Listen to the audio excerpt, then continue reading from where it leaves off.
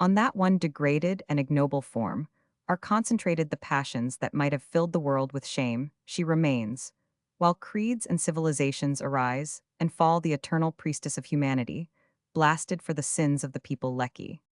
Contents of Chapter 13. Prostitution and Venereal Disease, the central problem of the sexual question. My belief in the possibility of the suppression of both only in recent years. Has the scientific attack on both begun to play a social internal and local treatment? The scientific literature of prostitution Rosenbaum's work on prostitution in antiquity Aretino Delgado and Viniero on the prostitution of the Renaissance. Frankenau's first medical polemic against brothels, the commencement of the scientific study of prostitution and venereal diseases in the 18th century. Redif de la Bretonne, and his pornograph moral control parent, Duchatlet's fundamental work analysis of this book, contemporary works on prostitution in Paris, London, Edinburgh, Glasgow, Lisbon, Lyon, and Algiers' first employment of the term. Male prostitution, a peculiar species of soutenir prostitution, in Hamburg, Dr. Lippert's book, Memoirs of a Prostitute, the predecessor of the Diary of a Lost Woman, Grosshoffinger's book on prostitution in Austria, demonstration of the connection between prostitution and coercive marriage, celebrated chapter on maidservants and prostitution, Schrank on prostitution in Vienna, prostitution in Leipzig, in New York, general works on prostitution, Genal Acton, and Hudel books on secret prostitution of girls under age, on regulation, and on brothels, and on the social importance of prostitution. Blaschko's recent critical investigation on the subject of prostitution, results of this investigation, Lombroso's anthropological theory, the works of Tarnowski and Stromberg, of Fayux and von During. Conception and definition of prostitution, genuine and pseudo-prostitutes prostitution, among primitive peoples religious prostitution, as the germinal form of modern prostitution, this latter the product of the growth of large towns, medieval conditions, diminution in the number of brothels. Since that time, the demand for prostitutes relation between the number of prostitutes and the male population, the supply greater than the demand, causes of the male demand for prostitutes prostitution as a product of civilization, repression of primitive sexual instincts. By civilization, the sexual supra and subconsciousness, transient elemental activities of the subconsciousness, reports of J. P. Jacobson and other writers on this subject, gratification of these instincts by means of prostitution, this in part the product of the physiological masochism of men. The numerous causes of prostitution, the anthropological theory, and the doctrine of the congenital prostitute criticism, of this view proof that many of the physical and mental peculiarities of prostitutes are acquired, the obliteration of the secondary and tertiary sexual characters. In prostitutes, the nucleus of Lombroso's theory, the economic factors of prostitution, actual and relative poverty. As a cause, poverty, a cause of prostitution, in the mass women's and children's work, prostitution, as an accessory occupation, insufficient wages, the inquiries of 1887 and 1903. On this subject, examples the large proportion of maidservants who become prostitutes, explanation of this relative poverty, of maidservants, psychological factors of maidservant prostitution, overcrowded dwellings, families living in single rooms, and taking in lodgers for the night. Alcoholism, the traffic in girls, sources of this national and international preventive measures, work done by the Jewish Committee to prevent the traffic in girls in Galatia, measures taken in Buenos Aires, the Central Police Organization in Berlin for the suppression of the traffic in girls. The localities of prostitution, public prostitution, street prostitution, character and dangers of street prostitution, still greater dangers of brothels as centers of sexual corruption and perversity, and as foci of venereal infection, the high school of psychopathia, sexualities, the brothel jargon, animerknapen, dancing, saloons, variety theaters, low music halls, cabarets, and rummel pensions and houses of accommodation, massage, institutes, cafes with female attendants.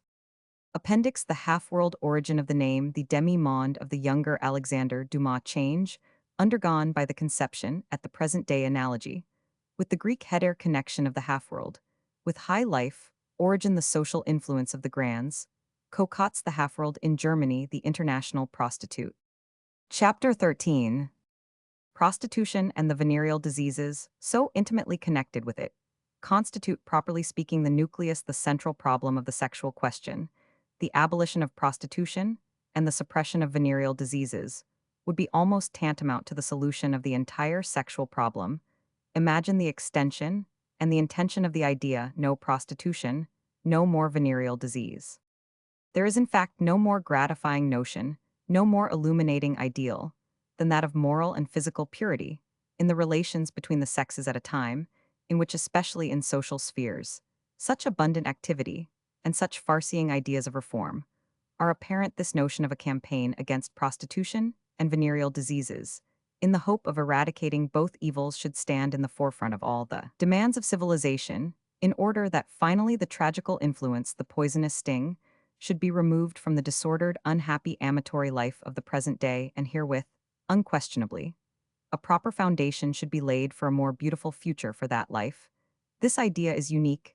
It is the greatest of all that man at length become self-conscious has ever grasped, and to this idea belongs the future. The French term prostitution and venereal diseases, une plaie social, a rodent ulcer in the body of society. I take this apt comparison and carry it a stage further to show a clear picture of the way along which we must go in order to eradicate prostitution, for in this respect, I am a confirmed optimist. I believe in the possibility of the eradication of venereal diseases and of the abolition of prostitution within the civilized world by national and international measures.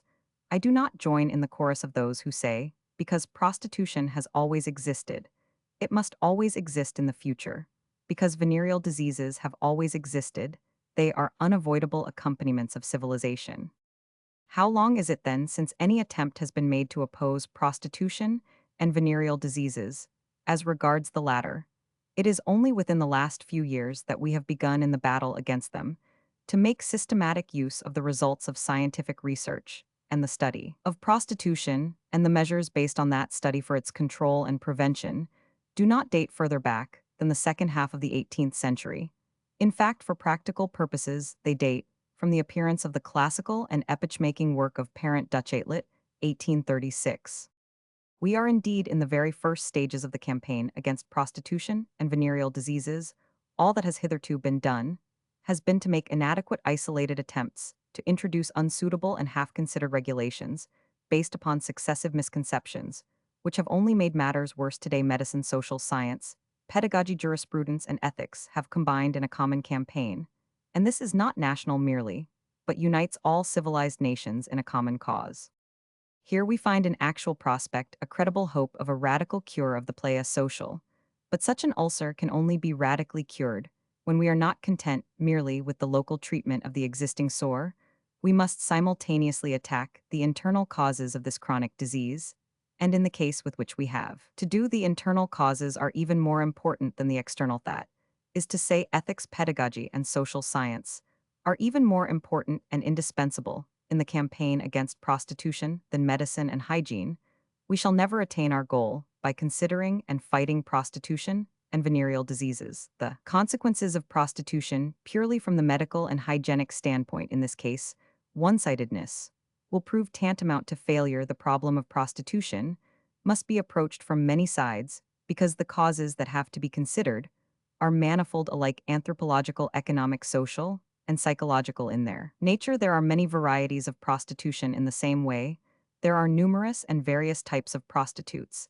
It is therefore impossible for one who is acquainted with actual life to hold fast in a one-sided manner to a single theory.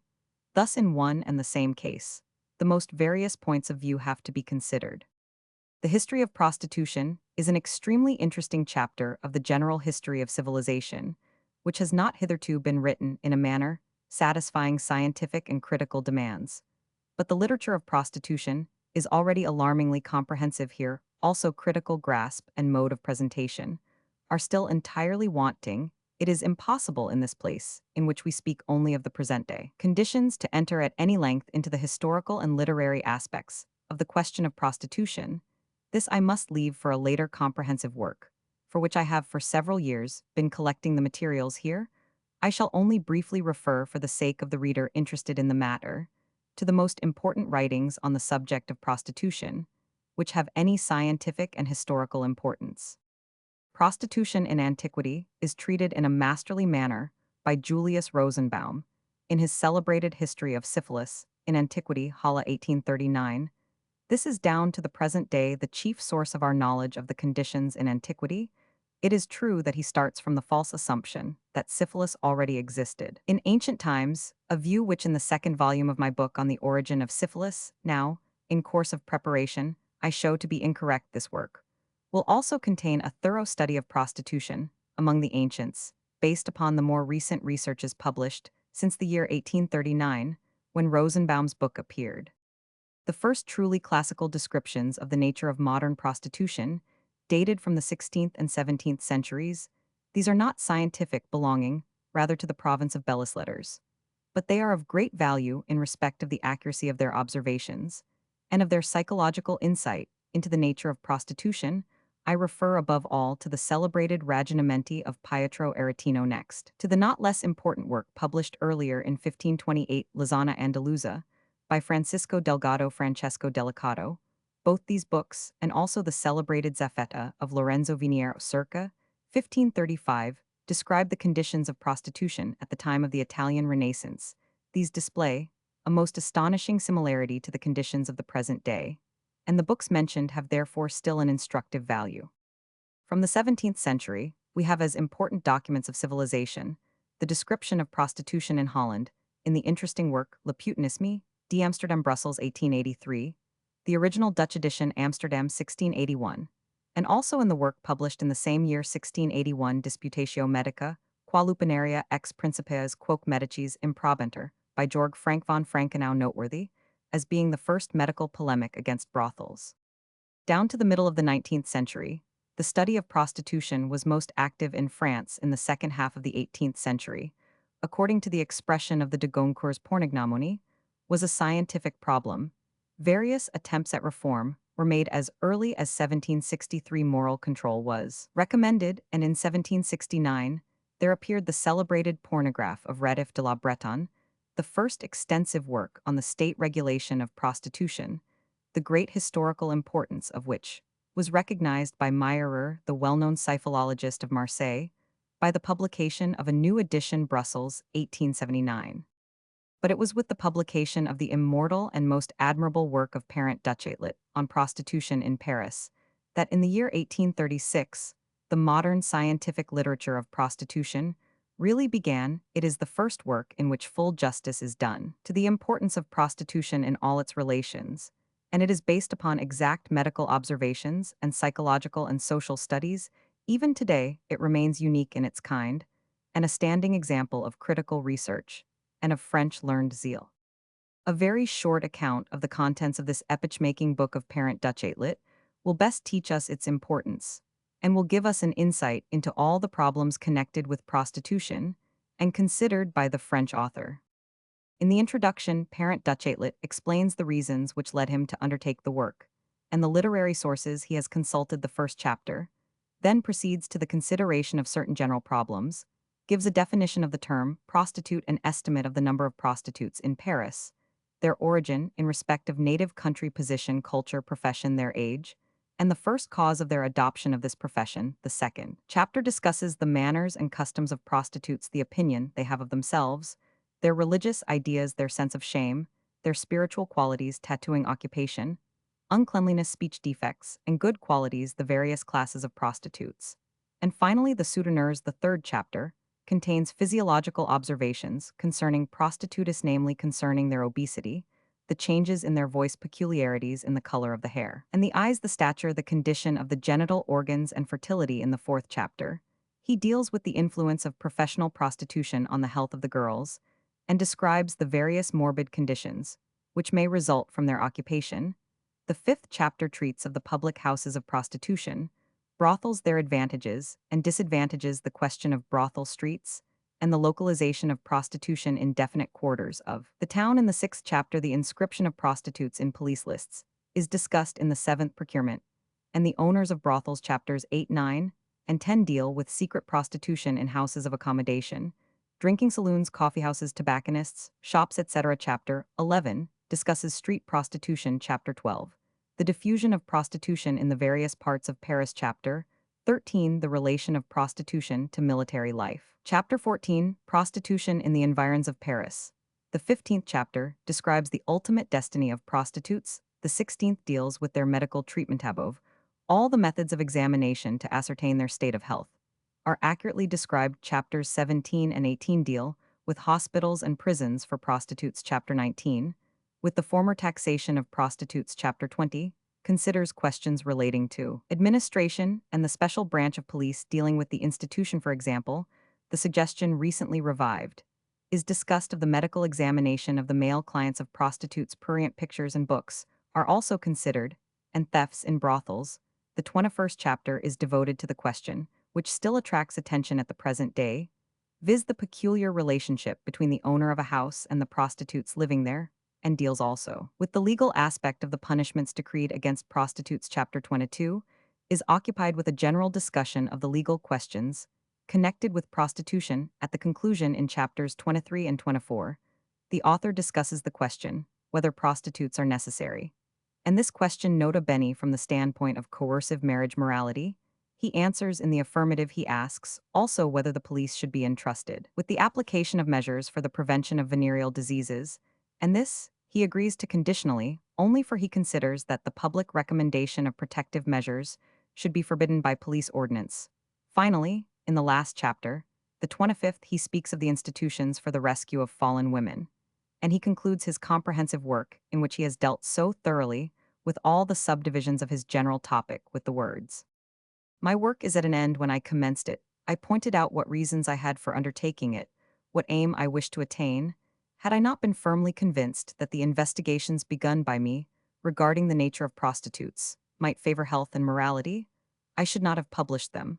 I have exposed to the public gaze great infirmities of mankind. Thoughtful men, for whom I have written, will thank me. For doing so, he who loves his fellow men will, without anxiety, follow me into the department of knowledge I have described, and will not turn away his glance from the pictures I have drawn. He who wishes to know the good that remains to be done, and who wishes to learn how to pursue with good results the way by which something better is to be attained, must first know what actually exists. He must know the truth. The profession of prostitution is an evil of all times, all countries, and appears to be innate in the social structure of mankind. It will perhaps never be entirely eradicated. Still, all the more we must strive to limit its extent and its dangers. With prostitution itself, it is as with vice, crime, and disease. The teacher of morals endeavors to prevent the vices, the lawgiver to prevent the crimes, the physician to cure the diseases. All alike know that they will never fully attain their goal, but they pursue their work none the less in the conviction that he who does only a little good yet does a great service to the weak man. I follow their example. A friend, whose loss I shall always mourn, drew my attention to the fate of the prostitute. I studied them. I wished to learn the causes of their degradation, and wherever possible to discover the means by which their number could be limited. What experience has taught me on this subject, I have openly stated, and I am convinced that the lawgiver, the man whom the state has empowered with authority to care for public health and morality, will find in my book useful information. Parent Duchatelet's book, no less admirable in its execution than in its design, still remains the foundation for the scientific study of prostitution. It is the exemplar for all contemporary and subsequent works. The powerful influence exercised by this book was shown above all in this that works on prostitution appeared in rapid succession in the various capitals of the civilized world. These were all based to a greater or less extent upon the work of Parent Duchatelet, and thus they constitute extremely valuable scientific monographs regarding the conditions of prostitution in particular towns, such as since that date have not been issued here. There still lies hidden a wealth of material, a large part of which has not yet been utilized. As an enlargement and continuation of the work of Parent Duchatelet, there appeared 3 years later, in the year 1839, the work of the Commissary of Police, Barrade on the Prostitutes of Paris, and on the Parisian Police des Mœurs. The book is more especially distinguished by an elaborate history of prostitution, and by the wealth of psychological observations it contains, also by its exact information regarding secret prostitution.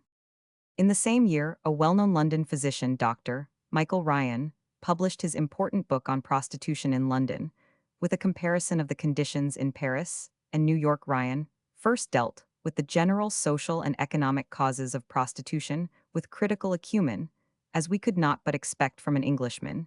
His book also contained an interesting account of the extraordinary diffusion in England at that time of pornographic books and pictures, and concerning their publication and sale by peddlers, and the measures undertaken to repress this traffic valuable also are the detailed reports given in this book on pp. 212,252 regarding prostitution in the United States, and especially in New York.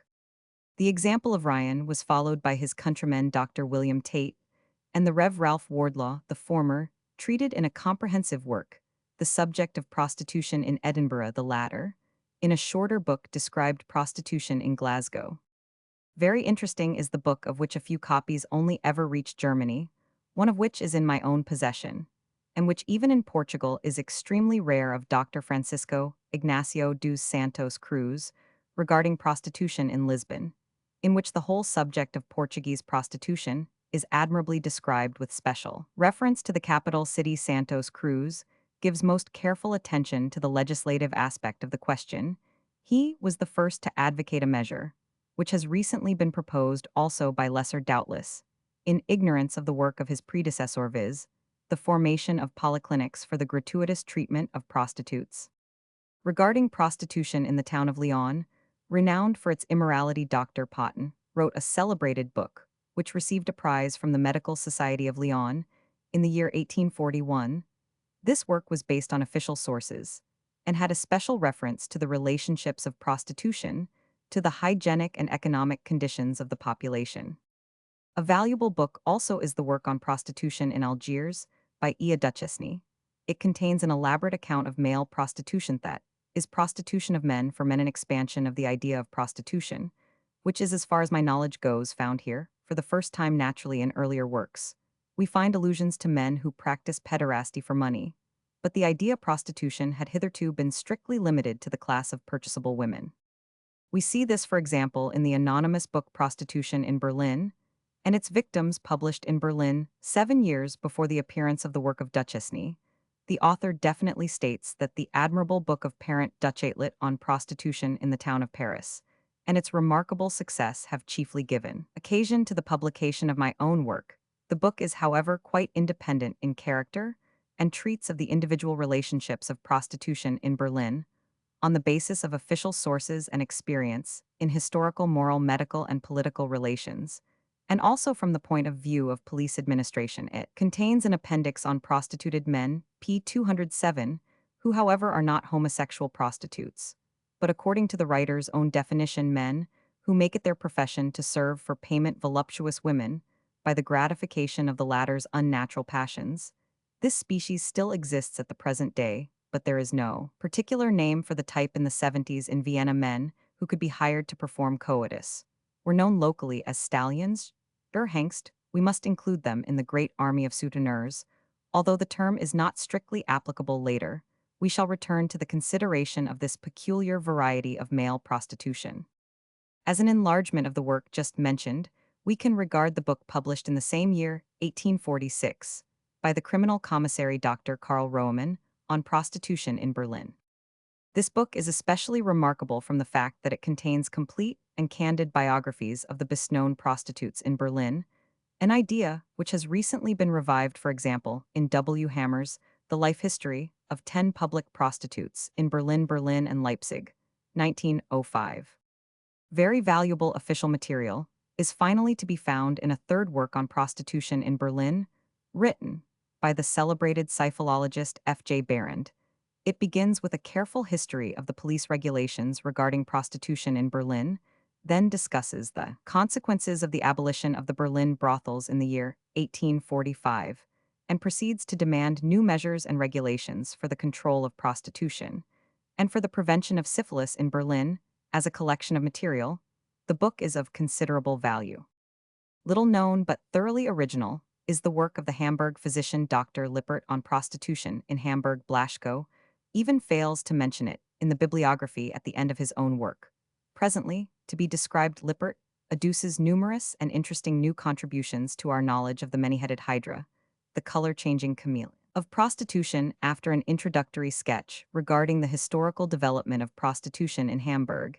He gives a characterization of the present moral condition of Hamburg, embodying important information regarding the number of brothel prostitutes and streetwalkers, the topographical distribution of prostitution, and of brothels the secret. Houses of accommodation the remarkable decline in the number of marriages, the relationship between legitimate and illegitimate births, and the number of drinking saloons and dancing halls. And he goes on to describe with more detail these individual factors of prostitution, and especially the opportunities for prostitution. The third chapter contains an extremely interesting physiological and pathological description of the Hamburg prostitutes. According to Lippert, the principal motives of prostitution are idleness, frivolity, and above all the love of finery. He rightly lays especial stress upon the last-named cause, which in the more recent scientific investigations regarding the causes of prostitution has, unfortunately, been too much neglected. Then follow data regarding the age, nationality, class, and occupation of prostitutes. We learn that as early as the date of this book of Lippert's, the greatest number of public prostitutes had originally been maidservants p. 79, not girls of the laboring classes. Thus the fact that prostitutes recruit their ranks chiefly from the servant class is not, as recent writers assert, exclusively the consequence of the increasing mental culture of the modern proletariat, but is most probably rather connected with the freer configuration of the amatory life among the laboring classes, where the nobler form of free love has long been dominant from the very nature of the case. This must lead to a limitation of the supply of prostitutes from this class. The chapter closes with an elaborate description of the physical and mental peculiarities of the Hamburg prostitutes, and of the diseases observed in them. In the fourth chapter, the various classes of prostitutes are considered more closely. Brothel prostitutes, with an exact description of the celebrated brothel streets of Hamburg, the prostitutes living alone, the streetwalkers, the kept women, the large group of secret prostitutes there, follow in an appendix interesting accounts of the public places, which are related to prostitution in the Hamburger Berg, and in the suburb of St. Pauli, and of the rescue work of Hamburg. A very good account of prostitution in Hamburg is also found in a book contemporary with that of Lippert entitled Memoirs of a Prostitute or Prostitution in Hamburg, St. Pauli, 1847. This work, which is now extraordinarily rare, resembles the book which recently gained such celebrity, the Tagebuch einer Verlorenen Diary of a Lost Woman by Margaret Bohm, in that it was edited by a Dr. J. Zeissig professedly after the original manuscript. As usual, it has all happened before. In the preface to his book, Lippert remarks that, since prostitution in Berlin and in Hamburg has now been adequately described, it was desirable that an analogous book should be compiled regarding Vienna, in order that we might have the necessary comparative statistics of the three principal towns and principal factors of German prostitution. The actual account of prostitution in Vienna did not, however, appear till 40 years later, in the year 1886, still as early as 1847. The book of Dr. Anton J. Gross-Hoffinger was published describing exclusively the conditions of prostitution in Austria, and naturally chiefly concerned with conditions in Vienna. In my opinion, this book has an epoch-making significance, because therein we find asserted for the first time with all possible emphasis that the institution of coercive marriage is the ultimate cause of prostitution, to which all the other causes are subsidiary. In no other book do we find so painful a description, drawn with such astonishing clearness, of the horrible conditions resulting from the artificial preservation of the official and ecclesiastical coercive marriage, which was really based upon economic conditions peculiar to the remote past. The two first sections, Woman, the slave of civilization, and Woman in her degradation, are the most frightful accusations of conventional marriage. On pp. 190 and 191, the author formulates in 15 paragraphs a law of marriage reform, which has a very close resemblance to the previously described ideas of Ellen Key. A perfect classic is the chapter on servant girls, pp. 226,284, unique in its thoroughness, and affording an admirable description of the legal, moral, and economic relationships of domestic service. The great army of domestic servants, he writes, constitute the ever-ready reserve force of prostitution. Daily from this reserve are drawn new recruits for the regular service, and daily the vacant places in the reserve are once more filled. Gross-Hoffinger in 1847 came also to the conclusion that in free love or free marriage was to be found the only salvation from the misery of prostitution. The comprehensive work of Schrank upon prostitution in Vienna is distinguished by an abundance of interesting isolated observations, and these are especially to be found in the earlier historical portion.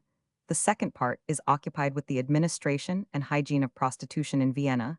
The work gives an exhaustive account of Viennese prostitution, down to the year 1885. Prostitution in Leipzig was described in 3 chapters of a general work on prostitution, published in the year 1,854,268. The titles of these 3 chapters are Moral Corruption in Leipzig, Tolerated Prostitutes and Tolerated Houses in Leipzig, Tolerated Prostitutes in Leipzig, Their Morals, Their Customs, Their Hygienic Condition, Their End. Very interesting is the statement of the author that of the 3,000 maidservants in Leipzig, one-third were engaged in secret prostitution.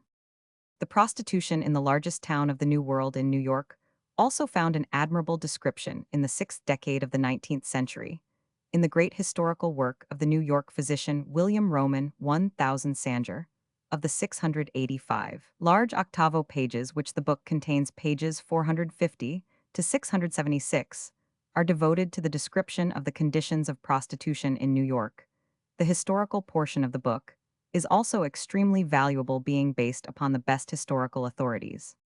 With the year 1860, or thereabouts, this first period of the scientific literature of prostitution, characterized by monographs dealing with individual towns, in pursuance of the example of Parent Duchatelet, came to a close just as Parent Duchatelet had inaugurated this kind of description, so the French now undertook the introduction of the further researches into prostitution. First of all, Dr. J. Genel summarized the results of the books we have already mentioned in a general work on prostitution, which contained a comparative view of the conditions in various countries and towns. An Englishman, W. Acton, also wrote a similar general work on prostitution, whilst yet another general work on the subject was written by the German Hugel. The extremely important question of secret prostitution has been elucidated especially by the writings of Martineau and Comminges. The not less important question of prostitution, practiced by girls under full age, is treated by Augignor. The problems of regulation and of brothels have been studied by Fayeux, whose work is comprehensive and based upon carefully compiled statistics, and the author attempts the solution of these problems. The sometime French minister Yves Guillot has discussed the problem of prostitution from the higher philosophical and social point of view. In short, the French physicians illuminated this obscure province of thought from every side and laid the foundations for the scientific and critical study of prostitution, which began with the last decade of the 19th century. To Alfred Blaschko unquestionably belongs the credit of having broken entirely new ground in connection with the problem of prostitution, by means of the debate instituted by him in the year 1892 in the Medical Society of Berlin, and by several works distinguished by a sharp-sighted critical faculty upon his exhaustive scientific studies, and upon the most careful practical considerations. Blaschko bases the demands. Abolish regulation. Away with brothels. At the same time, Blaschko is a convinced advocate of the economic theory of prostitution. Almost at the same time, Cesare Lombroso, the celebrated alienist and criminal anthropologist of Turin, propounded his anthropological theory of prostitution and enunciated the doctrine which attracted so much attention of the donna delinquent e prostituta, of the congenital prostitute. This doctrine found an unconditional supporter in the St. Petersburg physiologist Tarnowski, whilst the latter strongly opposed the efforts made by the International Federation, founded in 1875 by Mrs. Josephine Butler, for the abolition of the regulation of prostitution. Stromberg, in an interesting work on prostitution, takes the same standpoint as Lombroso and Tarnowski. It is, however, noteworthy that quite recently, the French observers also, and above all the experienced Fayeux, are inclining to the views of Blaschko, of the accuracy of which I myself am now fully convinced, notwithstanding the fact that in my work on prostitution in England, which appeared 8 years ago, October 1900, I still advocated regulation. Iwan, during also, who, as professor of medicine in Constantinople for many years, has made elaborate study of the conditions of prostitution in that town, adheres, in an essay well worth reading, without qualification, to the opinion of Blaschko regarding the uselessness of regulation and of brothels. After this brief enumeration of the most important descriptive and scientific studies of prostitution, we shall now proceed to a short account of the conditions that obtain at the present day. The idea of prostitution is in no respect clearly and sharply limited. Parent Duchatelet considered that prostitution only occurred when a woman was known to have accepted money for this purpose on several successive occasions, when she was openly recognized as being engaged in this occupation, when an arrest had occurred, and the offense had thus been definitely discovered, or when in any other way it was proved to the satisfaction of the police Vol Roman 1p11. But in this way, he entirely excluded the so-called secret prostitution, that is to say, he excluded by far the largest category of prostitution. As soon as we take this latter into consideration, we find it necessary to have a wider conception of the term prostitution. This is recognized by the French physician Ray in his little book on public and secret prostitution, German edition, p. 1 Leipzig 1851. He regards as prostitution the act by which a woman allows the use of her body by any man without distinction, and for a payment made or expected. In this admirable definition, we see the two most important characteristics of prostitution: complete indifference, with regard to the person of the man demanding the use of her body, and the fact that the act is done for reward. The only point omitted from consideration is the condition mentioned by parent Dutch, the frequent repetition of the act of prostitution with different men. Schrank combines all these characteristics of prostitution in a much briefer phrase by defining them as professional acts of fornication, performed with the human body, by which in the first place we include male and female homosexual prostitution, which are not covered by the definitions previously quoted. And in the second place, Schrank's definition lays stress on the fact that in genuine prostitution, the monetary reward is the aim of the act of prostitution, much more than any kind of enjoyment where enjoyment plays a prominent part. In addition to the earning of money, we are no longer concerned with genuine prostitution. Even a prostitute who, in other respects, is typically a woman of that class ceases at that moment, and for that time, to be a prostitute when her earnings become a secondary consideration, and the man to whom she gives herself the principal consideration. For this reason, strictly speaking, a large proportion of secret prostitutes and numerous members of the half-world cannot be reckoned as prostitutes in the proper sense of the term, at any rate not always, not when, for instance, the man who supports and pays them is at the same time their lover. They then belong for the time being to the not less dangerous province of wild love. But in practice, this distinction cannot be strictly maintained, for the same woman will very frequently undertake a genuine act of prostitution. It is only the sale of the sweet name of love, as the celebrated politician Louis Blanc expresses it, which constitutes prostitution, complete lack of all spiritual and all personal relationships on the one side, and the ignominious predominance of the mercantile character of the sexual union on the other. Hence, there may be prostitution in marriage, although this always remains widely different from the sale of the body to numerous and frequently changing individuals. The prostitution of primeval times, in which social relationships were so utterly different from ours, unquestionably resembled rather the wild love of the present day than our own prostitution. It was sexual promiscuity, not professional fornication. According to Heinrich Schertz, prostitution is indeed not an exclusive product of higher civilization, but occurs also among primitive peoples, and appears everywhere where the unrestricted sexual intercourse of youth-willed lovies prevented without early marriage taking its place. But what he describes as prostitution, for example, the living of several unmarried girls in the houses of many's, still no more than a peculiar form of wild love. Still, according to the reports of numerous travelers, there are among primitive peoples also purchasable women, and this must be explained, just as in our own case, from the combined influence of individual social and economic conditions. To my mind, there is no doubt that the so-called religious prostitution is to be regarded as at least a germinal form and predecessor of the prostitution of the present day. In this case, also we had to do with professional fornication, only although the Templar girls, just like our modern prostitutes, gave themselves indifferently to any man that offered the money paid for this service. That money did not, in the case of religious prostitution, go to the girl herself, but to the deity or to the crafty priests who represented him. Thus the priests really played the part of our modern brothel keepers. It is absolutely unquestionable that in this religious prostitution, a more ideal element also played a part. This subject was discussed at considerable length above pp. 100,112. Prostitution is everywhere a product of the growth of large towns. Its peculiar characteristics are developed only in large towns to the country.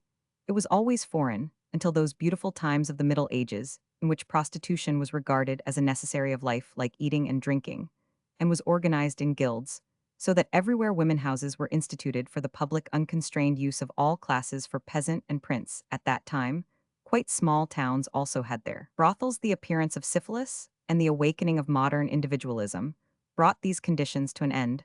The brothels disappeared everywhere, and this tendency to a continuous decrease of barrack prostitution, to a progressive diminution in the number of brothels, has continually strengthened. On the whole, the rural districts today do not know prostitution there. We have only free love and wild love. The existence of prostitution is confined to the large towns, because in these all the necessary conditions are fulfilled, and above all because in large towns, the possibilities for the gratification of the sexual impulse by marriage or by free love are in the case of men much more limited than they are in the country. In the town, there is even a demand for prostitutes, but not in the country. It is true that the demand on the part of men does not correspond to the extension which modern prostitution has assumed in the large towns. This demand corresponds, as it were, to a portion only of prostitution. In his admirable work on the campaign against prostitution journal for the suppression of venereal diseases, Vol. Roman 2, pp. 311,313. F. Schiller proves that prostitution has not increased merely in proportion to the increase in the male population, but that in reality in recent decades it has increased on the whole in a much greater proportion than the population, and that different towns exhibit the most remarkable contrasts in the respective ratios of prostitutes to male population. For example, in Berlin, prostitution has increased to an extent almost double that of the increase in male population. A similar relationship is to be observed in other large towns. Everywhere the supply of prostitutes exceeds the demand, and we cannot doubt that by this great supply, the need for prostitutes is to a large extent at first arouse streetwalkers, and brothels allure many men to sexual intercourse who otherwise would not have felt any need for it. But on the other hand, the existence of a voluntary demand for prostitutes on the part of men is a fact which cannot be denied. In this sense, prostitution has been described as mainly a man's question. Here we touch upon an extremely difficult problem, and one which, as far as I can see, no one before myself has definitely stated, perhaps because no one has ventured to do it, and yet for our knowledge of prostitution, the question is one of great importance. What precisely is the need of man for prostitution of which Blasco speaks? Is it merely the sexual impulse, or is there any other factor in operation?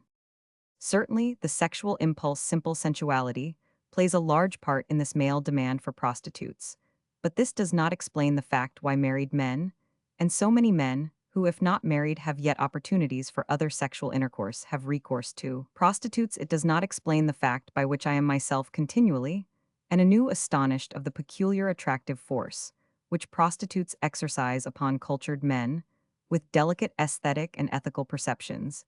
Is there any deeper physiological relationship here involved? I answer this question unconditionally in the affirmative. It is not by chance that prostitution is mainly a product of civilization, that it finds in civilization its proper vital conditions, whereas in primitive states it cannot properly thrive.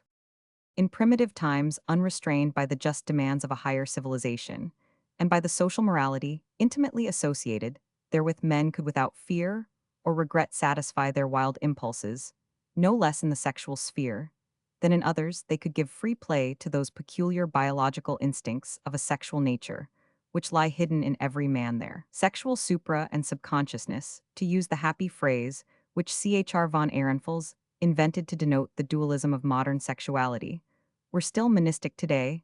However, the primitive instincts are repressed by the necessities of civilized life, and by the coercive force of conventional morality. But these instincts still slumber in every one. Each one of us has also his sexual subconsciousness. Sometimes it awakens, demands activity free from all restraint, from all coercion, from all convention. In such moments, it seems as if the man were an entirely different being. Here, the two souls in our breast become a reality. Is this still the celebrated man of learning, the refined idealist, the sensitive aesthetic, the artist who has enriched us with the most magnificent and the purest works of poetry or of plastic art? We recognize him no longer, because in such moments something quite different has awakened to life. Another nature stirs within him and urges him with an elemental force to do things from which his superconsciousness, the consciousness of the civilized man, would draw back in horror. Such a delicate, sensitive nature, open to the finest spiritual activities, as that of the Danish poet J.P. Jacobsen, must feel this contrast in an especially painful manner. It is precisely such naturesque those, in which the extremes we have described appear most sharply and most clearly, which afford us proof of the existence of a double consciousness. The primitive instinct breaks out like a monomania, which old psychiatric doctrine of monomania, we are involuntarily reminded when we see how even men of light and leading men, who in other respects live only in the highest regions of the spirit, are subjected to the domination of this purely instinctive sexualism, so that they lead a secret inner life of whose existence the world has no suspicion. In Niels Lehen, J.P. Jacobson has admirably characterized this double life. But when he writes he had served God truly for 11 days, it often happened that other powers gained the upper hand in him by an overwhelming force.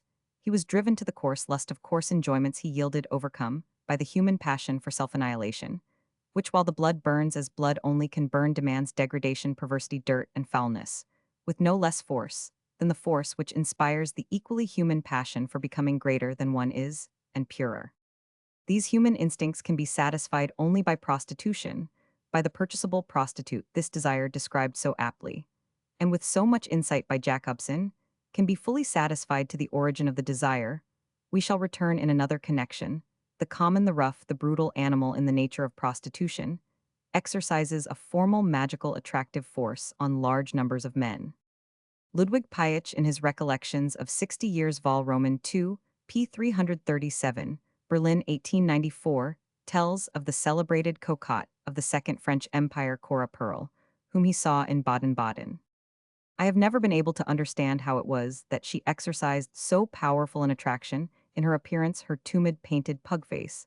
The secret was certainly not to be found, perhaps the influence which she exercised on so many men rested principally in the quality which the royal friend of the Danish Countess Danner described to the latter, when explaining to her the reason of the power, to others quite incomprehensible, which Cora Pearl had exercised on his own heart.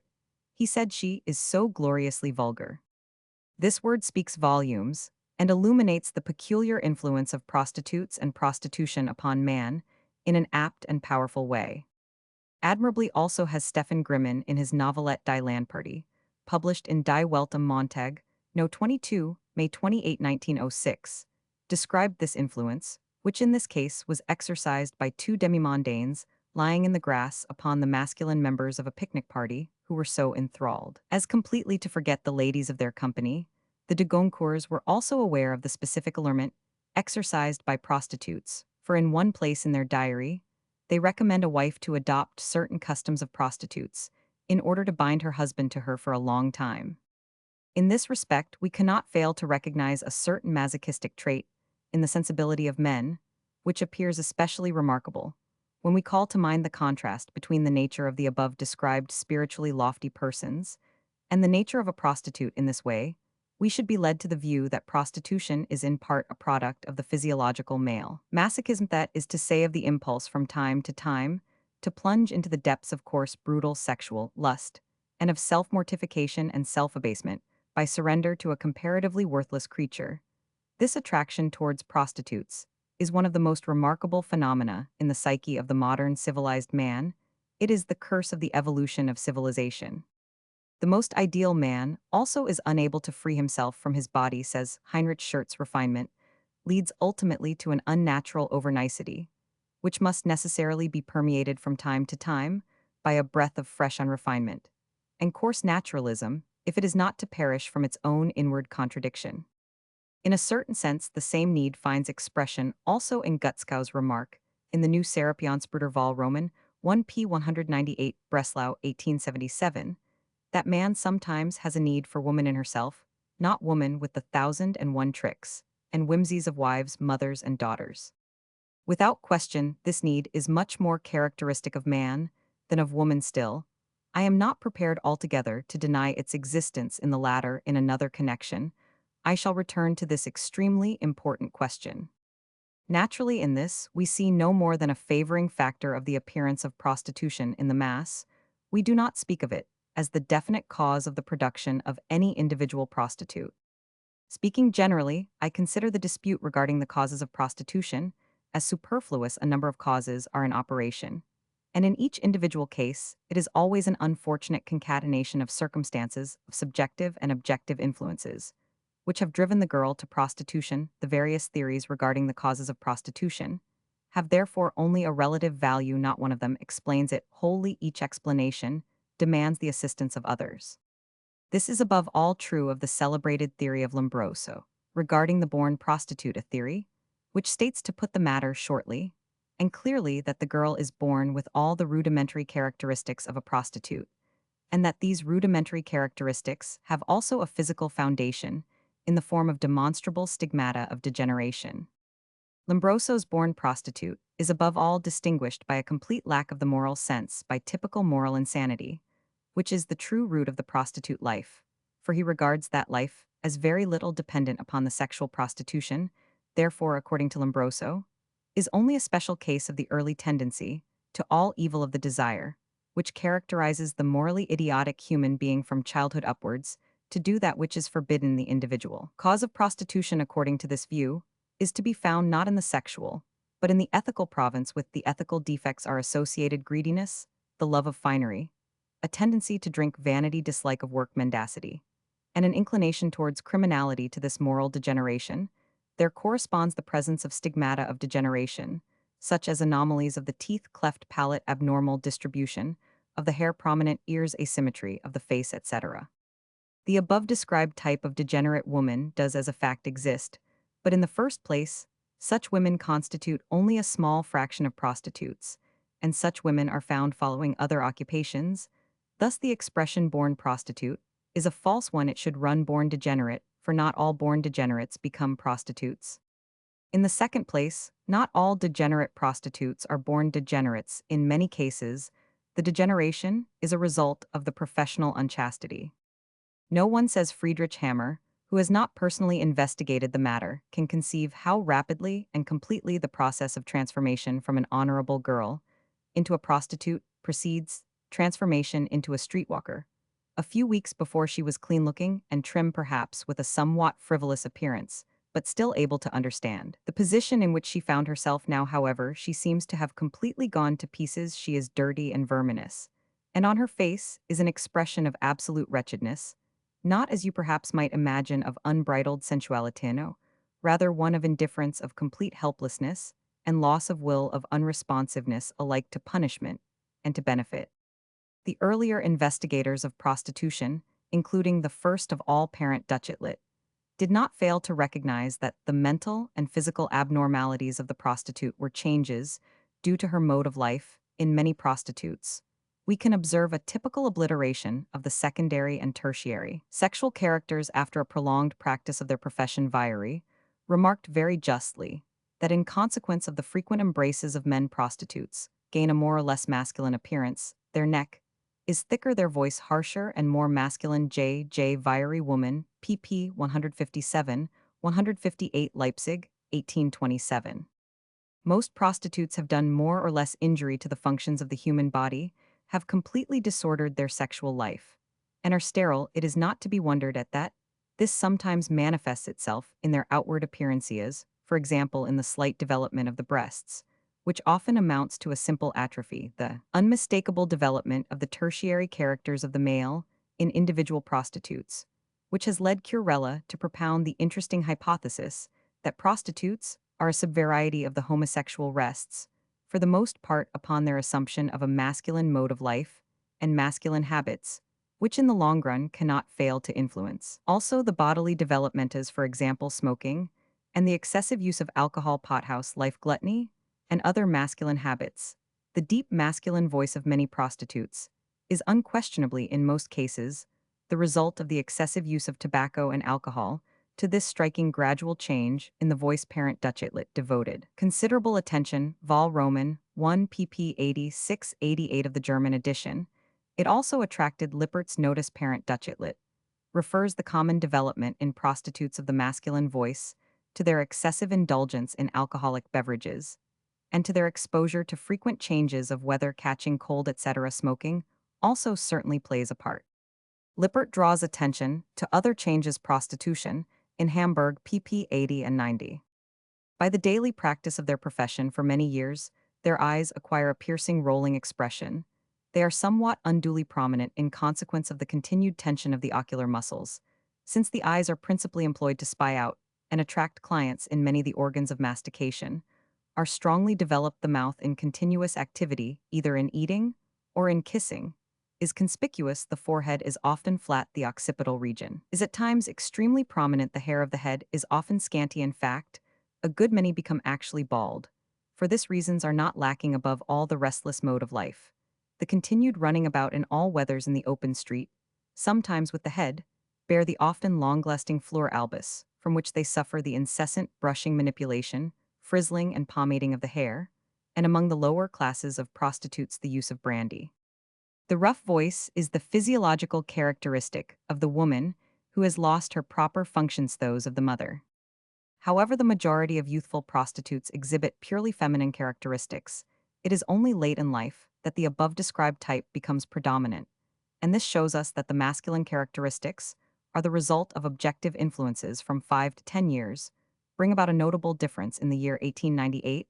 I treated a maidservant for syphilis at that time. She was of an elegant, genuinely feminine appearance. 7 years later in the year 1905, I saw her once more what a change her face was bloated, and widened her eyes once so bright and clear had become cloudy and expressionless. Her voice was rough, all the specific feminine forms and characters had been obliterated by extreme corpulence. It was no longer a woman, it was a prostitute, a special type of humanity, but one which had been gradually produced, and as a result of no more than 6 years of the practice of professional prostitution. These facts do not by any means exclude the existence of genuine degenerates among prostitutes in a greater percentage than among non-prostitutes, nor do they exclude the existence of genuine homosexuals among prostitutes to this extent.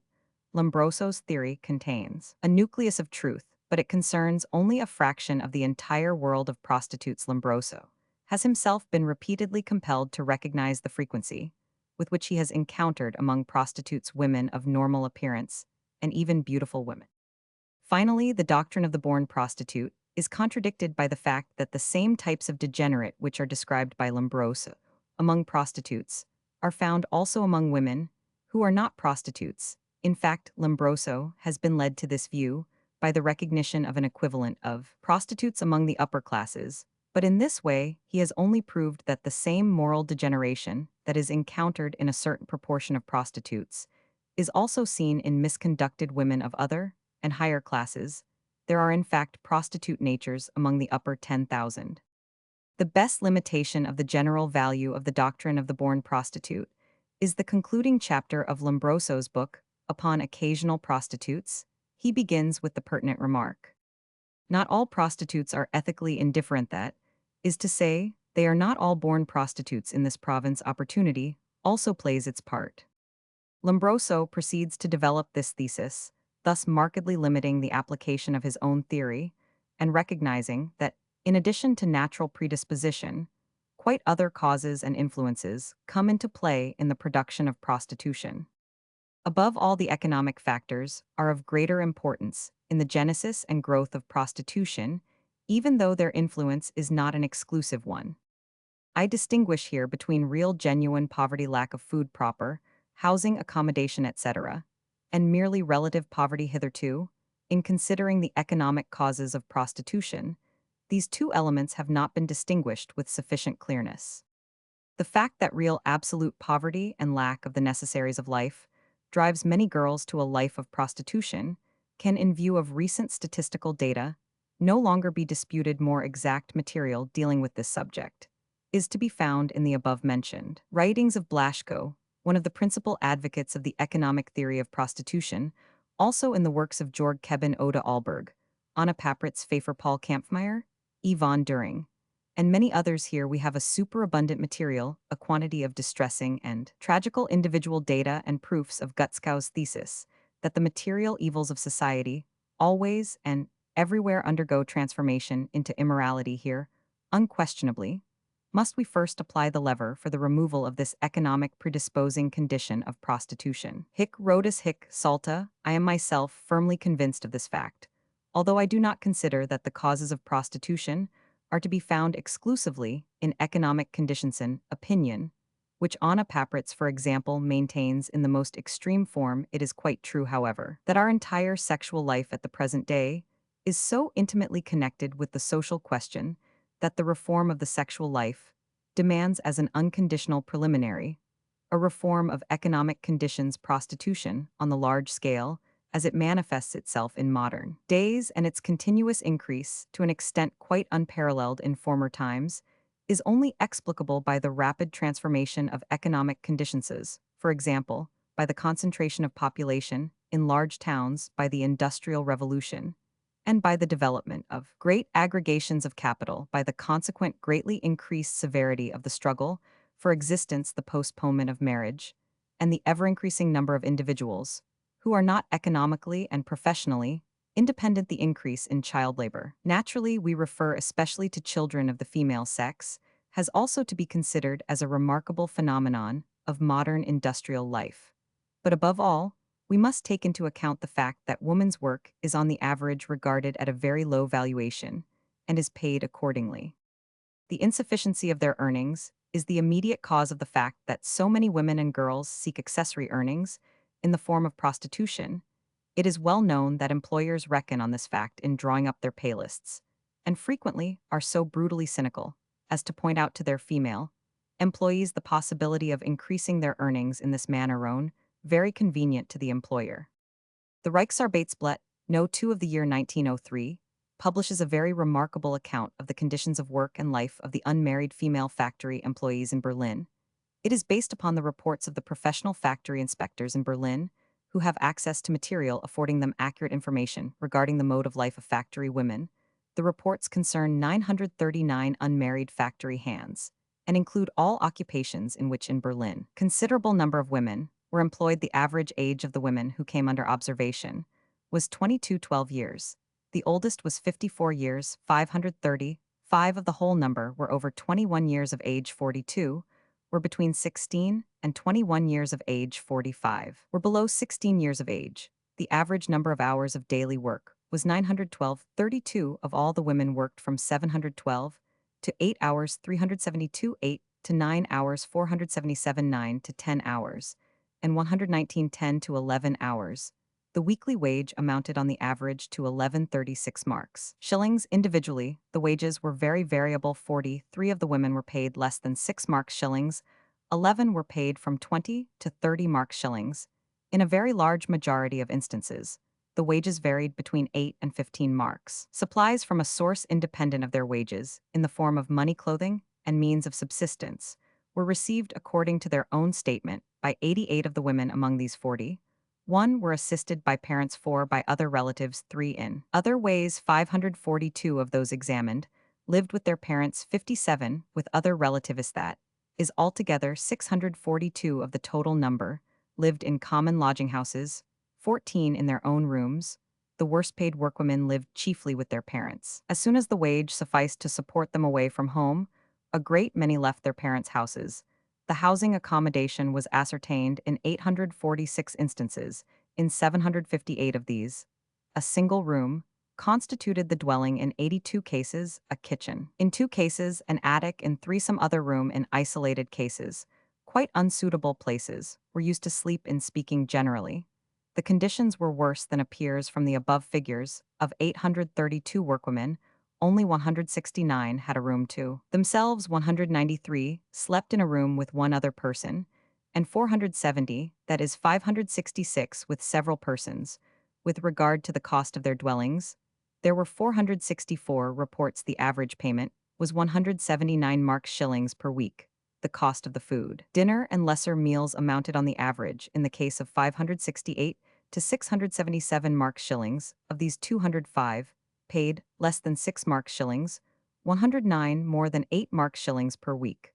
The total cost for lodging and food amounted, in the case of 867 workwomen on the average, to 762 marks. 447 had their principal meal at midday. 553 in the evening. 794 took it at home. 94 in the factory. 112 in a public kitchen, a cooking school, or an eating house. With regard to the expenditure for clothing, etc., very scanty details were obtained, too scanty to be worth recording. Of the 939 workwomen, of whom inquiry was made on the point 197 or 21, contributed money to the education or support of relatives or children. About 10 paid direct taxes with a mean expenditure of 8 pfennig 1 penny per week.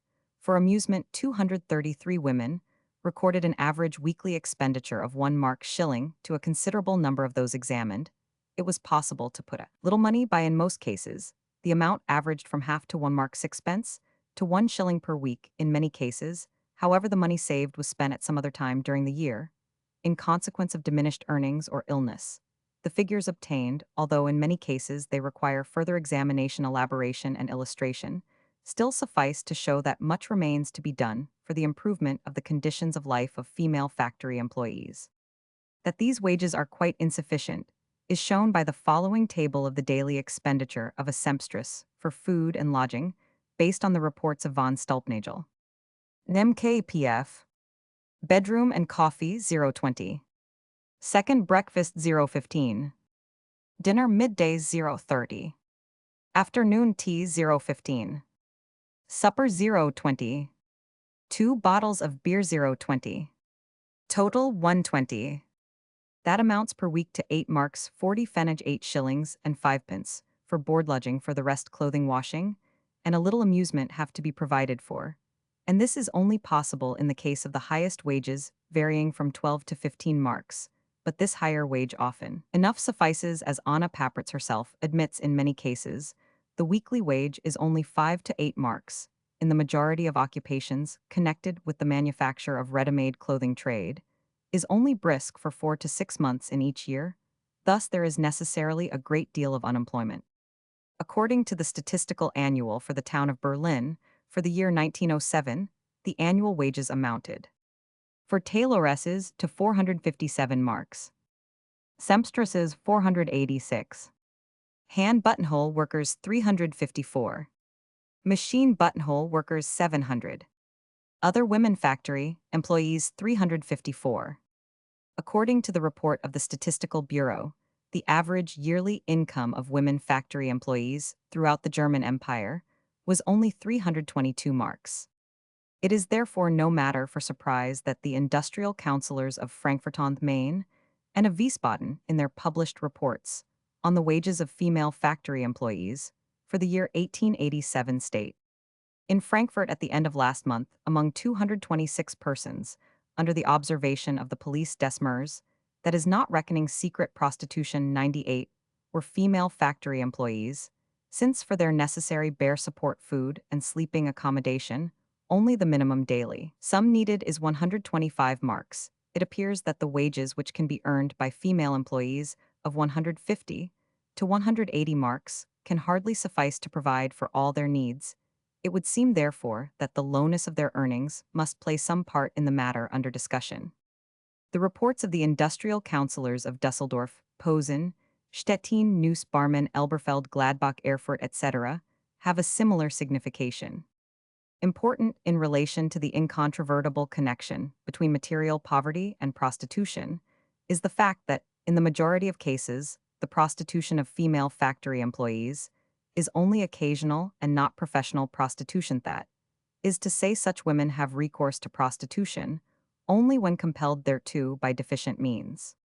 As regards genuine professional prostitution, female factory employees, who live in a state of comparative freedom, contribute a smaller contingent of recruits than maidservants, whose position is always a more dependent one, and who are much less experienced in the struggle for existence, although generally speaking they live in better conditions. From a computation based upon figures for the years 1855, 1873, and 1898, those for 1855 and 1898, relating to far too small a number of cases, Blaschko derives the opinion that formerly female factory employees provided a greater number of recruits to prostitution than they do at present, but that, on the contrary, the contribution of maidservants to the ranks of professional prostitution has enormously increased. This assertion cannot pass without contradiction. Gross Hoffinger, in the work previously mentioned, pointed out that the class of maidservants was the true nucleus of prostitution, and devoted to this fact a long and illuminating chapter of his book. And at about the same time, 1848, Lippert also wrote opposite p. 79, the principal sources of prostitution are maidservants, sempstresses, flower girls, tailoresses, hairdressers, shopgirls, and barmaids. Gross Hoffinger himself emphasizes the word maidservants.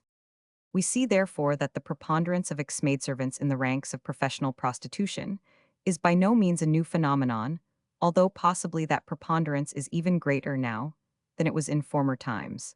And though in isolated instances, it may happen that simple poverty forces a maidservant to become a prostitute, this explanation does not suffice for the generality of cases. The same reservation must be made in respect of seduction and illegitimate motherhood as causes of prostitution. And insofar as poverty is a cause, we must speak rather of relative poverty, which has more of a subjective than an objective character.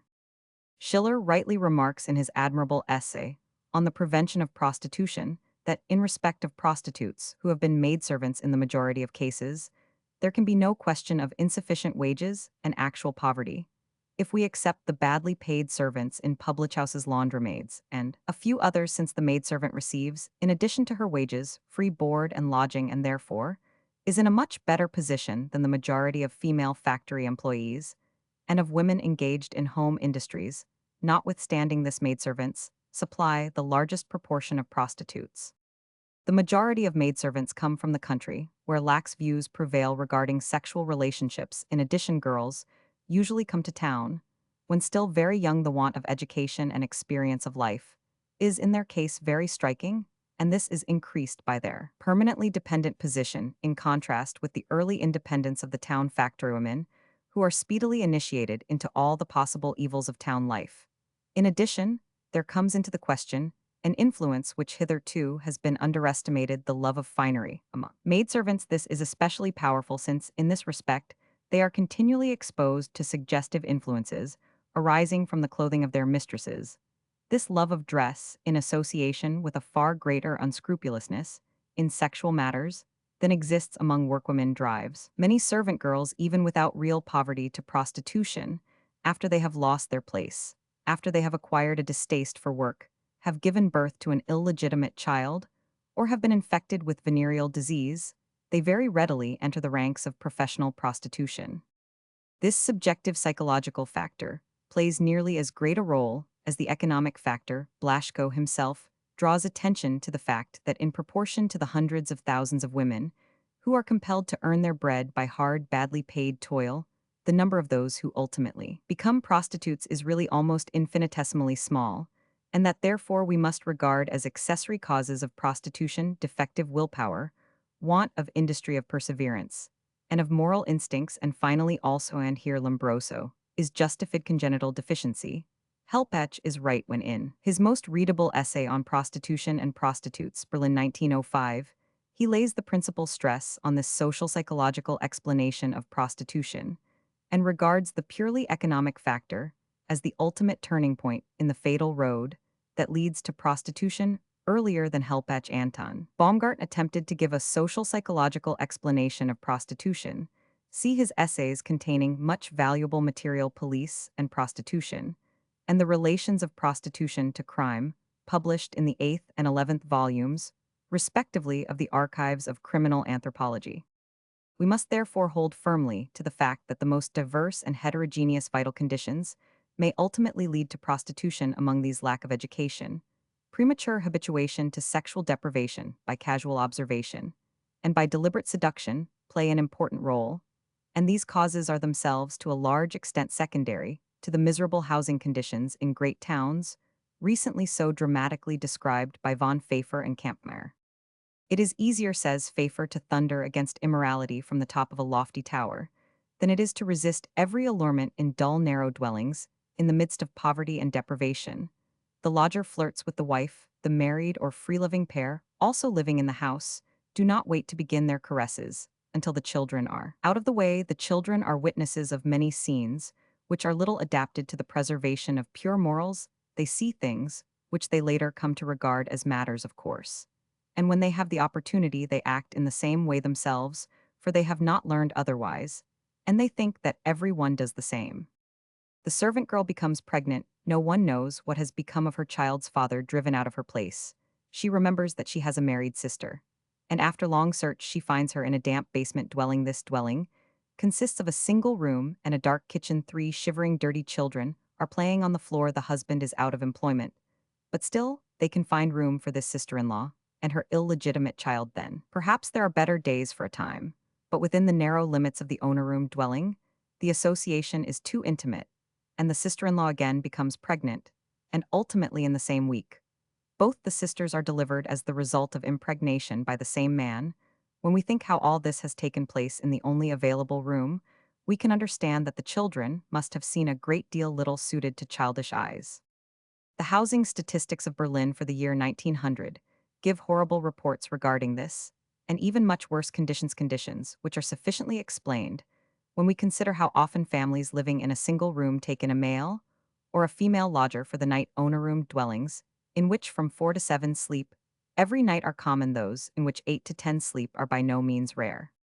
After what has been said above, no elaborate demonstration is needed to show that alcoholism, everywhere in the most diverse conditions, prepares the soil for prostitution. Kraepelin and O. Rosenthal have thoroughly exposed this intimate connection between prostitution and alcoholism.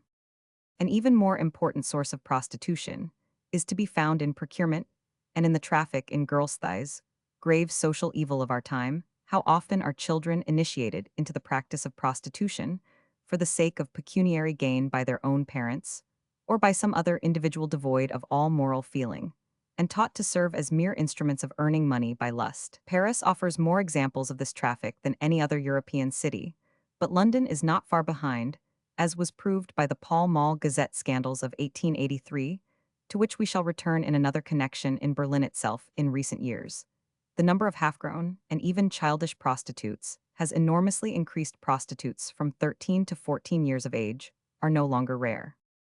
An even sadder phenomenon is the modern traffic in girls, a characteristic product of the age of commerce, although earlier times were indeed familiar with it, especially France in the 18th century. Witness, more especially, the accounts of the celebrated Parcock serfs. The modern traffic in girls is intimately connected with the brothel question. We can in fact assert that if there were no brothels, there would be no traffic in girls. This is proved also by the growing dislike to brothels felt by prostitutes who prefer a free life. For this reason, it becomes more and more difficult for the keepers of brothels to obtain inmates, and the international traffic in girls attempts to fill the continually increasing deficiency in the number of girls entering brothels. The traffic in girls is today almost exclusively recruited from Eastern Europe. As regards its original sources, we find that Galicia Roman 1 e Austrian Pollen supplies, 40 Russia 15, Italy 11 Austria-Hungary, 10 Germany, 8 of the white slave trade. Most of the girls are transported to the Argentine, where we find them in the brothels. The traders in girls, or kaftan as they are called in Brazil, are for the most part Polish Jews. Rosnak shows in his report on the campaign against the traffic in girls, a campaign actively taken up by the Western European Jewish unions, and especially by the Jewish Association for the protection of girls and women, that 5 out of 6 of the Galician Jews engaged in this traffic are what are called Luftmenschen men. Of Erthat is men without any definite or secure means of livelihood, and that only an improvement in their social conditions can put an end to the traffic in girls. As regards that part of the world, he considers that the measures resolved upon by the National and International Conference for the suppression of the traffic in girls, Berlin 1903, Frankfurt on the Main 1905, are not adapted to offer any important hindrances to the traffic. More effective has been the work of the Jewish Branch Committee in Germany for the suppression of the Galician traffic in girls, Dr. Rosnak, Berta Pappenheim, and Dr. Sira Rabinowitsch, in furtherance of the work of the committee, studied the local conditions. The population was instructed verbally, and by leaflets and pamphlets endeavors have been made to improve the economic condition of the workwomen of Galicia. For this purpose, instructed female assistants are sent from Germany to Galicia. It has been possible to awaken in Galicia general interest in the work of the suppression of traffic in girls. In a conference held at Lemberg, the Galician clubs and Jewish committees made representations to German and other societies in order to formulate a plan and to devise measures for the improvement of Galician conditions. In Buenos Aires, the principal town of entry for Galician girls, a committee has been formed to oppose the traffic in girls. The members of this committee, being of all religions and nationalities, this has had one good effect, that the traders in girls have become alarmed.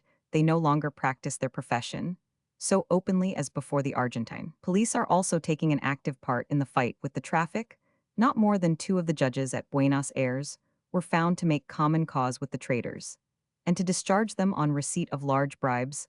A law has been drafted for the punishment of those engaged in this traffic, by imprisonment for 6 years and confiscation of their property.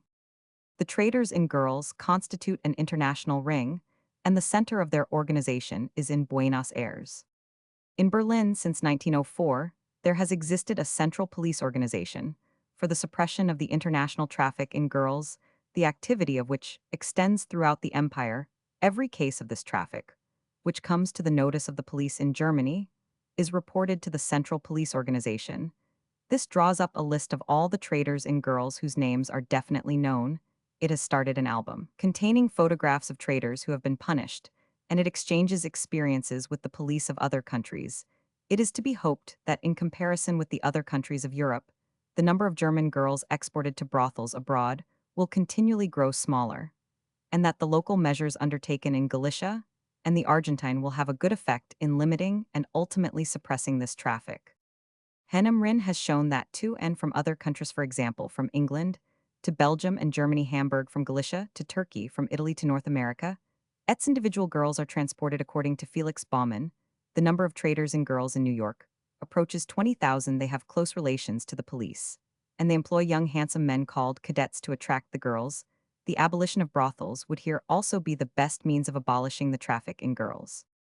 Having now learned the sources of prostitution, we must proceed to give a brief account of the places in which it is carried on here. We have first of all to distinguish public from secret prostitution. As regards public prostitution, there are only 2 principal varieties to consider: street prostitution, where the women seek their victims in the streets, in order to carry them off either to their own dwellings or to houses of accommodation, and brothel prostitution. At the present day in most countries, public street prostitution is far the most general form, and this is especially true as regards Germany, where in a few towns only brothels continue to exist. In many places, this street prostitution, for example, in the Friedrichstrasse of Berlin, and also on the boulevards of Paris, gives rise to conditions which recall the worst days of imperial Rome.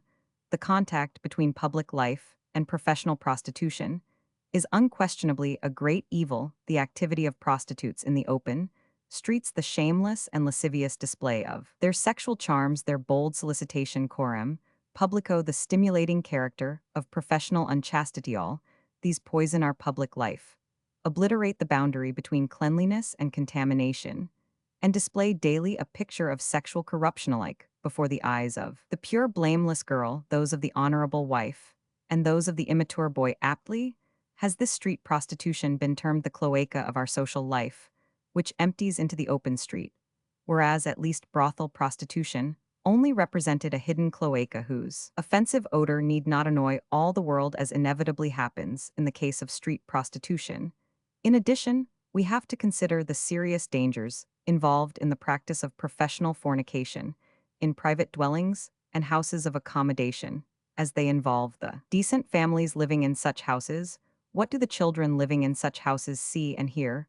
Frequently prostitutes are admitted to confidential family intercourse, and they seduce the daughters of poor people to join them in the practice of prostitution, and the sons to a vicious life, or to become souteneurs. That the danger of contamination of the lower classes of the population by means of prostitution is by no means imaginary, is clearly shown by numerous examples from actual life.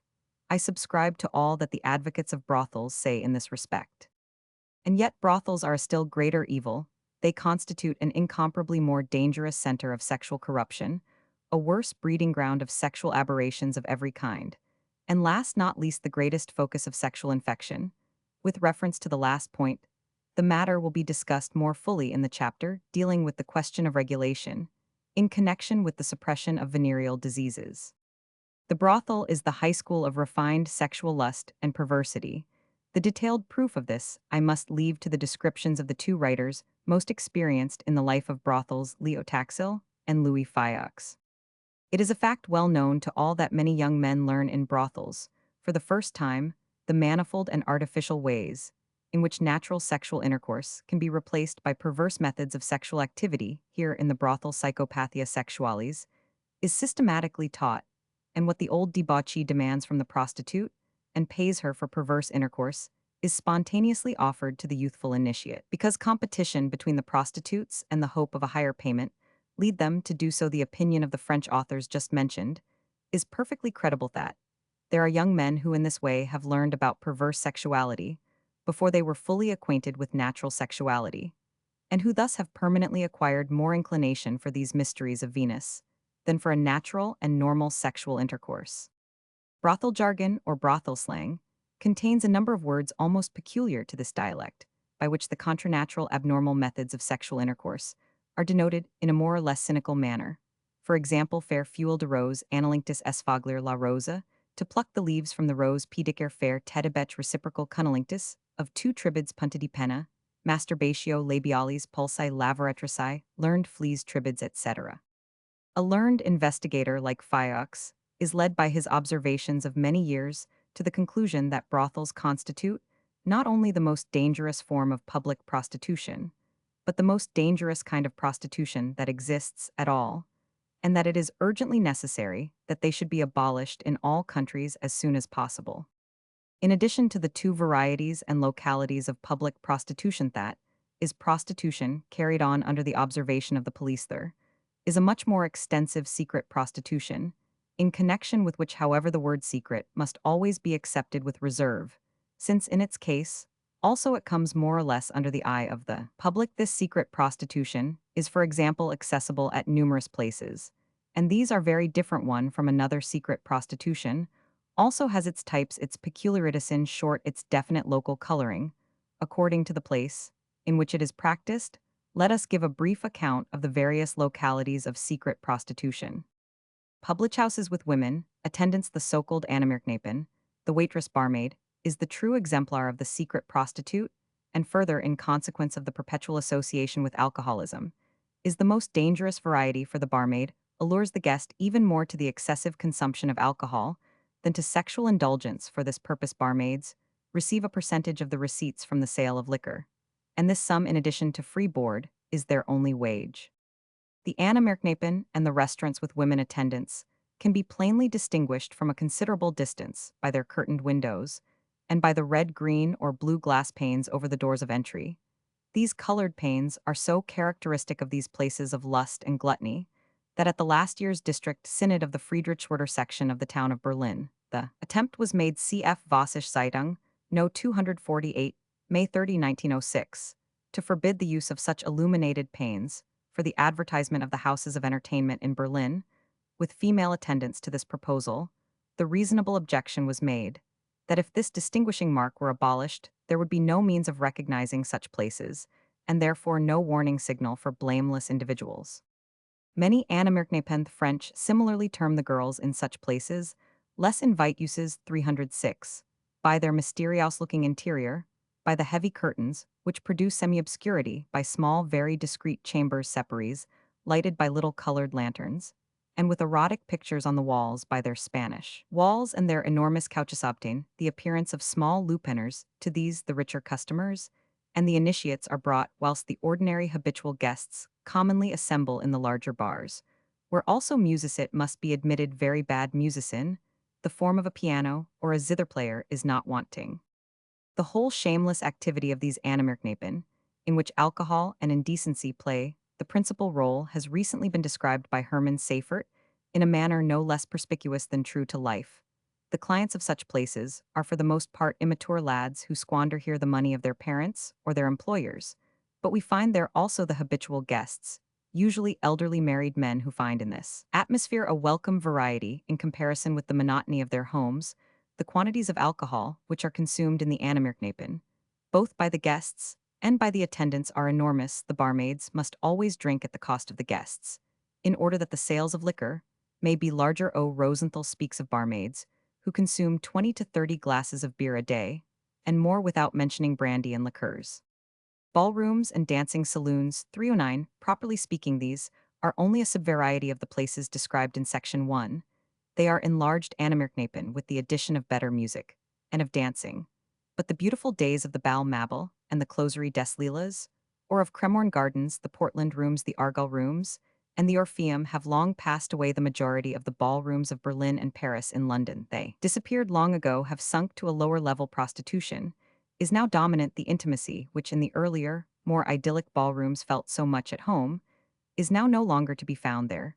It is only necessary to visit the celebrated ballrooms of Berlin, the Ballhaus, in the Joachimstrasse, the Blumensaal, etc., not to speak of the seats of baser prostitution, as for example Lessmann's dancing saloon, in order to be aware of this fact. Here also the principal thing is drinking, and always more drinking in Paris. In the dancing rooms of Montmartre, we can see the inviteuses in full cry. Some of the French dancing rooms, however, appear more attractive from the aesthetic point of view than the haunts of Terpsichore in Berlin. A dancing saloon that was not exclusively concerned with prostitution was that of Imberg in the Schumannstrasse. But in the year 1906 this was closed. Forever now similar great ballrooms exist, properly speaking, only in the suburbs in Halensee, Grunau, Nieder, Skonhausen, etc. Here also, however, the dance is not the principal thing. Procurement and prostitution are widely diffused, as was pointed out 50 years ago by Thomas Bade in his essay.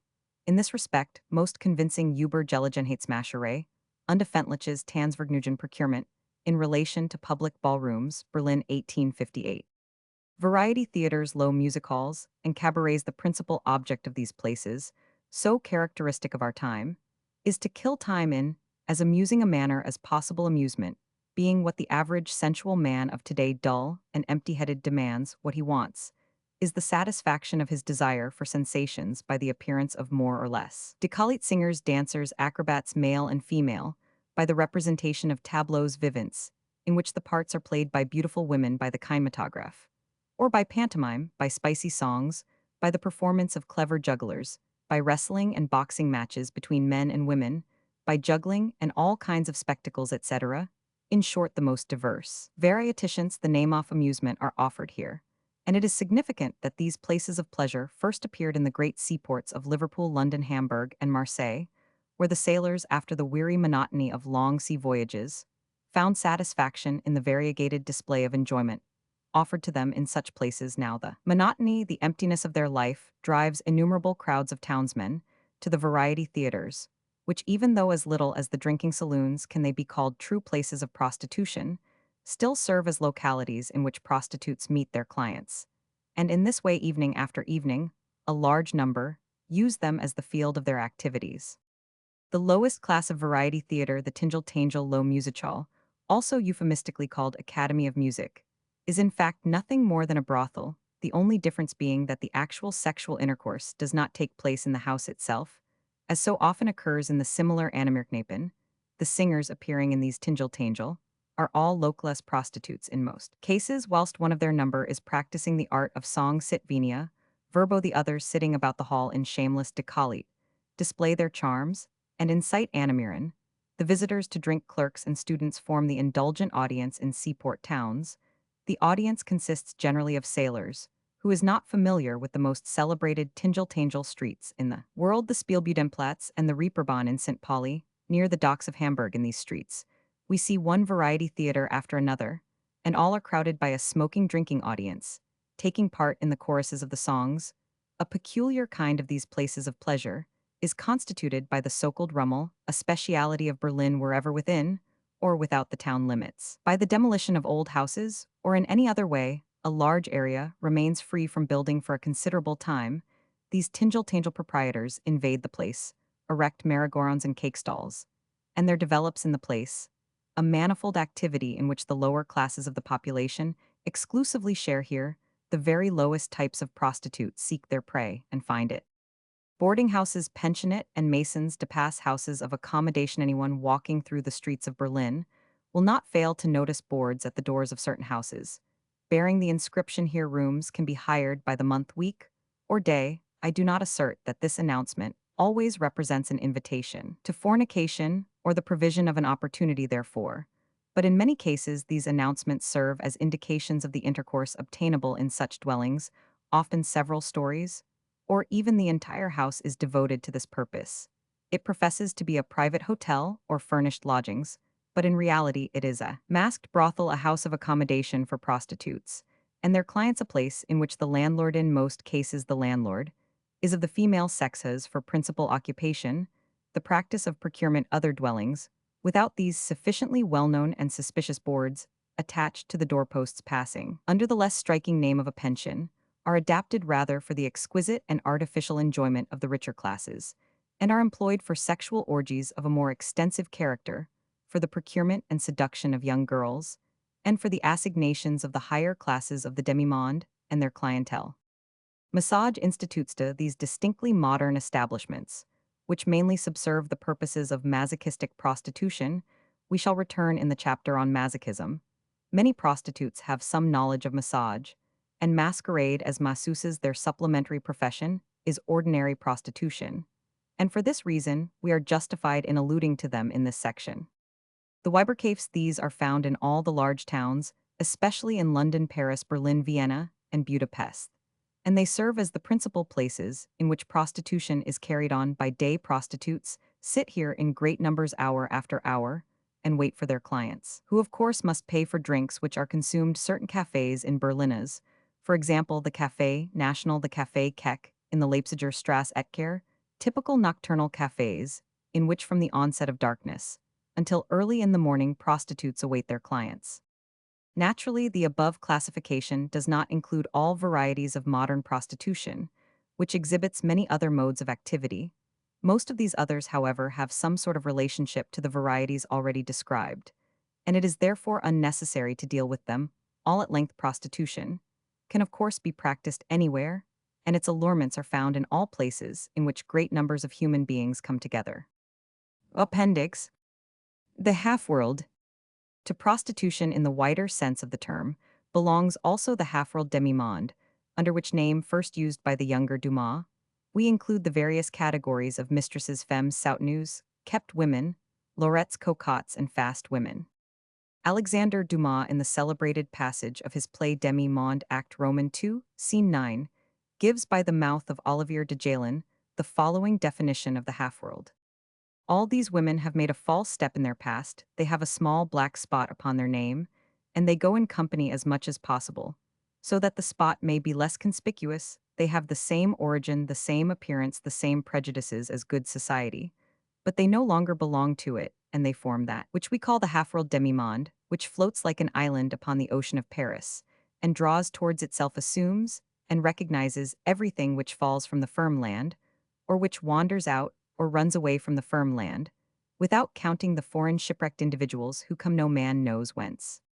Since the married men, under the protection of the legal code, have had the right to banish from the bosom of the family, a woman who has forgotten her duty, the morals of married life, have undergone a revolution, which has created a new world for what becomes of all these expelled, compromised women. The first of them who found herself shown the door bewailed her fault and hid her shame in retirement, but the second, she sought the first one out, and as soon as there were two of them, they called the fault a misfortune, the crime a mistake, and began to make excuses for one another. Mutually having become three, they asked one another to dinner. Having become fourth, they danced a quadrille. Now round these women there grouped themselves young girls also who had begun their life with a false step, false widows, women who bore the name of the lovers, with whom they lived some of those rapid marriages, which had lasted as liaisons of many years' duration.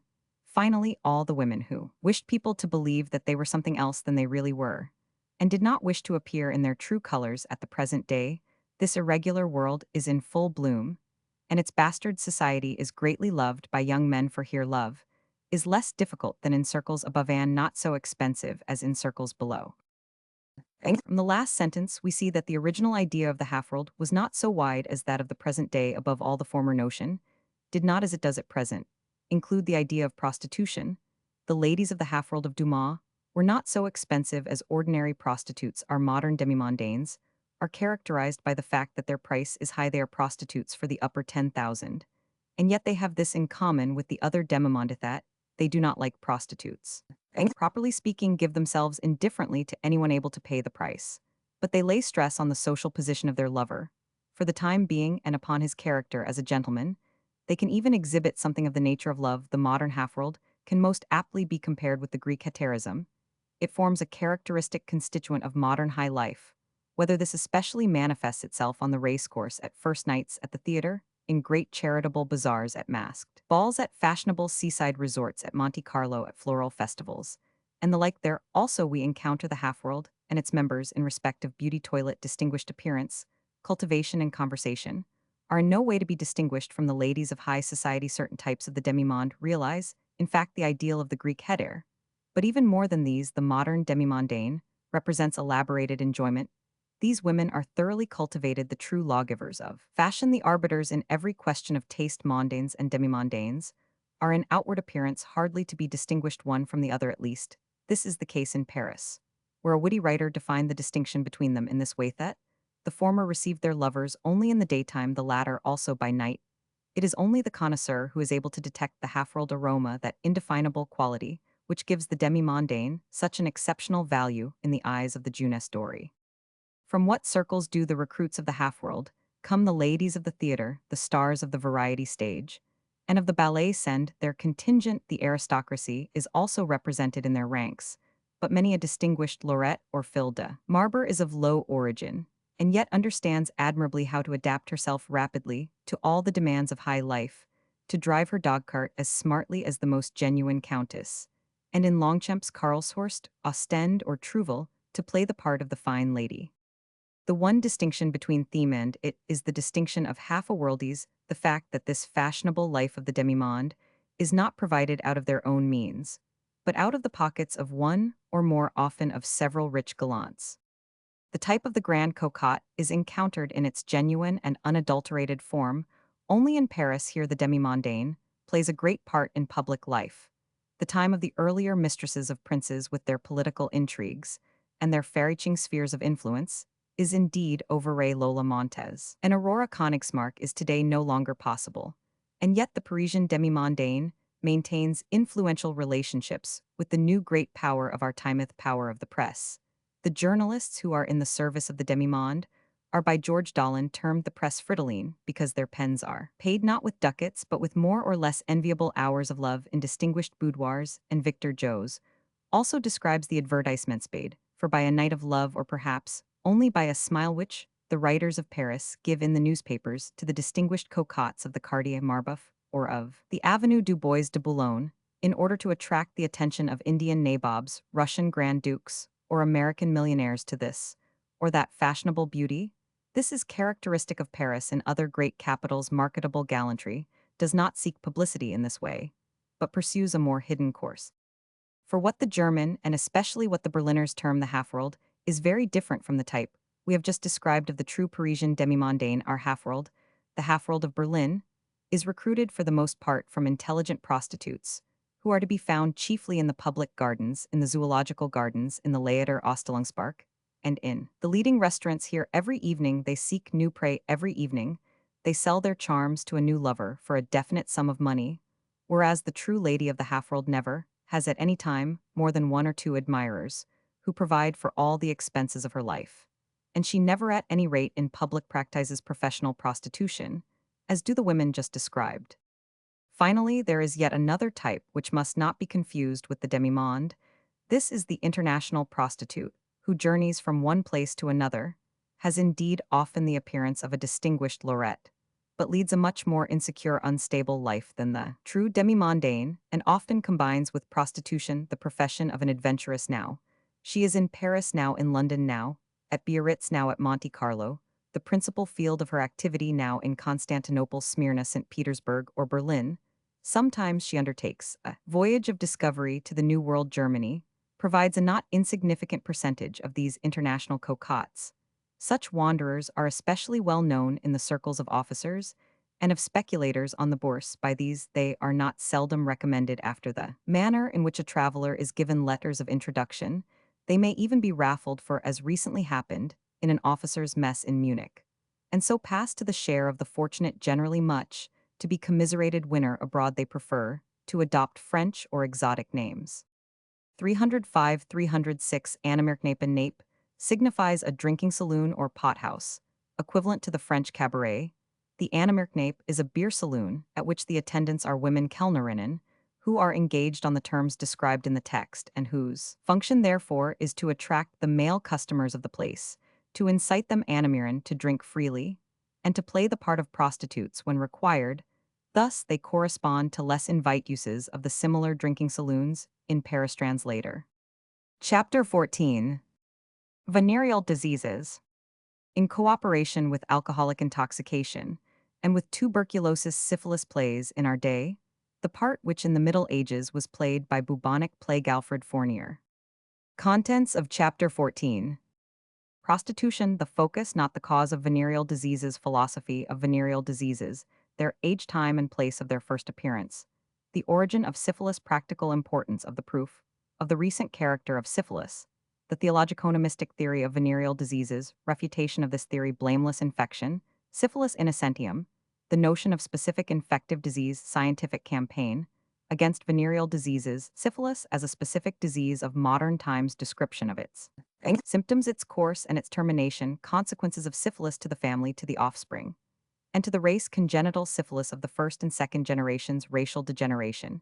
In consequence of syphilis, the age at which infection with syphilis occurs in man, and in woman the soft canker, cancroid gonorrhea. Change in our views regarding the dangers of gonorrhea, urethral gonorrhea in the male, acute and chronic stages, complications, gonorrhea in women, the diseases of women, blindness due to gonorrhea. Appendix: Venereal diseases in the homosexual. Chapter 14. The central problem of the sexual question is, as I pointed out at the commencement of the previous chapter, the suppression of prostitution and of venereal diseases, the former evil being the principal focus of the latter. I say the principal focus, not the cause, for if all prostitutes were healthy, we could leave prostitution, quietly alone, leaving out of consideration the moral depravity to which it gives rise, and venereal diseases would spontaneously disappear. This opinion I advance at the beginning of the chapter on venereal diseases, because even at the present day, there is a remarkable species of philosophy, or rather theology of venereal diseases, which propounds the most extraordinary hypothesis regarding their origin. For example, the Alsatian writer Alexander Weil, in his confused work The Laws and Mysteries of Love, writes, "Why should we bother our heads about the cure of syphilis? If anyone wishes to get rid of any evil, he must first of all ascertain its causes, in order to remove these. If the cause of it is removed, the evil disappears spontaneously. If the snake has been killed, its poison no longer does any harm. But how can we put an end to the causes of syphilis, when this disease is spontaneously renewed and increased day by means of neglected prostitution, and by our social laws which combine to oppose the monogamy of youth and the increase of population? If today we could cure all patients suffering from syphilis, tomorrow the same disease would return in a new form, for it would be recreated by the same irregularities that first led to its production. It is absolutely useless to employ iodide of potassium and mercury, for every new infringement of natural laws would again bring into being new incurable diseases, which can only be avoided by those who have firmly resolved to observe these laws strictly." While indeed goes so far as to maintain that every man who simultaneously, or rather in brief succession, has intercourse with two healthy women acquires syphilis, even although both these women remain faithful to him, because any kind of libertinism in sexual intercourse suffices by itself to give rise to this disease. According to this view, which is shared by many members of the laity, venereal diseases, and above all the worst of them, syphilis, would be as old as sexual licentiousness itself, that is as old as the human race and an inalienable associate of that race. In my book on the origin of syphilis, I have disproved this view. I have answered the questions so important alike on general philosophical and on social hygienic grounds regarding the true nature of syphilis, and have proved that syphilis and also the other venereal diseases had a definite local and temporal origin, that syphilis has not existed since the beginning of time, and that some day when certain definite conditions are fulfilled, the disease will disappear. The history of syphilis is a matter of profound practical importance. From that history, we learn with certainty that the most dangerous and most dreaded of the venereal diseases has for the European world, and for the Old World in general, the character of a pure chance comer, and we learn that retrospectively, regarded from the point of view of our present experience at the time when the disease first began to flourish, it might perhaps have been nipped in the bud. It is hardly possible to overestimate the practical importance of the recognition of this fact that, for the old civilized world, syphilis represents a historical phenomenon, that it has a history, a beginning, or, as Voltaire half ironically remarks, a genealogy. Is there not a deliverance, a redemption in the idea that for the old world there was a time in which syphilis did not exist, that this time, in comparison with the time which has elapsed since syphilis first appeared, was almost infinitely long, and that for this reason, when we look out into the future, The history of the Luis Veneria assumes the character of a simple episode in the history of European civilized humanity. At the same time, the definite acceptance of this view would be an urgent warning to all those obscurantists of both sexes who imagine that the problem of the diffusion of venereal diseases can be solved exclusively by religious and moral considerations, and who thus confuse the simplest and clearest relationships, place everything upon an insecure foundation, and exclude every possibility of a successful campaign against syphilis. Even today, it unfortunately happens that many continue, as of old, to believe that sexual intercourse is a sin for which a punishment has been provided, and that this punishment is a venereal deceaseful. Example Syphilis Tyler, the celebrated English anthropologist, has proved that this idea has developed out of the animism, extending back into prehistoric times, which regarded all illnesses as the work of demons. We are still influenced by this doctrine, this gloomy demoniacal conception. In respect of everything sexual, I need hardly remind the reader of the ideas of Talst and of his disciple, the unhappy Dr. Weininger, a disciple, exceeding even his master in respect of fanatical condemnation of sexual intercourse. Until recently, the laws regulating our German system of workmen's insurance against illness continued to exhibit definite traces of our legislators' adhesion to this view. The majority of physicians and historians who said that syphilis was as old as sexual intercourse itself, who employed the phrase "eu by Venus, I by syphilis," were unconsciously influenced by this idea that venereal diseases are to be regarded as a mark of the divine wrath. This theological theory, as we may call it, of the origin of syphilis, is opposed by certain incontrovertible facts, which suffice to show its utter nullity and untenability. The mere fact that there exists a blameless infection with syphilis innocentium, that, for example, in certain districts of Russia, as many as 90 of the cases of this disease are acquired quite independently of sexual intercourse by simple contact, shows the absurdity of this superstitious idea. In the second place, it is a widely known fact that quite frequently persons who are still entirely uncontaminated, blameless initiates become infected with syphilis on the very first occasion in which they have sexual intercourse, whilst greater experience and more exact knowledge of the threatening dangers induce notorious debauchees to adopt effective measures of protection, which, however, would be useless if syphilis were really a divinely decreed punishment for licentiousness of this kind. In the third place, the occurrence of syphilis in little children, partly owing to inheritance, partly, however, acquired in the way already mentioned by casual contact-affords, a striking refutation of the above idea, which unfortunately still dominates and fascinates a large circle of people. We could adduce further arguments against this view, but what we have said should suffice to show clearly the untenability of such a superstition. The syphilis of one individual is not the consequence of sexual intercourse, but the consequence of another case of syphilis in another individual. That is to say, syphilis is a specific infective disease transmissible only by means of its peculiar specific virus, and this transmission can be effected without any sexual intercourse by means of contacts of other kinds. Syphilis arises only from syphilis. We have therefore to attack this disease precisely in the same manner as the other venereal diseases, as a Portuguese physician has most aptly remarked to the tyranny of syphilis. We must oppose the tyranny of human reason. The principal aim of a campaign against venereal diseases will be the organization of the means offered to us by reason and experience to cope with the disease. The knowledge of these means must be diffused in ever wider circles of humanity, and care must be taken that every individual is fully and clearly informed regarding the importance and the dangers of syphilis and the other venereal diseases. Here also history is our teacher, our lamp of truth, and promises us complete success as the result of our campaign against venereal diseases. The results of my investigations regarding the origin of syphilis all point to a single extremely important fact, namely, that in the case of syphilis, and as regards the Old World, we have to do with a specific disease of modern times, which made its first appearance at the end of the 15th century, and of the previous existence of which, even in the most distant prehistoric times, not the minutest trace remains. This view was held by very eminent physicians even before the publication of my own critical work, based upon entirely new sources of study. Among these authorities, I may mention Gina Struck and Christoph Gertner in the 18th century and the 19th century, the Spanish army surgeon Montijo, and of German physicians above all Rudolf Virchow, a Jagel von Liebermeister Roman 100 Binz, and P.G. And now the great philosopher Arthur Schopenhauer held the same view. Ricord, the celebrated French syphilologist, spoke once of a romance of syphilis, which still remained to be written. I should rather compare it with a drama, the separate acts of which are centuries of this drama. 4 acts have already been played at the present moment.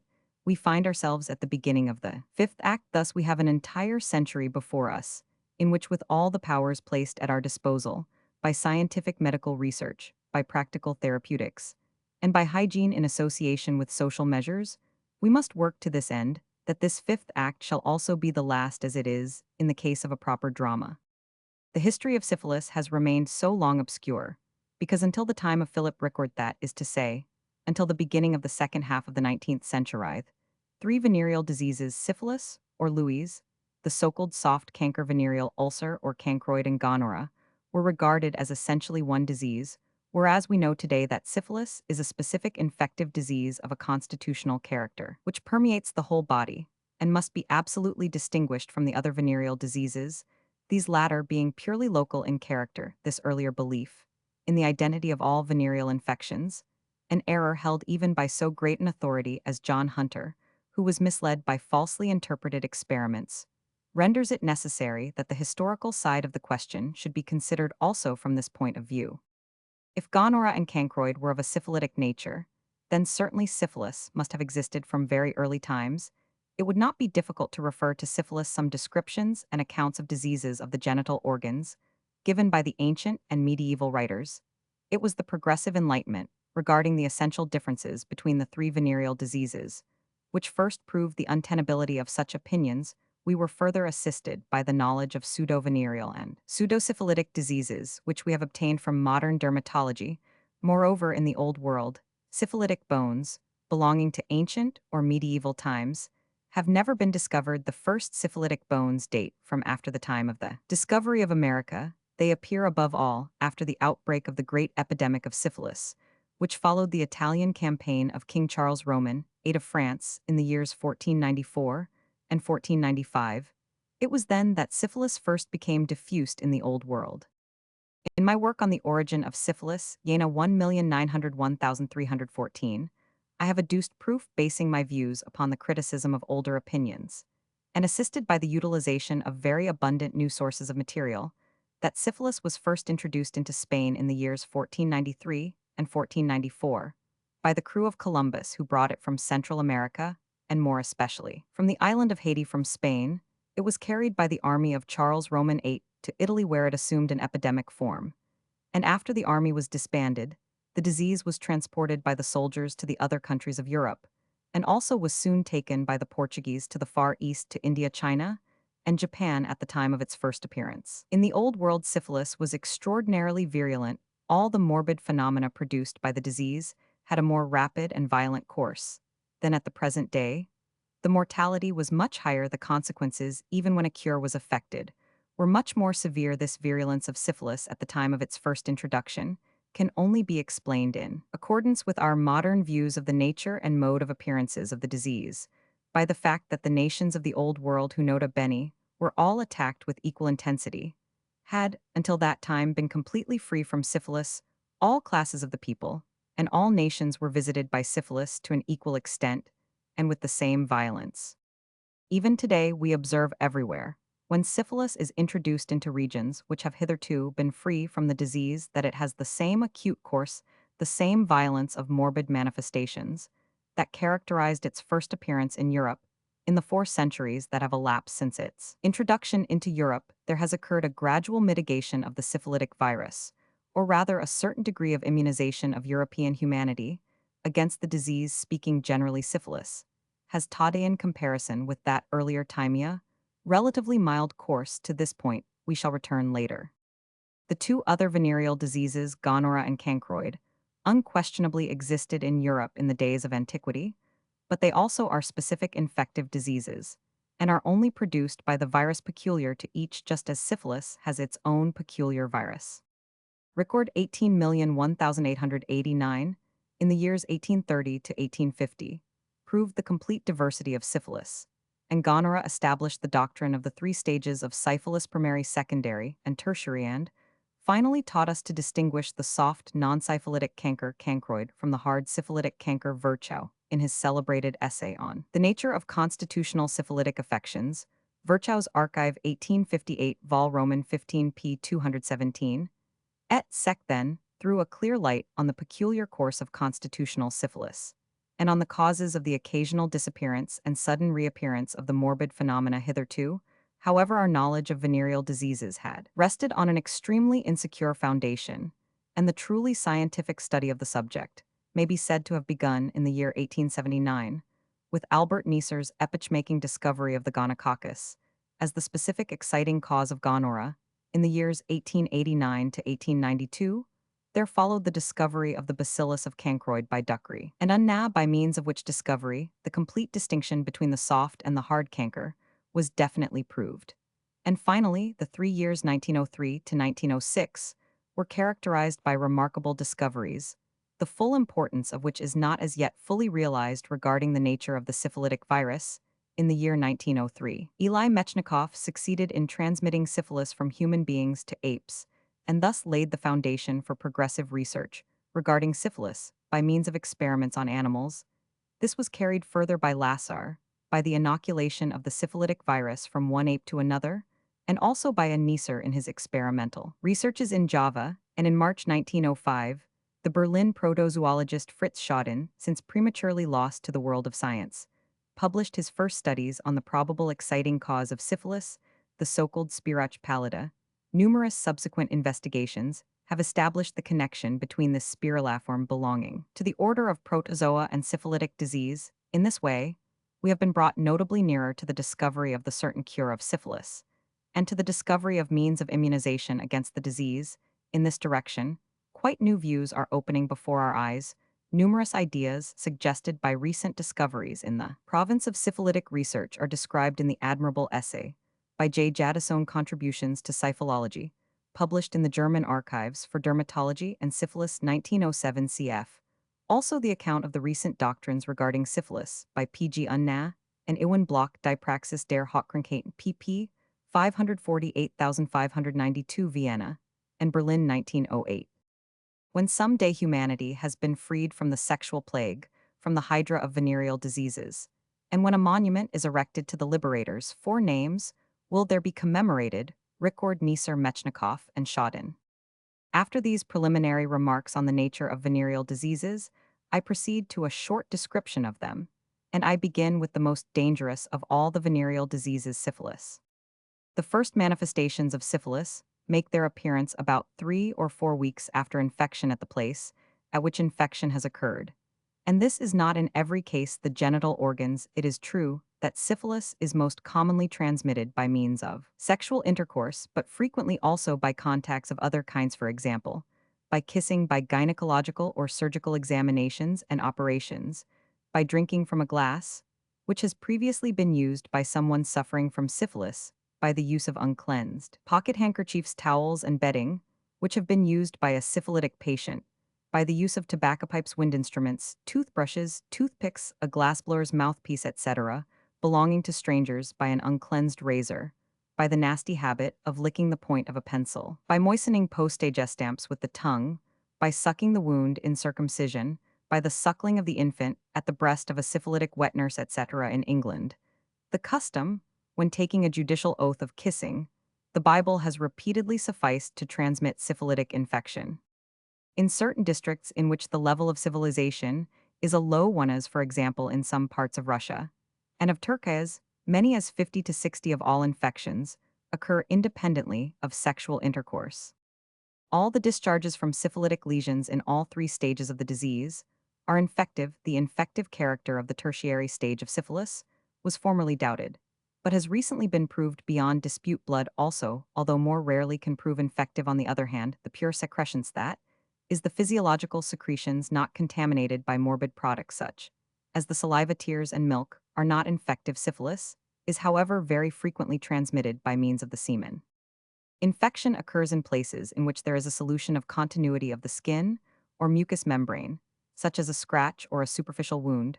through which the virus can enter in this way an apparently healthy syphilitic patient when, for example, he gets a small abrasion on the penis, or in the case of a woman in the vagina can transmit syphilis if the other individual also has a similar abrasion, through which infection can occur. As we have said, it is not till the lapse of 2 to 4 weeks after infection has occurred that the first manifestations of syphilis appear in the form of a small vesicle or nodule in the infected area, less often merely an abraded area of a peculiar red color. Gradually, this nodule or area enlarges and becomes continually harder at the base, whilst the surface often undergoes ulceration and secretes extremely infective pus, the so-called hard canker or primary lesion. This induration is in most cases a certain sign that the syphilitic virus has already entered the body. At least, it has only been possible in a few very rare cases, by excision or cauterization of the hard canker, to prevent syphilis from entering the blood, almost always notwithstanding. Such endeavors, the manifestations of general infection of the body soon appear. From the place of infection, that is, from the place at which the hard canker forms, syphilitic virus next passes, by way of the lymph stream, into the inguinal glands, so that these in the third or fourth week after the appearance of the hard canker begin to swell.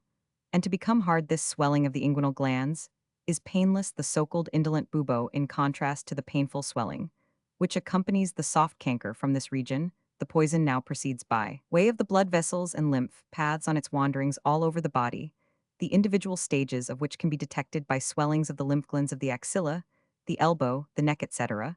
Sometimes other symptoms of general infection are noticeable, above all the appearance of fever, never earlier than 40 days after infection, pains in the muscles, joints, nerves, also severe headaches, a general feeling of lassitude, pallor, and a falling off in the nutritive condition.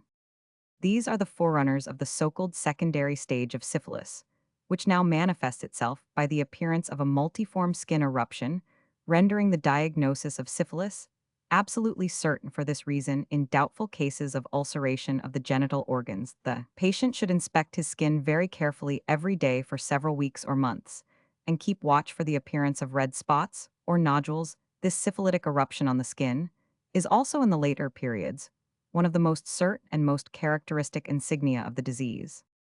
The eruption commonly appears first on the trunk, in the form of rose-colored spots.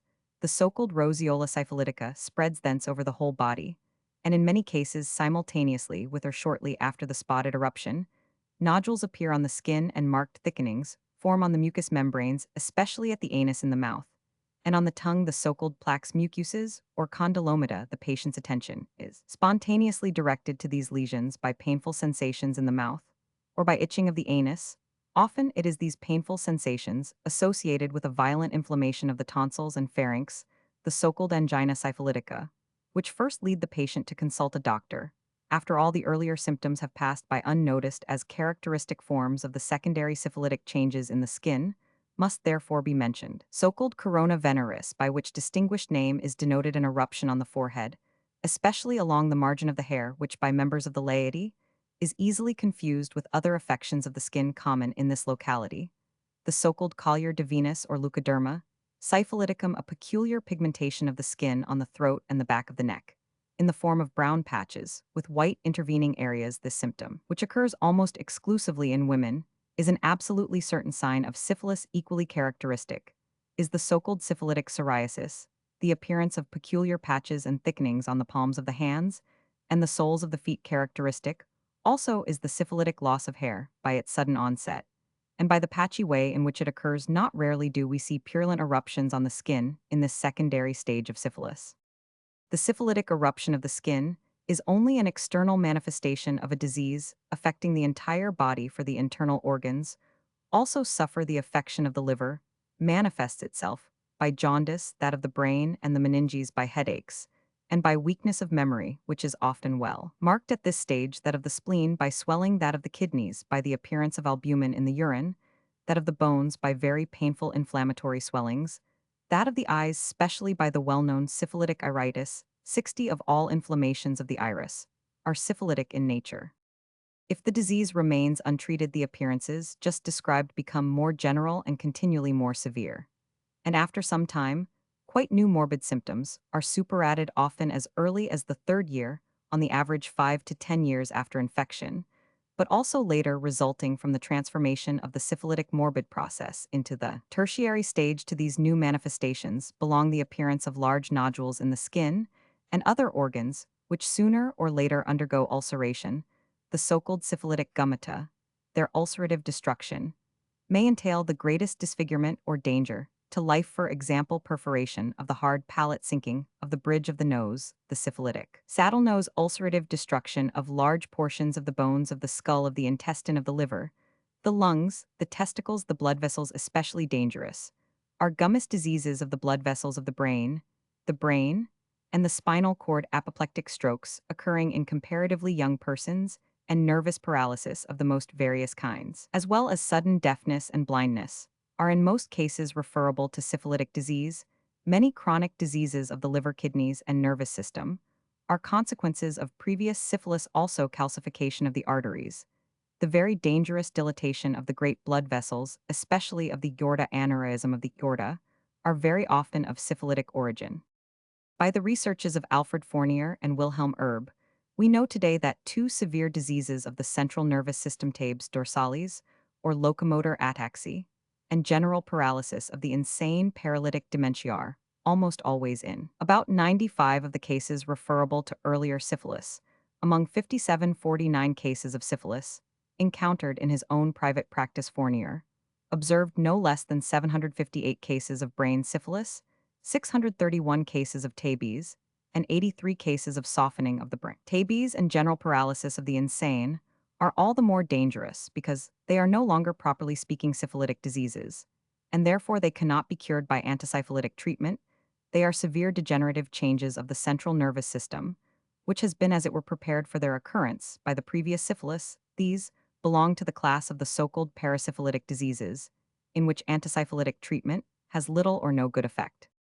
Even more tragic are the consequences of syphilis to the family, the offspring, and the race. Syphilis in married life, congenital syphilis, and the degeneration of the race by syphilis. These are the tragic manifestations which come under consideration in this connection. In his admirable work on syphilis and marriage, Alfred Fournier, the greatest living authority on syphilis, in all its manifestations and relationships, has described the momentous influence exercised by syphilis in conjugal life. And in his recently published work, Syphilis, a Social Danger, he has dealt also with congenital syphilis and racial degeneration. He found that, on the average, among 100 women suffering from syphilis, 20 had been infected by their husbands either at the very commencement of married life, or in its later course, or finally, through the offspring, after conception. Divorce on the ground of syphilitic infection by the husband is at the present day of frequent occurrence. The transmission of syphilis to the child by inheritance may be affected either by the father or the mother. When both the father and the mother are syphilitic, it occurs with absolute certainty.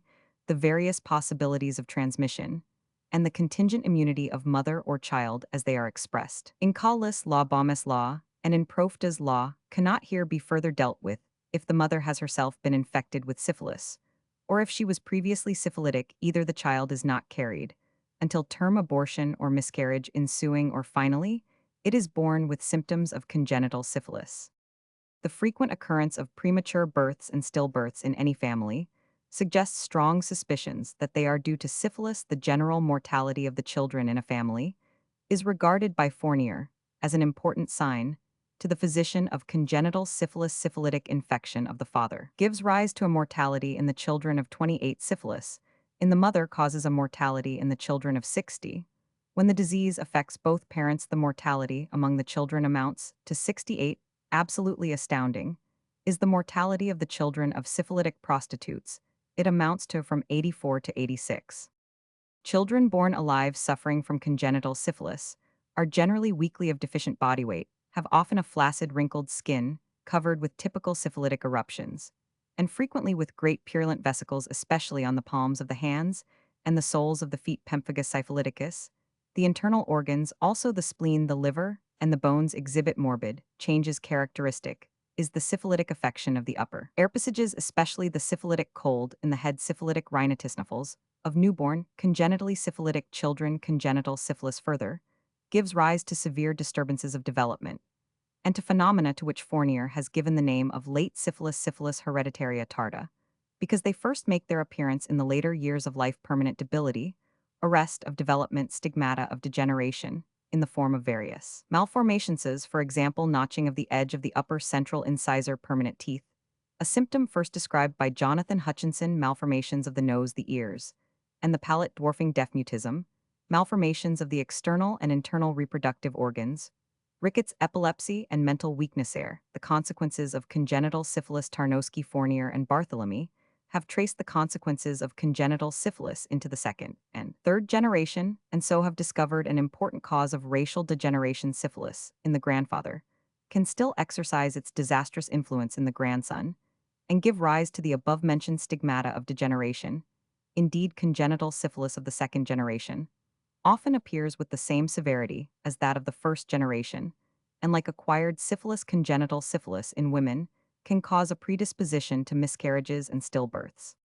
According to statistics obtained by Edmund Fournier, relating to 11,000 cases of syphilis, 10,000 men, 1,000 women, from the private practice of his father Alfred Fournier, regarding the age at which infection occurs, it appears that in men, it most commonly occurs between the ages of 20 and 26 years, the maximum number of infections during the 23rd year; in women between the ages of 18 and 21, 8 of syphilitic males and 20 of syphilitic females were infected before the age of 20 years. Syphilis is to a considerable extent at the present day a disease of inexperienced youth. This fact is important in relation to the problem of prevention and the problem of enlightenment. Of much less importance than syphilis is the purely local soft canker, or cancroid, which never results in general infection. Cancroid is produced by a specific exciting cause, a chain-forming bacillus, streptobacillus, bacillus ulceris cancrosi, which is found in the pus secreted by the ulcer 1 or 2 days after infection. A small pustule forms at the site of inoculation, generally on the external genital organs. This pustule soon bursts, and a deeply hollowed ulcer makes its appearance, which usually undergoes rapid increase and, frequently owing to the infective character of the pus, gives rise to new cankers in the neighborhood of the original one, so that the soft canker is commonly multiple. When suitably treated with antiseptic powders and cauterization, cancroid usually heals quickly. There are, however, very dangerous varieties of chancroid. For instance, the serpiginous canker, which continues to creep irresistibly forward, and the phagenic or gangrenous canker, which puts the skill of the physician to the utmost test. A less dangerous, but extremely disagreeable complication of cancroid is inflammation of the inguinal glands, most commonly only on one side. This painful bubo, painful in contrast with the painless syphilitic bubo, has a well-marked tendency to suppuration if this occurs, and the pus finds its way to the surface. Fistulas and new chancrous ulcers are liable to occur at the place where it opens by rest in bed. The inunction of iodide ointment, the application of cold compresses, the injection into the bubo of a solution of nitrate of silver, and the internal use of iodide of potassium, this unfortunate course may be prevented. A remarkable change of views has in the course of the last 30 years taken place in respect of the nature and importance of gonorrhea. Whereas formerly this was regarded as a comparatively harmless disease, we know today that gonorrhea in the male, and still more in the female, gives rise to tedious dangers and painful morbid phenomena, and is the source of unspeakable sorrows, and of the miserable ill health of numerous women, and that it is the chief cause of sterility in both sexes. Gonorrhea is principally a disease of the mucous membrane, and is in this way distinguished from syphilis, which is a general disorder diffusing itself by way of the blood vessels in rare cases. Indeed, gonorrhea can exhibit general morbid manifestations, the so-called gonorrheal rheumatism, gonorrheal affections of the spinal cord, and of the heart, and gonorrheal nervous troubles, all of which are so rare that for practical purposes they can be left out of consideration. The typical seat of gonorrhea is the mucous membrane of the urinary, and the genital organs of the male, and the female. In the male, affecting chiefly the urinary organs, and in the female affecting chiefly the genital organs. The cause of genuine gonorrhea is always infection, the transmission from one human being to another of the purulent inflammation produced by the gonococcus discovered by Neisser in 1879. Simple urethral inflammations with a purulent discharge also occur, in which no gonococci are found. These arise also from infection, but their actual exciting cause has not yet been discovered. Not less obscure is the relationship of many of the irritants giving rise to simple urethral catarrh, for example, that which is active during menstruation to the supposed exciting cause. In any case, these simple catarrhs have a very mild course, and undergo a cure after a few days or weeks spontaneously, or as a result of treatment with mild injections. Quite otherwise is it with genuine gonorrhea in the male. It begins from 2 to 6 days after the infective intercourse, with a burning sensation on passing water, itching at the urethral orifice, which very easily becomes reddened, and this is soon followed by the discharge, either spontaneously or, as a result of pressure on the urethra, of a thick fluid at first mucus later purulent, and then of a yellow or a greenish color inflammation discharge, and pain the latter especially in association with urination increase during the subsequent weeks. In addition, in a good many cases there are slight fever, lassitude, and mental depression, and the patient is tormented especially during the night by violent painful erections. In exceptional cases, there are hemorrhages from the urethra, the so-called Russian clap. In some cases, the disease terminates favorably. This is especially observed after the first attack of gonorrhea, as early as the third week. The above symptoms become less severe, and in the fourth or sixth week after infection, the whole morbid process may come to an end. The discharge ceases, the urine becomes clear once more, and in fact, definite cure of the gonorrhea ensues. But the number of those who are so fortunate is comparatively small in the majority of cases. There are other morbid phenomena and complications. The gonorrhea becomes subacute, and later chronic. Ricord wrote many years ago, when anyone has once acquired gonorrhea, God only knows when he will get well again happily. This pessimism is no longer fully justified at the present day, but it is a fact that in the majority of cases, even today, gonorrhea is a very obstinate, wearisome illness, a long-continued burden not only for the patient, but also for the doctor. The gonococci proliferate in the deeper layers of the mucous membrane and pass upwards into the posterior part of the urethra, this latter migration being manifested especially by frequent and painful strangury. Further, the bladder, the prostate gland, and the epididymis may be attacked. Bilateral epididymitis has often serious consequences as regards the procreative capacity. In about 50 of the cases, incapacity for fertilization impotentia generandi has resulted. If the gonorrhea becomes chronic, thickenings occur in isolated portions of the urethral mucous membrane. The urine remains turbid for a long time. The discharge, it is true, becomes scantier, but shows itself with the most annoying persistency every morning, as soon as the patient leaves his bed, in the form of the so-called bonjour drops in the meatus. There are also troubles connected with the prostate, painful sensations, especially during defecation, and symptoms of stricture of the urethra may occur very often. Also, relative impotence and severe sexual neurasthenia are observed as consequences of chronic gonorrhea. Worst of all is the long duration of the infectivity. There is always the danger that somewhere or other some gonococci may remain hidden, and given an opportunity, may start the process all over again, or may transmit the infection to another person. Zweifel reports a case in which a man actually infected a woman 13 years after he had first acquired gonorrhea. The infection of a woman with gonorrhea, as we know today, is a disaster. It is the immortal service of the German-American physician Nogerath that, in the year 1872, he proved that the majority of the stubborn diseases of women were nothing more than the consequences of gonorrheal infection. Gonorrhea selects, by preference, the internal reproductive organs of woman upon the extensive mucous membranes of these organs. The gonococci find the most favorable conditions for their persistent life. They find 1,000 autophthoi comers and hitting places where they can elude the therapeutic activity of the physician. They grow luxuriantly like a weed which it has not been possible to uproot over the entire surface of the genital mucous membrane, attacking with the same vigor the mucous membrane of the uterus and that of the fallopian tubes. In women as in men, they induce ulceration, they cause adhesions, and they give rise to sterility. But in the case of women, something further must be added, that, namely, this disease has upon them miserably depressing effect, and that in contradistinction from men, they are likely to suffer for many years from intense pains. Whenever they execute certain bodily movements, it may be during 10 years in succession, they experience pains often horribly severe. And in most cases, they are condemned to a life of deprivation and misery, not usually for any fault of their own, since most women are infected by their husband's zweifel.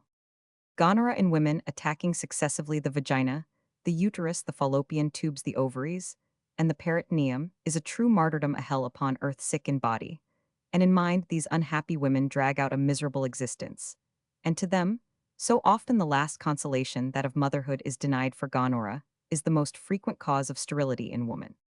Patients infected with gonorrhea further run the danger of blindness by transference of the gonorrhea virus to the eye. This is one of the most distressing of the possible results of the disease. Newborn children, whose mothers are infected with gonorrhea, are during birth exposed to the same danger of eye infection as they pass down the genital passage. In earlier days, a very large proportion of the blind were persons who had lost their sight in this way very shortly after birth. Since Creed advocated the admirable method of introducing nitrate of silver solution into the conjunctival sacs of newborn children, gonorrheal inflammation of the eye has become one of the greatest rarities. Appendix: venereal diseases in the homosexual. It is an old belief shared by the homosexual themselves that venereal infections are extremely rare among them if male homosexual persons had sexual intercourse only with one another. This assumption would be in some degree plausible, for the principal focus of venereal infection is feminine prostitution, by which venereal diseases are transmitted to heterosexual men, but since these homosexual men often undertake sexual acts with heterosexual men apart from occasional sexual intercourse with women a priori, there is a possibility of infection in their case, and such infection is in fact observed above all. Many male prostitutes also indulge in intercourse with women, and thus diffuse venereal troubles among homosexual men. It is obvious that syphilis can be diffused among the homosexual as easily as among the heterosexual, for syphilis is transmitted by many varieties of contact, be kisses, other caresses, etc. But how is it as regards gonorrhea? In the case of heterosexual men and women, gonorrhea is almost exclusively transmitted by the sexual act, by the introduction of the male penis into the female vagina. The analogous act between men, that is to say, pederasty emissio penis in animus, unquestionably far rarer than the ordinary sexual act between men and women. It is commonly replaced by mutual onanism, by kisses and other caresses, and quite frequently by coitus in os. This last is much commoner than genuine pedication of gonorrhea of the rectum, produced by pedication when the active man is suffering from gonorrhea. We very rarely hear. But is there in the case of homosexual men any possibility of gonorrheal infection due to coitus in os? There can be no doubt that typical gonorrhea of the mouth occurs. The observations of Cutler, Atkinson, Rasinski, Doan, and Cast have proved it. Horand and Cazenave have even observed gonorrheal infection of the urethra as a result of oral coitus. A homosexual patient told me that some years before, after coitus in os with a man, he had, for several weeks, had a discharge from the urethra, which spontaneously ceased and therefore cannot have been genuine gonorrhea, but only urethritis resulting from infection by contagious angina. In the case in question, the urethral catarrh was certainly due to the coitus in os, since any other sources of infection could be excluded. On the other hand, in a second case, an apparently gonorrheal infection of the oral cavity was transmitted from the urethra. A homosexual man, 4 to 5 years of age, one day allowed a heterosexual man to perform coitus in os on him. Some days afterwards, he experienced difficulty in swallowing, was feverish, and saw in the looking-glass that the uvula was swollen. A specialist for throat troubles diagnosed merely a catarrhal infection.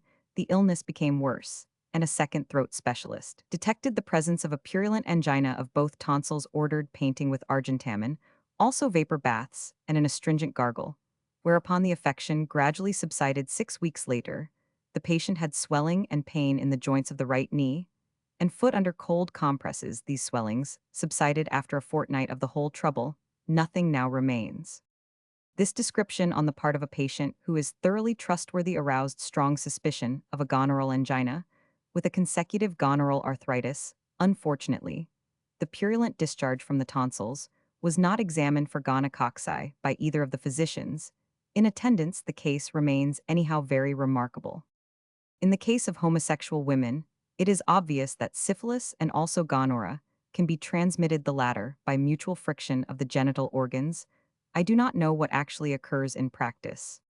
321-322, according to English experience, the congenitally syphilitic child rarely exhibits any sign of syphilis when born. Thus Hutchinson writes syphilis p73 at the time of birth. The congenitally syphilitic infant almost invariably has a clear skin and appears to be perfect health. According to Osler, also Medicine 6th edition, p. 269, the child may be born healthy-looking or with well-marked evidence of the disease. In the majority of instances, the former is the case. and within the first month or two, the signs of the disease appear translator. Chapter 15. Prophylaxis, Treatment and Suppression Bekämpfung of Venereal Diseases. The friend of humanity may, with some confidence, anticipate a gradual diminution in the prevalence of venereal diseases, and may hope for their complete extinction in a not too distant future. All that is requisite for the attainment of this end is that those engaged in the study and practice of general hygiene and those concerned in the safeguarding of public morality should not weary in their efforts, and that scientific research should pursue its aims firmly and clearly uninfluenced by the tyranny of custom and independent of prejudice. F. Marks. Contents of Chapter 15. The suppression of venereal diseases, organization of the campaign against them, international conference, in Brussels, foundation of the German Society for the Suppression of Venereal Diseases, 3 methods of carrying on the campaign against venereal diseases. Personal prophylaxis against venereal diseases, role of cleanliness, the preputial secretion and balanitis, importance of circumcision technique, of the cleansing of the genital organs before and after sexual intercourse, examination, for disease dangers of repeated coitus, special protective measures, the condom varieties and technique of its use, the installation of solutions of silver salts, their relative value, the inunction of fat Metchnikoff's ointment, for the prevention of syphilis, antiseptic washings, the public advertisement of protective measures, legal protection against venereal infection, opinions of legal authorities on this subject, von List von Bar Schmolder. The suppression of venereal diseases by medical treatment, favorable conditions, as regards syphilis, mitigation of the syphilitic virus mercury, and its importance, a triumph of medicine, methods of employing mercury, in the treatment of syphilis, mode of action of the mercury, cure means for the after-treatment of syphilis, curability of syphilis, treatment of gonorrhea, necessity for microscopical examination, and the scientific methods to be employed, the different modes of treatment, the determination of the cure of gonorrhea, facilitation of the treatment of venereal diseases for the great mass of the public, Krankenkassen and venereal diseases.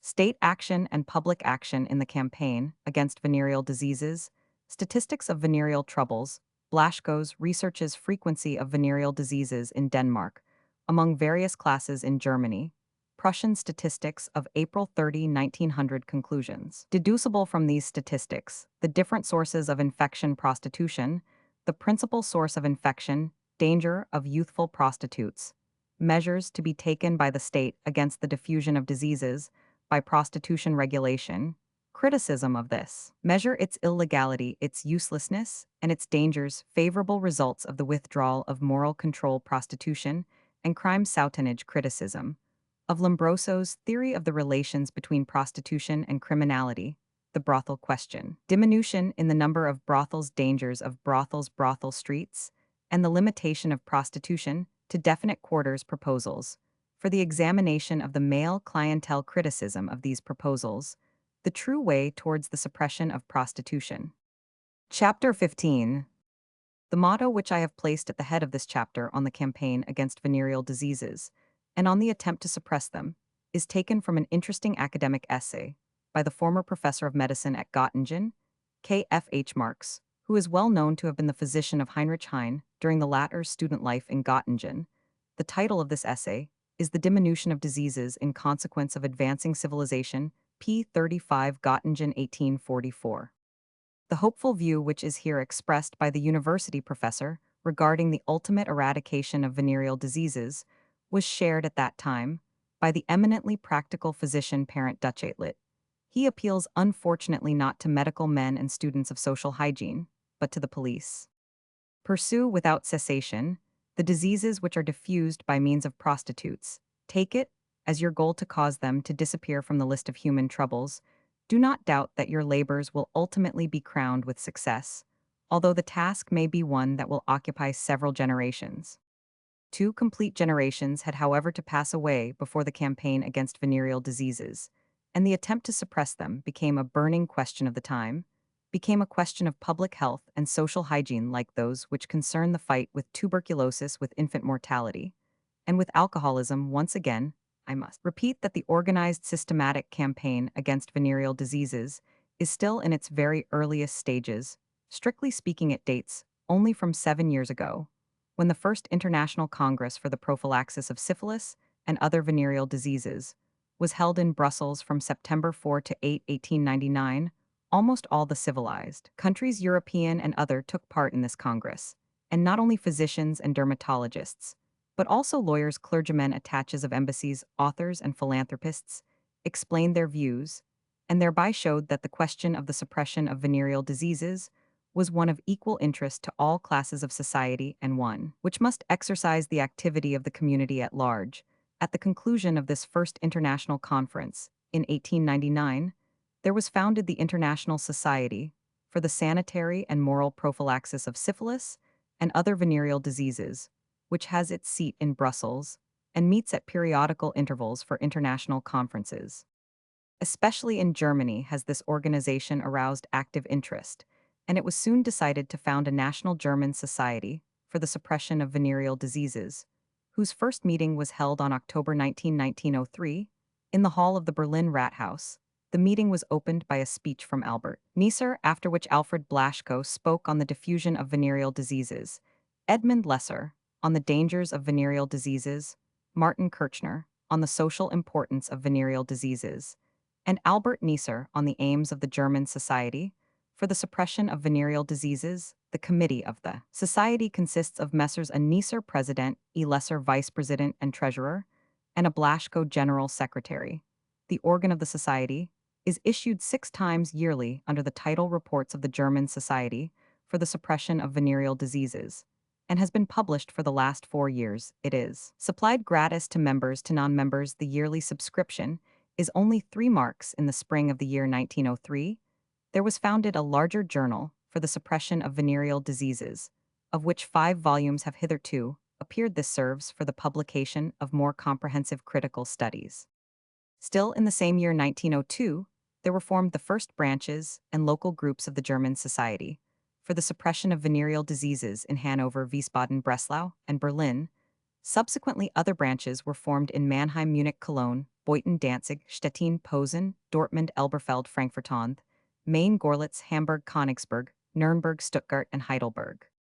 During the last 4 years, by means of lectures, the circulation of pamphlets and leaflets, and by public discussions, information regarding the dangers of venereal diseases has been diffused among the widest circles of the population. Of the other activities and measures of the Society, we shall have to speak later.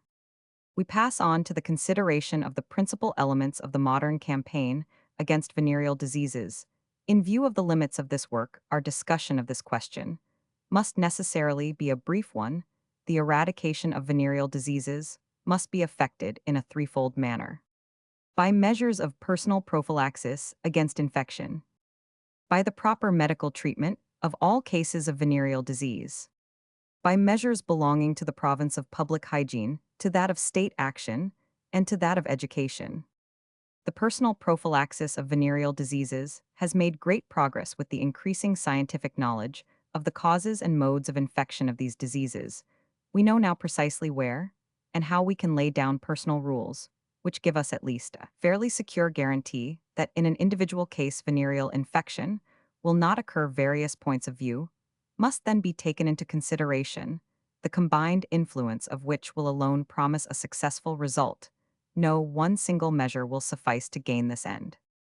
Above all, in this department of the prophylaxis of venereal diseases, experienced physicians, alike of earlier and more recent times, will unanimously agree in this proposition that the principal preliminary means for the avoidance of venereal infection, means which it is absolutely essential to employ in every instance, consist of perfect cleanliness on both sides. He who insists on the most scrupulous cleanliness of body, clothing, and underclothing will be sure to get rid immediately of any uncleanliness acquired in sexual intercourse. Cleanliness and health are often not always identical in any case.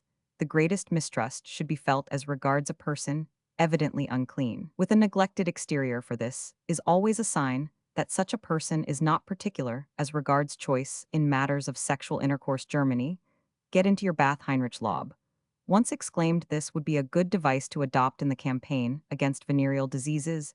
Every uncleanliness is an irritant, it impairs the intactness of the skin, and especially is this true of any uncleanliness of the genital organs, and above all of the male genital organs, where under the foreskin the smegma, the sebaceous secretion of the preputial glands, often undergoes decomposition and gives rise to an inflammation, the so-called balanitis, which greatly favors the probability of infection.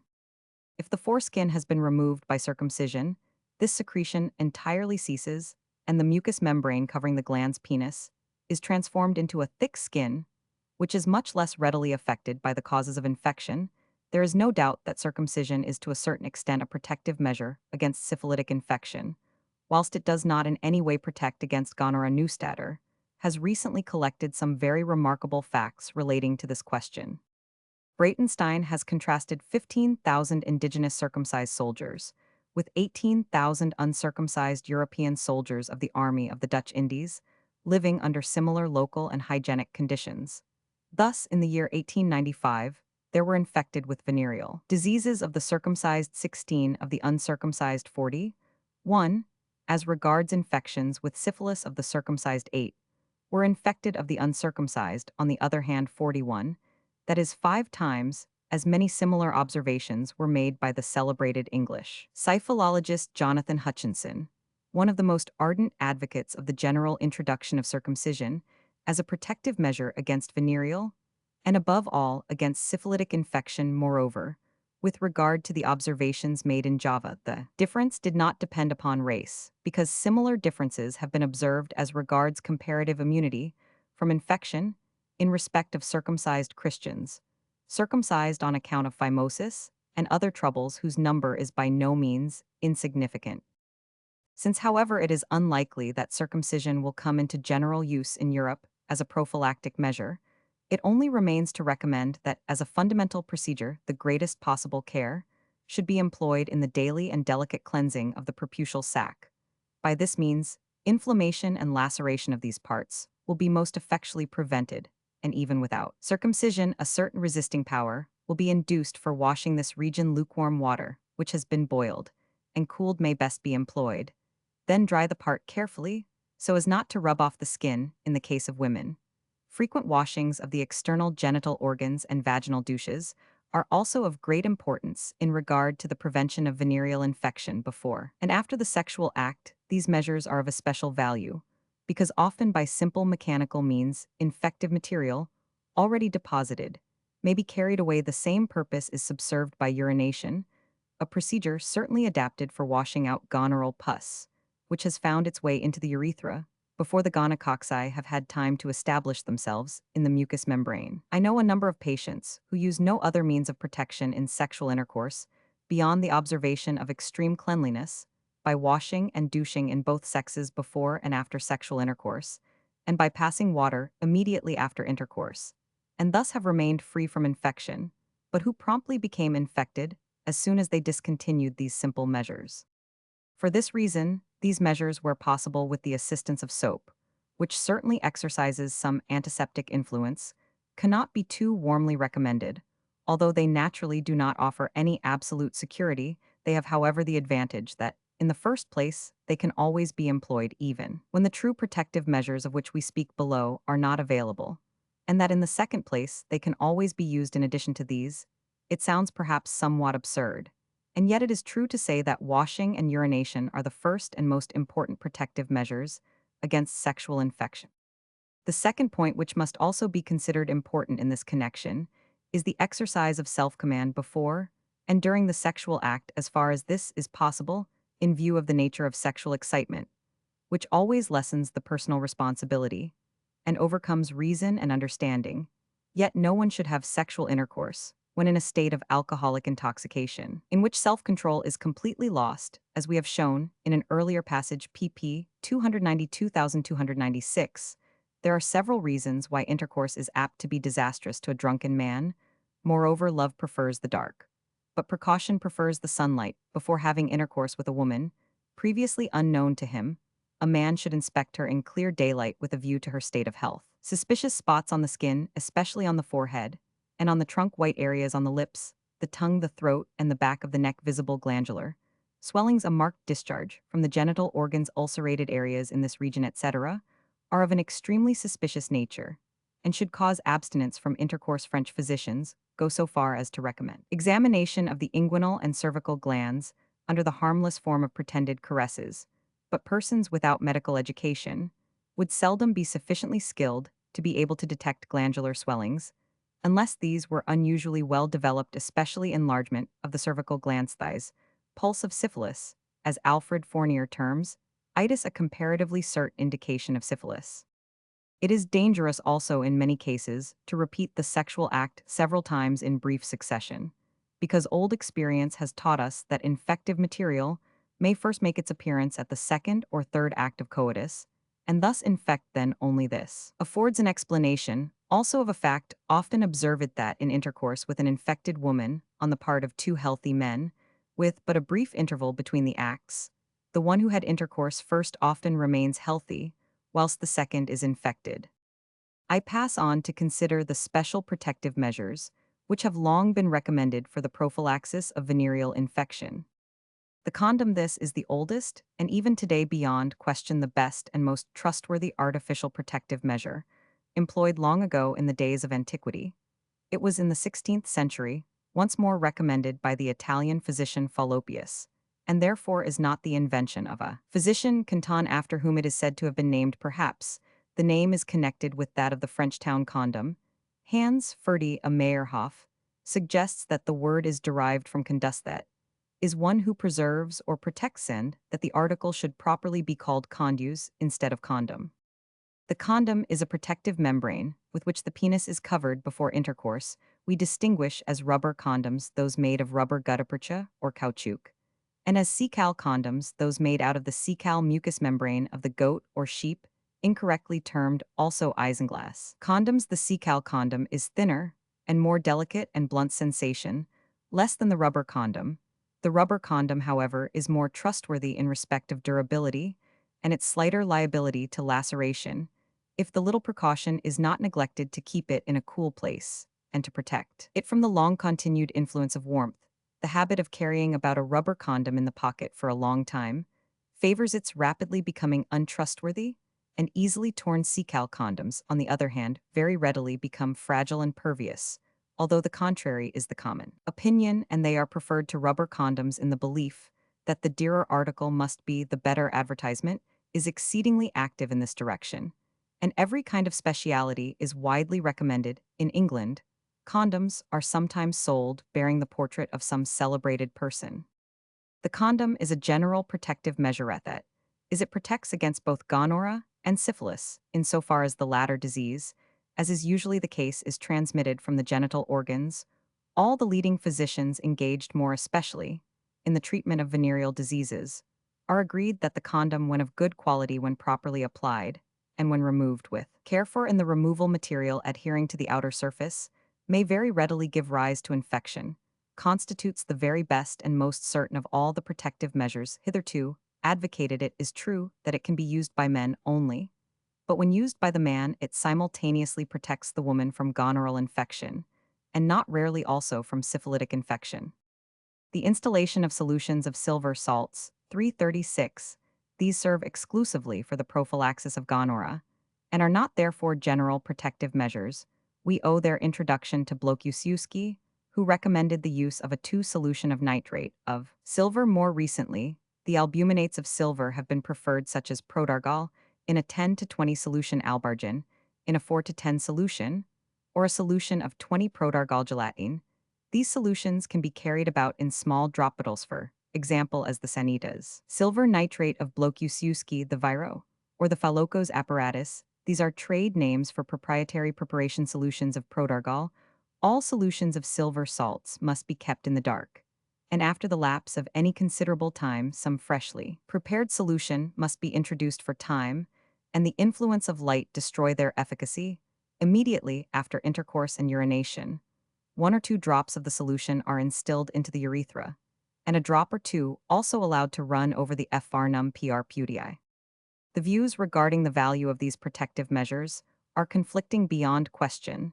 They are less trustworthy than the condom. Infection has been observed in spite of the use of installations. Above all, however, the continued use of these methods gives rise to disagreeable irritative manifestations in the urethra, and may even cause catarrhal inflammation, and thus artificially increase the liability to infection. Hence, these installations should be reserved for occasional use. Habitually, only the condom should be employed. Inunction, whereas the installation of chemical solutions serves to protect against gonorrhea, only the practice recommended for a much longer time of anointing the penis with a simple fatty material, or with an antiseptic ointment before or after sexual intercourse protects against syphilis. Only it is obvious that a layer of fatty material covering the penis exercises the purely mechanical function of preventing the passage of infective matters to the skin. It is, however, equally obvious that by the tone-fro friction during sexual intercourse, especially when this occupies a considerable time, this fatty covering will be rubbed away so that the virus can find a means of entrance. The protection is thus extremely relative. Still, such authors as Neisser, Max, Joseph Loeb, and Campagnol report favorable experiences regarding the prevention of syphilis by the inunction of the penis, for which purpose simple Vaseline or Schleich's wax soap cream, which is sold with the viro apparatus, may be employed in any case. This method is better than nothing at all. He who has no other protective measure available should remember that in every house there is always some fat or ointment obtainable, which can be used for this purpose. In order, whilst using this method to protect simultaneously against gonorrhea, it has been recommended that antiseptic ointment should be inserted into the urethra before intercourse. But this is a very unsatisfactory and untrustworthy method. Well worth attention is the inunction recently recommended by Metchnikoff of a specific mercurial ointment after intercourse for the destruction of any syphilitic virus, which may have been deposited. He used for this purpose not the strongly irritant blue ointment, but the white precipitate ointment, an ointment of the salicylar arseniate of mercury anisole, and above all a 30 calomel ointment after any suspicious coitus. This ointment should be rubbed for 4 or 5 minutes into the area of possible infection. This should be done without delay. But even after the lapse of 18 to 24 hours, an effect has been traced. The experiments on apes inoculated with syphilis gave positive results also in the case of a student of medicine who voluntarily offered himself for inoculation with the syphilitic virus. The inunction of calomel ointment appears to have prevented the outbreak of the disease. In any case, these new methods for the prophylaxis of syphilis demand the most careful attention. Further experience is needed to determine whether they deserve general application. Antiseptic washes, washing of the penis and douching of the vagina with antiseptic lotions, sublimate Lysol permanganate of potassium after intercourse, are among the most uncertain of protective measures because the sublimate solution, or whatever may be used, does not find its way into any possible lacerations, and because in consequence of the profuse secretion of the sebaceous glands of the male and female genital organs, these organs are covered with a layer of fatty material, which prevents the contact of watery fluids, but does not in the same degree prevent the entrance of the syphilitic poison. Antiseptic washes after the sexual act have as little value as the same used before the sexual act. The knowledge of these protective measures above all of those named under the first, second, and third heading sought to be very much more general than it is. Unfortunately, however, in public life, such measures are still viewed largely from the standpoint of the moralist as indecent or improper, and the criminal law classifies them thus, so that their public recommendation and diffusion is still exposed to great hindrances. At the Second Congress of the Society for the Suppression of Venereal Diseases, held in Munich in March 1905, the question of the public recommendation of protective measures was open to discussion and was dealt with in two admirable addresses by O. Neustaedter and Georg Bernhard. Bernhard proposed that, to Section 184, Paragraph 3 of the Criminal Code, which declares it to be a punishable offense to expose for sale articles intended for an indecent use, or to recommend or sell such articles to the public, should be added a legal definition in the following sense: articles which are used either to prevent venereal diseases or to prevent conception are not regarded as intended for an indecent use. And Neustaedter pleaded for an alteration of the existing state of the law, in the sense that the public recommendation of means for the prevention and cure of venereal diseases should be legally permissible, being restricted merely by certain regulations against quackery, extortion, and other misuse. The regulation of the recommendation could best be associated with the necessary control of the recommendation of therapeutic and preventive measures. In general, a supreme sanitary authority, should be constituted part of whose duties should be to examine the form and contents of recommendations of this character. Another juristic relationship of the prophylaxis of venereal diseases concerns legal protection against venereal infection. Franz von Liszt von Baer and Schmolder opened the discussion on the biological and criminal aspects of the prophylaxis of venereal diseases at the First Congress of the Society for the Suppression of Venereal Diseases held at Frankfurt-on-Main in the year 1903. Hitherto, the heedless or deliberate transmission of venereal disease was punishable only as personal injury, since in the Criminal Code there was no paragraph directly relating to this matter.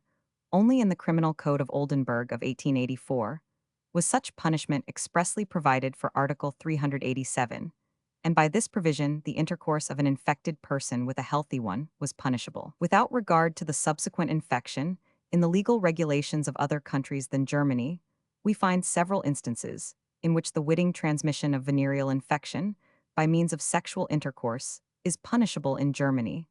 A measure proposing this was rejected by the Reichstag.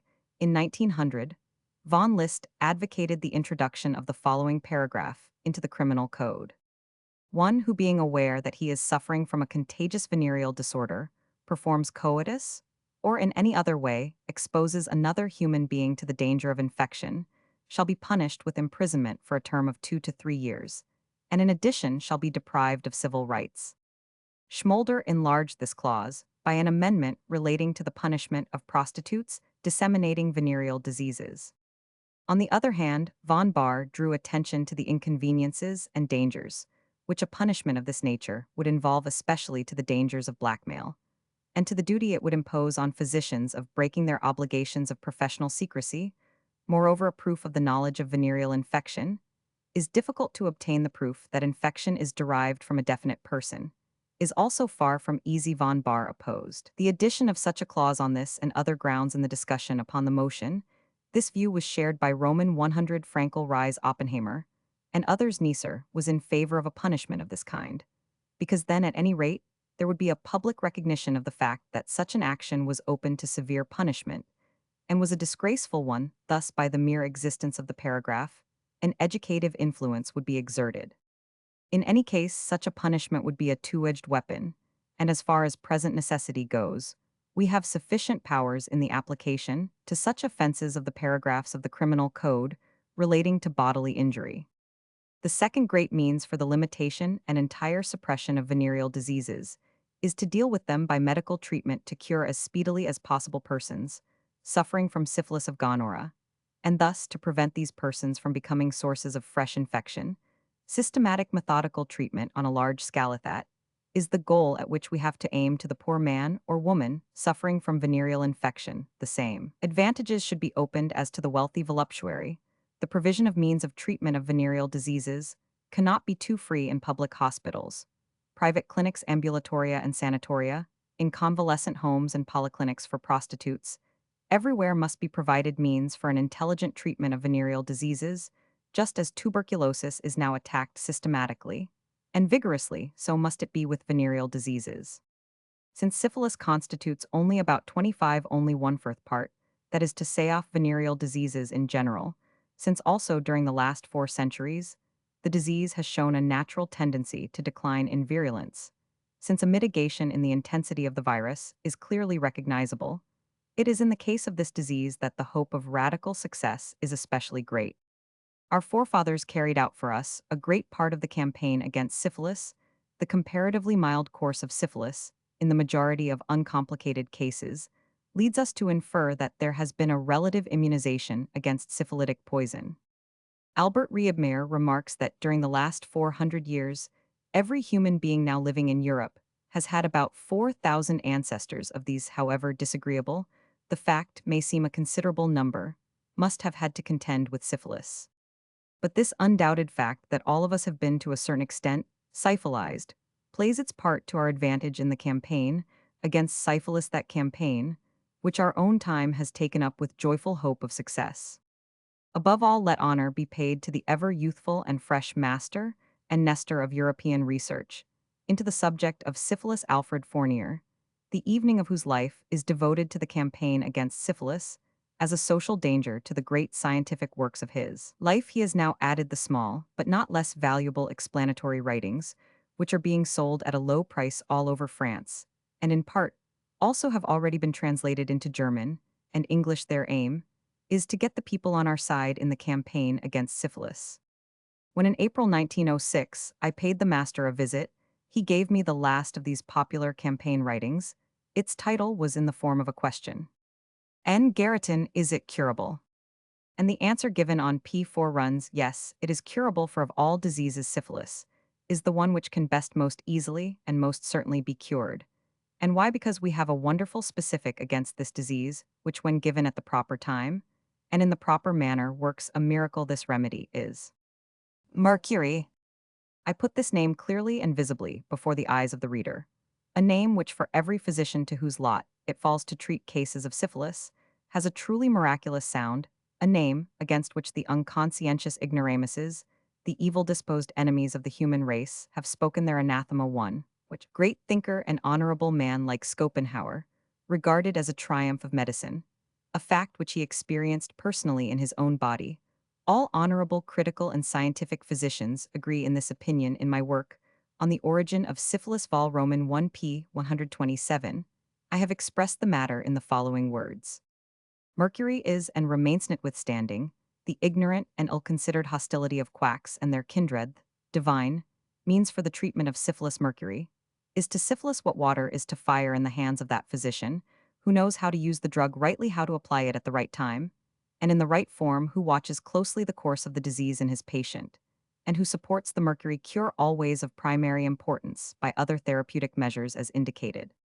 Only the physician, the scientifically trained medical man, can cure syphilis. The quack certainly cannot. In his hands mercury is truly enough a dangerous poison, but he has no right to say, and he speaks deliberate untruths when he says that we physicians poison the unfortunate syphilitics with mercury. To such preposterous accusations, we can give a brief and incisive answer. Therefore, during my lecturing journey, undertaken recently under the auspices of the German Society for the Suppression of Venereal Diseases, I prepared the following brief account of the therapeutic employment of mercury in syphilis, which in my opinion suffices to throw the proper light upon the value and importance of the mercurial treatment of the disease. It is a sufficient answer to the nature healers who are opposed to the use of this poison. In innumerable instances, it has been observed by the most experienced and scientific physicians that cases of syphilis treated without mercury run a very severe course, accompanied by the most dangerous symptoms, such as extensive destructive lesions of the skin, lesions of the internal organs, brain, syphilis, eating away of the bones, loss of the nose, etc. In cases which previously have been treated without mercury, the administration of the latter drug immediately arrests the destructive processes and saves the patient from death or from very severe illness and from physical disfigurement. No less an authority than Virchow in his celebrated treatise on the nature of constitutional syphilitic affections, pp. 714, Berlin 1859, has shown that the hypothesis of Hermann is entirely devoid of foundation. In fact, I should feel conscientiously compelled to denounce myself for the commission of grievous bodily harm if I ventured today, after the accumulated experience of 4 centuries, to treat a case of syphilis without mercury. What use is it to continue to fight against the disbelief and superstition which clings to mercury? Why should we forever be occupied in contradicting the false accusations brought against this drug? For 4 centuries, the divine mercury has withstood all attacks and will continue to withstand them until a greatly desired and even better measure is discovered: prophylactic immunization against syphilitic infection. How mercury is to be given, whether in the form of the long-prized Schmierker cure by inunction, or by hypodermic injection, or by ordinary internal use, must be left in individual cases to the decision of the medical man, for numerous considerations, which can only be properly weighed by the physician, have to be taken into account. A mercury cure is a serious matter, but always also one which repays all the trouble that we take in. N. Garriton Fournier has most admirably described the wonderful results of a critically considered and carefully conducted mercury cure. I do not indeed belong to the doctors who build for themselves a house of pure quicksilver when they enter the field against the French syphilis, as the phrase runs in Schiller's work. The robbers I hold by a reasonable measured use of mercury in the course of the treatment of syphilis. and I advise a good aftertreatment, in addition to the treatment with mercury, when given in moderate but sufficient doses, not only destroys the syphilitic virus, but also has a very favorable influence on the general condition, and sometimes even gives rise to an increase in the number of the red blood corpuscles. Thus, mercury is not only not a poison, it is a most valuable restorative and vitalizing means. This is well illustrated by the following case, which came under my own observation, and which I recommend to the nature healers in the hope that it may lead them to revise their views regarding the action of mercury. The case was that of an official 30 years of age who had been under my care several times before since the year 1898 for other troubles, gonorrhea, etc., and who was always pale and with hollow cheeks, in no way giving the impression of possessing a constitution with strong powers of resistance. Late in the summer he was infected with syphilis. The attack proved a severe one, running a serious course, complicated by an extremely painful suppurative inflammation of the lymphatic vessels of the penis, and accompanied by fever, lassitude, and a sense of exhaustion. An energetic inunction cure was immediately begun under this. Not only did the morbid symptoms rapidly disappear, but there occurred a remarkable change in the general condition, in the sense of an increase of strength, such as had not existed before the illness. Notwithstanding slight stomatitis, the patient during and after the cure felt stronger and more fit for work than he ever had before, and even now this favorable state continues unaltered, as is manifested above all by the increase in the body weight, by the good appearance, etc. The patient, who now 1.5 years after the cure has had no relapse, informed me repeatedly and spontaneously that this delightful improvement in his health could only be attributed to his syphilis or to the mercury. A single mercury cure will suffice in some cases to cure syphilis forever. Regarding this, we have numerous trustworthy observations. In most cases, indeed, during the early years relapses occur, and then we need to use the indispensable mercury cure once more with care, and to employ all the other measures which make up the above-mentioned aftertreatment, the supplementary means being above all iodide of potassium sulfur, in the long-celebrated sulfur baths of Aix-Nendorf, etc., and arsenic first recommended by me, also the water cure brine baths and iodide baths, and a visit to the seaside or to the mountains and massage are good accessory means to the cure. Above all, however, the state of nutrition of the patient must always be kept under consideration and assisted where necessary, for which purpose preparations of iron nutritive preparations like sanitogen and milk cures are of value. Strict abstinence from alcohol is always necessary. In the treatment of syphilis, alcohol has a very unfavorable influence on the syphilitic process, and is often the only cause of continually recurring relapses of this disease. The thorough treatment of syphilis is a matter of several years, during which the patient must repeatedly present himself to the physician for examination, and should any relapse occur, he must be subjected to renewed treatment. Such thoroughness will invariably be rewarded. Attention to detail will always bear fruit. Syphilis is curable.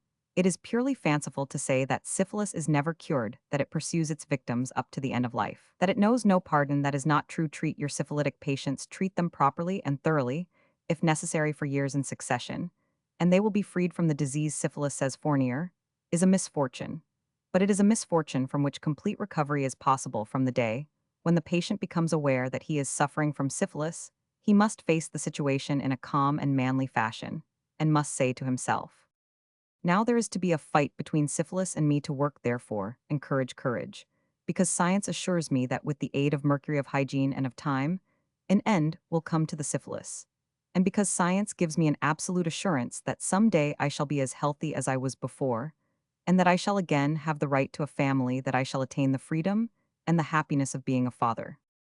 With these admirable words of the greatest living authority on syphilis, I close my account of the suppression of syphilis by medical treatment, and turn to the not less important question of the management of gonorrhea.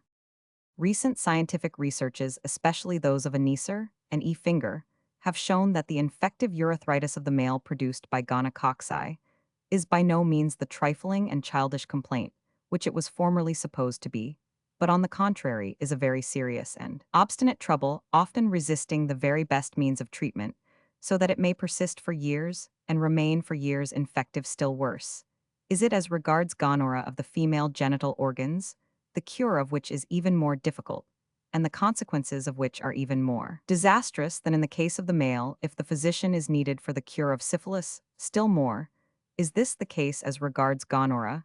He only can command the scientific methods, and the very complicated technique of the treatment of gonorrhea. He only can undertake the indispensable control of the treatment by means of microscopic and other methods of investigation.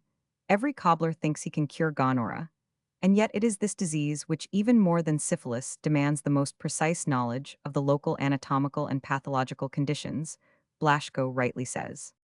While no one gives a damaged watch to a baker to mend, or a torn coat to a tinsmith, everyone seems to believe that, in order to restore the most valuable gift of humanity, health, it is unnecessary to possess the profoundest knowledge of the human body, and to understand the nature and the causes of the disease. Anyone who has come to grief in his ordinary profession, but who understands how with a brazen voice to denounce the so-called medicine of the schools, and to praise with sufficient confidence his own successes, is supposed to possess the wonderful power, without any exact knowledge at all, of charming all the illnesses of mankind out of the world. Gonorrhea is also a curable disease, though curable often with great difficulty. We see this from the fact that, notwithstanding the extraordinarily wide diffusion of gonorrhea, for a far greater number of infections with gonorrhea occur than of infections with syphilis, still ultimately the majority of the men, and a large proportion of the women infected with gonorrhea, are completely cured of their trouble.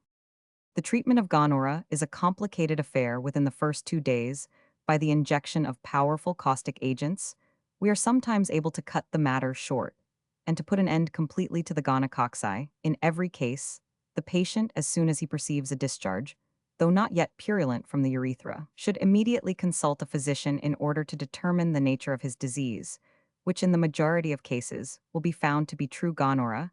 If it is not possible to abort the gonorrhea, then the disease will have to run its course. The best measure, whenever possible, is rest in bed for a week or two in association with a mild, unstimulating diet and the absolute prohibition of all alcoholic beverages.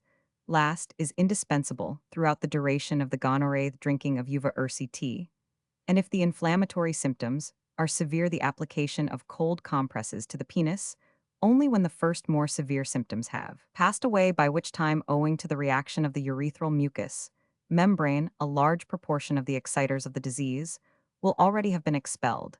Is it time to begin injections or irrigations of the urethra, containing medicaments the nature of which must be left to the decision of the experienced physician, who will regard each individual case on its own merits? If rest in bed is not possible, the patient must wear a so-called suspensory bandage, in order to give as much rest as possible to the testicles and the epididymis, which are gravely endangered in every attack of gonorrhea.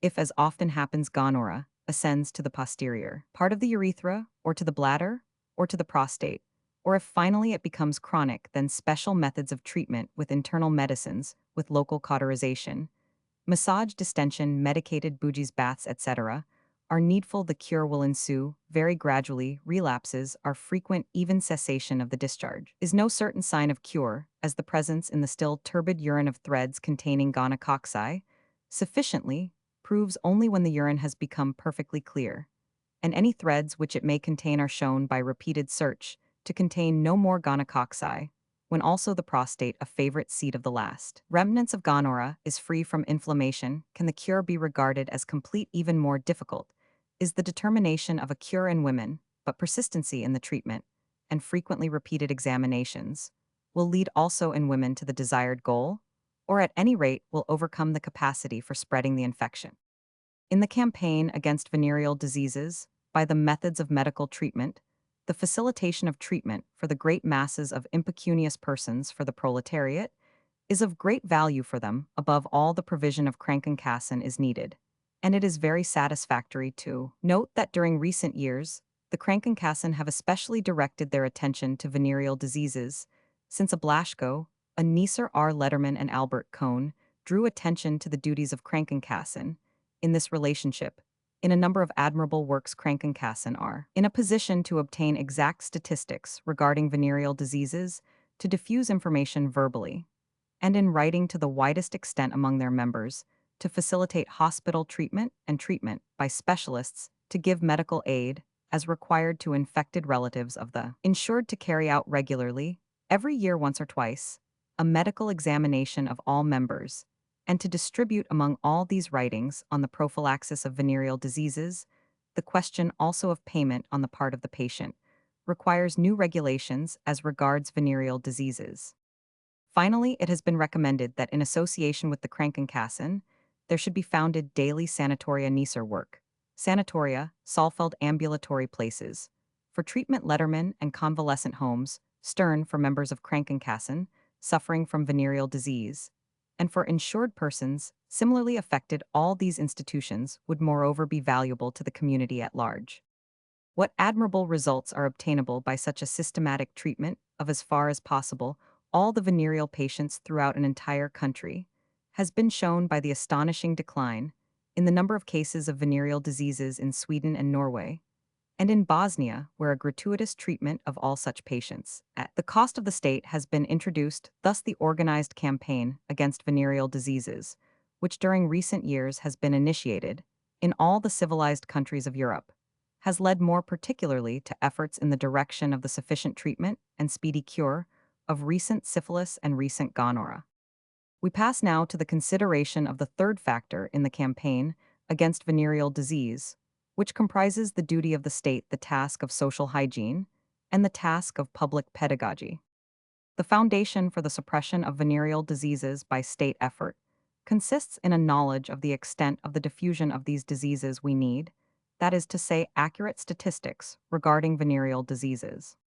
It is once more the great service of Bloch to have been the first in Germany to work on these lines.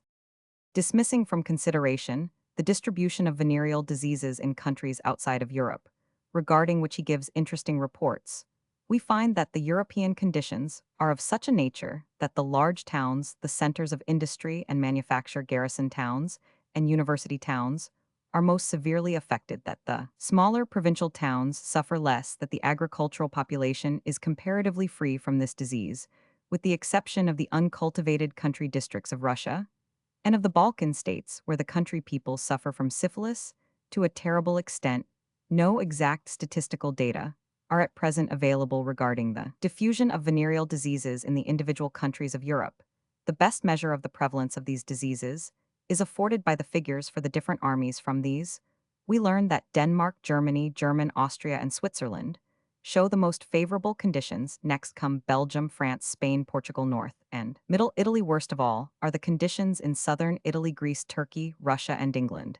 These army statistics are, however, insufficient for, as a matter of fact, England is most favorably placed in respect of the diffusion of venereal diseases.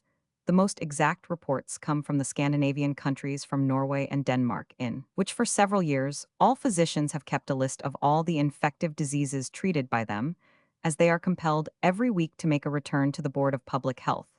According to these reports, it appears that venereal diseases in Copenhagen constitute the greater part of such diseases in the entire country, but in the period between 1876 and 1895, these diseases have notably declined in frequency in Copenhagen, and all venereal diseases have shared in this decline. Gonorrhea constitutes 70 of all cases of venereal disease. With regard to the diffusion of infection, it appears from the Copenhagen statistics that one woman with venereal disease serves to transmit it to 4 men. On the other hand, of 4 men with venereal disease, one only will transmit that disease to a woman on the average.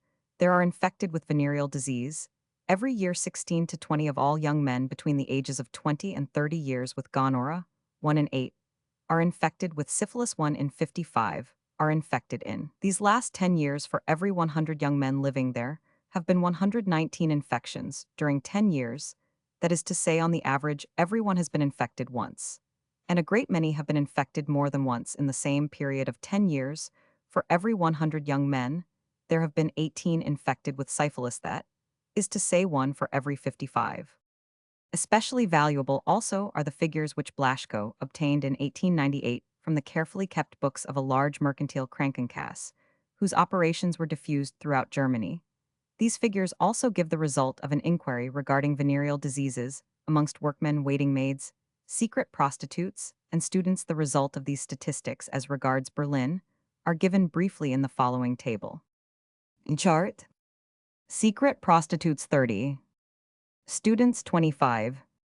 Shop employees 16. Workmen 9. Soldiers 4. Venereal diseases affecting various classes of the population of Berlin after Bloch. According to these statistics, the diffusion of venereal diseases among shop employees, students, and secret prostitutes, chiefly barmaids and waitresses, is the greatest. It is much less among workmen and soldiers. It further appears from Blaschko's inquiry that of the men who entered on marriage for the first time, when above the age of 30 years, each one had on the average had gonorrhea twice, and about 1 in 4 or 5 had been infected with syphilis. Wilhelm Erb in Heidelberg obtained similar results. Still more remarkable were the results of the statistical investigation, which was carried out for the entire Kingdom of Prussia by the Prussian Ministry of Ecclesiastical Affairs and Public Instruction on April 30, 1,900,361. According to this investigation, it appeared that on this day in Prussia, there were 41,000 persons suffering from venereal disease, among whom 11,000 were infected with recent syphilis. In Berlin, on the same day, there were 11,600 cases of venereal disease, among whom 3,000 were infected with recent syphilis. The general relations are shown in the following table.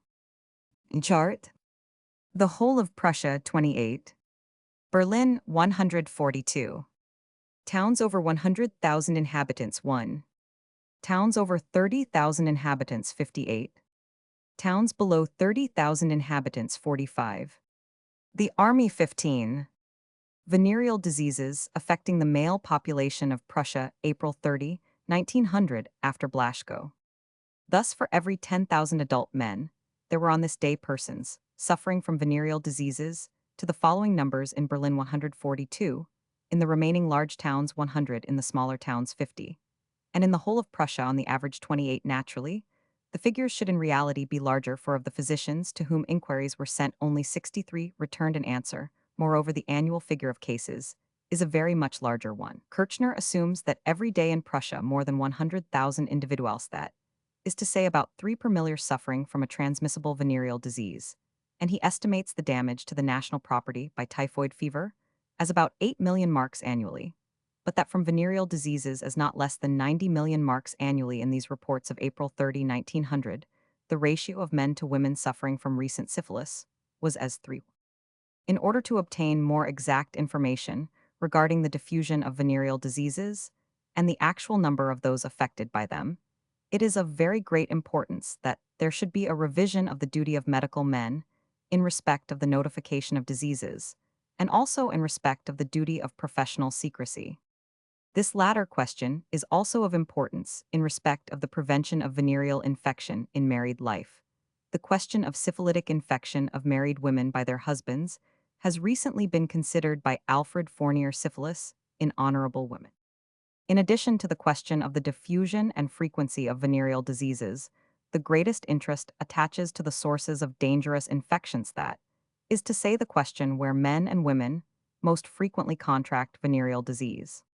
Here also Blaschko has obtained interesting information. He states, of 487 syphilitic men, the disease was acquired by 395,811 from professional prostitutes, officially inscribed, or secret 2347, from waitresses and barmaids, 2349 from their intimate, 4592 from casual acquaintances, shopgirls or workwomen. According to this report, it appears that prostitution, public and secret, under which heading the waitresses and casual acquaintances, must be numbered, forms the principal focus of venereal infection, and that wild sexual intercourse is here almost exclusively to blame, is shown by the following statistics given by Blaschko. Of 67 syphilitic wives, almost all the wives of workmen 64 were infected by their husbands, whereas, on the contrary, of 106 husbands, 7 only acquired the disease from their wives. The remaining 99 acquired it by extraconjugal sexual intercourse, either before or after marriage. Another very valuable set of statistics, dealing with the sources of infection, has been published by Heinrich Loeb. These relate to the conditions in Mannheim. It appears that the sources of infection were as follows. Waitresses and barmaids, 155 instances. Maidservants, cooks, 67. Shopgirls, 65. Middle-class girls 29. Seamstresses and embroidery workers 27. Chambermaids 20. Factory workwomen 17. Artistes, singers, and ballet girls 16. Wife or betrothed 12. Tailoresses and modistes 11. Ironers 9. Bookkeepers 4. Widows 4. Country girls 3. Mistresses 3. Total 442. Here, as we see the chief types of secret prostitution, the waitresses and barmaids play the principal part next, but a long way after come maidservants and shopgirls. This, however, does not amount to saying that public prostitution is less dangerous. We know that a prostitute who has never been infected with venereal disease is something very rarely seen, that prostitutes under regulation are almost all, especially when still quite young, in an infective state, and that they serve just as much as secret prostitutes for the diffusion of venereal disease. It is a well-known fact that youthful prostitutes are more dangerous than women who have long practiced prostitution, because the former are all suffering from more or less recent infection, and both gonorrhea and syphilis are present in them in the stages in which they are still strongly infective. H. Berger bases, upon statistical investigations, his belief that red-haired girls have the most delicate epithelium fall sick most rapidly, and in the greatest numbers dark-haired women at first suffer less after they have been prostitutes for some time. There is no important difference between blonde, brown, and black-haired women, but black-haired prostitutes are in fact more inclined to infection later in their career, because they are more in request. Now that we have learned that at the present day prostitution remains the principal source of venereal infection, the following question immediately demands an answer. What can the state do in order to remove these sources of infection? And have the measures which the state has hitherto put into operation been of any use in this direction? To put it shortly, what part has been played by the state regulation of prostitution, as hitherto practiced in the campaign against venereal diseases? With Schmolder, we understand by regulation the following practice, which is what obtains in the majority of civilized countries.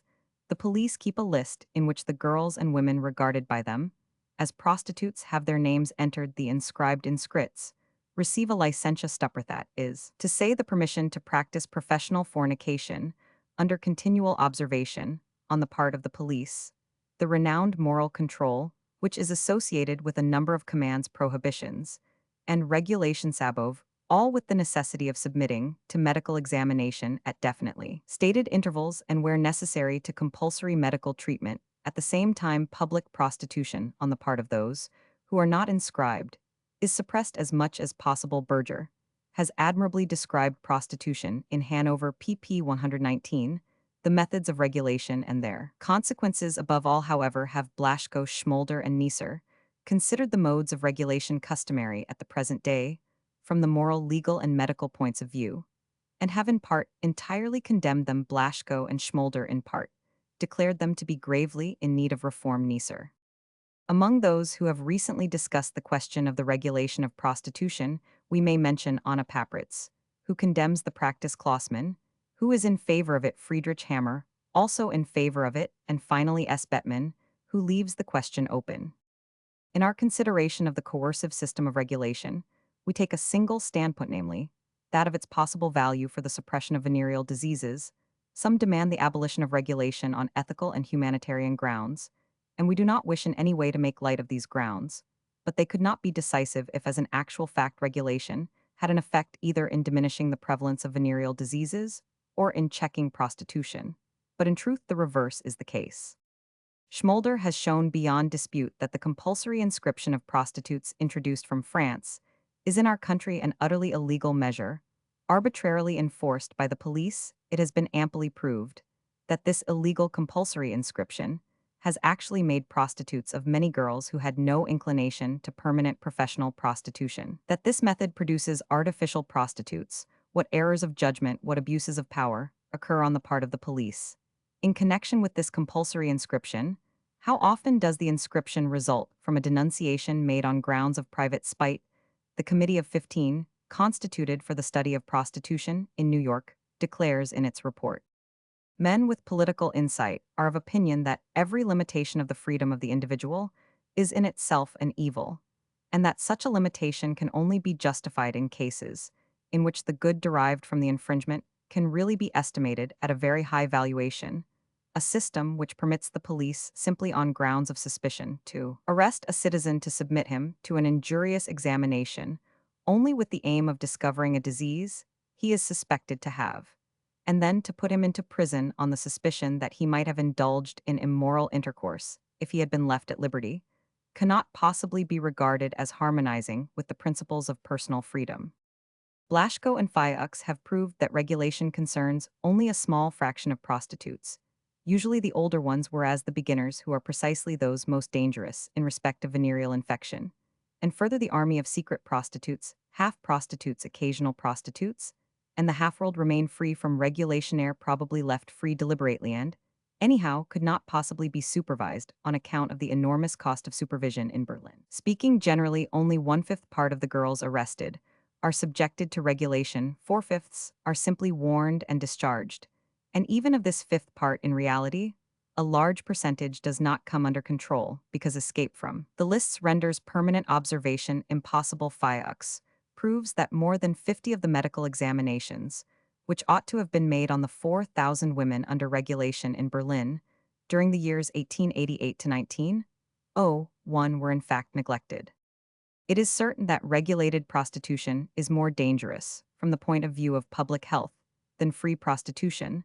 The prostitute remaining under surveillance is in constant fear of compulsory treatment in the Bloch hospital, and therefore endeavors to conceal her illness as long as possible or temporarily to avoid medical examination. Altogether, the free prostitute has a personal interest in becoming well again as soon as possible and generally goes voluntarily, and at once to seek treatment from a physician. Thus it happens that among the regulated prostitutes, the number of those infected appears surprisingly small. In addition, we have to consider the inadequacy of the medical examination, because the number of the physicians and the time assigned to them are too small, and whilst it appears to be a fact that every third prostitute is infected with gonorrhea in Berlin during the year 1889, as the result of official examination under regulation, only one prostitute in 200 was declared infected, and in 1884 only one in 1873. Moreover, very many infected prostitutes under compulsory medical treatment are, as Blaschko proves, allowed to resume their professional occupation in an uncured state, and to diffuse their illness freely. Once more, the figures given by Blaschko speak very clearly on this point.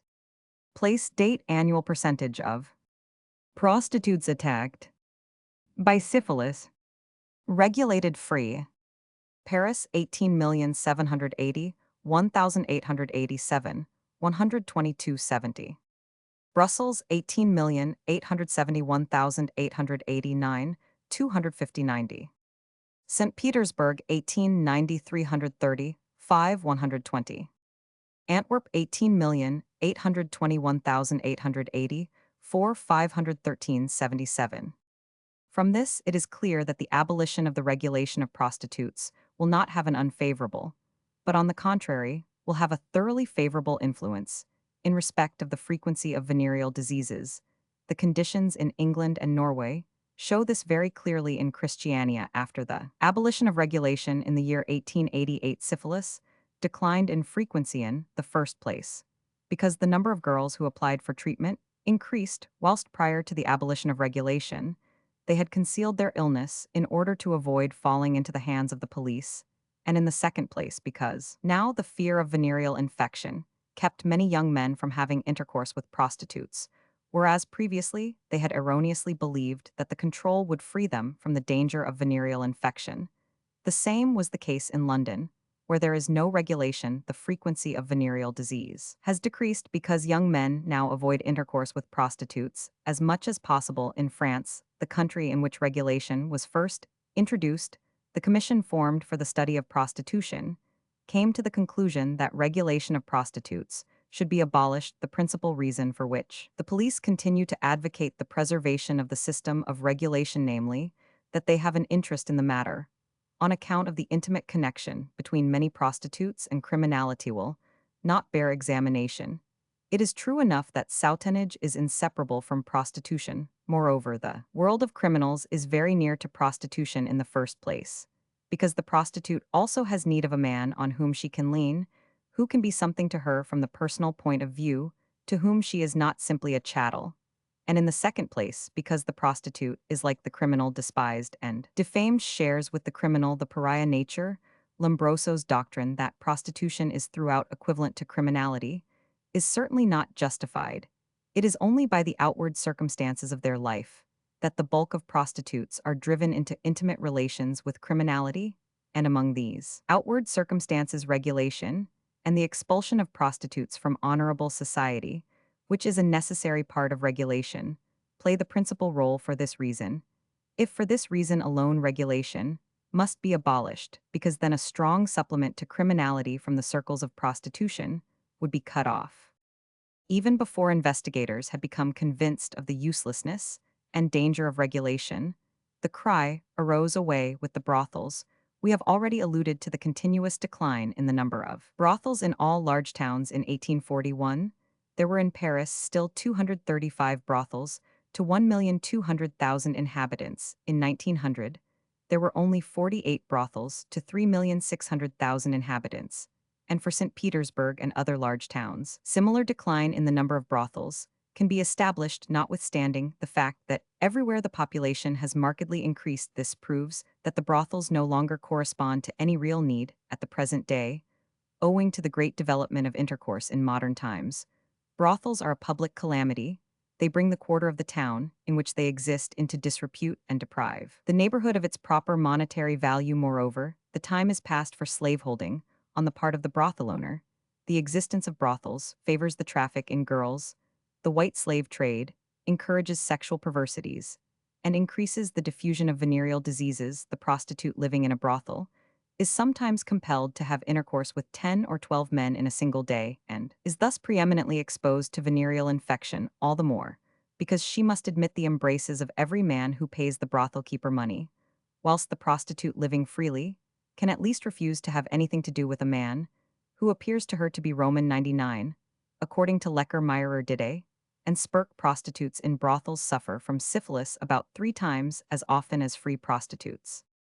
Other modifications of brothel life, such as the so-called controlled streets, the best known of which are in Bremen 381, that is to say streets closed to ordinary traffic, the houses of which are inhabited only by prostitutes under control, but the girls, being in other respects free, and not living under the domination of a brothel keeper. Also the Kasernierung of prostitutes, their confinement to particular streets or special quarters of the town Dernenquartier 383, are all to be rejected on the same grounds. The whole nature of brothel life and the very serious dangers it involves have been discussed in excellent works by Iwan during Henriette Firth, Karl Notzel, and Martin Bruck.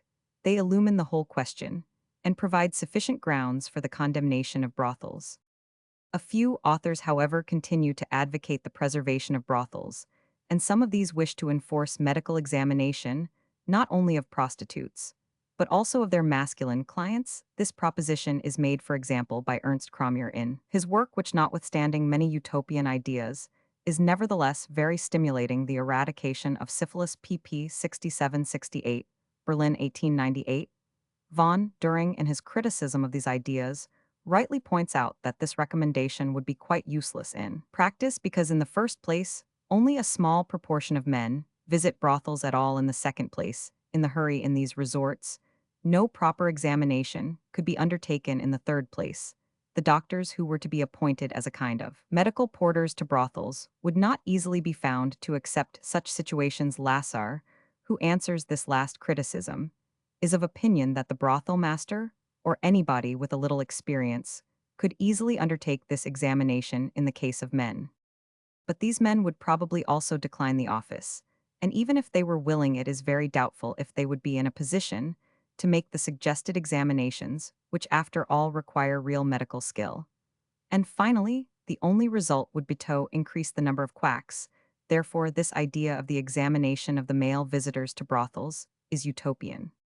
No, the true hope lies in absolute freedom, in relieving prostitution from the oppression of the police, in its gradual separation from criminality. I am not afraid of the word and ennoblement of prostitution. The prostitute German Dern drab must disappear, and the human being must reawaken. The prostituted woman must be readmitted into the social community. no more coercion. Free and voluntary treatment in polyclinics and hospitals, the rescue of youthful prostitutes, not in the prison-like Magdalen homes, but by means of ethically instructive influence from human being to human being of the value of which the letters to prostitutes of the noble philanthropist Frau Eggers Schmidt, and also the experiences of the Salvation Army, give such admirable evidence. Very aptly also Cromier has shown to what an extent a change in our present attitude towards sexual intercourse, outside the conditions of coercive marriage, the removal of the stamp of infamy from such intercourse would limit prostitution, and therewith also limit venereal diseases. This is as clear as daylight, but unfortunately, those very persons who declare the existing conditions in respect of prostitution to be absolutely intolerable will not admit its truth. The misery of the life of these unhappy creatures must be relieved, but we must do it ourselves, and soon, for they are not in a position to do so. The highest goal of the campaign against venereal disease is the humanization of the prostitute. Supplementary note in the essay on the woman's question, in the sociological section of his work, The Ethic of Freethought, Karl Pearson discusses the question of prostitution in relation to the woman's question at large. His remarks have a special interest in view of what is said above about the ennoblement of prostitution and the humanization of the prostitute, and it seems expedient to quote the passage at length opposite 1888 pp. 379,382, translator. The emancipation of woman while placing her in a position of social responsibility will make it her duty to investigate many matters of which she is at present frequently assumed to be ignorant. It may be doubted whether the identification of purity and ignorance has had wholly good effects in the past. Indeed, it has frequently been the false cry with which men have sought to hide their own antisocial conduct. It is certain, however, that it cannot last in the future, and man will have to face the fact that woman's views and social action with regard to many sex problems may widely differ from his own. It is of the utmost importance that woman, not only on account of the part she already plays in the education of the young, but also because of the social responsibilities her emancipation must bring, should have a full knowledge of the laws of sex. Every attempt hitherto to grapple with prostitution has been a failure. What will women do when they thoroughly grasp the problem and have a voice in the attitude the state should assume in regard to it? At present, hundreds do not know of its existence, thousands only know of it to despise those who earn their living by it. 1 in 10,000 has examined the causes which lead to it, has felt that degradation, if there be any, lies not in the prostitute, but in the society where it exists, not in the women of the streets, but in the thousands of women in society who are ignorant of the problem, ignore it, or fear to face it. What will be the result of woman's action in the matter? Can it possibly be effectual, or will it merely tend to embitter the relations of men and women? Possibly an expression of woman's opinion on this point in society, and the press would do much. But then it must be an educated opinion, one which recognizes facts and knows the difficulties of the problem. An appeal to chivalry, to a Christian dogma, to a biblical text, will hardly avail. The description we have of Calvin's Geneva shows that puritanic suppression is wholly idle. What form will be taken by the reasoned action of women, cognizant of historical and sexuological fact? Perhaps it may be that women, when they fully grasp the problem, will despair as many men do of its solution. They may remark that prostitution has existed in nearly all historic times, and among nearly all races of men. It has existed as an institution as long as monogamic marriage has existed. It may be itself the outcome of that marriage. I do not know whether any trace of a like promiscuity has been found in the animals nearest allied to man. I believe not. The periodic instinct has probably preserved them from it. How mankind came to lose the periodic instinct, and how that loss may possibly be related to the solely human institution of marriage, are problems not without interest. On the one hand, it has been asserted that prostitution is a logical outcome of our present social relations, while on the other hand, it is held to be a survival of matriarchal license and not a sine qua non of all forms of human society. There is very considerable evidence to show that a large percentage of women are driven to prostitution by absolute want, or by the extremities to which a seduced woman is forced by the society which casts her out. This point is important. It may perhaps be that our social system, quite as much as man's supposed needs, keeps prostitution alive. The frequency with which prostitutes for the sake of their own living seduce comparative boys may be as much a cause of the evil as male passion itself. The socialists hold the sale of a woman's person to be directly associated with the monopoly of surplus labor. Is the emancipated woman likely to adopt this view? And if so, shall we not have a wide-reaching social reconstruction forced upon us that emancipated woman would strive for a vast economic reorganization as the only means of preserving the self-respect and independence of her sex, is a possibility with the gravest and most wide-reaching consequences. We cannot emancipate woman without placing her in a position of political and social influence, equal to man's. It may well be that she will regard economic and sexual problems from a very different standpoint, and the result will infallibly lead to the formation of a woman's party, and to a more or less conscious struggle between the sexes. Would this end in an increased social stability or another subjection of sex? Woman may, however, conclude that the alternative is true, that prostitution is not the outcome of our present social organization, but a feature of all forms of human society. She must then treat it as a necessary evil or as a necessary good. In the former case, she will at least insist on an equal social stigma, attaching to both sexes, if she does not demand, as in the instance of any other form of antisocial conduct, so far as practicable, its legal repression in the latter case. That is, if its existence really tends in some way to the welfare or stability of society. Women will have to admit that prostitution is an honorable profession. They cannot shirk that conclusion, bitter as it may appear to some. The social outcast would then have to be recognized as filling a social function, and the problem would reduce to the amelioration of her life and to her elevation in the social scale. Either there is a means of abolishing prostitution, or all participators must be treated alike as antisocial, or the prostitute is an honorable woman. No other possibility suggests itself. Society has hitherto failed to find a remedy, perhaps because only man has sought for one woman, when she for the time fully grasps the problem, must be prepared for one, or must recognize the alternatives. There cannot be a doubt, however, that in a matter so closely concerning her personal dignity, she will take action, and that if only in this one matter her freedom will raise questions which many would prefer to ignore, and which, when raised, will undoubtedly touch principles apparently fundamental to our existing social organization. In his valuable study, The Future of Prostitution, published in the monthly magazine Mutterschutz, July 1907, pp. 274,280, 8, Havelock Ellis also takes an extremely optimistic view regarding the gradual and inevitable diminution of prostitution by indirect means. That is to say, in this way we are elevating ourselves socially and economically to a higher stage of humanity. Chapter 16. States of sexual irritability and sexual weakness. Autoerotism, masturbation, sexual hyperesthesia, and sexual anesthesia, seminal emissions, impotence, and sexual neurasthenia. The conditions of modern civilization render autoerotism a phenomenon of increasing social importance. Havelock Ellis. Contents of Chapter 16.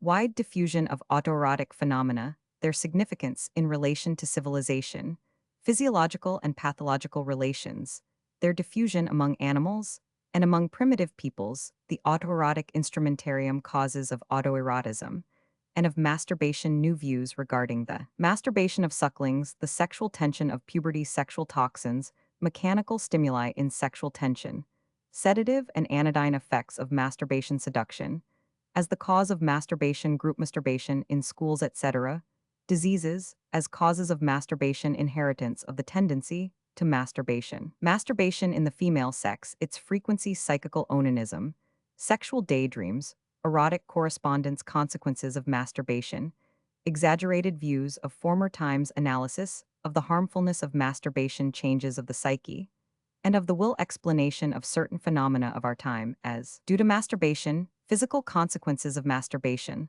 local changes in the genital organs, abnormalities in the libido sexualis, treatment and cure of masturbation, clothing, trousers, and masturbation. Dr. Bernhard Faust's book, Various Medical Methods Employed in the Treatment of Masturbation.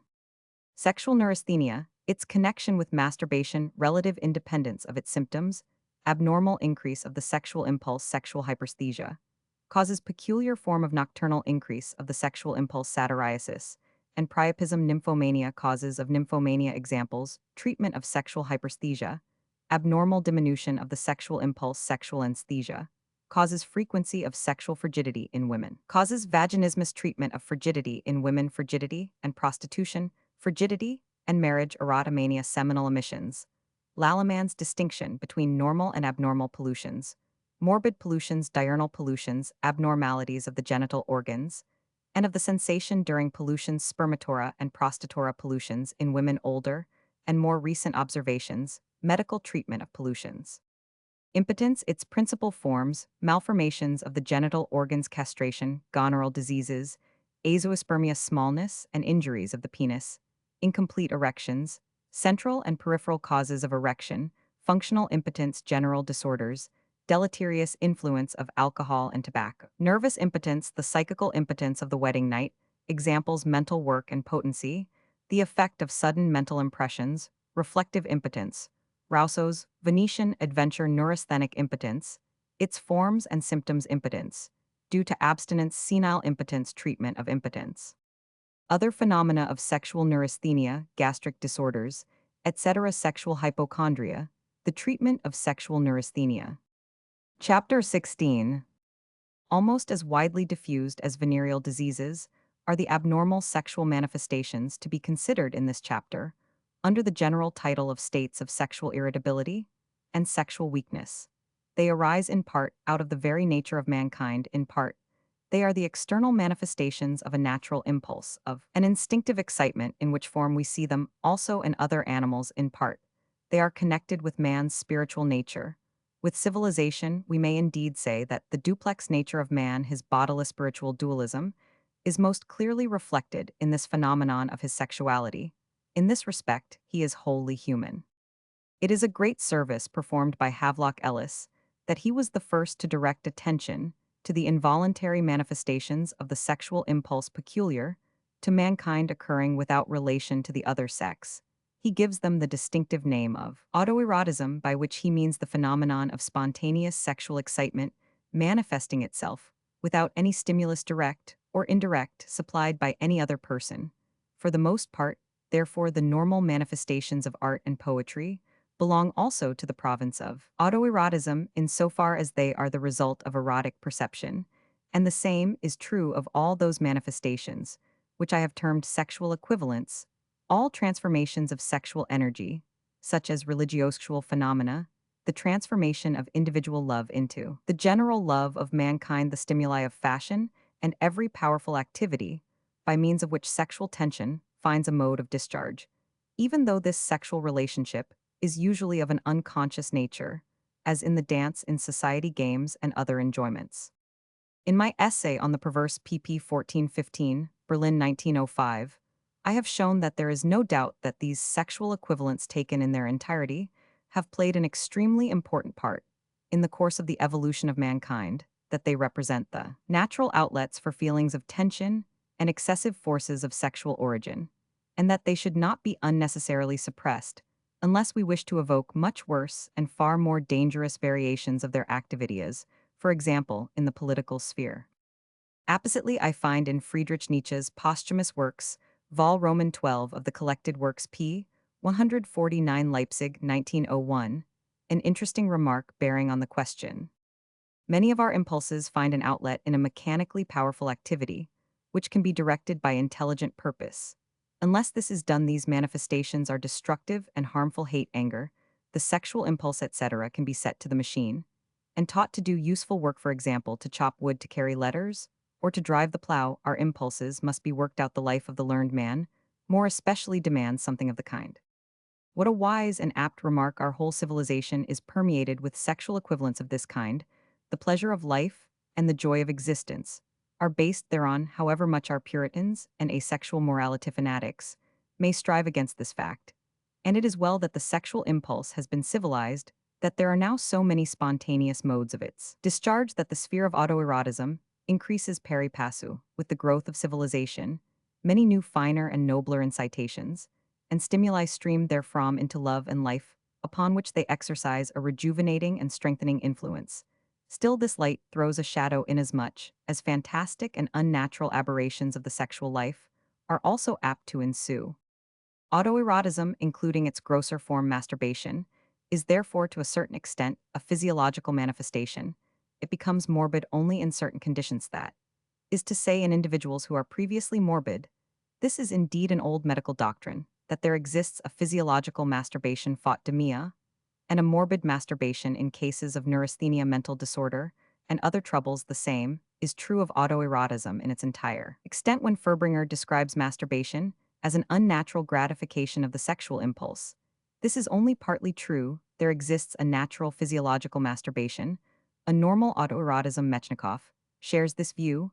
He says it is man's constitution itself that permits the premature development of sexual sensibility before the reproductive elements are mature, the ultimate cause of such autoerotic manifestations, as belong neither to the category of vice nor to that of crime, is to be found, he thinks, in a disharmony in the nature of man, in respect of the premature development of sexual sensibility. For this reason, we meet with these manifestations, just as much among the lowest races of mankind, as we do among civilized peoples. Even among animals, autoerotism is a widely diffused phenomenon. This can be observed not only among the monkeys, perhaps already a little civilized, of our zoological gardens, which masturbate freely coram publico, but it may be seen also in horses which shake the penis to and fro, until seminal emission occurs also in mares which rub themselves against any available firm object. We see the same thing in wild deer. Even elephants masturbate among primitive races. Masturbation is perhaps even more general than among civilized races. Among South African tribes, Gustav Fritsch reports masturbation is actually a popular custom. Havelock Ellis has described the entire autoerotic instrumentarium, and it appears from his account that savage races manufacture onanistic stimulatory apparatus for women quite as elaborate as those which are produced by the most highly developed lewd industry of civilized peoples. Most frequently articles in everyday use are employed for autoerotic gratification, as in Hawaii, bananas in our own part of the world, cucumbers, carrots, and beetroots further in the vagina and bladder have been found, pencils, sticks of sealing wax, empty reels, bodkins, knitting needles, needle cases, compasses, glass stoppers, candles, corks, tumblers, forks, toothpicks, pomade boxes, cockchafers, hens' eggs, and with a special frequency hairpins. I may allude here in passing to the fact that Roman 100 Posner refers the discovery of various bodies in the male urethra to other causes than masturbation in some cases. He states that often they have been introduced by other persons than the one in whom they are found, and is of opinion that the introducer is a man with sadistic tendencies, and usually homosexual. See Roman 100 Posner, the introduction of foreign bodies into the male urethra, with remarks on the psychology of such cases, published in Therapie der Gegenwart, September 1902. In the year 1862, masturbation with the aid of hairpins was so widely practiced in Germany that a surgeon invented a special instrument for the removal of hairpins from the female bladder. At the present day, this hairpin masturbation is extremely common. Still more elaborate are artificial imitations of the male penis, the so-called Godemiches, God Mihai, dildos, consolators, bijoux indiscrets, etc., of which we find representations in ancient Babylonian sculpture in Egypt and in the Mimiamban of Herondas 3rd century before Christ, and since very ancient times they have been in use in Eastern Asia, where the Spaniards found them. In the Philippines, particularly well known are the wax phalli of the Balinesian women. In Europe, as early as the 12th century, Bishop Burchard of Worms condemned the use of artificial pens. Their use was especially common at the time of the Italian Renaissance. The technique of their employment became continually more elaborate. The culmination was reached in the 18th century. France, no less a man than Mirabeau, the celebrated French politician, in his erotic romance, Le Rideau Livre aux L'éducation de Laura, describes such an artificial phallus, and I append his description in order to enable the reader to represent to himself the extremely elaborate technique that was used in the application of such autoerotic instruments. The instrument resembled in every respect the natural penis. The only difference consisted in this, that, from the apex to the root, it was shaped in transverse waves, in order to render the rubbing action more powerful. Made entirely of silver, it was covered with a kind of smooth and very hard varnish, giving it the natural colors. For the rest, it was very light and thin, being hollow. Through the middle of the hollow interior there passed a round tube made also of silver, and about twice the diameter of a goosequill, and within this tube was a piston. The tube was firmly closed at the other end by means of a screw. This screw was perforated and firmly soldered to the base of the head. Consequently, there was an empty space between the central tube and the outer wall of the instrument. This outer cavity of the Godamich was filled with water warmed to blood heat and then closed with a well-fitting cork. The small central tube was filled with a thin whitish solution of isinglass, which was previously prepared. The warmth of the water was immediately communicated to the isinglass solution, and the latter then represented as far as was possible the human semen. This description dates from the year 1786, but even today apparatus of this kind are advertised in the catalogues of certain traders under the title of Parisian rubber articles. Whether they really exist I do not know, for I have never actually seen anything of the kind. Havelock Ellis assumes that they are still used today in brothels. Prostitutes use at the present time very primitive leathern phalli, such as were described by Herondas and Aristophanes for erotic practices and demonstration. In addition to these, there are numerous other methods of purely peripheral mechanical masturbation, thus the rubbing and movement of the genital organs in bicycle riding, horse riding, very frequently in working the treadle of a sewing machine, and in traveling on the railway may give rise to masturbatory stimulation, very commonly in women. Merely rubbing the thighs against one another is sufficient to induce a sexual orgasm, whereas men almost always need to have recourse to more powerful manipulation, such as manual friction manus depression. What are the general physiological factors of autoerotic phenomena, more especially of masturbation in this connection? It is interesting to note that autoerotism is almost always a precursor of completely developed sexuality, and manifests itself a long time before puberty, and may even appear soon after birth. For the older and more recent medical literature of the subject contains numerous observations of masturbation in sucklings, not to speak of masturbation in older children. The autoerotism of sucklings is purely peripheral in its nature, and depends upon the mechanical stimulation of certain parts of the body. The first erogenic zones of man Freud enumerates among the regions of the body, by the stimulation of which sexual pleasure is most readily obtained. The lips of the infant, which in sucking the mother's breast or its substitute, receive an instinctive perception of pleasure, in which the stimulation produced by the warm flow of milk also plays a part. This ecstatic sucking of infants is autoerotic in character. Not infrequently, while sucking in this voluptuous manner, the infant simultaneously rubs certain sensitive parts of the body, such as the breast and the external genital organs. Kind of orgasm occurs followed by sleep. Freud aptly compares this phenomenon with the fact that in later life sexual gratification is often the best means of inducing sleep. Freud also regards the masturbation of sucklings as being within certain limits of physiological phenomenon, as exhibiting on the part of nature an intention to establish the future primacy of these erogenic zones for sexual activity. With the onset of puberty, the autoerotic instincts are newly stimulated. New sources of autoerotism become active principally owing to the development of the genital organs and to the evacuation of the reproductive products. Various theories have been propounded to explain by what means the sexual tension occurring at puberty is induced, this sexual tension being regarded as the ultimate cause of the masturbation of sexually mature human beings. The most plausible hypothesis is the chemical theory of sexual tension and sexual excitement, which was explained in more detail above. P47. It may be that, as Freud assumes, a substance generally diffused throughout the organism is destroyed by the stimulation of the erogenic zones, and that the products of decomposition of this substance give rise to a discharge of sexual energy. It may be that the reproductive organs themselves produce such chemical substances, sexual toxins. This assumption is supported by the experimental observation that when in animals the ovaries and all the nerves connected with these organs have been removed, and consequently, the ordinary periodic recurrence of sexual activity is no longer seen if now ovarian extract is injected into the body of such animals. Rutting once more occurs. Starling introduced the term hormone to denote these chemical sexual substances. They appear also to play a part in connection with certain abnormalities and perversions of the sexual impulsia matter, to which we shall return later. R. Kosman also speaks of a neurochemical injuria, kind of intoxication of the nervous system, induced by retained secretions or excretions of the reproductive organs. The same author also advances the neuromechanical theory of sexual tension. He understands by this that the purely mechanical distension of the organs belonging to the reproductive apparatus exercises a mechanical stimulus on the genital nerves and thus has a reflex action upon the centers of the brain and spinal cord, which reflex stimulation is allayed by orgasm and ejaculation.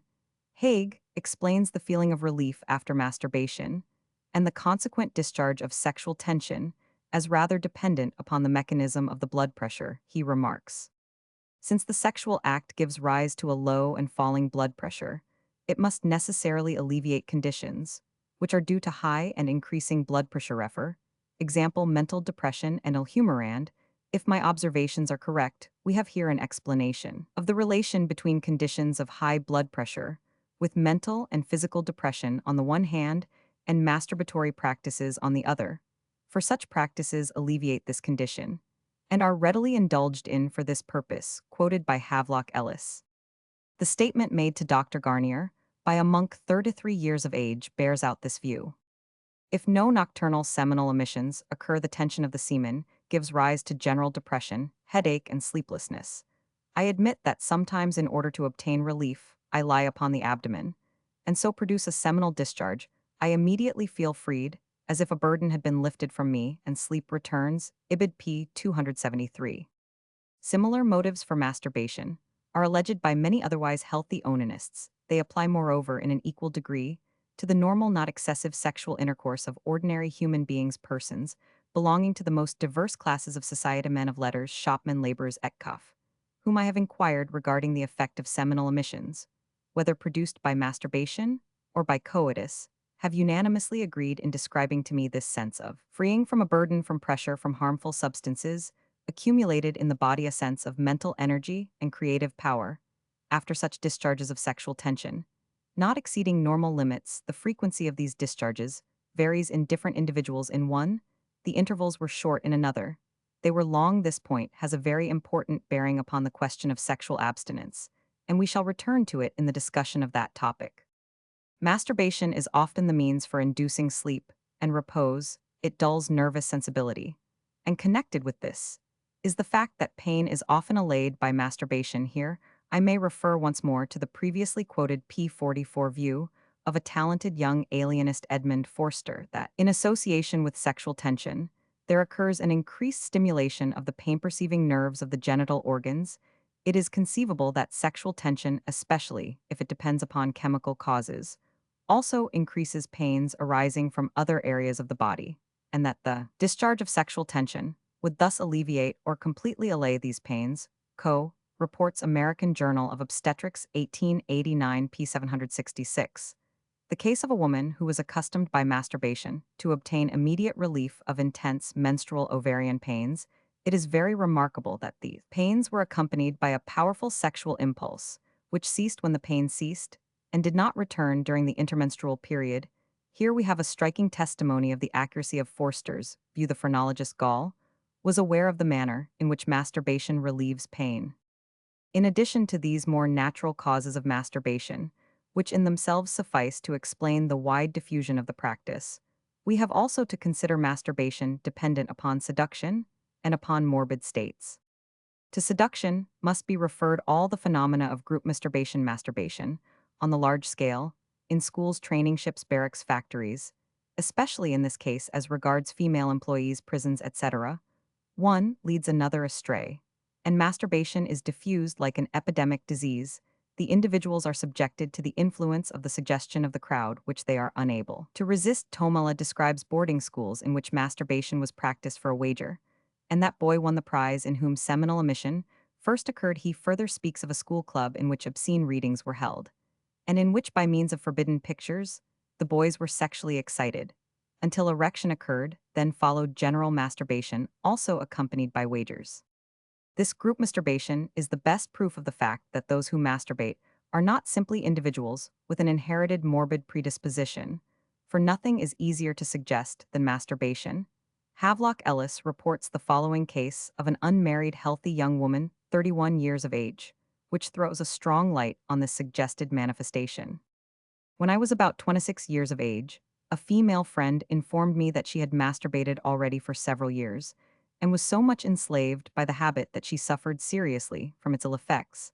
I listened to her account with sympathy and interest, but felt rather skeptical, and I resolved to make the attempt on myself with the intention of understanding the matter better, so that I might be able to help my friend. With a little trouble I succeeded, In awakening what had hitherto slumbered in me unknown, I intentionally allowed the habit to become stronger, and one night for I usually did it just before going to sleep, never in the morning, I really experienced an extremely agreeable sensation. But the next morning my conscience was aroused, and I felt pains also in the back of the head, and along the spine for a time. I discontinued the habit, but later began it again, masturbating with considerable regularity once a month a few days after each menstruation. The habit overcame me with alarming rapidity, and I soon became more or less its slave. In conclusion, I must say that masturbation has proved to me one of the blind chances in my life's history, out of which I have derived many valuable experiences. Frequently local morbid changes in or near the genital organs lead to the practice of masturbation, such as skin troubles, intestinal worms, phimosis, inflammatory states of the penis, or near the entrance of the vagina, prurigo, and other itching affections of the penis, constipation, urinary anomalies, etc. Further mental disorders, epilepsy, and degenerative nerve troubles are frequent causes of masturbation. Masturbation has been observed after epileptic paroxysms in patients who at other times never masturbate. There is no doubt that neurasthenia powerfully predisposes to masturbation. Excessive masturbation is almost always the consequence, not the cause of associated neurasthenia. It is the manifestation of a disease in course of development or of a permanently existing degenerative predisposition to these cases of invincible habitual excessive masturbation. Oppenheim's view applies that the disposition to onanism is often inherited. A characteristic instance of this is offered by an observation of Bloch's Havelock Ellis op. Cit. p. 240, in the case of a little girl who began to masturbate at the early age of 2 years, and had probably inherited this tendency from her mother and grandmother, for they had both masturbated throughout life, whilst the grandmother had actually died in an asylum of masturbatory insanity. In the majority of cases in which masturbation makes its first appearance in sucklings, we have to do with such an inheritance. In many cases, the peculiar oscillatory movements of sucklings may merely be the expression of the sense of general comfort, as Furbringer believes, and may have nothing to do with actual masturbation. But on the other hand, it cannot be denied that veritable masturbation may be observed in the first and second years of life. Havelock Ellis, J.P. West, and Louis Mayer have reported such cases in children somewhat older than this. From 3 years upward, seduction and suggestion certainly play a great part. The author of Splitter was told by a professor that, visiting an institution for small children in St. Gallen, he saw a girl about 3 years of age who was making suspicious movements. The matron, whose attention was called to the matter, said that almost all babies were already infected when they first came to the institution. Splitter, p. 375. Another disputed question relates to the diffusion of masturbation in the female sex. Is the practice commoner or less common among women than among men? Metchnikoff is of opinion that in girls it is much less common than in boys because sexual excitability generally develops much later in the female sex. Female monkeys masturbate only in exceptional cases, whereas in male monkeys masturbation is very common, the circumstance which Metchnikoff adduces in further support of his view of the rarity of masturbation in women, that namely most girls are enlightened regarding sexual sensibility only after marriage, proves very little because the sensations aroused in woman by masturbation are of a very different nature from those produced by coitus, and coitus often first makes them acquainted with entirely new sensations. Tissot regards masturbation as commoner in women than in men. Deslins believed that there was no difference between the sexes. Lawson, Tate, Spitzka, and Dana inclined rather to Metchnikoff's view as to the greater rarity of the practice among women. Albert Eulenberg considers masturbation not quite so common among young women as among young men, but still far more common than parents, teachers, and the laity of both sexes. As a rule, imagine Havelock Ellis considers that after puberty, masturbation is commoner in women, because men can then much more readily obtain gratification in a normal manner by means of intercourse with the other sex. Otto Adler estimates the frequency of masturbation to be very great because he regards it as the principal cause of deficient sexual sensibility in women, which latter condition he also believes to be extremely common, although he does not go so far as to accept Rolder's enormous proportion of 95 masturbators in every 100 women. 410 Roman 50, Lowenfeld, who characterizes Rolder's and Berger's 99 estimates as exaggerations, considers that the frequency of masturbation in women is not so great as in men. In reality, masturbation, given similar circumstances and causes, is probably diffused to an approximately equal extent among both sexes. But this relates only to peripheral mechanical masturbation from the psychical onanism, has rightly been separate that form of masturbation, in which simply by ideas without the assistance of manual stimulation of the genital organ's sexual excitement is caused. And the orgasm is induced psychical onanism, of which Eduard Reich remarked that our own time nourishes it to the fullest possible extent, develops in the majority of cases out of masturbation proper. In this form, the imagination is tasked with representing all the factors of normal sexual gratification. The simple physical act suffices only in the first beginnings of this vice. Every practiced onanist understands that he must soon call his imagination to his aid in order to produce sexual gratification, and that ultimately ideas alone dominate the entire libido, and the orgasm often enough terminates an act which in every respect has throughout remained purely. So great is the power of imagination, remarks the experienced Rauben, that quite alone, without the assistance of physical stimulation, it can produce the venereal orgasm, with ejaculation of the semen, as happened to one of my fellow students, every time he thought of his beloved.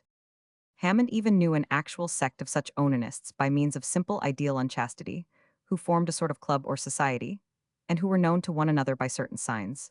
A patient related to him that in his thoughts of women whom he met or those who were sitting opposite to him in the railway carriage, he was accustomed to undress them in imagination.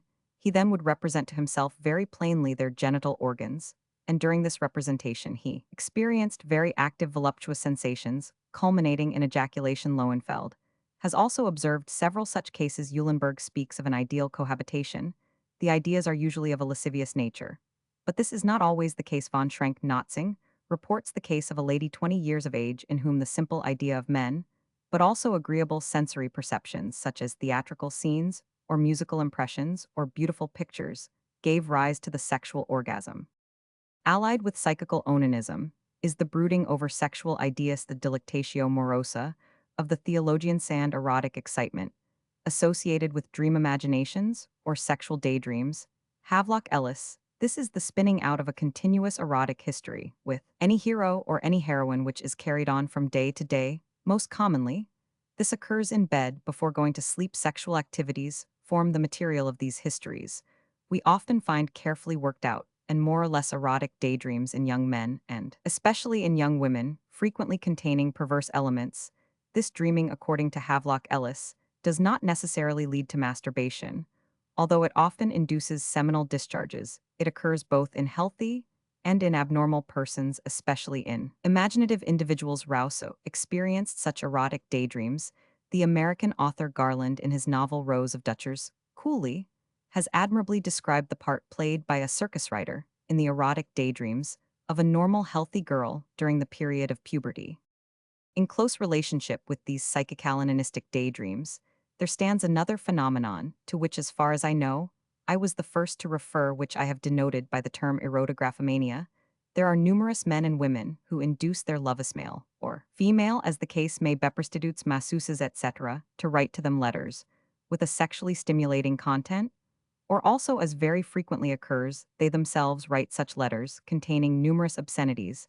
Such correspondence filled with ardent erotism seems recently to have made its appearance as a peculiar refinement of sexuality. This also has the effect of a kind of psychical onanism. The interchange of obscene letters of this character recently played a part in the trial of two homosexual individuals in East Prussia. There exists also a comparatively blameless, more or less physiological erotographomania of the time of puberty, in which most passionate letters are written to imaginary lovers, and the still obscure sexual impulse finds a satisfaction in these erotic imaginations. After this brief account of the various forms and varieties of masturbation, we now turn to consider the consequences of the practice. In the course of time, there has been a remarkable change of views in respect of this matter. The true founder of the scientific literature of masturbation, Tissot, in his celebrated monograph Masturbation, or the treatment of the diseases that result from self-abuse, St. Petersburg, 1774, regarded masturbation as the evil of all evils, and deduced from it all possible severe troubles. His book bears as motto the verse by von Kanitz: Wenn schnode wohlest dich erfüllt. So wird durch ein Schreckensbild. Verdwater totenknatchen. Der Kitzel unterbrochen. When base lust fills thy thoughts, let a horrible picture rise before thy mind. Of withered dead men's bones. So let the sensual stimulation be driven away. It is dominated by a thoroughgoing pessimism in this view. He is followed by Voltaire in his Dictionnaire philosophique, and by the authors of the first 70 years of the 19th century. Such gloomy views are expressed above all by Lallemande in his celebrated book upon involuntary losses of semen, but they are shared by German physicians also, as for example B. Hermann Leitner in his treatise De Masturbation, Budapest, 1844. And in the preface to his book, we read the writers who speak of the terrible results of self-abuse do not exaggerate, on the contrary. Their picture is not sufficiently gloomy. Modern medical science has, however, reduced these exaggerations to a reasonable measure.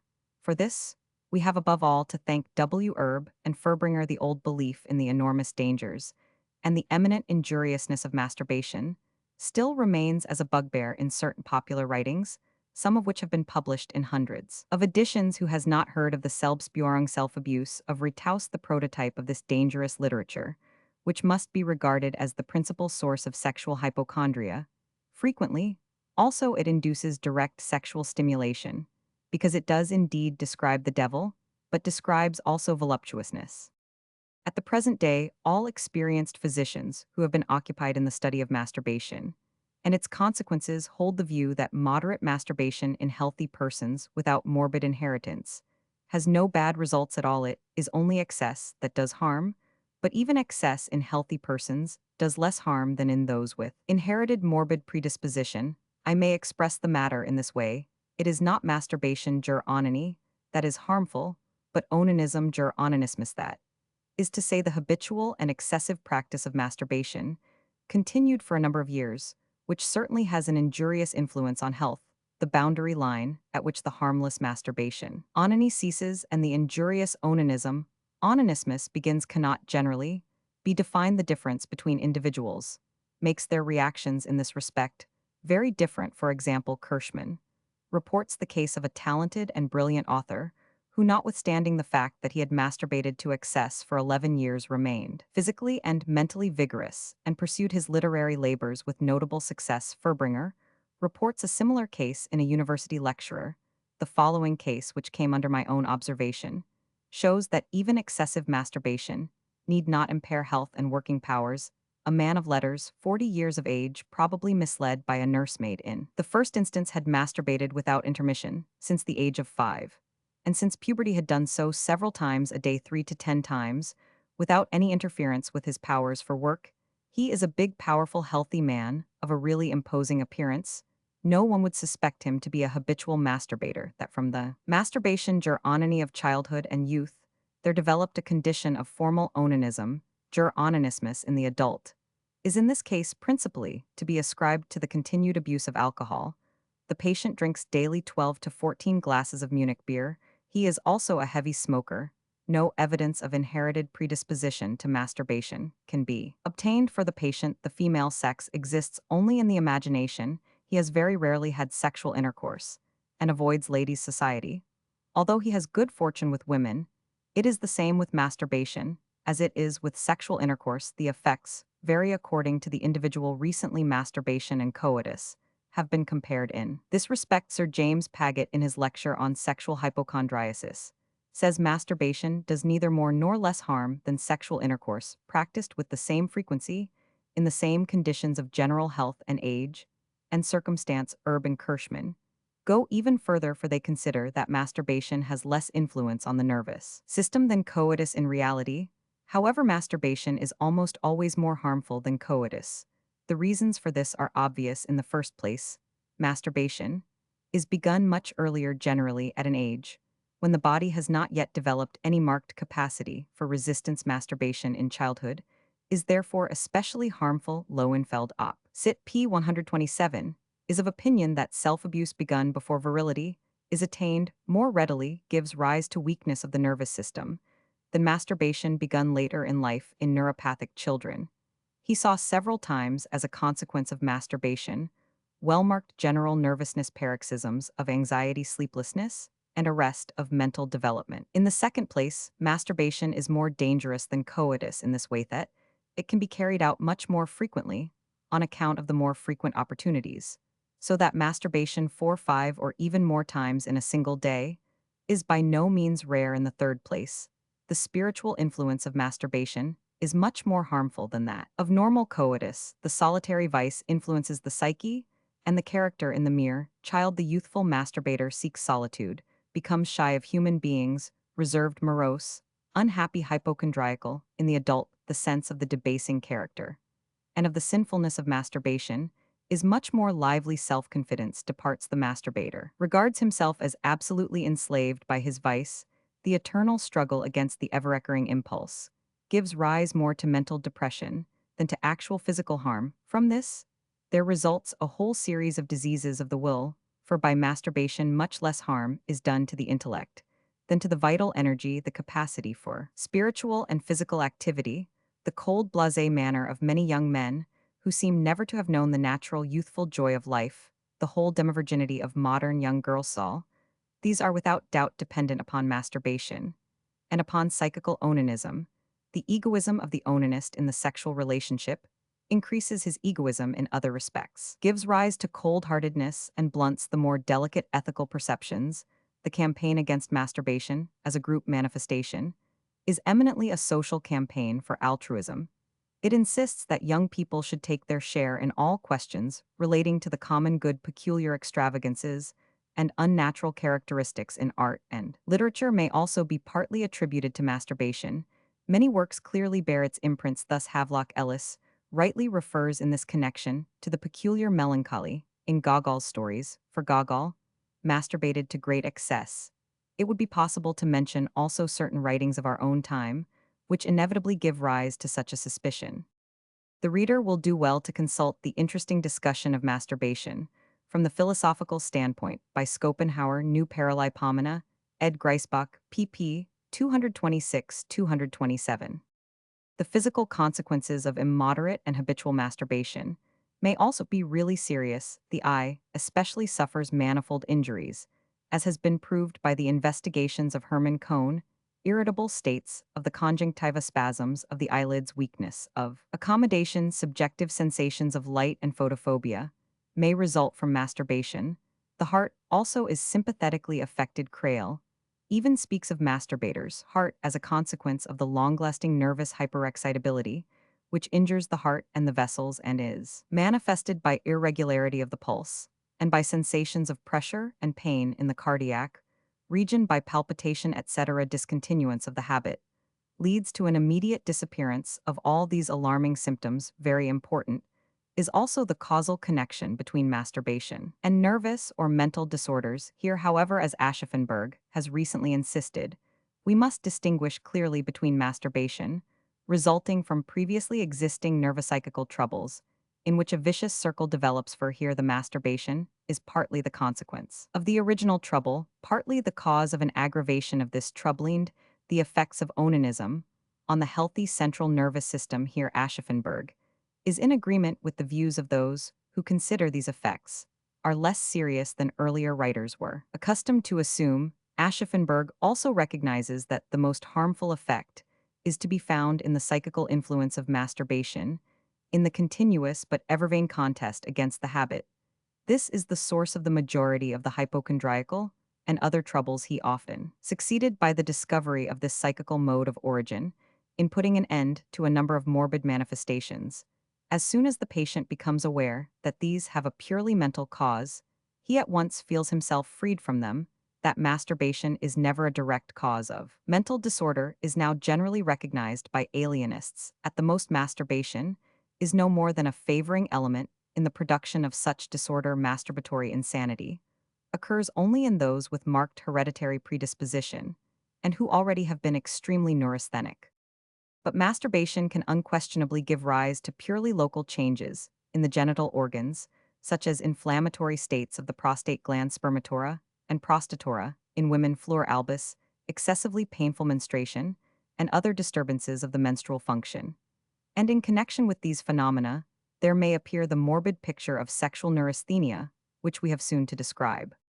A very serious result of onanism, not of onany, is the disinclination to normal sexual intercourse to which the habit gives rise, and the production of sexual perversions. The former is more marked in the female sex, the latter more in the male sex. Masturbation is the principal cause of sexual frigidity in women and of a disinclination to normal intercourse. Undoubtedly, psychical influences here play the principal part, but also a certain blunting of the sensations of the genital organs by means of excessive masturbatory stimulation. They are no longer susceptible to the normal stimulatory influence of coitus. Moreover, masturbation is often affected by stimulation applied to some definite portion of the female reproductive organs, most frequently to the clitoris or the labia, and these parts in such cases are not sufficiently stimulated by coitus.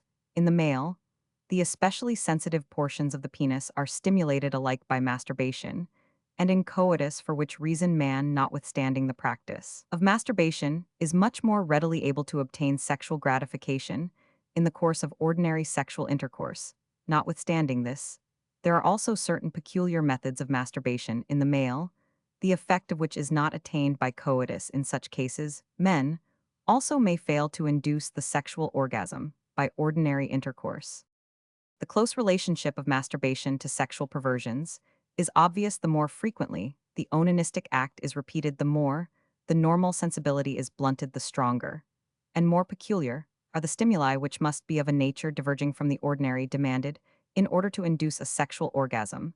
The content of the lascivious ideas must be varied more and more frequently, and soon passes entirely into the sphere of the perverse. Gradually, these perverse sexual ideas become more firmly rooted and ultimately develop into complete sexual perversions. A classical example of this is the case reported by Tardieu of a man who was in the habit of masturbating 7 or 8 times every day, and ultimately inflamed his imagination to the point of representing the act of intercourse with female corpses. At length, he passed to the practical carrying out of this horrible idea, which had now assumed definite sadistic characters. He arranged to obtain a view of opened female bodies, killed dogs, dug up human corpses, all in order thereby to provide satisfaction for his imagination, which had been disordered in consequence of masturbation, and thus to obtain sexual gratification in the etiology of pseudohomosexuality. Masturbation, unquestionably, plays a part, a fact to which Havelock Ellis has drawn attention.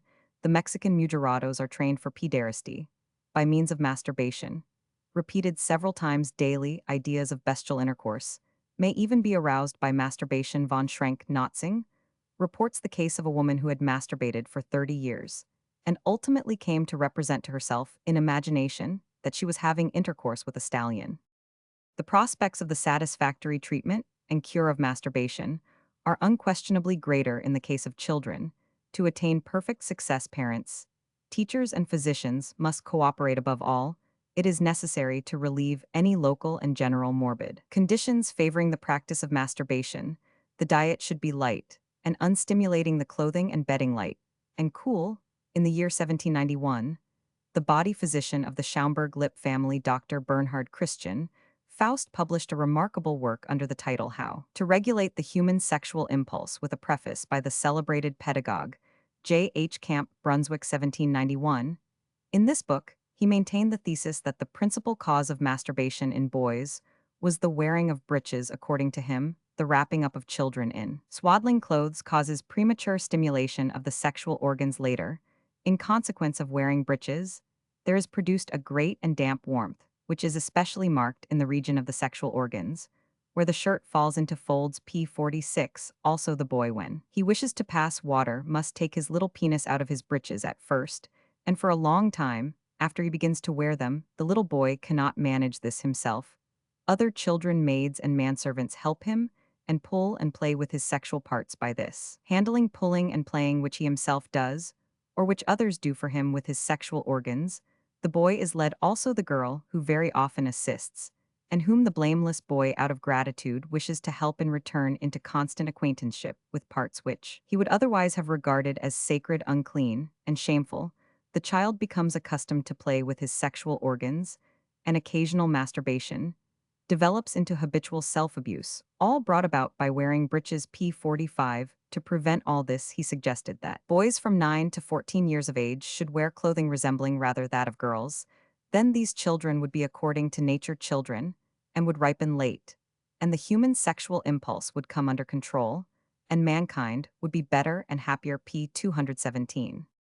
Although the far-reaching and systematic development of this thesis appears ludicrous still, there is an element of truth in it, and unsuitably tight and warm clothing certainly favors the tendency to masturbation. According to the suggestion of Oltzmann, in the case of nursing infants and of small children, the hands may be confined in little bags or tied to the side of the bed. The methods of the older physicians who appeared before the child armed with great knives and scissors and threatened a painful operation, or even to cut off the genital organs, may often be found useful, and may effect a radical cure. The actual carrying out of small operations is also sometimes helpful. Furbringer cured a young fellow in whom no instruction and no punishment had proved effective by simply cutting off the anterior part of his foreskin with jagged scissors. In the case of a young lady who often in company indulged her passionate impulse towards masturbation, he brought about a cure. By repeated cauterization of the vulva, other physicians perforate the foreskin and introduce a ring. Cages have even been provided for the genital organs to prevent masturbation, the key being kept by the father, enveloping the penis in bandages without any opening. Has also been tried. Corporal punishment sometimes has a good effect. Of the greatest value is continuous care to safeguard the children against seduction. Parents, protect your children from servants, exclaimed Redif de la Bretonne. Valuable also are earnest warnings and explanations. Increase of energy and force of will by sports and games, and by work in the garden, and by the setting of tasks which stimulate ambition. Climatic cures and hydrotherapeutic methods are also valuable means in the treatment of masturbation. The same measures may be employed in the treatment of masturbation in adults in their case.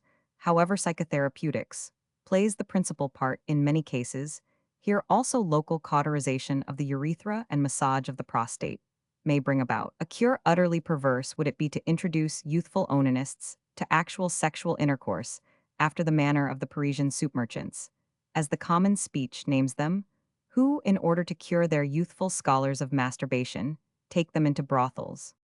Masturbation is intimately connected with irritable nervous weakness, or neurasthenia, this typical disease of civilization, and more especially with the genital form of the disease sexual neurasthenia. In an analysis of 333 cases of neurasthenia, Collins and Philip found that 123 cases, that is more than one-third, resulted from overwork or from masturbation. Freud, von Kraft, Ebbing, Saville, Gattel, and Rolder C. in masturbation. The true cause of neurasthenia, Furbringer, Lowenfeld, and Eulenberg, are of opinion that other injuries must also come into play in order to produce the typical picture of sexual neurasthenia. It is certain that very frequently the order of causation is reversed, neurasthenia being the primary and masturbation, the secondary disorder. Masturbation is then only a symptom of sexual neurasthenia. The same duplex mode of consideration may also be applied to the other morbid phenomena, of which the clinical picture of sexual neurasthenia is composed. Every one of these symptoms of irritable weakness, the excessive sexual excitability, the deficient sexual sensibility, the seminal discharges, and the impotence can, like masturbation, exhibit a certain independence, can be induced by various causes, and may lead to sexual neurasthenia. It may be, on the other hand, that they first developed in the soil of sexual neurasthenia. It is often impossible to determine the true beginning of the vicious circle. It therefore appears to be more practical to describe the morbid picture of sexual neurasthenia, which we owe to Beard according to its individual symptoms, as is done also by a Eulenberg in an admirable S. and by Roman 50, Lowenfeld in his well-known work on the sexual life and nervous disorders. The abnormal increase in the sexual impulse, sexual hyperesthesia, satyriasis, nymphomania, begins at the point at which the normal sexual impulse is exceeded, and that point is subject to wide individual variations according to the age, race, habits, and external influences. The normal sexual impulse can also be temporarily increased by special circumstances, for example, by prolonged sexual abstinence, and by various kinds of erotic stimulation, without our being justified in speaking of hyperesthesia. This is always an abnormal condition, which may be referred to various causes. It is more frequent in men satyriasis than in women nymphomania. It may be permanent or periodic. It almost always arises from lascivious ideas, and according to its cause, is accompanied by a greater or less diminution of responsibility. or even by complete lack of responsibility. The readiness with which sexual ideas give rise to an abnormally increased desire and to reaction on the part of the genital apparatus is characteristic of sexual hyperesthesia, and this may attain such a degree that the man or woman may really be sexually insane. And like the wild animal's rush at the first creature, he meets of the opposite sex in order to gratify his lust, or he may be overpowered by some abnormal variety of the sexual impulse, so that he seizes in sexual embrace any other living or lifeless object, and in this state may perform acts of pederasty, bestiality, violation of children, etc.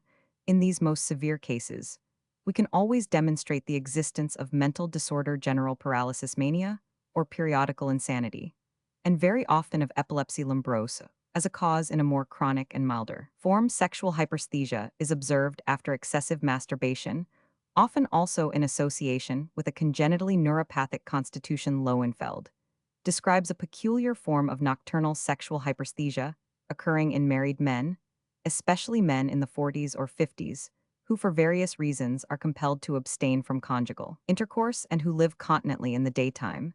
These patients were free from their trouble. It appeared only at night, soon or some hours after going to sleep, a violent, painful, enduring erection of the penis priapism, set in which disturbed their sleep, and left them in the morning with a feeling of enervation. In such a case, obviously there is a hyperexcitability of the genital erection center. The erection results as a reflex effect of stimuli proceeding from the genital organs, but manifests itself only when during sleep the inhibitions proceeding from the brain are in abeyance. This nocturnal priapism may, according to Lowenfeld's observations, last for years. Sexual hyperesthesia in women, or nymphomania, is in its slighter forms also in most cases a consequence of excessive masturbation. Such women do not so much exhibit a more powerful inclination towards sexual intercourse, which on the contrary is incompetent to satisfy their abnormal and perverse sexual excitability. We rather see in them an impulsion to obtain new sensations in their sexual organs in any possible way. These are the women who, for example, consult the gynecologist as often as possible because examination with the speculum or other manipulations induce in them sexual excitement during the climacteric time.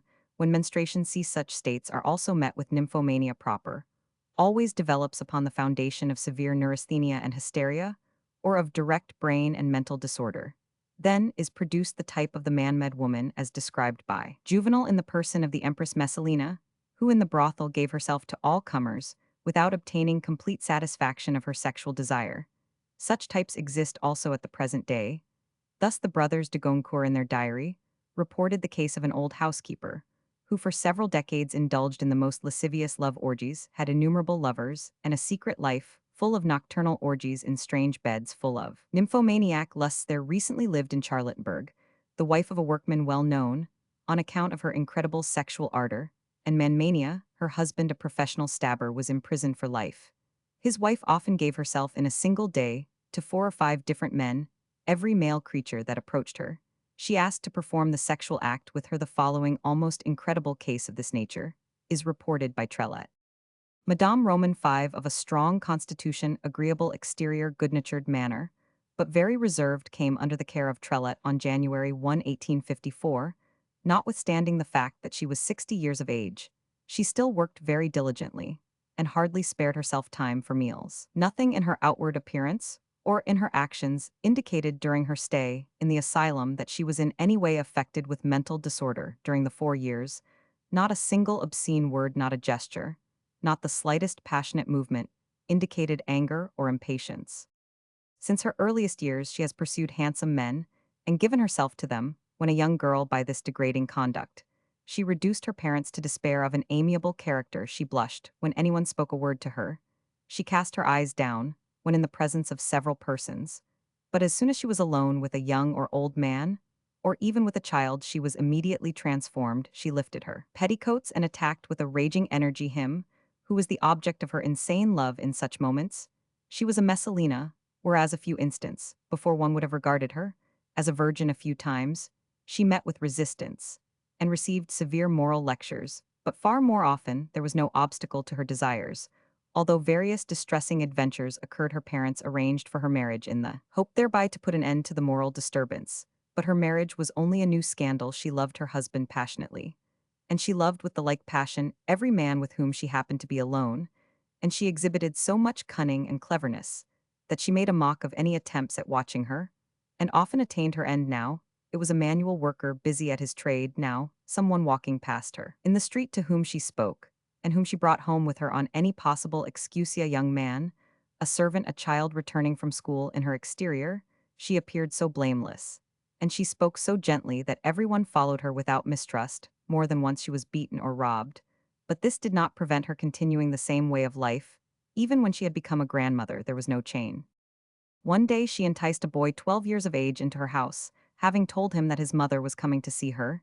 She gave him sweets, embraced and kissed him.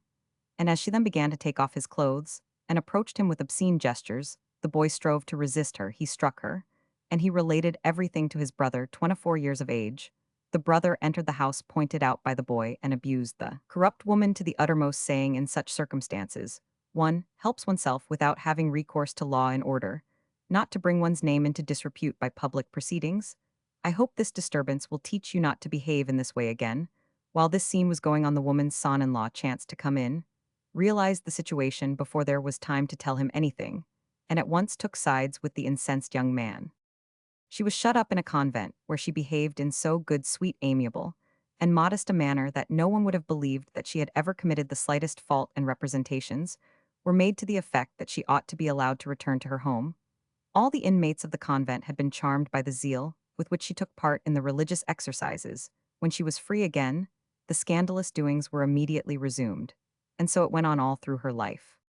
After she had reduced her husband and children to despair, they finally hoped that age would extinguish the fire with which she was consumed. They were mistaken. The more excesses she committed, the more she wanted to commit, the more vigorous she appeared. It is hardly credible that such debased ideas and habits should leave intact such a sweet expression of countenance, a voice so youthful, a behavior so full of calm repose, and a glance of such clear assurance. She became a widow. Her children, on account of her horrible mode of life, could not any longer keep her at home, and they sent her to a distant place, where they provided her with an allowance. Since she was now old, she was at length compelled to offer payment for the shameful services which she demanded, and as the small allowance she received did not suffice for this purpose, she worked with untiring zeal in order to be able to pay the great number of her lovers. To see the old alert woman sitting at her work, as I myself saw her, when aged 70 or upwards, without spectacles, always cleanly and carefully, but not strikingly dressed, with a simple and honorable appearance, and an open countenancedo, suspect her shameful mode of life, would never occur to anyone. Several of the wretched men who were paid by her related how diligent she was. She assured Trellat of her morality in the hope that he would discharge her, and so enable her to resume her mode of life. Trellat could not agree to this, and he succeeded in obtaining from one of these men an accurate account of her shameless loves. This corrupt woman preserved her repose of manner, her excellent appearance, and her honorable demeanor. Until her death, she died at the age of 74 years, from a cerebral hemorrhage. There was no remarkable change in the brain. Journal de Med de Paris, 1889, no 16. With regard to the treatment of abnormal sexual hyperexcitability, the severe form satyriasis and nymphomania urgently need asylum treatment. In the slighter forms, favorable results will be obtained by means of psychotherapeutics, the internal use of sedatives, such as monobromide of camphor and bromide of potassium, regulation of the diet, suitable clothing and bedding. The converse of sexual hyperesthesia is sexual anesthesia, or the abnormal diminution of the sexual impulse. It occurs in both sexes as a congenital condition, owing in such cases to atrophy or absence of the genital organs after exhausting diseases, or in consequence of arrest of development of the reproductive organs from unknown causes. This latter condition is denoted by a Eulenberg by the name of psychosexual infantilism. The same author also terms sexual anesthesia sexual loss of appetite. It is commoner in women than in men. It is often merely apparent pseudo-anesthesiae cause. The man does not understand how to awaken the still slumbering sexual perceptions. Vidi Super p. 86. Recently, Otto Adler has written a comprehensive and interesting monograph on this deficient sexual sensibility in women. Berlin, 1904. According to him, the statement of Gutzeit that of 10 women 4 have no sensation at all in coitu, and submit to it without any agreeable sensation at all during the friction, and without any intimation of the intense pleasure of ejaculation, that is that 40 of women suffer from coldness and lack of sensibility from frigidities, indeed somewhat exaggerated in respect of the percentage. But still, it is a correct expression of the fact that deficient sexual sensibility is much commoner in women than it is in men, in whom efforts, for example, estimates the frequency of frigidity at only 1,434 in women, various circumstances. Explain the frequency of deficient sexual sensibility. First of all, masturbation lowers sexual excitability in women much more than it does in man, and above all, it blunts sensibility for normal sexual intercourse both by means of psychical influences and by the insensibility of the external genital organs owing to deficient stimulation of the clitoris during normal intercourse. Whereas this organ is most powerfully stimulated during masturbation, sexual frigidity also occurs in women in consequence of maladroitness and brutality of the man in coitu, giving rise rather to pain than to voluptuous sensations, and very frequently being the cause of the first onset of the so-called vaginal spasm or vaginismus. It is also due in some cases to impotence on the part of the man. In an interesting and valuable work, Karl Laker in the year 1889 described as a peculiar form of perversion of the sexual impulse, in the Female German Archives of Gynecology, 1889 Vol. Roman 30, 4 No. 3 pp. 293, et sec cases of sexual frigidity in woman in coitu, which are not to be regarded as cases of anesthesia. Sexualities, since the sexual impulse was normal indeed frequently, was increased and it was sexual gratification in normal intercourse which was completely wanting in these cases. Gratification was obtainable only by simple or mutual onanism. There existed a normal inclination towards the other sex associated with mental and physical health. The author assumes that, in consequence of some anatomical abnormality stimulation of the sensory nerves by which the voluptuous sensation is perceived, especially those of the clitoris, failed to occur. But perhaps by a change of posture in coitu, this stimulation can still be affected. The case previously reported by me on page 86 belongs to this category of relative or temporary sexual anesthesia, whereas in cases of genuine absolute sexual anesthesia, the sexual impulse also is in abeyance at the outset or disappears in consequence of excesses, and in female libertines and in prostitutes. The treatment of deficient sexual sensibility in women must above all take into consideration psychical influences, and depends therefore more on the husband or lover than it does on the physician. The conditions of intercourse must be adapted to the particular circumstances of the case, as by change of posture, inchoatus preparatory tenderness, etc. Painful sensibility in vaginismus can sometimes be cured by mechanical treatment, by the removal of painful remnants of the hymen, by the cure of small lesions, and also by extension by means of the speculum. It also appears, as is evidenced by an observation of Cordy, that at the time of impregnation, there occurs a stronger stimulation and voluptuous sensation in coitu in women who are at other times frigid. Sexually frigid women of the lower classes are apt, as efforts points out, to become prostitutes during the practice of their profession. They always keep a cool head because they are at first and always sexually insensitive, and can devote their whole energy and regulate all their actions towards the plunder of the man. The following case, reported by Efforts Op. Cit. P51, illustrates this connection very clearly. I was once consulted by a very highly placed hetera on account of supposed articular rheumatism. When I informed her of my diagnosis of Louise, she was greatly moved, and said to me that I should not therefore think the worse of her. She was better than her occupation. She had never followed it on account of evil passions. She was quite insensitive. She had done it only in order to provide for her parents' freedom from care in the evening of their life and to secure the future of her small child. She also told me on this occasion that she owed her success to her coldness, for which condition she was extremely thankful. She never gave herself for less than 1,000 marks 50. At the same time, she made a mock of her colleagues, those stupid and wicked girls who frequently, when their heads were fired by champagne, would give themselves for nothing and would even run after men. Otto Adler describes Madame de Werns in Rousseau's Confessions as a type of such a femme de glace. Frigid women marry with comparatively greater frequency than women who are sexually very excitable, because their natural reserve endows them with greater value in the eyes of men, and also offers a certain security for their faithfulness. Such marriages are naturally in almost all cases unhappy, for the man soon grasps the true nature of the case. And since most say with Ovid odi concubitus qui non utrum resolvent, he seeks outside the house, some response for his love in some cases, indeed frigid women, make a pretense of experiencing libido, and the sexual orgasm, so that the man is deceived in some cases, also notwithstanding a manifest frigidity on the part of the wife. The marriage is nonetheless happy when the husband is partially or wholly impotent and voluntarily renounces coitus, such a case I myself recently observed.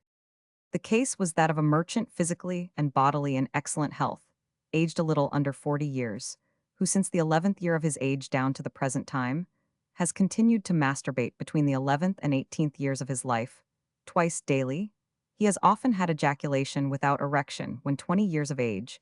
He frequently attempted coitus but could not obtain an erection. Generally speaking, he never had an erection when his attention was directed to the matter, but only without his cooperation on other occasions than those of attempted sexual intercourse. Thus, until his engagement in the 30th year of his age, he had never completed normal coitus, but had only obtained sexual gratification by means of masturbation, and therefore married with considerable hesitation, although during the 11 months of his engagement, he had masturbated much less frequently on the wedding night, however. And later it appeared that his wife had a natural disinclination to coitus, was extremely frigid, and only had traces of sexual sensation, when by means of onanistic stimulation on the part of her husband her libido was slightly stimulated spontaneously. She never felt any desire for sexual gratification, not even in consequence of masturbation. The two have lived for 7 years in most happy married life and love one another tenderly. Without ever having completed coitus, this deficient sensibility in the wife and her failure to respond have naturally not relieved the impotence of the husband, and he gratifies himself now as before by solitary masturbation. This case proves that the capacity for love is to a certain extent independent of the strength of the libido. Frigid men and women can be thoroughly erotic, that is to say, they can experience the need for tenderness, just as erotomania, that is to say, the excessive longing for love, is completely different in its nature from satyriasis and nymphomania, excessive sexual desire. Julius Pagel and other authors have recently drawn attention to the fact that the condition of erotomania, excessive amativeness, was fully described by the ancient and medieval physicians, who regarded it as a morbid state. He published in the Deutsche Medizinalzeitung, 1892 p. 841, under the title, A Historical Contribution to the Chapter of Cures, by discussed the translation of a passage from the Lilium Medicine of Bernhard von Gordon in Montpellier, a well-known and favorite compendium of the beginning of the 14th century, in which, following the example of Avicenna, the Amor Heroes was numbered among the melancholic passions, and was considered to constitute a particular section of the group of diseases of the brain. See the edition of the Lilium Medicine p. 210, Lyon 1550. It is unfortunately impossible here to deal at any length with the exceedingly instructive and remarkable contents. One of the methods of treatment was to find an old hag as hideous and repulsive as possible, who was to hold under the nose of the erotomaniac a chemise stained with menstrual blood, saying at the same time Tales est amica tua. We may remark in passing that this genuine medieval cure by disgust diverges much to its disadvantage from the manner in which in antiquity 3 centuries before Christ, Erasistratos, the pupil of Aristotle, a celebrated physician of the Alexandrian school, cured the son of King Antiochus, who had fallen in love with his stepmother Stratonica. An account of the ancient therapeutic art is also to be found in another work by J. Pagel, Introduction to the History of Medicine, Berlin 1898. In a comprehensive work, The History of Love Considered as a Disease, this topic has recently been considered by H. Jalmar Crohn's. Here we have a theme the literature of which is very extensive, and which might be suitably dealt with in a special treatise. In the male, sexual frigidity in the majority of cases is associated with sexual weakness, or with impotence, at that is to say, with the impossibility of copulating or of procreation. The former variety of sexual incapacity, impotentia cundi, is properly speaking peculiar to the male. The second form, true sterility, impotentia, generally occurs in women as well as in men. In the case of male impotence, various symptoms, preliminary disturbances, and associated phenomena make their appearance, and these we shall have to describe separately, since they often occur as independent disorders. This is above all true of the outflow of sexual secretions from the urethra seminal, losses, pollutions, and spermatora, and the evacuation of the secretion of the prostate gland, the so-called prostatora. The literature of these conditions, which are partly physiological as a proportion of pollutions, and partly morbid is enormous of fundamental importance, notwithstanding the serious exaggerations of the author, is the celebrated work of Dr. Roman 1000 Lallement, Involuntary Losses of Semen in Recent Times. This important province of sexual pathology has been more especially advanced by the researches of leading German physicians, above all by those of Kirschmann and Furbringer. The most important question with regard to seminal losses or pollutions in any case is this: have we to do with physiological processes lying within the range of health, or have we to do with morbid processes? As normal, not morbid seminal losses, Lallement regarded pollutions in healthy, sexually mature continent individuals occurring spontaneously during sleep. Associated with erection of the penis and voluptuous sensations, he rightly regarded these as physiologically necessary, indicated their purpose to be the discharge of sexual tension, the prevention of an excessive accumulation of the reproductive products, and compared their effect with that of hemorrhages from the nose, which are so common in youth, and in most cases are distinctly beneficial. But he drew attention to the indeterminate fluctuating boundary line between normal and morbid pollutions. This latter point of view is dealt with also by Eulenberg's Sexual Neurasthenia, p. 171, in opposition to other authors who regarded all pollutions, even the physiological, as abnormal. In practice, however, it is generally not difficult to distinguish between physiological and morbid seminal losses. The former are characterized not only by the distinctive signs already mentioned, but also by their occurrence at longer intervals, and by the absence of any disadvantageous effect upon the general state of health. As soon as pollutions have such a deleterious influence, they are morbid, and they are generally morbid when they occur abnormally early before puberty, with abnormal frequency at abnormal times of the day, and in association with abnormal conditions of the genital organs. According to Furbringer, the normal intervals between pollutions in the case of continent youths vary between 10 and 30 days. Lowenfeld considers pollutions occurring once a week, and even the transient occurrence of pollutions on several successive nights as a result of sexual excitement, as being still within normal bounds. But if these repeated pollutions within a single week, or even within a single day, continue for a long time, we are always concerned with morbid pollutions. These sometimes occur not only at night, but also a fact to which the German physician Wichmann in his dissertation De Pollution, Dirne Göttingen 1782 drew attention. They occur by day diurnal pollutions in the waking state, without masturbation or coitus, upon slight mechanical or physical stimulation. In such cases, erection of the penis is often completely wanting. Ejaculation of the semen takes place with the organ flaccid, and even without any voluptuous sensation in many cases. Indeed, these pollutions are accompanied by actual painful sensations in the genital organs, and instead of voluptuous dreams or thoughts, the nocturnal ejaculation is accompanied by anxious dreams, the daylight pollution by an extremely disagreeable sensation. Commonly in these pollutions, ordinary semen is at first evacuate a mixture of the secretions of the testicles, the prostate, the vesicles seminals, and Cowper's glands containing numerous spermatozoa. After the trouble has lasted a long time, the semen becomes thinner, owing to its containing a smaller proportion of the thick testicular secretion, and more transparent. The spermatozoa are less numerous and mostly undeveloped, and ultimately they may be completely absent. Lowenfeld observed a peculiar form of pollution, in which the semen was ejaculated only in drops, or might be completely wanting. That is to say, there might be a pollution without ejaculation, purely a voluptuous orgasm. In such cases, Lowenfeld was able to prove that it is not the loss of semen which weakens, as Lallement assumed, but that it is the nervous disturbance of the lumbar spinal cord, which plays the principal part. This irritable weakness of the lumbar spinal cord may have existed for a long time before, or may have developed only as the result of repeated pollutions or of excessive sexual excitement. It may give rise not only to proper seminal emissions, but in addition to spermatory, that is to say, to the outflow of semen accompanying urination or defecation, and it may also cause the rarer prostatory outflow of the secretion of the prostate gland.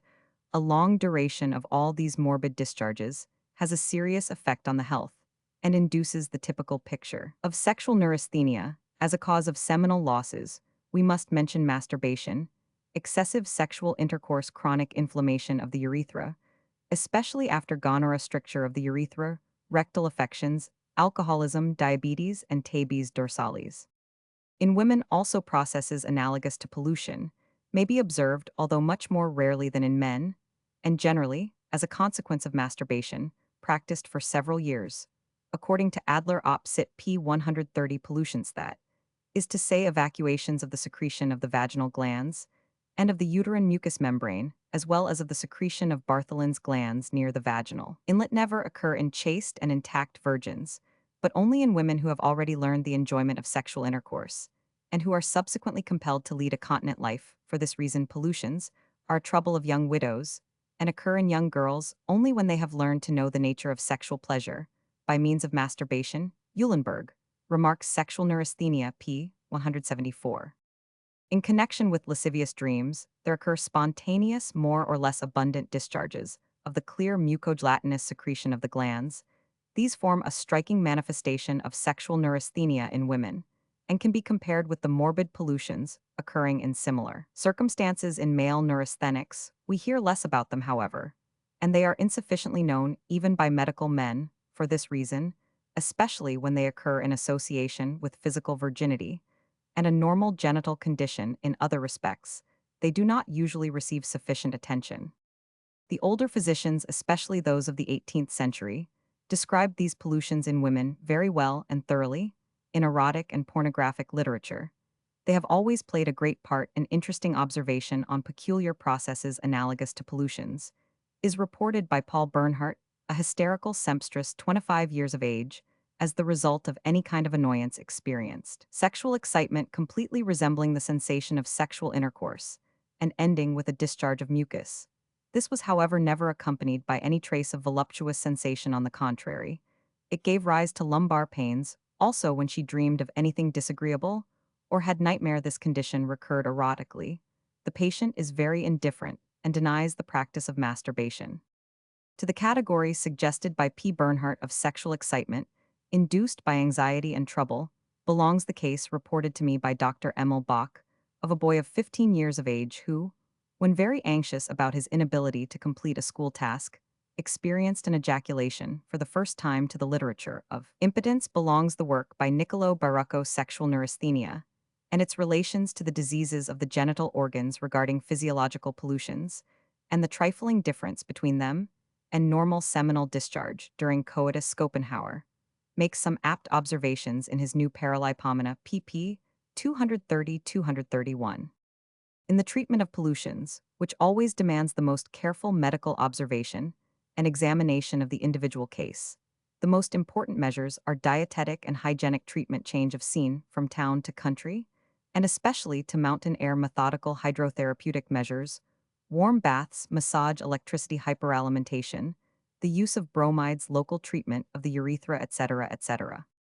The last and most important of the phenomena connected with sexual neurasthenia is sexual weakness or impotence in its various forms. We distinguish in the male two principal forms of impotence. One, impotentia coendithat, is incapacity for erection of the penis, and the completion of coitus. Two, impotentia generandithat, is the impossibility of fertilization owing to want of semen, or to the lack of fertilizing quality in this fluid. Congenital malformations of the genital organs giving rise to impotence are extremely rare. Juakovsky, among 6,000 men fit for military service, found 3 such men only. More frequently are acquired defects met with as causes of impotence, such as complete or partial loss of the penis and testicles, as in eunuchs and castrated persons. It is well known that notwithstanding the removal of the external genital organs, sexual desire may persist, and when the penis is retained though the testicles have been removed, erection and copulation are possible providing the castration was effected after puberty. But it is obvious that in most cases potency is very markedly interfered with, and ultimately it may entirely disappear. More light is thrown on the question by the occurrence of impotence after unilateral castration. A tragical case of this latter kind is reported by von Jukovsky, op. Cit. p. 71. A former colleague of mine at the University of Vienna had to have one of his testicles removed in consequence of obstinate inflammation, resulting from gonorrhea. Thereafter the second testicle underwent complete atrophy. The much-topedied, handsome, elegant, and amiable young man remained for some years capable of performing coitus, was greatly pleased with himself for this reason, and paid ostentatious court to ladies. Still he was seldom in a position to perform coitus, and after 3 years he completely withdrew himself from the society of ladies, and became gradually morose and reserved, until one day he disappeared from Vienna, discontinued his studies, and never let any of us hear from him again. This case has remained very vividly in my memory, and it illustrates most clearly the influence of virile potency upon the entire being of the individual. If the second testicle remains intact, the capacity for sexual intercourse is not interfered with, and reproductive capacity also persists, although it may be diminished in degree. An important source of sterility in the male, in which the capacity for sexual intercourse remains unimpaired, is bilateral epididymitis consequent upon gonorrhea. This represents more than 50 of all the cases of incapacity for procreation in the male finger, found in 85 of cases of epididymitis, that the spermatozoa were absent from the semen, the so-called azoospermia and Furbringer, is led by his own experience to believe that 80 of men who have had double epididymitis are incapable of procreation. Thus, we may really speak of gonorrheal sterility in the male in many sterile marriages. The fault lies with the husband, as was first clearly proved by F. Kara's fundamental investigations, and the no less momentous gonorrheal sterility in women is also in the majority of cases ultimately dependent upon the husband who has presented his wife with gonorrheal infection as a wedding gift. An extremely small size of the penis, also a relatively small size of this organ, in cases of obesity and tumors, malformations of the penis. Also, the by no means rare mechanical hindrances to erections due to injuries and indurations in the corpora cavernosa, especially as a result of gonorrheal inflammational. These may make coitus impossible. Furbringer and Finger have also seen peculiar chronic shrinking processes of the corpora cavernosa occur independently of gonorrhea and tumors. All these conditions give rise to incomplete erection, in which the penis is bent at an angle at some point or other, or is curved, so that it cannot be introduced into the vagina chordae. All the hitherto described forms of impotentia coendi are less frequent than those in which the external genital organs are completely intact, and in which we have to do simply with imperfection or complete failure of erection, in consequence of various general disorders. Erection of the penis is induced both centrally from the brain by voluptuous ideas and from the spinal cord by direct stimulation, and also peripherally from the genital organs by friction of the glans penis by stimuli proceeding from the urethra bladder, prostate seminal vesicles rectum, and the neighborhood of the genital organs, as for example the buttocks, and may be either of a morbid or of a physiological character when there are inflammatory conditions of the genital organs, especially gonorrhea of the anterior and posterior urethra erections, occur very readily from the full bladder. There also proceed stimuli giving rise to erection, thus inducing the well-known morning erection, utilized by many who would otherwise be completely impotent. Blows on the buttocks also give rise to erections, a subject to which we shall return when we come to discuss flagellation.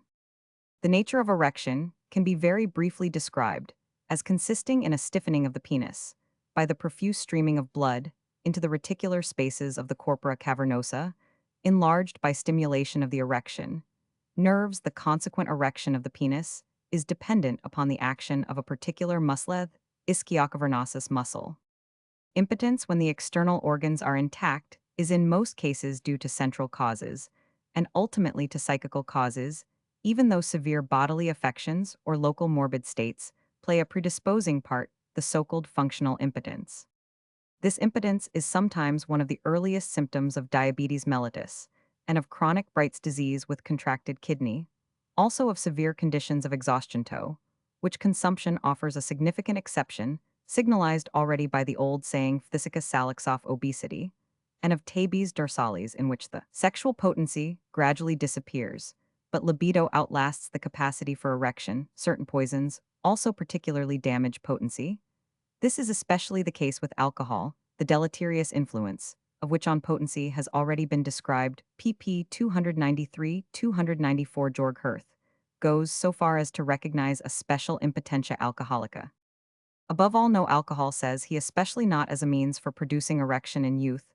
A man needs no such stimulus, and in age he will be apt to find with the porter in Shakespeare's Macbeth Act Roman 2, Scene 3, that drink may be said to be an equivocator with lechery, for as he says it provokes the desire, but it takes away the performance, it makes lechery, and it mars him, it sets him on, and takes him off, it persuades him and disheartens him, makes him stand to, and not stand to, in conclusion, equivocates him into sleep, and giving him the lie leaves him.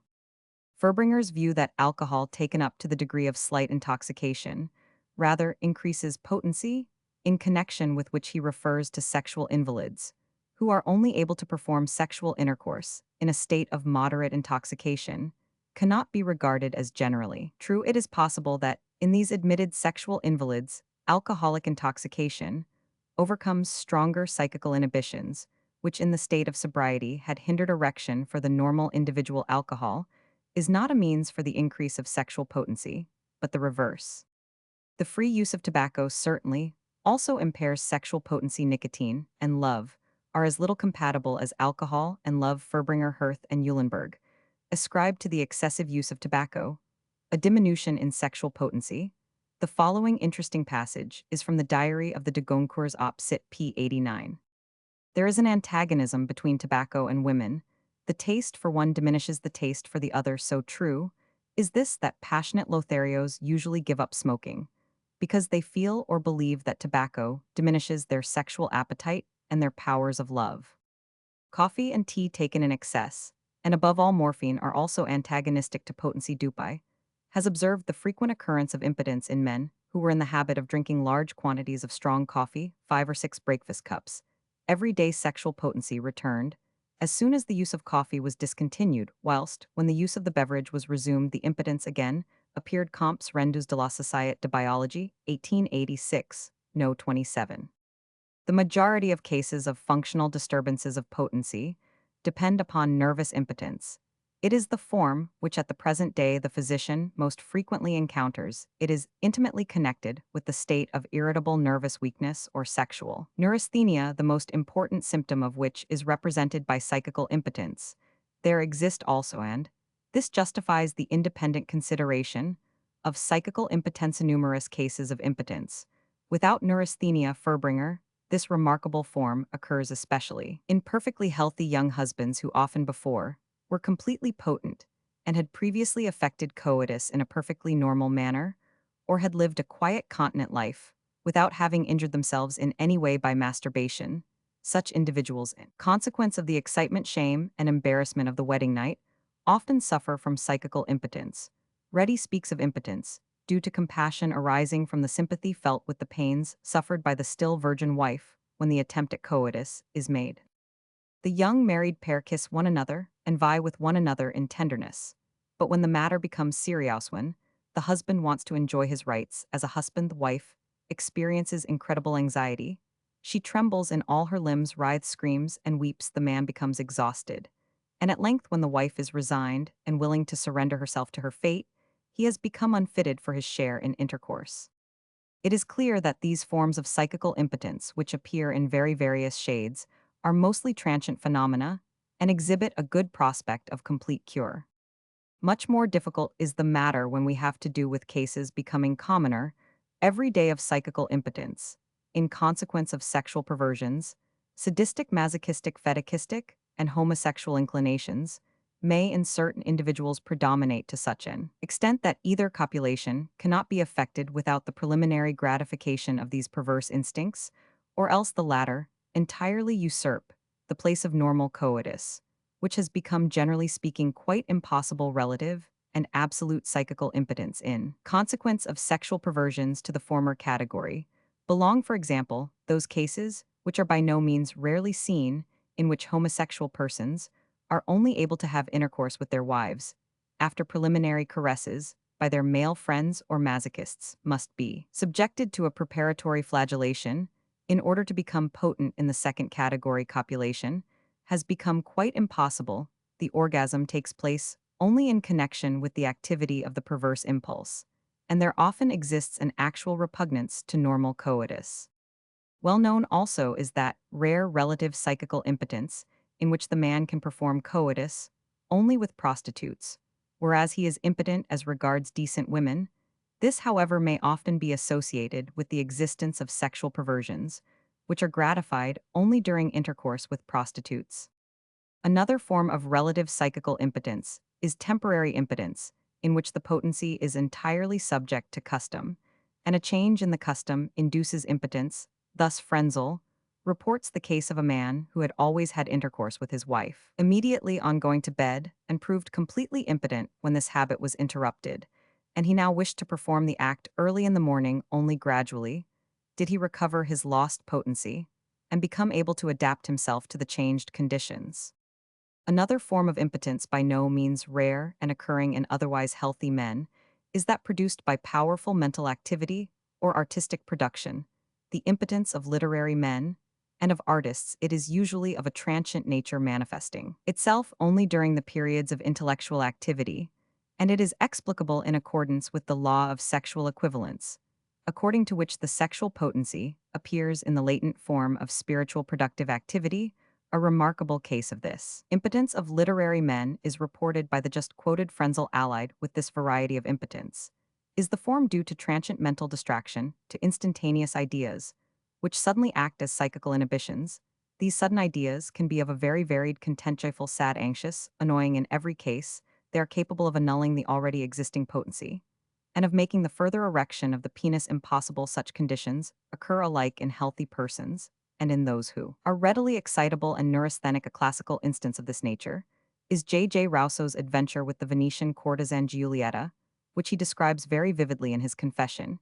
He went to see her full of passionate desire for sexual enjoyment, but nature had put into his head a poison against this unspeakable happiness, for which his heart yearned. Hardly had he glanced at the beautiful girl then an idea came to him which moved him to tears and completely diverted him from his purpose. He became more deeply absorbed in this idea, the sexual desires completely disappeared, and he was no longer in a position to prove his manhood. To this tragicomic episode we owe the exclamation of the disappointed girl, which has passed into a proverb: Lascia le donne e studia la matematica, leave women alone, and go and study mathematics. In the reflective love of Kierkegaard, Grillparzer, Alfred de Musset, and other men of remarkable genius, there is also recognizable an element of impotence.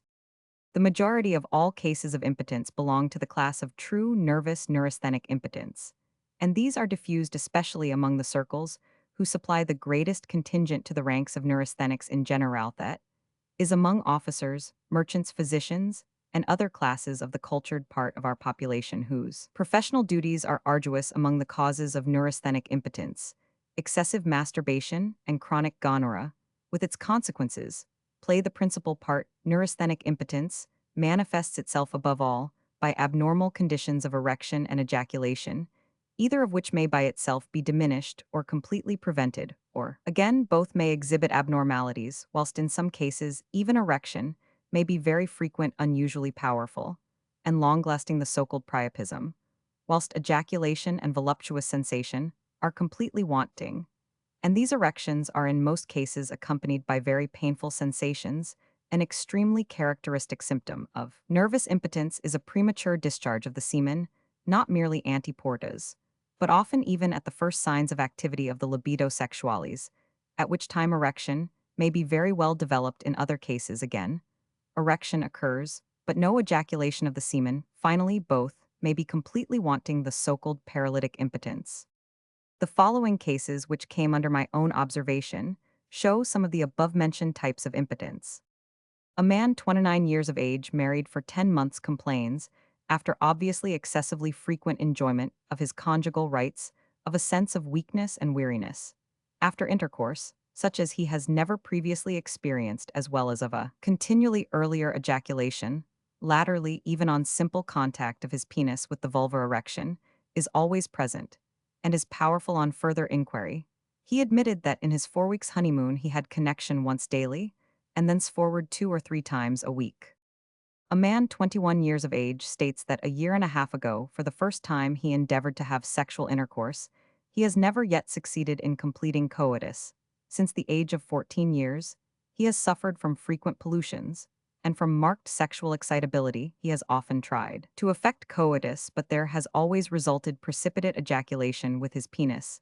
In a flaccid condition, he has, properly speaking, only morning erections, dependent upon a full bladder. It is possible that a marked varicocele on the left side has something to do with the genesis of this impotence. A man 48 years of age has noticed for some years a distinct decline in sexual potency. Ejaculation always occurs shortly before emissio membri, when the penis is flaccid or only semi-erect. If erection is complete, on the other hand, then ejaculation fails to occur. Very peculiar and offering a kind of analogy to vaginismus in women, is impotence consequent upon excessively painful sensibility of the glans penis, as a result of sexual neurasthenia, or of local inflammatory processes, balanitis, etc. The pains during coitus in these cases are often so severe that those thus affected completely abandon any attempt at intercourse. The question whether impotence can result from sexual abstinence is still disputed. Furbringer does not know of any certain cases, according to Vieri, by complete and continuous abstinence from intercourse in the male, the organs by which the semen is prepared, the testicles, the seminal vesicles, and the vasa deferentiae, also the penis becomes smaller. Unsightly, wrinkled, and inactive Galen reports the same of the athletes of the Roman Empire, men who had to live a life of strict continence. Vieri alludes to an extremely chaste saint in whom, after death, no trace of genital organs could be discovered. That absolute abstinence must ultimately limit potency, if only by psychical means, is a priori probable. Recent observations confirm the view that long-continued absolute sexual abstinence exercises a harmful influence upon potency, and especially upon potentia coendi. As a proof of this, I may more especially mention two cases of university professors, not yet 30 years of age, both of whom, until a little while ago, had had no experience of sexual intercourse, one having remained continent during 2 years of married life. Quite recently, both of them repeatedly attempted normal coitus, but with complete failure. Quod erectionem. Von Schrenk-Notzing also reported a case of this character, not long ago, in which, notwithstanding the strong desire for normal sexual intercourse, in the case of a literary man, 35 years of age, who prior to marriage had lived a life of complete abstinence, and had never practiced masturbation, every attempt at coitus proved a failure. Finally, we have to consider the more or less physiological presenile and senile impotence, which accompanies the commencement of old age, but naturally occurs at very different times in different individuals. For some men are already old at the age of 40 years, and others are not yet old at the age of 70 years. Von Juakovsky dates the first decline in the sexual powers from the 40th year of life, and considers that normally these powers are completely extinguished at about 6 to 5 years, but there are numerous exceptions. Complete potency, in respect of libido, erection, and ejaculation, has been observed in men of 70 and 80 years, and isolated cases have even been recorded in which men of 90 and 100 years have procreated children. In the sense of Metchnikoff and Hirth, who in their writings proclaim the prevention of senility as a hygienic ideal, this physiological potentia senilis is no utopia, and a future scientific macrobiotic will defer the onset of old age by from 10 to 20 years. I do not ask, says Georg Hirth, that the man in advanced age should play with his sexual powers, but that he should possess the consciousness of being able to use them. That I do demand. Ways to love. P. 462. The treatment of impotence in the male in its various forms is indeed a difficult matter in individual cases, more especially in view of the great number of existing methods of treatment. But treatment promises good results when it is based upon an exact, critical individual analysis of the separate causes and symptoms. It is partly local and partly general, in the case of impotence resulting from excessive masturbation, or in the case of the well-known gonorrheal impotence. Good results will be obtained from slight cauterization of the urethra and massage of the prostate, local carbonic acid douches or carbonic acid baths, warm or cold sitz baths, or electrical treatment, with which, however, great care must be exercised. In some cases, imperfect erection will be benefited by the application of a 10 ethereal solution of camphor in the form of friction or a spray to the entire genital region. Mechanical apparatus have also been employed to favor erection, as for example the so-called Schlitten, consisting of a conducting instrument for an insufficiently erect penis made up of two thin, suitably shaped laminae of metal, or the erector of Gasson, which works in a similar manner.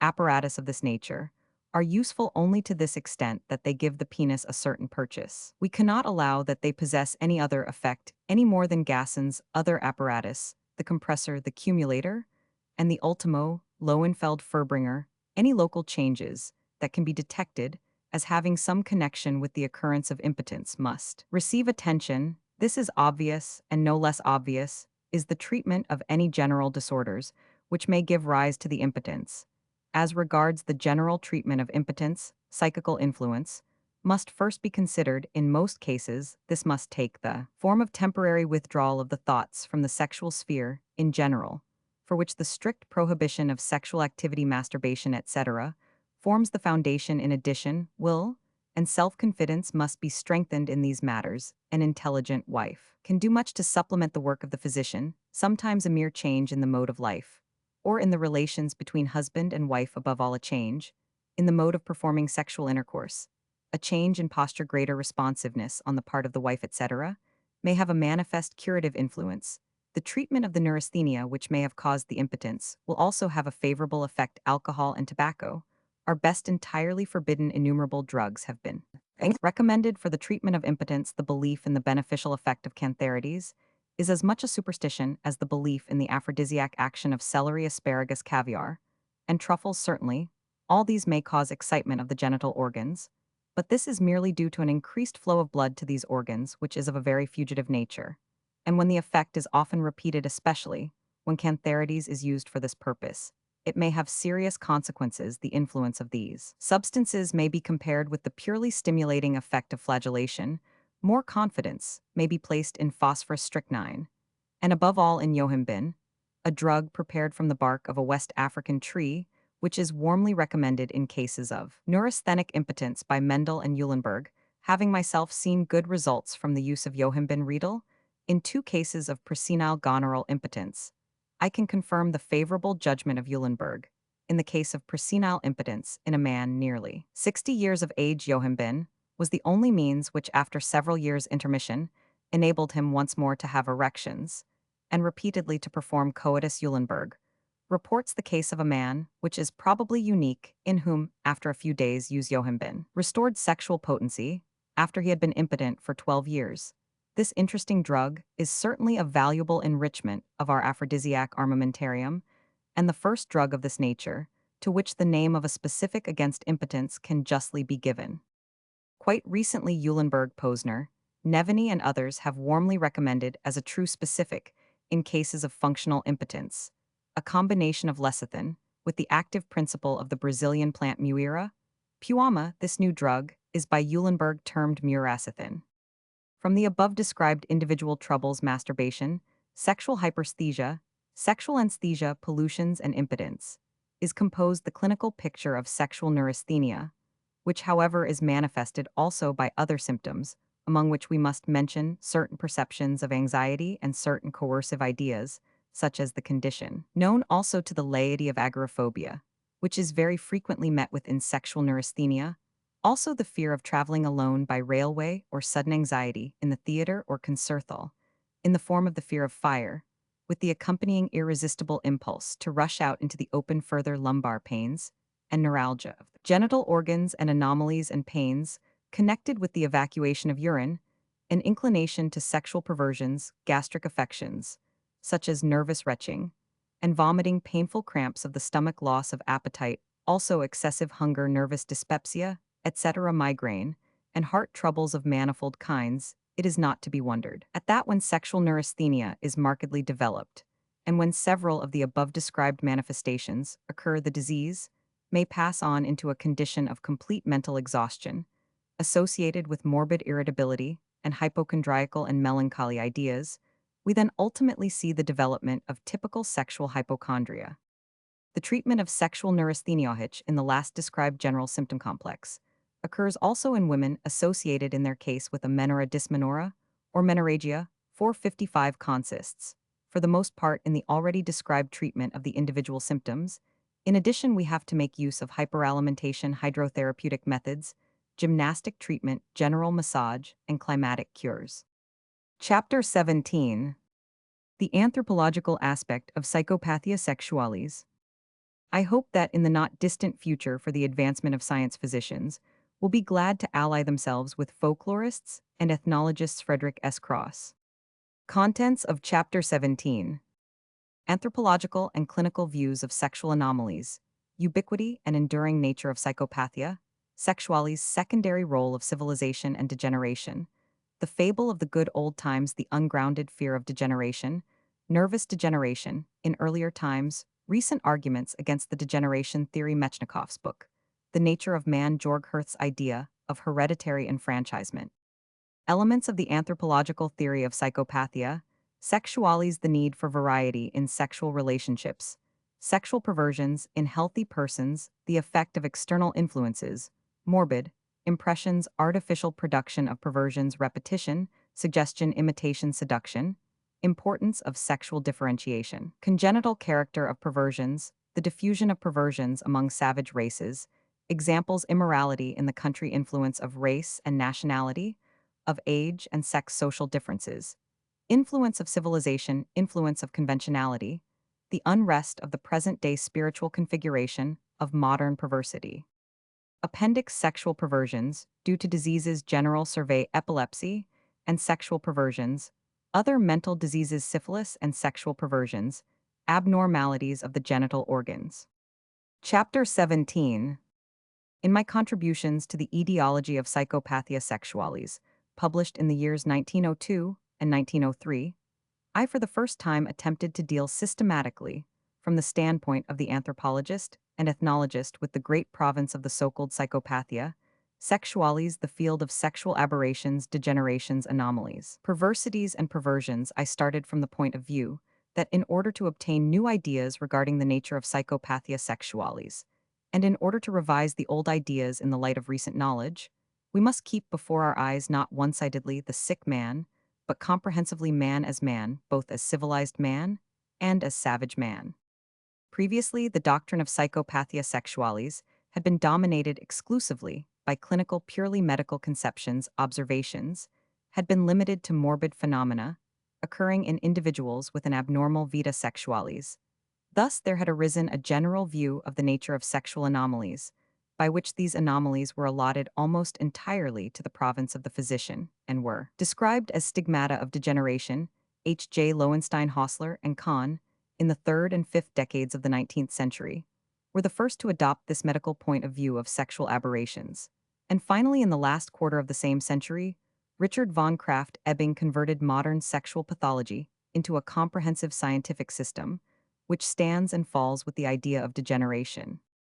Von Krafft-Ebing is and remains the true founder of modern sexual pathology, without wishing in the slightest degree to underestimate the value of the clinical researches he carried out in this province of research, characterized by precision and profound scientific zeal. Without undervaluing for a moment these extraordinary services, I am compelled to point out that his purely medical view of sexual aberrations is one-sided, and to insist that it must be amplified and rectified by anthropological and ethnological researches. Let us leave the hospital and the medical consulting room. Let us make a journey round the world. Let us observe the sexual activity of the genus Homo in its manifold phenomena, not as physicians, but as ordinary observers. Let us compare the sexuality of the civilized human being with that of the savage. Then we shall recognize the vast extension of our visual field for the comprehension of psychopathia sexualis. We shall see how the civilized and temporary phenomenon becomes absorbed into the general human phenomenon, presenting, amid all local variations, the same fundamental lineaments. Psychopathia sexualis exists everywhere, and at all times culture, civilization, and diseases play only the parts of favoring, modifying, intensifying factors. I do not go so far as Freud, who, on account of the now generally recognized wide diffusion of perverse sexual tendencies, is compelled to adopt the view that the rudiments of perversions are the primeval general rudiments of the human sexual impulse, out of which the normal sexual mode of behavior is developed in the course of evolution, in consequence of organic changes and psychical inhibitions. But I do maintain that sexual perversities and perversions appertain to the human race as such and independently of civilization. I am convinced that they are supplementary to normal sexual manifestations, and that their diffusion among civilized and savage peoples extends far more widely than the circle of true degenerative phenomena. The sexual impulse as a purely physical function is neither an object of comparison nor a distinctive characteristic between primitive and civilized humanity. The elementary ideas of humanity return everywhere again in the elementary manifestations of sexual aberrations. From the investigations collected and published in the above-mentioned work, I have been led to the firm conviction, which I must now put forward as a scientific truth, based upon the teaching of anthropology folklore and the history of civilization that at the present day in our time, so widely decried as nervous degenerate and over-civilized, not only are there no more sexually perverse persons than there were in former dayslit, us think only of the Middle Ages with their frightful excesses appearing in epidemic diffusion, but further that the greater part of the perversions of the present day are not to be regarded as degenerations at all, and finally, that the factors which are to weaken and undermine the vital forces of a nation must be something other than purely sexual factors, for sexual aberrations alone have taken as a whole but a trifling influence in affecting the decadence of a nation. They first gain such an influence in combination with causes, which we cannot now discuss, of an economic and political nature.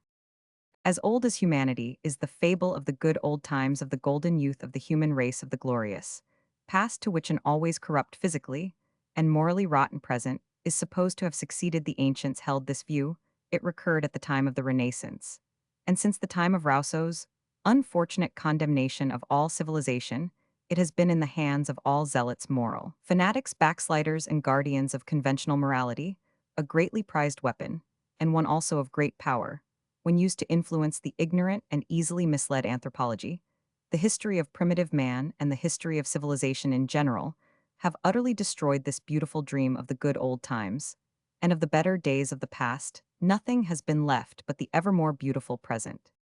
The critical and far-sighted Lessing opposed Rousseau's hypothesis of corruption by means of civilization. It was true, he said, that Athens, standing so high in civilization, and at the same time so corrupt, passed away.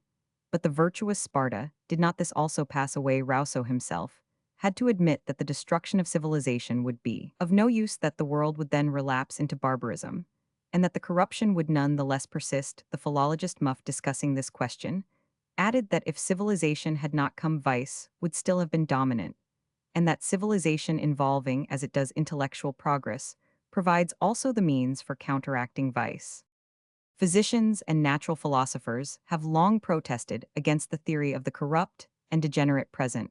For instance, a countryman of Rousseau's, Dr. Delvincourt, exclaimed, "How false is the assumption of the fanatics and the pious who attribute to the moral corruption of our century the majority of diseases, and above all venereal diseases, who maintain that the race is degenerating, and who thunder an anathema against modern young men, whom they would gladly muzzle as we muzzle an animal. Must we then," he asks, "at a moment when civilization is marching forward with giant strides, have our ears wearied with sophisms, which can no longer deceive even the ignorant masses?" And he shows how since primeval times, everywhere all over the earth, vice has been diffused. He rightly points to the innumerable monuments to turpitude of all ages. About the same time, be it noted, more than 60 years ago in Germany, the celebrated natural philosopher Christian Gottfried Ehrenberg, in an academic speech, with the distinctive title, "The Fear that Progressive Intellectual Development Will Lead to Physical National Degeneration," a demonstration that this fear is entirely devoid of scientific and medical foundation, Berlin 1842, opposed the belief in the unwholesome influence of civilization upon the popular strength and popular morals of special interest to us, are his remarks upon the alleged deleterious influence of civilization upon sexuality. He says, p. 8. The occurrence of puberty in warm climates at a comparatively early age, from 10 to 15 years, in cold climates somewhat later, from 14 to 18 years, is a natural measure of human intelligence and power. And if our sexually mature youths at school at the time, at which their development has naturally progressed to this point, experience also sexual stimulation, this is entirely according to the nature of things, and only imposes upon those in charge of schools, and upon parents, the special duty of watchfulness in these respects. Even if secret vice becomes general anywhere among young fellows in a manner open to regret, still, this does not mean that our schools are the cause of physical weakness, of overstimulation, and of deterioration of the people, and of the epoch. It merely indicates a local deficiency in energetic, purposive education, and a lack of the necessary watchfulness over the youths in the particular institution in which the trouble has occurred, or that the family life of the children thus affected is less strictly moral than we could wish. And the evil is only to be overcome by counteracting its especial causes. In many cases, we may compare outbreaks of premature sexuality with epidemics of disease, which also find entrance through lack of sufficient care. Just the same is it in respect of the great mass of adults, who by exhortation and example on the part of those whose business it is to give them counsel, are in most cases so easily led in the right direction, but who in the absence of such judicious treatment often give way to the most unbridled licentiousness. The student of popular history will easily find numerous instances of cause and effect, now of the former and now of the latter kind. Ehrenberg comes to the conclusion, most encouraging to ourselves, and to our time, and one which may be unhesitatingly accepted, that the entire history of humanity, in so far as that history is open to us, leads us to believe not that the progress of civilization has given rise to infirmity or to nervous overstimulation of the people, but on the contrary that as the centuries pass our bodies are as powerfully developed as formerly, and that there is an ever happier development of all the nobler human activities, such as can only result from an improvement in our mental faculties. At the 59th Congress of German Natural Philosophers and Physicians, held at Berlin in the year 1886, the celebrated physicist Werner von Siemens, discussing the same problem in a formal speech, proved the nullity of the hypothesis of the evil influence of civilization upon the physical and moral nature of humanity, and expressed himself as fully convinced that our activity in research and discovery conducts humanity to higher stages of civilization, ennobles humanity, and makes ideal aims more easily accessible, that the coming scientific age will diminish poverty and illness, will increase the enjoyment of life, and will make humanity better, happier, and more contented with its lot. Has humanity degenerated, asks a celebrated specialist, who, owing to the nature of his speciality, has been able to obtain exhaustive information regarding what is often believed to be a symptom of degeneration, namely, falling out of the hair and baldness, and he answers, certainly not in the process of civilization, which has lasted for many thousands of years. Our organization has not experienced any serious convulsion of its fundamental nature. Superficially, only have the battles we have had to fight made any mark upon us. To a frightful extent in earlier times, the great infective epidemic diseases decimated civilized humanity to an extent which is hardly realized at the present day, and those of more powerful constitution were undoubtedly carried off quite as much as those endowed with weaker powers of resistance: bubonic plague, smallpox, leprosy, the sweating sickness, scarlatina, cholera, and syphilis, which at its commencement was a far more severe disease than it is at the present day, have often annihilated the blossoms of youth, and yet mankind as a whole has not suffered therefrom. Formerly, there were much more violent and obstinate nervous troubles than our modern nervousness, which to a large extent represents merely a phenomenon of adaptation, not a disease in the proper sense of the term. St. Vitus. Dance, the dancing mania, and similar psychonervous epidemics disturbed medieval humanity, without however giving rise to any permanent injury, and without causing progressive degeneration, and the most frightful sexual excesses can do no harm to the strength of the nation. With regard to this point, the reputed connection between sexual excesses and the political downfall of a nation, Karl Blabetrew rightly remarks, ancient Rome produced its greatest men during a period of moral degeneration. The finest blossoms of Hellenic civilization coincided with a period of fundamental immorality.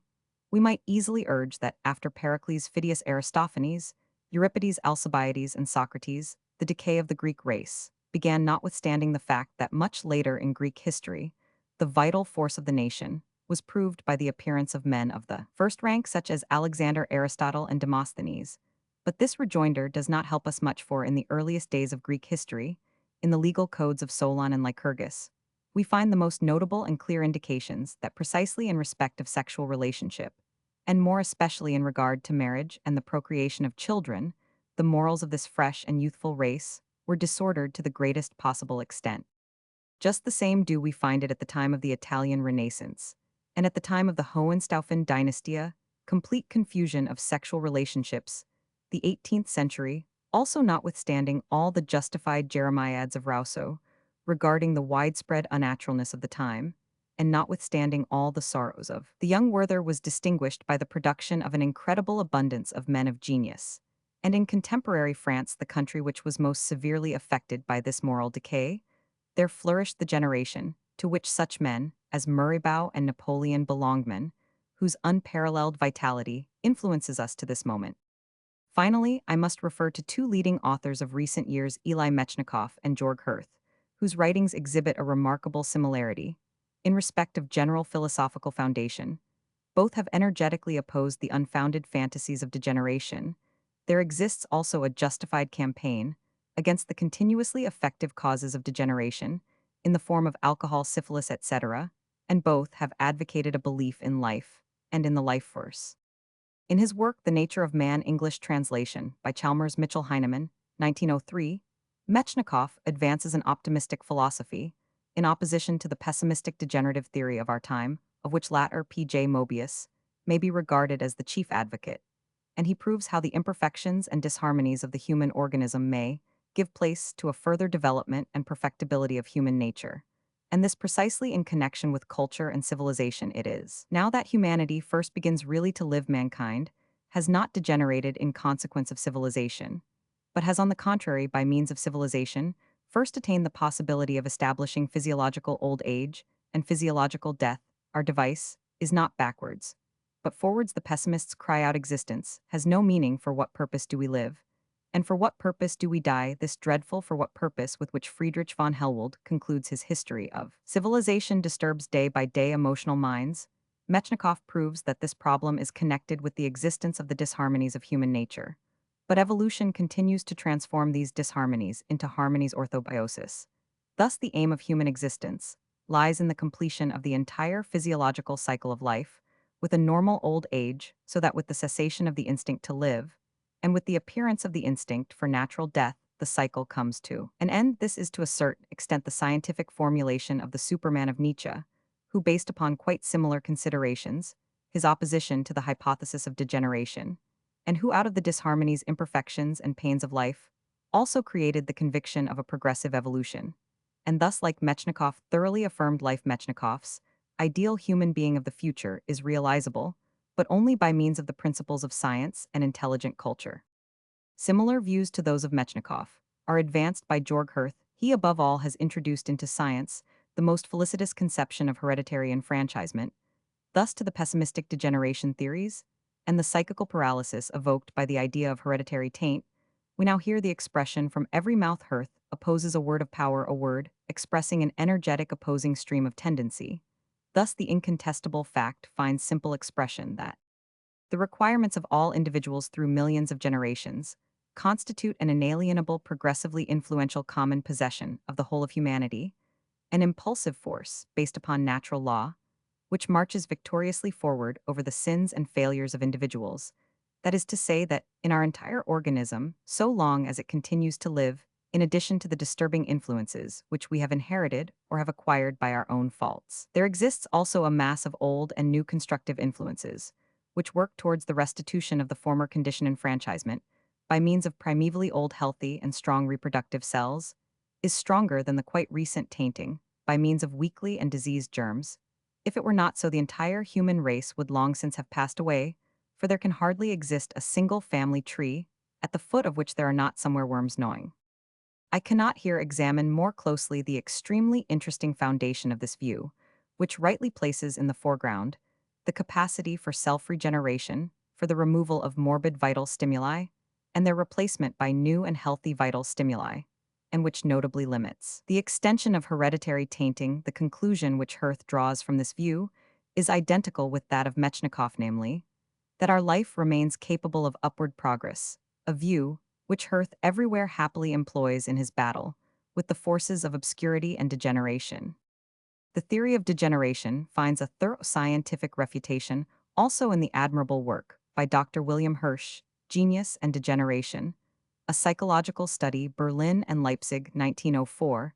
At the end of the book p. 340, the writer says, "In view of the investigations I have made, we are necessarily led to the conclusion that the authors mentioned have by no means adduced proof of a general degeneration of the civilized nation's humanity, need not be alarmed with regard to the alleged black plague of degeneration, and the world need be as little concerned by these fables of the twilight of the nations, as by Herr Falb's prophecies of the approaching destruction of our planet. It cannot be denied that the wide diffusion of the deleterious means of sensual gratification, alcohol, tobacco, etc., the increase in the number of large towns, and the rapid growth in their population, by means of which prostitution and the spread of venereal diseases are especially favored, constitute important etiological factors for the degeneration of the race. Still, the wide diffusion of public hygiene, which is more and more brought under the notice of the individual, affords here an effective counterpoise. Enfranchisement in Hirth's sense is here clearly manifested. After we have seen that the degeneration of our time to the medical idea, of which we shall return to speak more exactly in the next chapter, is not greater now than it was in earlier epochs, and that sexual anomalies have always existed, let us return to consider this point to the anthropological view of psychopathia sexualis. In my etiology of psychopathia sexualis, I have collected the general human phenomena of the sexual impulse in primitive and civilized states, that is the everywhere recurring fundamental lineaments and phenomena of the vita sexualis peculiar to the genus Homo as such. As the principal result of this inquiry, the following propositions appear to me to be established. Degeneration cannot be employed, as von Krafft-Ebing has employed it in his Psychopathia Sexualis, as a heuristic principle in the investigation, recognition, and judgment of sexual aberrations and perversions. At the most, degeneration is no more than a favoring factor of the diffusion of sexual abnormalities, an influence which increases the frequency of their appearance. On the contrary, the ultimate cause of all sexual perversions, aberrations, abnormalities, and irrationalities is the need for variety in sexual relationships peculiar to the genus Homo, which is to be regarded as a physiological phenomenon, and the increase of which to the degree of a sexual irritable hunger is competent to produce the most severe sexual perversions. In contrast with this, degeneration or diseases play only a subordinate part and can be invoked for the explanation of only a small number of sexual aberrations, at most for those which come to the notice of physicians on account of pathological conditions or in foro. In fact, the majority of cases of sexual perversions which come the way of the physicians in clinical or forensic relationships are pathological, but these constitute only a minority of all cases. The large majority of cases do not come within the scope of degeneration. Freud, in his 3 essays on the sexual theory, recognizes the justice of my view, and on p. 80 he writes, "Physicians who have first studied perversions in well-marked examples and peculiar conditions are naturally inclined to regard them as signs of disease or as stigmata of degeneration, just as in the case of sexual inversion daily experience has shown that the majority of these transgressions, at any rate the less marked of them, constitute a seldom lacking constituent of the sexual life of healthy persons in favorable conditions. The normal individual may exhibit such a perversion for a considerable length of time in the place of his normal sexual activity, or the perversion may take its place beside the normal sexual activity. Probably there is no healthy person in whom there does not exist at some time or other some kind of supplement to his normal sexual activity, to which we should be justified in giving the name of perversity. A second important factor in the genesis of sexual anomalies is the ease with which the sexual impulse is affected by external influences, the associative inclusion of manifold external stimuli in sexual perception. Itself the synthetic stimuli, as I myself have called them in the amatory life of mankind. In this way, gradually all the relations of art, religion, fashion, etc. to sexuality have developed, and they offer, in conjunction with the sensory impressions and the psychical and physical imaginative associations, which accompany the sexual act, an incredibly rich material for the manifold realizations of the sexual need for variation. The need for variety in sexual relationships, in conjunction with the sexual demand for stimulation, Hodge, plays a great part, especially in the occurrence of sexual perversions in adult persons, and at a more advanced age of life. The effect of external influences is most clearly noticeable in childhood, when it is experienced most deeply and in a most enduring manner, and when it can become permanently associated with sexual perception. Binet and von Schrenck-Notzing. Alexander von Humboldt, in his Cosmos Vol. Roman II introduction, drew attention to the well-known experience that sensual impressions and apparently chance occurrences are, in the case of youthful emotional individuals, often capable of determining the entire course of a human life. Freud draws attention to the psychological fact that impressions of childhood which have apparently been forgotten may, notwithstanding, have left the most profound marks upon our psychical life and may have determined our entire subsequent development. the impressions of childhood are often incorporated fate for this reason. For example, the children of criminals become criminals themselves, not because they are born criminals, but because as children they grow up in the atmosphere of crime, and the impressions they hear receive become firmly and deeply rooted in their natures. Hence, the campaign against crime must in the first place take into consideration the education of the children of criminals. From the need for variety in sexual relationships, and from the effect of external influences, we deduce the possibility and the actual frequency of the acquirement and the artificial production of sexual perversions and perversities, and these in proportion to the intensity of the sexual impulse, very variable in strength in different individuals, according to the ease with which it is excited will appear now earlier, now later, will be now transient, and now enduring. The third important etiological factor in the origination of sexual perversions is the frequent repetition of the same sexual aberration. There can be no doubt whatever that the normal human being can become accustomed to the most diverse sexual aberrations, so that these become perversions which appear in healthy human beings just as they do in the diseased. Fourthly, suggestion and imitation play an extremely important role in the vita sexualis, alike of primitive and of civilized nations, in accordance with which certain aberrations in the sexual sphere become diffused with great rapidity, and make their appearance as customs, fashions, and psychical epidemics. Those who everywhere trace perversities from morbid rudiments underestimate the powerful influence which example and seduction exercise in the human sexual life. This is especially noticeable today in those sexual perversions, which have become national customs. The most celebrated example is that of Hellenic pederasty, reputedly introduced from Crete, but probably in the first place, originated by a few genuinely homosexual individuals, who in their own interest transmitted artificially by suggestion their peculiar tendencies to a few heterosexual individuals, until at last the love of boys became a national custom, which every heterosexual man adopted the momentous part which modern prostitution, and more especially brothels, plays in the suggestion of perversions, has already been mentioned. It is a matter to which we shall frequently have occasion to return. Schrank alludes prostitution in Vienna Vol Roman 1p 285 to a prostitute who enjoyed a European reputation as an artist in sexual perversities of every kind, and who enjoyed the nickname of the Ever Virgin, because she allowed men every possible kind of enjoyment, except that of regular normal intercourse, which she avoided for fear of becoming impregnated. Fifthly, the difference between man and woman in the essence, the kind, and the intensity of sexual perception, sexual activity in man, sexual passivity in woman, constitutes a rich source of sexual aberrations, most of which belong to the provinces of masochism and sadism.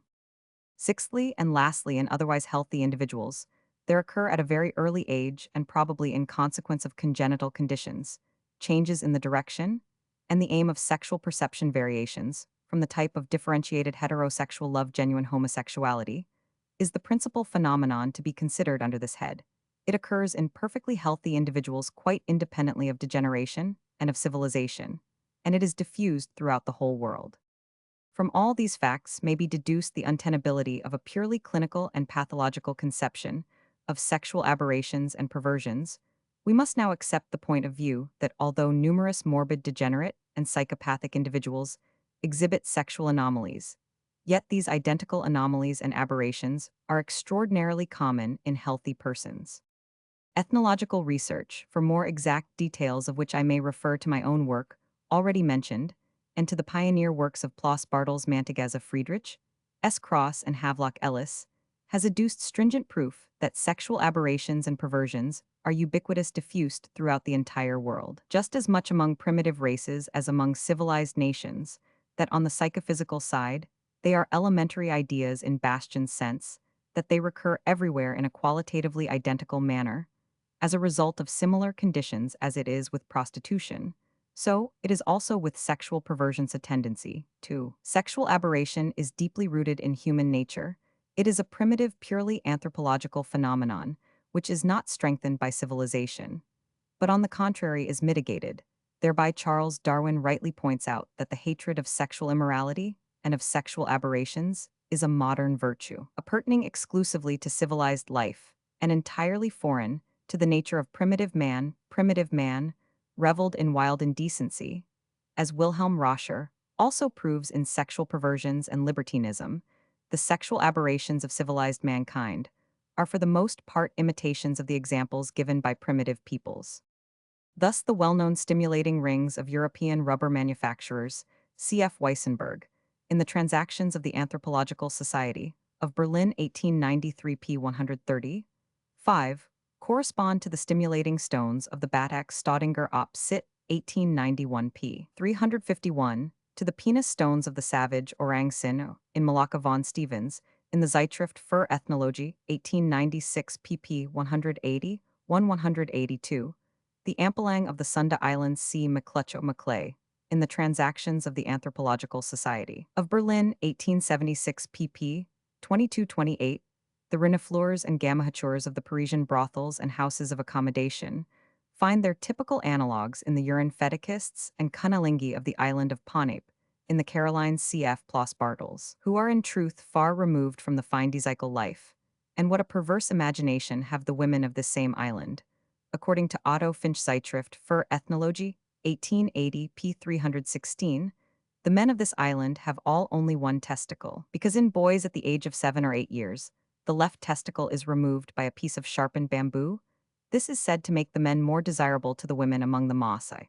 For similar reasons, circumcision is effected in such a manner that a portion of the prepuce is left behind to form a kind of firm button of skin. This mode of circumcision is greatly prized by the women among the black races. Indeed, everything turns round the question of sensual enjoyment. Medical Notes from Central Africa, by Roman 1000 Roman 100, published in the Deutsche Medizinische Press, 1902, No 14 p. 116. And how can our rows compete with the tawny islanders of the South Seas? These select certain women who are not allowed to marry, but are reserved as simple objects of sensual pleasure. And with these, every kind of sexual artifice is practiced. Dempwolf Medical Notes on the Tawny Islanders, published in the Zeitschrift für Ethnologie, 1902 p. 335. Thus, between primitive and civilized races in these respects, there are no important differences, and according to recent researches, we find the same may be said with regard to civilized nations, that there is no difference between town and country. I quote here the account given by an experienced author 60 years ago. People usually believe that in the country, morals are much better than in the towns, but this belief is quite erroneous. Brothels and professional prostitutes naturally cannot exist in the country, but nearly every peasant girl in the country is equivalent to a secret prostitute. It is incredible what sexual excesses go on between the masculine and feminine inhabitants of the villages. Every barn, every shed, every haystack, every copse bears witness to this, especially disadvantageous to morals. Is it when in the heat of summer persons of different sexes work side by side half undressed in remote fields for the whole day, and lie down to rest side by side? We may here allude to a fact that we shall have to discuss latter, that young men, after the conclusion of their term of military service, carry back with them to the country the knowledge of sexual excesses and perversities which they have acquired in the town, and thus diffuse these tendencies more and more widely. Since sexual anomalies constitute a phenomenon generally characteristic of humanity, race, and nationality, as such have less to do with the matter than is commonly imagined. The Mongol and the Malay are not less voluptuous than the Semites, or than many Aryan races. Among the Semites, the Arabs and the Turks are preeminently sexually perverse nations. They seek sexual gratification indifferently in the female harem, and in the boys' brothel. See numerous descriptions of travelers on the moral customs of Turkey, the Levant, Cairo, Morocco, the Arabian, Soudan, the Arabs in Africa, etc. Among the Aryan races, the Aryans of India must be considered preeminent as refined practitioners of psychopathia sexualis, which they have reduced to a system. In addition to recognizing 48 figure veneris different postures in sexual intercourse, they practice every possible variety of sexual perversion, and they have in various textbooks a systematic introduction to sexual immorality. Here there is manifestly no trace of morbid conditions of degeneration or of psychopathia. It is simply a matter of popular manners and customs. Sexual perversion among the Greeks and the Romans, two other Aryan nations, is too well known to need detailed description. In modern Europe, the French were at one time believed to lead the way in sexual artifices. For a long time, this has ceased to be true, and in fact never was true. They do indeed excel, if one may use the expression, all other nations in the outward technique and in the elegance of their sexual excesses. To them from very early times, there has been ascribed a certain preference for the scatological element in the sexual life. But according to the recent researches of Friedrich S. Cross regarding the Slavs published in his Anthropophytia, this alleged preeminence is extremely doubtful. That among the Slavs, sexual perversions of every kind have an extraordinarily wide diffusion has been shown by this investigator, by the collection of an enormous mass of material.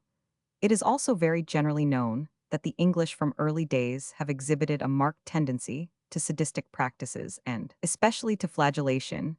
I will return later to this remarkable phenomenon.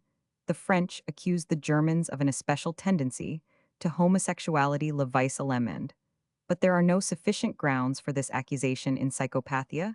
Sexuales, the Germans are as cosmopolitan as they are in other respects. With regard to the age of the individual, in relation to sexual perversions, the frequency of these is greater after puberty than before, and the frequency increases with advancing years, the time at which the imagination unfolds its greatest activity. The commencement of manhood is extremely favorable to the origination of sexual aberrations, and to their becoming habitual practices, and again the age at which the sexual powers begin to decline, and when for their incitation new stimuli are needed, is one at which abnormal varieties of sexual gratification frequently originate. Which sex is more inclined to abnormalities of the sexual impulse, the male or the female? The primitively more powerful sexual impulsive life of man, in association with his greater use of alcohol, makes him distinctly more inclined to follow sexual bypaths than woman whose sexuality at first develops very gradually and experiences, in consequence of motherhood, powerful inhibitions. 2. The development of any sexual anomalies, on the other hand, the much more difficult development of voluptuous sensations in women by means of normal coitus, is not rarely the cause of a tendency to perverse varieties of sexual intercourse.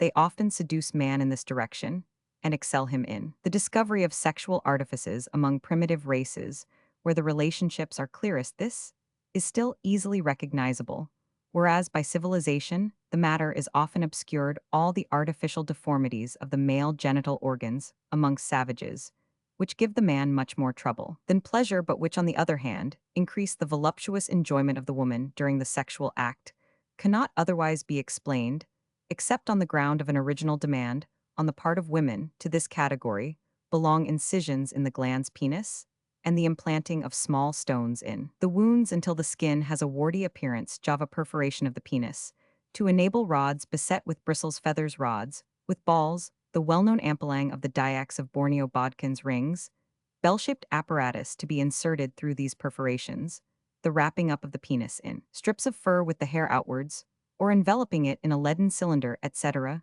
The feminine imagination has proved inexhaustible in this direction.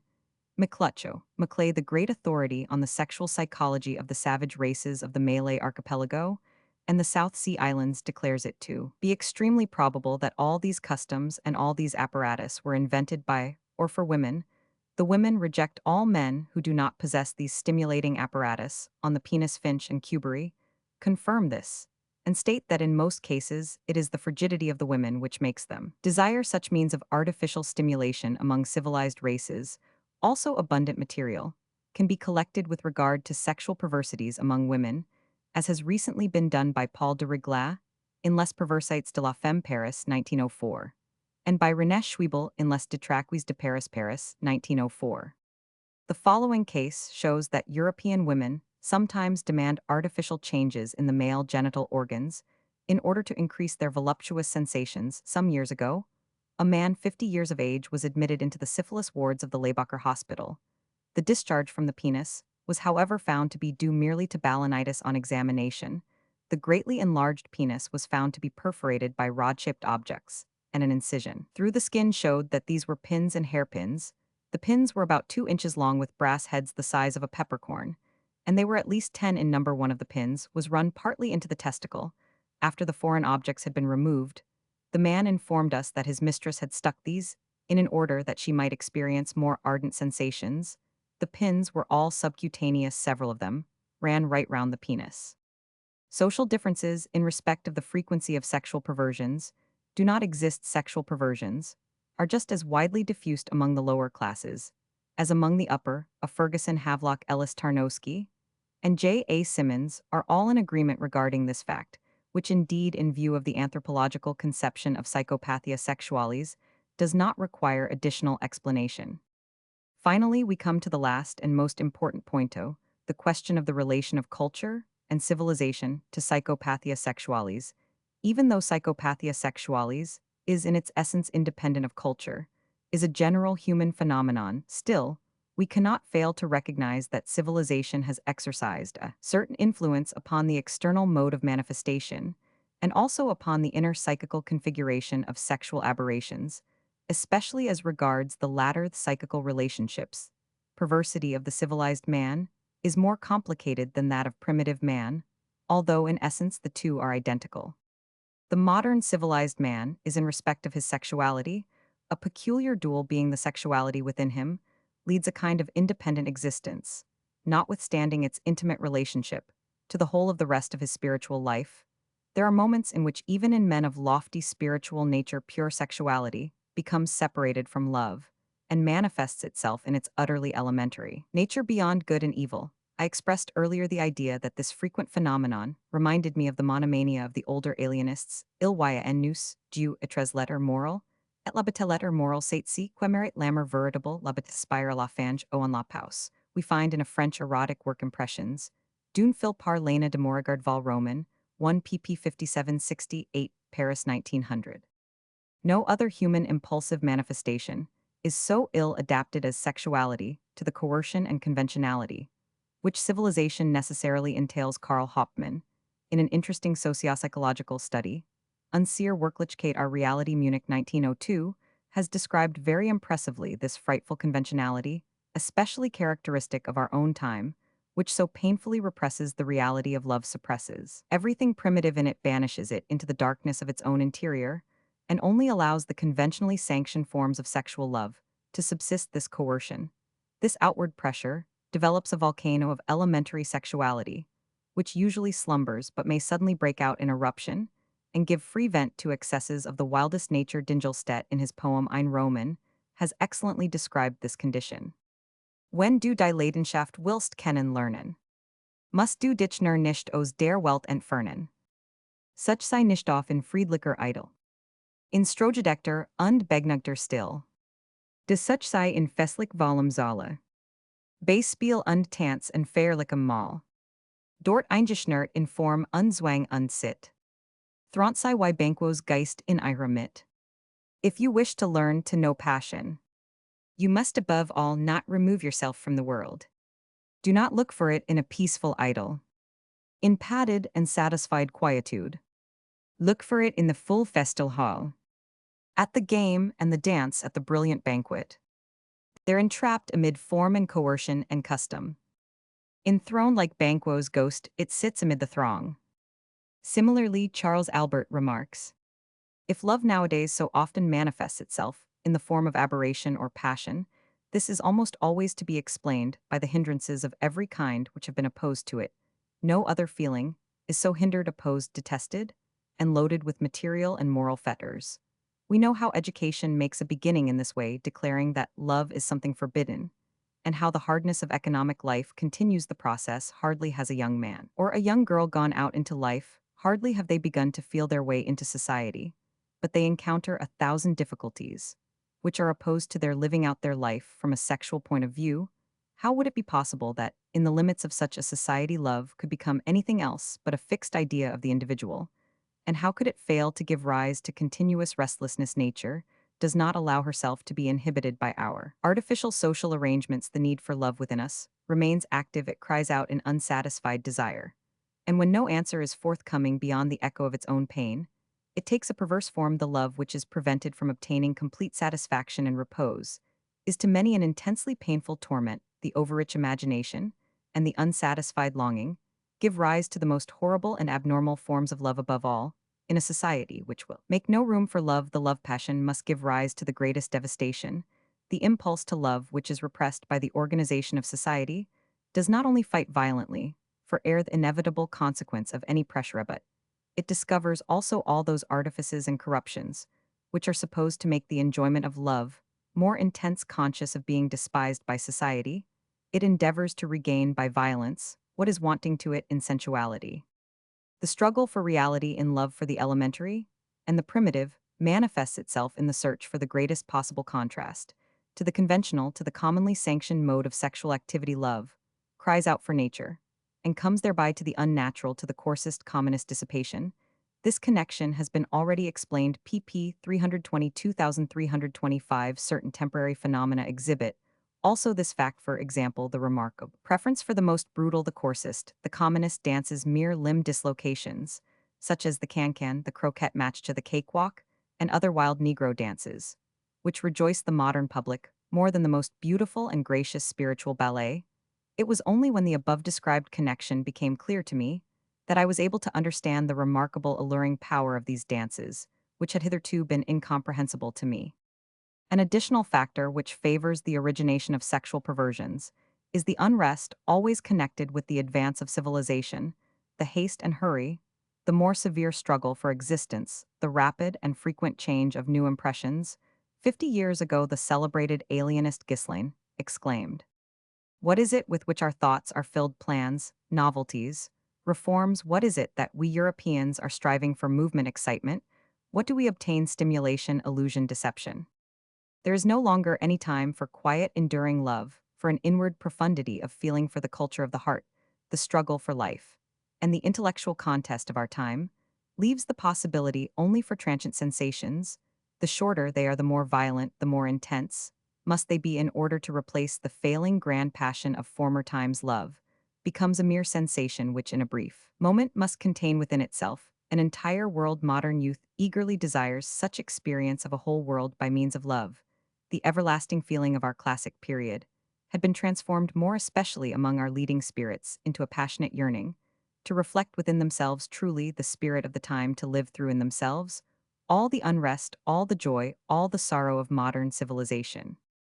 From this, there results a peculiar, more spiritual configuration of modern perversity, a distinctive spiritualization of psychopathia, sexualities, a true wandering journey, an odyssey of the spirit, throughout the wide province of sexual excesses. Without doubt, the French have gone furthest in this direction, and the names of Baudelaire, Barbey de Aurevilly, Verlaine, Hanon, Haraucourt, Jean Larocque, and Guy de Maupassant indicate nearly as many peculiar spiritual refinements and enrichments of the purely sensual life. We have no longer to deal with the pure love of reflection, as in the case of Kierkegaard and Grillparzer, and in the writings of young Germany, where indeed reflection predominates, but which still more extends to the direction of higher love. Contrasted with this is the simple lust of the senses, by means of which new psychical influences are to be obtained. Voluptuousness becomes a cerebral phenomenon, ethereal in this way, the most remarkable, unheard of. Sensory associations appear in the province of sexuality, true physical products, which are above all specifically modern, and could not possibly exist in former times, for it is always the same play of emotion, the same effects, the same terminal results. Ordinary voluptuousness, the dream of Hermann Bahr of non-sexual voluptuousness, and the replacement of the animal impulse by means of finer organs, is only a dream. The elemental sexual impulse resists every attempt at dismemberment and sublimation. It returns always unaltered, always the same. It is vain to expect new manifestations of this impulse. Such efforts end either in bodily and mental impotence, or else in sexual perversities. In these relationships, the imagination of civilized man is unable to create novelties. In the essence, it can do so only as regards the objective manifestations. This is confirmed by the increase of purely ideal sexual perversities. In connection with certain spiritual tendencies of our time, Marshall D. Estock, in his book Paris, Eros Paris 1903, has given a clear description of these peculiar spiritual modifications of sexual aberrations. It is interesting to note that Schopenhauer remarks in his New Paralipomena, pp. 234 and 235, the caprices arising from the sexual impulse resemble a will-o'-the-wisp. They deceive us most effectively, but if we follow them, they lead us into the marsh and disappear. Appendix: Sexual perversions due to disease. It is the immortal service of Caspar and von Krafft-Ebing to have insisted energetically upon the fact that numerous individuals whose vita sexualis is abnormal are persons suffering from disease. This is their monumentum re perennius in the history of medicine and of civilization. Purely medical, anatomical, physical, and psychiatric investigations show beyond question that there are many persons whose abnormal sexual life is pathologically based. I shall not here discuss the peculiar borderland state between health and disease, the existence of which can be established in many sexually perverse individuals. I shall not refer to the abnormalities, the psychopathic deficiencies, the unbalanced, etc., nor shall I discuss the question of the significance of the stigmata of degeneration, because these will be adequately dealt with in connection with the forensic consideration of punishable sexual perversions. Here we shall speak only of actual and easily determined diseases, which possess a causal importance in the origination and activity of sexual perversions. The great majority of these are naturally mental disorders. Von Krafft-Ebing, to whom we owe the most important observations regarding the pathological etiology of sexual perversions, enumerates the following conditions: psychical developmental inhibitions, idiocy and imbecility, acquired weak-mindedness after mental disorders, apoplexy injuries, to the head syphilis in consequence of general paralysis, epilepsy, periodical insanity, mania, melancholia, hysteria, paranoia.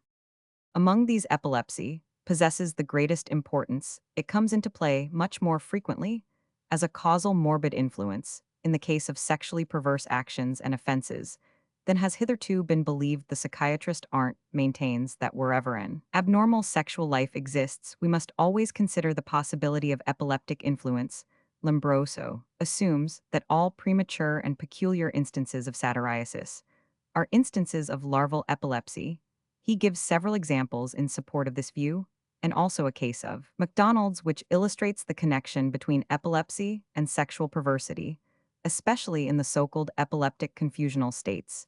Do we meet with sexually perverse actions, exhibitionism, and other manifestations of sexual activity, coram publico, are frequently referable to epileptic disease. Similar impulsive sexual activities and similar confusional states are seen after injuries to the head, and in alcoholic intoxication, also after severe exhaustion.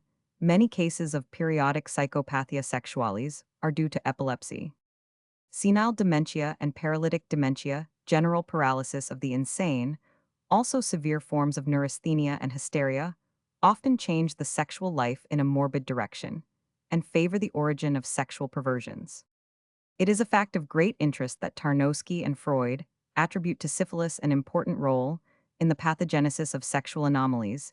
In 50 of his sexual pathological cases, Freud found that the abnormal sexual constitution was to be regarded as the last manifestation of a syphilitic inheritance. Freud, op. cit. p. 74. Tarnowski observed that congenital syphilitics and also persons whose parents had been syphilitic, but who themselves had never exhibited any definite symptoms of the disease, were apt later to show manifestations of a perverse sexual sensibility. Tarnowski, op.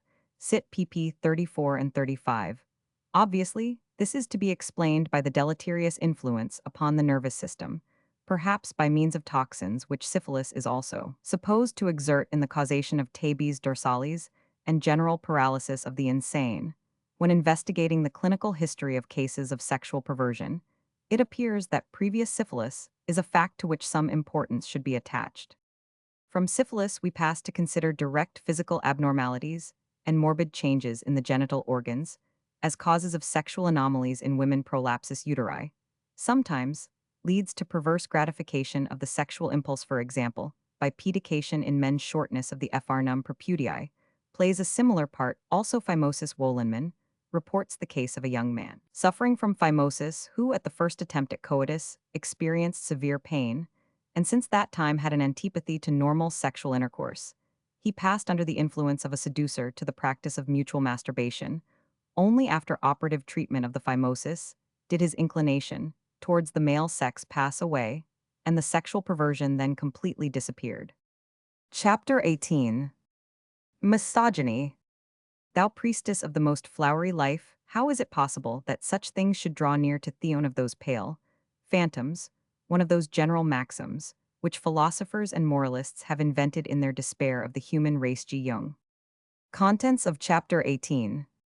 Non-identity of misogyny with homosexuality. History of misogyny. Misogyny, among the Greeks. Christian misogyny, the true source of the modern contempt for women. Characteristics of modern misogyny. De Sade and his modern disciples. Schopenhauer, Strindberg, Weininger. Scientific misogyny. Mobius. Schertz, B. Friedlander, Iwan distinctions between the individual varieties, counteracting tendencies, beginnings of a new amatory life of the sexes, a common share in life freedom, with not without woman. Chapter 18. Before proceeding to the consideration of homosexuality, I propose to give a brief account of contemporary misogyny, in order to avoid confusing these two distinct phenomena under one head, and also to avoid making the male homosexuals, who are often erroneously regarded as woman haters, responsible for the momentarily prevalent spiritual epidemic of hatred of women. This would be a gross injustice because, in the first place, this movement has in no way proceeded from the homosexual, but rather from heterosexual individuals such as Schopenhauer, Strindberg, etc. And because, in the second place, the homosexual as such are not misogynists at all, and it is only a minority of them who shout in chorus to the misogynist tirades of Strindberg and Weininger.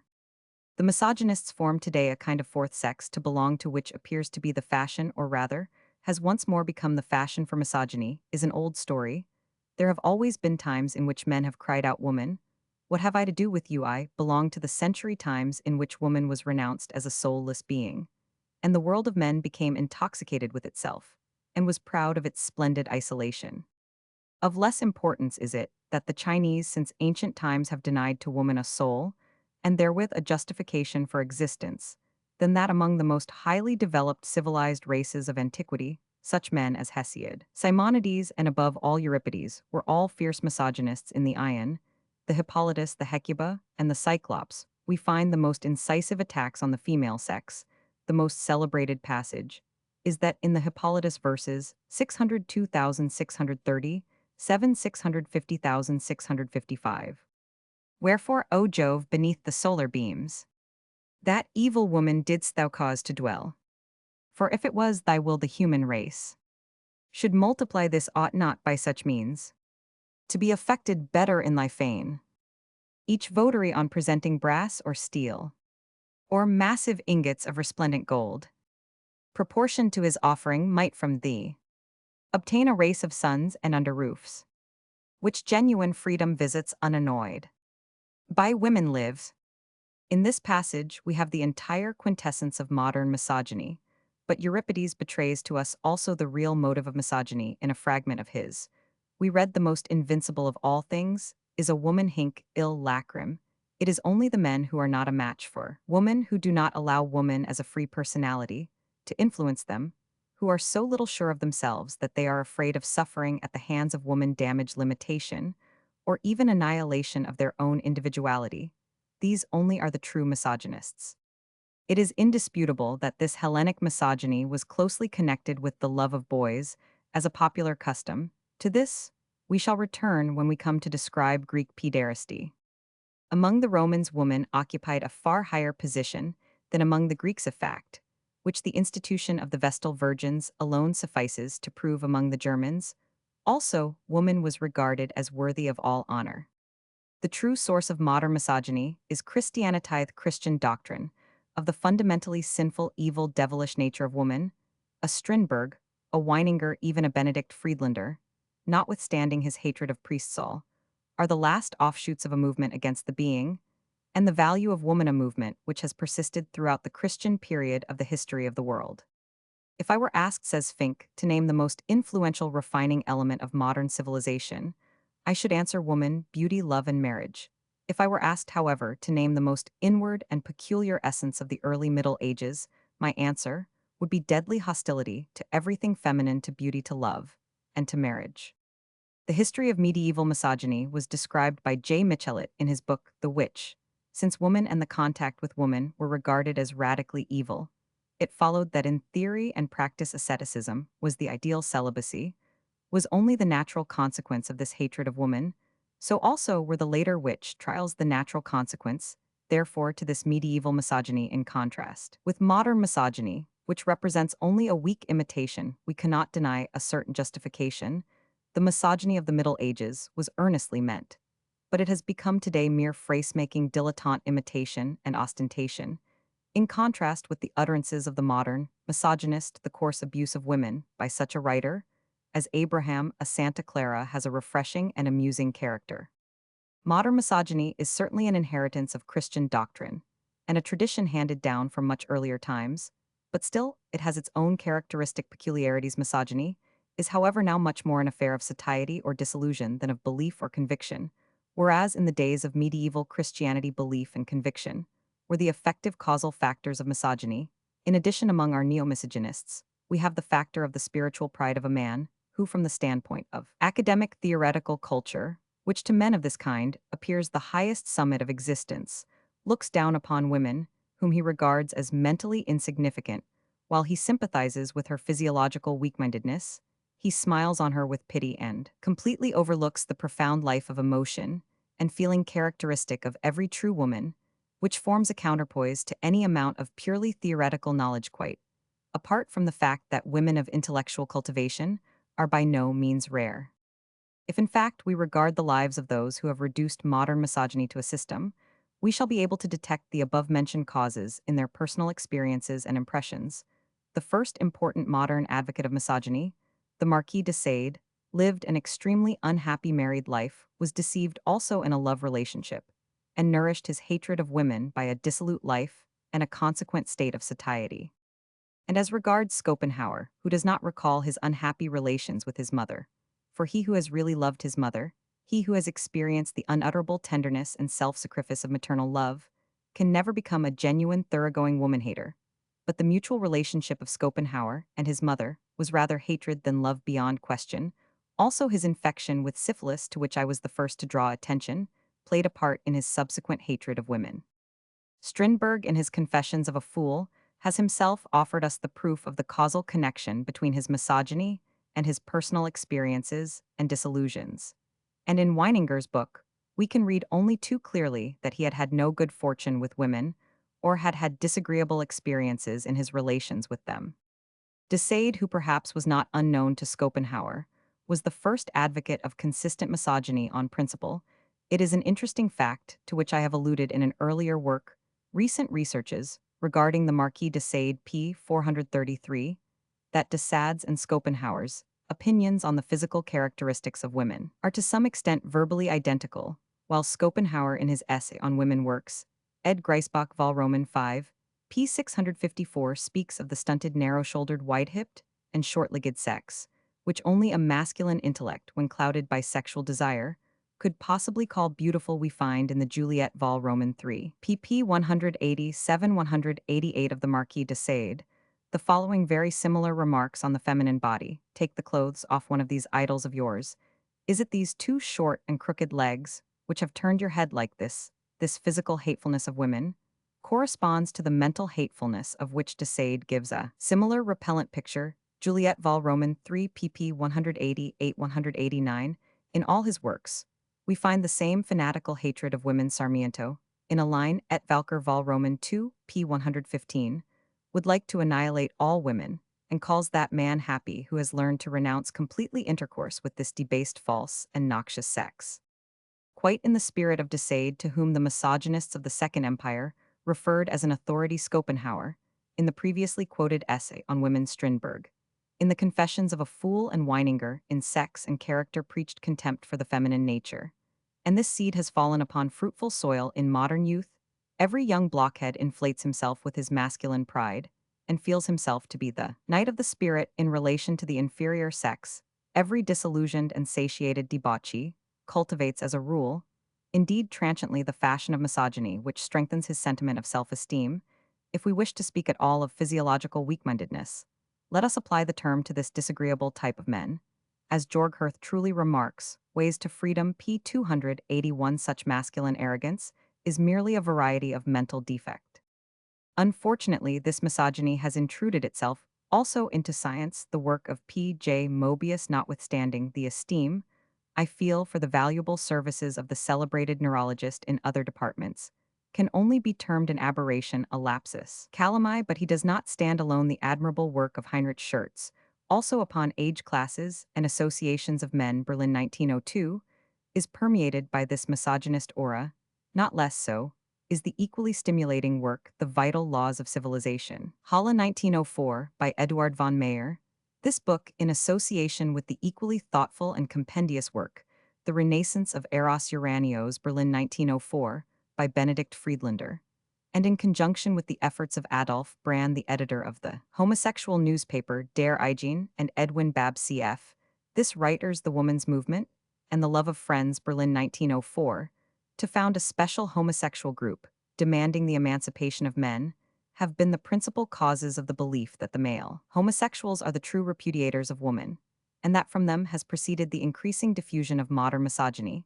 I repeat that this connection is true only for the above-named group, that on the contrary genuine misogyny has been taught us by the world's typically heterosexual men, such as Schopenhauer and Strindberg, Benedict Friedlander, and Eduard von Meyer preached, above all, a masculine civilization, a deepening of the spiritual relationships between men, whereas Strindberg and Schopenhauer and even Weininger really leave us in uncertainty as to what they imagine is to take woman's place. All five agree in this, that the intercourse of man with woman is to be limited as much as possible, but only the two first named openly and freely advocate homosexual relationships, or at least a physiological friendship. B. Friedlander, between men, Schopenhauer, Strindberg, and Weininger, did not venture to deduce these consequences, yet this is the necessary consequence of misogyny based on principle. To the heterosexual men and such men form an enormous majority. Noble, ideal asexual friendship of man for man appears in quite another light from that in which it appears to the misogynist, to whom it is to serve to replace sexual love, whereas for heterosexual men friendship for other men is a valuable treasure additional to the love of woman. Is there then any reason for this contempt and hatred for woman? Do not the signs increase on all hands to show us that new relationships are forming between the sexes, that a number of new points of contact of the spiritual nature are making their appearance, in a word, that an entirely new, nobler, most promising amatory life is developing? I will not fall into the contrary error to misogyny and inscribe a dithyramb of praise to feminine nature, as Wed Dahmer, Quenzel, Grodek, and others have done, but I merely indicate the signs of the times when I say that woman also is awakening. Woman is awakening to the entirely new existence of a free personality conscious of her rights and of her duties. Woman also will have her share in the content, and in the tasks of life. She will not enslave us as the misogynists clamor, for she wishes to see free men by her side. What would become of woman if men became slaves? How could slaves give love? Life has today become a difficult task, both for man and for woman. Man and woman alike must endeavor to perform that task with confidence in their respective powers, but each also must have confidence in the powers of the other, a confidence which becomes palpable in the form of love or friendship, so that those who feel it have their own powers strengthened. Not free from woman is the watchword of the future, but free with woman. Enough for her to avoid evil. For what can a woman do that is good? Indian literature is also full of such ideas. Cf. Schurz, Altersklassen und Männerbund, age classes, and associations of men. P. 52. Chapter 19. The Riddle of Homosexuality. Through Science to Justice, Magnus Hirschfeld. Contents of Chapter 19.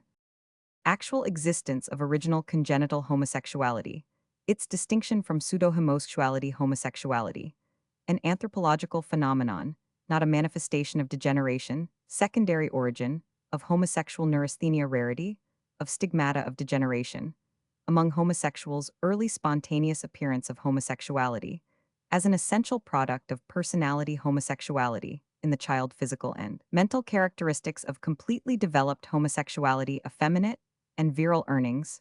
Physical peculiarities of the homosexual. Mental peculiarities. Diffusion.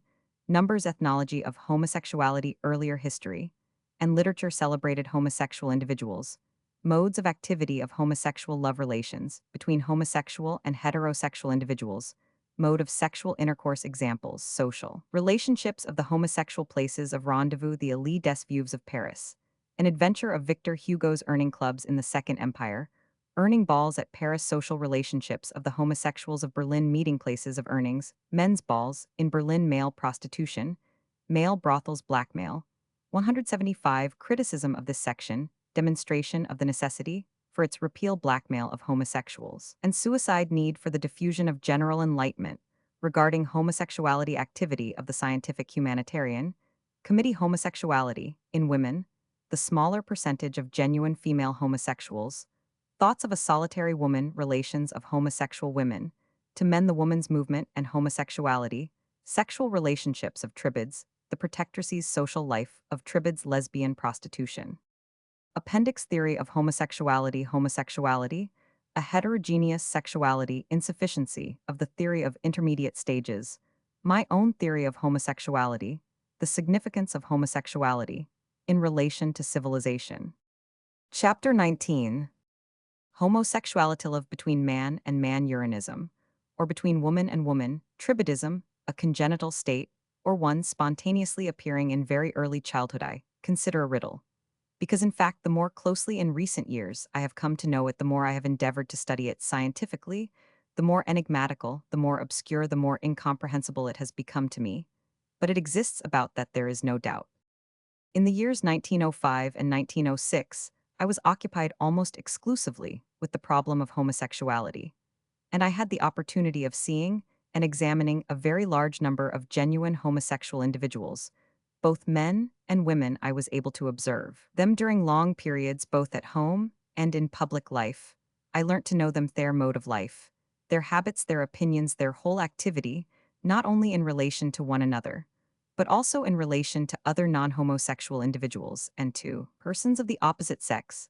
This experience taught me the indubitable fact that the diffusion of true homosexuality, as a congenital natural phenomenon, is far greater than I had earlier assumed, so that I find myself now compelled to separate from true homosexuality the other category of acquired apparent occasional homosexuality, of the existence of which I am now as formerly firmly convinced. I denote this latter by the term pseudo-homosexuality and treat of it in a separate chapter.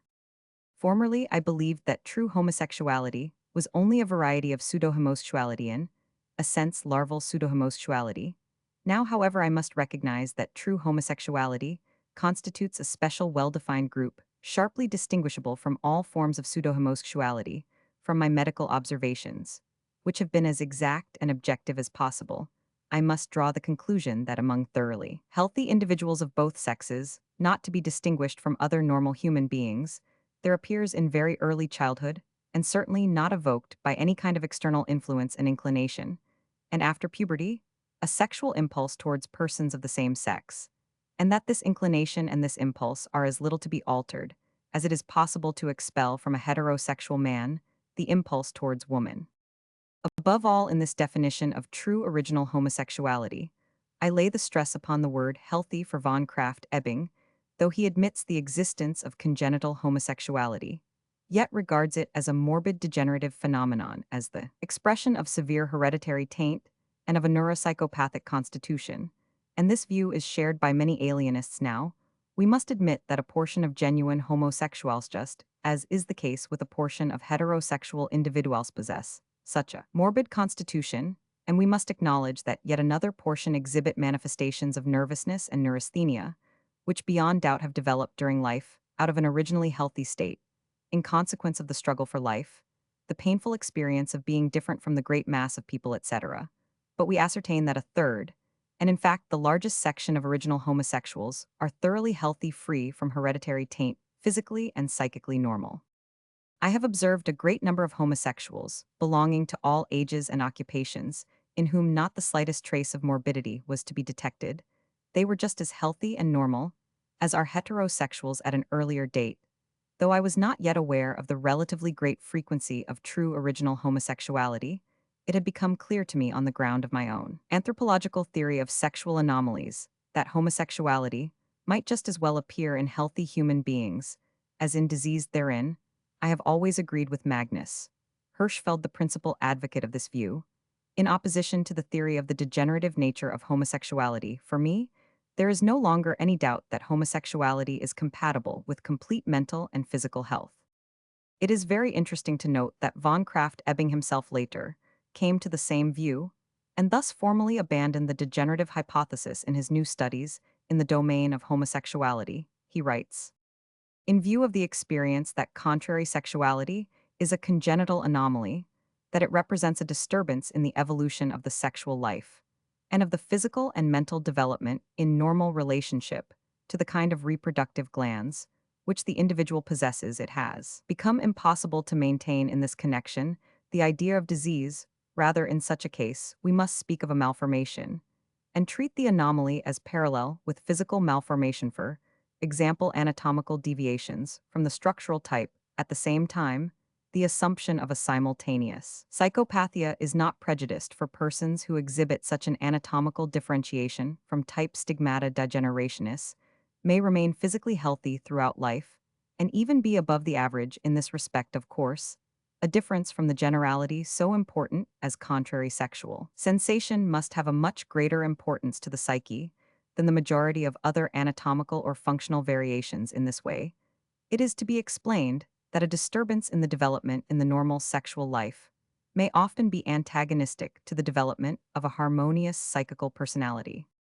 Not infrequently in the case of those with contrary sexuality, do we find neuropathic and psychopathic predispositions, as for example predisposition to constitutional neurasthenia and hysteria, to the milder forms of periodic psychosis, to the inhibition of the development of psychical energy, intelligence, moral sense, and in some of these cases, the ethical deficiency, especially when hypersexuality is associated with the contrary sexuality, may lead to the most severe aberrations of the sexual impulse.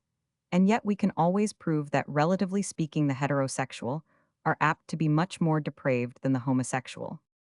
Moreover, other manifestations of degeneration in the sexual spheres in the form of sadism, masochism, and fetishism are relatively much commoner among the former. That contrary sexual sensation cannot thus be necessarily regarded as psychical degeneration, or even as a manifestation of disease, is shown by various considerations, one of the principal of which is that these variations of the sexual life may actually be associated with mental superiority. The proof of this is the existence of men of all nations whose contrary sexuality is an established fact, and who nonetheless are the pride of their nation, as authors, poets, artists, leaders of armies, and statesmen. A further proof of the fact that contrary sexual sensation is not necessarily disease, nor necessarily a vicious self-surrender to the immoral, is to be found in the fact that all the noble activities of the heart, which can be associated with heterosexual love, can equally be associated with homosexual love, in the form of noble-mindedness, self-sacrifice, philanthropy, artistic sense, poetic activity, etc., but also the passions and defects of love, jealousy, suicide, murder, unhappy love, with its deleterious influence on soul and body, etc. According to my own investigations and observations, the relationship between health and disease is among homosexuals originally identical with that among heterosexuals, and only in the course of life, in consequence of the social and individual isolation of the homosexual, which acts on them as a psychical trauma, is this relationship somewhat altered in favor of the predominance of disease. Here, however, we have as a rule to do chiefly with acquired nervous troubles and disorders, with the development of a peculiar type of homosexual neurasthenia. And in these cases, by superficial observers, there may easily be a confusion between post hoc and propter hoc.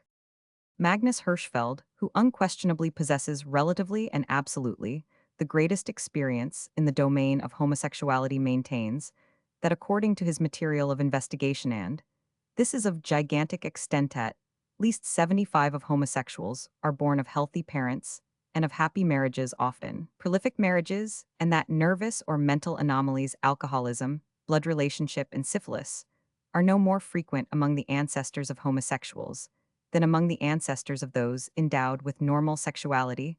Only among from 20 to 25 of homosexuals was he able, in conjunction with E. Burchard, to find hereditary taint. Only in 16 could they find well-developed stigmata of degeneration, and indeed those with stigmata were throughout hereditarily tainted.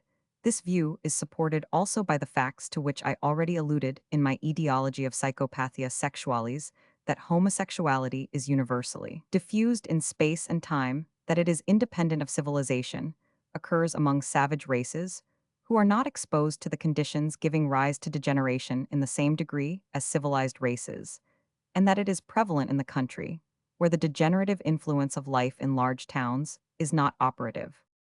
The most important characteristic of genuine homosexuality, its spontaneous appearance very early in life, which can only be referred to natural inheritance, appears to me to be a fact proved altogether beyond dispute. Men of the highest and most respected professions, above all, judges, practicing physicians, men of science, theologians, and scholarship, describe themselves to me as having been through and through homosexual from early childhood, so that I am thoroughly convinced that primary homosexuality makes its appearance at any rate very early in life. The reports of physicians are of especially great importance. Hirschfeld op. Cit. p. 12 quotes the utterance of a leading alienist, himself homosexual, I can, and must declare that I have never known a case of homosexuality which I could regard as other than congenital, and the accuracy of this statement has been confirmed to me personally by several homosexual physicians. The idea congenital harmonizes very well with the demonstrable casual objective cause of the first homosexual tendencies which we are able to learn in almost every case of homosexuality. These can, as is well known, also occur transiently in heterosexual individualsome matter, which is discussed in the chapter Pseudo-homosexuality. In the case of genuine homosexuality, however, these homosexual activities play from the very beginning a predominant role and remain permanent because they result from a natural inheritance from a deeply rooted impulse. This is shown in the following interesting autobiography of a man of letters 30 years of age.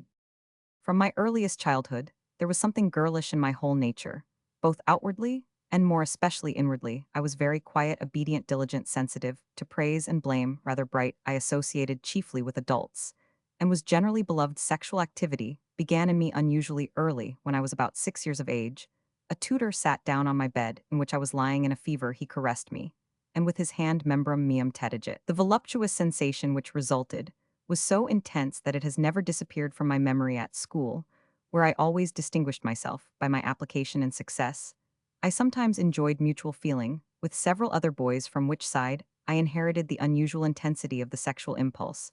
I do not know, but I remember that, when I was about 12 years old, I already suffered a good deal from sexual desire, and that it came to me as a solution of a great difficulty when a comrade instructed me in the practice of masturbation.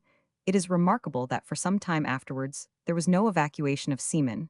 When this first appeared, I was very much alarmed and disquieted, but I soon became accustomed to it, and this the more readily because I had no doubt whatever that all men regularly indulged in the same pleasure. This paradisiacal state did not, however, last for long, and after a time, when I recognized the unnatural and dangerous nature of my conduct, I conducted a severe and unsuccessful contest against my desires in my life generally. I had a good deal to bear, and I can say that I have hardly preserved a single really pleasant memory of my past. And yet I could look back to this past with a certain pride and satisfaction, if it had not been that the sexual side of my life has left such gloomy shadows in my soul. I remember that from very early days, my eyes involuntarily turned with longing towards elderly, vigorous men, but I did not pay much attention to this fact. I believed that I only practiced masturbation, the influence of which I doubtless exaggerate in memory, to some extent, because it was not possible for me to have sexual intercourse with women. I was accustomed, sometimes, to have friendly association with young girls, who appeared to be extremely attracted towards me. I always took care, however, that such love tendencies were nipped in the bud, because I felt that it was impossible for me to go any further with them.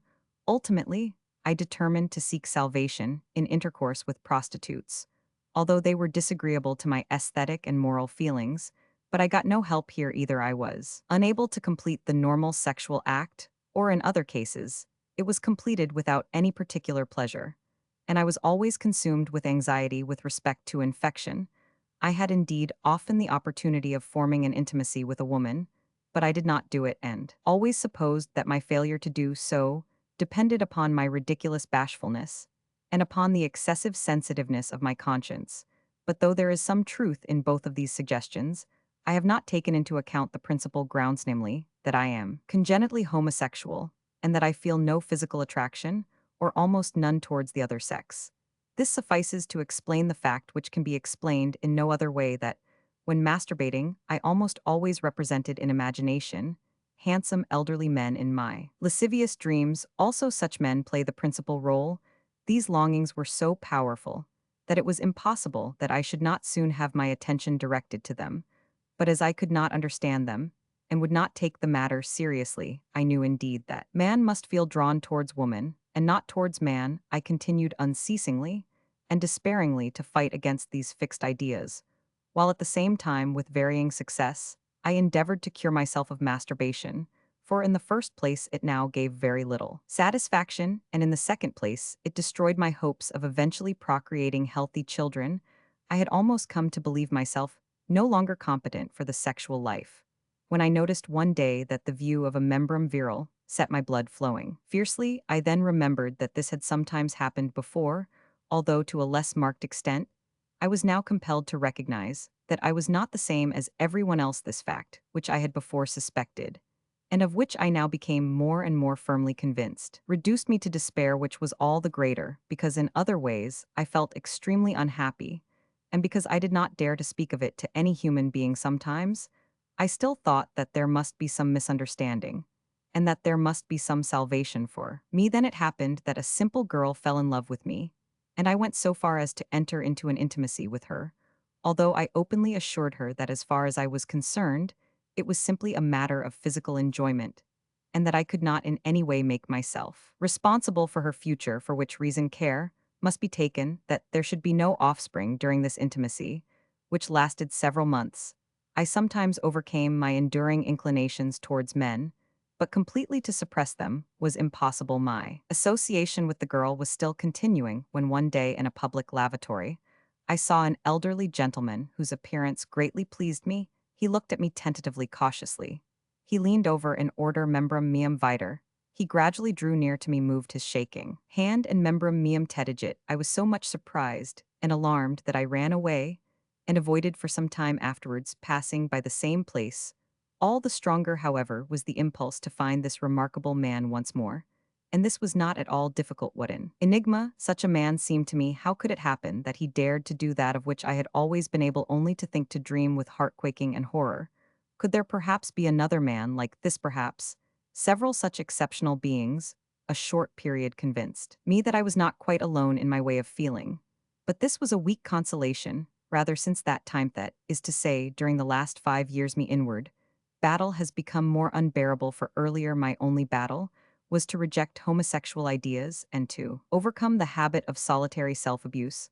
Now sometimes I practice with another mutual onanism, to me the proper natural mode of sexual gratification, and yet I cannot forgive myself for doing it, because it is affected in so unsthetic a manner, and is associated with such dangers. Notwithstanding all my endeavors, however, I have never been able to resist the temptation for a long time together, and thus I am hunted always by my impulse as by a wild animal, and can nowhere, and in nothing find repose and forgetfulness. I have frequently changed my place of residence, but I always before long form new relationships. The tortures which I suffer in consequence of the incomparable power of the impulse are greater than I can possibly express in words. I can only wonder that I did not lose my reason, and that in the eyes of my friends and acquaintances, I am now as before the most normal of all human beings, in the senseless and utterly unsuccessful contest with an impulse which, as far as I am concerned, is wholly or almost wholly congenital. I have lost the best of my powers, although I have long recognized the fact that this impulse in and by itself is neither morbid nor sinful, for a divergence from the norm is not a disease, and the gratification of a natural impulse which in no respect and for no human being leads to evil consequences cannot be regarded as sinful. Why then must I continue to strive against this impulse like a madman? Because it is very generally misunderstood, so unpardonably condemned. What help is it that I am now surrounded by love and respect? I know that so many would turn away from me with horror if they were to learn my sexual constitution, although it is a matter which does not concern them at all. Scorn and contempt would then be my lot. I should be regarded by the majority of human beings as a libertine, whereas I feel and know that, notwithstanding all the sensuality of my nature, I have been created for some other purpose than simply to follow my lustful desire. Who will believe that I suffer in the struggle with myself? Who will have compassion upon me? This idea is intolerable. I am condemned to eternal solitude. I have not the moral right to found a home, to embrace a child who would give me the name of father. Is not this punishment sufficiently severe for God knows what sins? Why then should the consciousness be superadded that I am a pariah and outcast from society, owing to the opinion of society regarding the homosexual? An opinion based upon ignorant stupidity and ill nature? A society drives these unhappy beings to death, or to a marriage which in their case is criminal, and then triumphantly exclaims, "Look what degenerate beings they are!" No, they are not degenerates. Those whose lives you have made unbearable, they are for the most part spiritually and morally very healthy human beings. I will speak of myself. Why do I long for death? Certainly not because I am mentally abnormal. I am no morbid pessimist, and I know well enough that life can be very beautiful. But unfortunately, it cannot be so for me, for my life is a hell. I am intolerably weary of my internal conflict. It has become horribly difficult to me to play the hypocrite, to pretend continually to be a happy man rejoicing in life. I am bending beneath the burden of my heavy iron mask. Recently, I had myself hypnotized in order to have my thoughts turned away as far as possible from sexual matters. My hypnotist said to me, "You see, you will be at rest now," and involuntarily in sleep I had to swallow these words, "Be at rest, good God." Is that possible? Does the normal man know how this word sounds in our ears? Who will understand my intolerable pain? Perhaps my dear parents could have done so, as they loved me above all, as if they had a presentiment that I should be the most unhappy of their children. But they have been dead for several years, and so, notwithstanding my numerous relatives and friends, I stand quite alone in this world, and vainly seek an answer to the questions why and wherefore. Genuine homosexuality exhibits, like heterosexuality, the character of an impulse, arising from the very nature of the personality, which in activity from the cradle to the grave, expresses the continuity of the individual in respect, also of this peculiar sexual tendency. Thus there does not exist a homosexuality limited merely to a certain age of life, as to childhood or youth to maturity, or even to old age. Hence we must distinguish from genuine homosexuality the pederasty of old men described by Schopenhauer, which does not begin till old age appears. We must distinguish also the love of Greek boys for elderly men. These must be included in the category of pseudo-homosexuality, an inclination which, like original homosexuality, is an outflow of the essential nature of the individual. Concerned cannot disappear so long as the individual himself persists, cannot begin or end, except with the beginning or end of his life. Homosexuality extends throughout the lifetime, and if by any cause whatever, for example enforced marriage, it is apparently temporarily suppressed, it always reappears. It seems very doubtful if there really exists, as von Krafft-Ebing assumes, a genuine retarded homosexuality that is original homosexuality, which does not manifest itself until a comparatively advanced age. There do doubtless exist transient cases of pseudo-homosexuality, which have in some cases developed in those previously heterosexual, and which in other cases are superimposed upon a bisexual basis. These belong to the category of acquired homosexuality, which is always a pseudo-homosexuality. The course of life of genuine homosexuals is a complete expression of the results of simple inversion of the sexual impulse, and the homosexual type makes its appearance in childhood. The fact of the difference between the homosexual and others is not experienced merely by the person himself, but is also noticed very early by those who have care of him. The girlish, in the case of female homosexuality, boyish and peculiar nature is often observed by members of the family, by comrades, and by tutors, and gives rise to the use of nicknames. These manifestations and perceptions are a valuable objective confirmation of the subjective sensations of homosexual children. A Protestant clergyman, whose homosexual son also studied theology, remarked to Roman 1000 Hirschfeld, "He was from the very beginning different from my 5 other sons." The physical and moral peculiarities presently to be described are often manifested in very early childhood. Hirschfeld has frequently been able to diagnose homosexuality in children from 10 to 14 years of age. He alludes, among others, to a very timid boy 12 years of age, who suffered from migraine, who cried frequently, who kept himself apart from his schoolfellows, and corresponded daily with a boyfriend. He was fond of flowers and music. He had very little inclination to mathematics, according to Hirschfeld, a somewhat characteristic phenomenon in cases of homosexuality. The examination of the boy, who was extremely bashful, showed that the genital organs were still completely undeveloped, the penis resembling that of a boy of 4 years, whilst the breasts were markedly developed like those of a girl at the commencement of puberty. I doubt whether the fondness on the part of boys for girls' games, or on the part of girls for boys' games, can be regarded as a symptom of diagnostic importance in regard to the existence of homosexuality, for a fondness for playing with girls and for cooking may often be observed in boys who later prove thoroughly heterosexual. Still, these things do play a great part in the autobiography of homosexuals, and have in fact great importance in cases in which these tendencies persist after puberty, when the heterosexually differentiated psyche would, after the transitory episode of these youthful games, display activities now corresponding to the fully developed sexual sensibility. Puberty is the most important period with regard to the final determination of homosexuality by means of particular physical and mental characteristics. The consideration of the physical and mental characters of male homosexuals leads clearly to the distinction of two different types, effeminate, and the virile earnings with regard to the relative numbers of these two types. There exist no definite data. Hirschfeld in his earnings describes chiefly the type of the more or less effeminate earnings that is of those who show the greatest resemblance to the feminine nature and does not express an opinion as to whether the number of effeminate homosexuals is greater than the number of virile homosexuals that is of those whose nature is predominantly masculine. Another experienced observer of earnings, Dr. J. E. Meissner, is of opinion that, in the majority of cases, the male type of homosexuals is encountered rather than the female, according to my own observations. It appears to me that the number of virile and of effeminate earnings is about identical. There are certainly numerous virile homosexuals, or rather, homosexuals of a thoroughly masculine build of body, without great deviations from the normal type, who yet have a more or less feminine mode of sensibility. The distinction between effeminate and virile homosexuals would appear therefore to be only relative, and for the majority of cases Hirschfeld's remarks earnings p. 86 apply. A homosexual who is not distinguishable physically and mentally from the complete man is a being I have not yet encountered among 1,500 cases, and I am therefore unable to believe in the existence of such until I personally encounter one.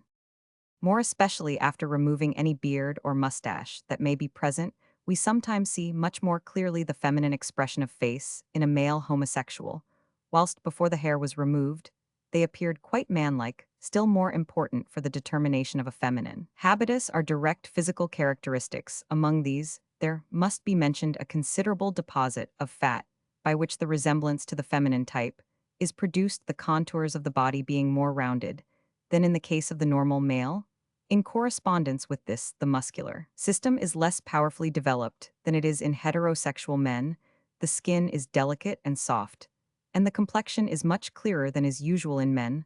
Last winter, I attended an earnings ball, and I was much impressed when looking at the décolleté men with the remarkable whiteness of their skin on the shoulders, neck, and back, also in those who had not applied powder, and by the fact that the little acne spots almost always present in normal men were absent in these.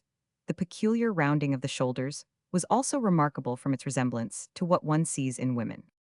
According to Hirschfeld, the skin of the Urning almost always feels warmer than his environment. He refers the expression, commonly used among the people in Germany, warm brothers, to this circumstance, and derives the Latin homo mollis, soft man, from the softness of the skin, and of the muscular system, though in my opinion this term is applied rather to the entire effeminate soft nature of the Urning. Of great interest is the relation between the breadth of the shoulders and the width of the pelvis in homosexual men, whilst the breadth of the shoulders of heterosexual men is several centimeters in excess of the width of the pelvis, and in women the width of the pelvis is greater than the breadth of the shoulders. According to Hirschfeld in the Urning, there is little or no difference between these two measurements. This, in respect of the bodily structure, would completely justify the expression intermediate stage, and would give the homosexual man a position between the heterosexual man and the heterosexual woman. Still, there are without doubt numerous virile homosexual men in whom this great width of the pelvis is not present. Investigations regarding the corresponding relationships among homosexual women have not, to my knowledge hitherto, been made. Very striking is the often luxuriant growth of hair, especially in the effeminate types, whereas the virile homosexuals are in this respect more approximate to normal men, baldness being common among them. Our attention having been recently directed by the investigation of H. Swoboda to the existence of equivalents of menstruation in men, the occurrence of such equivalents among earnings is of interest. Hirschfeld reports the case of an effeminate homosexual who since the age of 14 had suffered at intervals of 28 days from migraine associated with severe pains in the back and loins, so that his stepmother said to him, "It is with you just as it is with us." The gait and the movements of effeminate earnings also have a somewhat womanly appearance and attract the attention even of one who is not in the secret. Short tripping paces and elegant movements are characteristic of the effeminate. In an earlier chapter, we came to the conclusion that the fully adult normal woman was approximate in physical characteristics, rather to the child, and to the youthful human being than to the adult man. And in this connection, it is of interest that we must describe as a distinctively feminine characteristic the peculiarity of many male homosexuals, which enables them for a long time to preserve a youthful appearance and demeanor. Very remarkable is the behavior of the voice. The change in the voice may not occur at all or does not occur. Till very late, the capacity for singing soprano or falsetto is also long preserved. Others, in whom the change of voice had failed to occur, were able to lower the pitch considerably by practice. A typical and well-known example is that of the baritone singer Willibald von Sadler-Grun, whom I had the opportunity of hearing recently. When under the name of Urani Verd, he made a professional journey through Germany and sang his songs dressed as a woman. He said of himself, "My voice has never cracked in a definite way. At 23 years of age, I could sing soprano, and can still do so today at the age of 30. The deeper tones for speech and singing I acquired only by instruction and practice." Hirschfeld earnings, p. 65. In this typical effeminate, the breasts also have completely feminine character, as according to Hirschfeld, is by no means rare in boy earnings, who at puberty experience swelling of the breasts associated with painful sensations. I must, however, maintain, in opposition to Hirschfeld, that abnormally marked development of the breasts is by no means rare in perfectly normal heterosexual men. For the diagnosis of homosexuality, the imperfect development of the larynx and the failure of the voice to crack are more important than the marked development of the breasts. I remember distinctly that in the case of a fellow student of mine years ago, his high voice used greatly to strike me today. I am able to understand how this fact was associated with his complete disinclination to sexual intercourse with women and his insensibility to feminine charms in general, and I am able in his case to diagnose homosexuality with absolute certainty. In the case of virile homosexuals, all the above-mentioned physical peculiarities are far less noticeable in their outward appearance. They much more nearly resemble heterosexual men, but still, they always have comparatively more of the feminine in their nature than the latter. Such a typically virile homosexual, in whose appearance the impression of femininity was entirely absent, I was able recently to recognize during a railway journey, in the course of which he confided to me misogynist opinions against other fellow travelers, and also said that in the whole of his life he was a man of a little over 30, had not had intercourse with women more than 3 or 4 times during the long wait of the train at a station. I took the opportunity, having mentioned that I was a physician by profession, to ask him if he was not homosexual, a fact which he at once admitted. Already in very early childhood, he had felt himself distinctly drawn only towards masculine beings, and had never experienced the least inclination towards women in this case. Also, any kind of outward influence was excluded, because he had grown up at home and chiefly in a feminine environment. As I have already said, in appearance, he was masculine, and he himself stated that he had no physical characteristics which suggested a feminine impression. That this is the case in numerous virile homosexuals is proved by the distinctive fact that many of them are professional soldiers, especially officers, in respect of whose appearance virility is very strongly insisted on.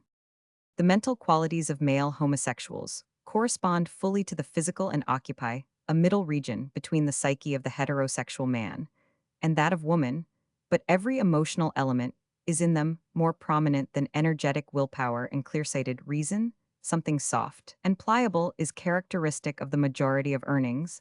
This adaptability manifests itself in good-humoredness, in inclination to self-sacrifice, but above all, in a most astonishing mobility of the imaginative life, which seems to be something characteristic of the homosexual. And to explain his frequent artistic capacity, above all his talents for music, for which vocation indeed his less fixed and more sketchy nature especially fits him, but also for poetry, painting, acting, and sculpture, for all the fine arts, says Hirschfeld. From cooking and artistic needlework to sculpture, we find that earnings have exceptional talent.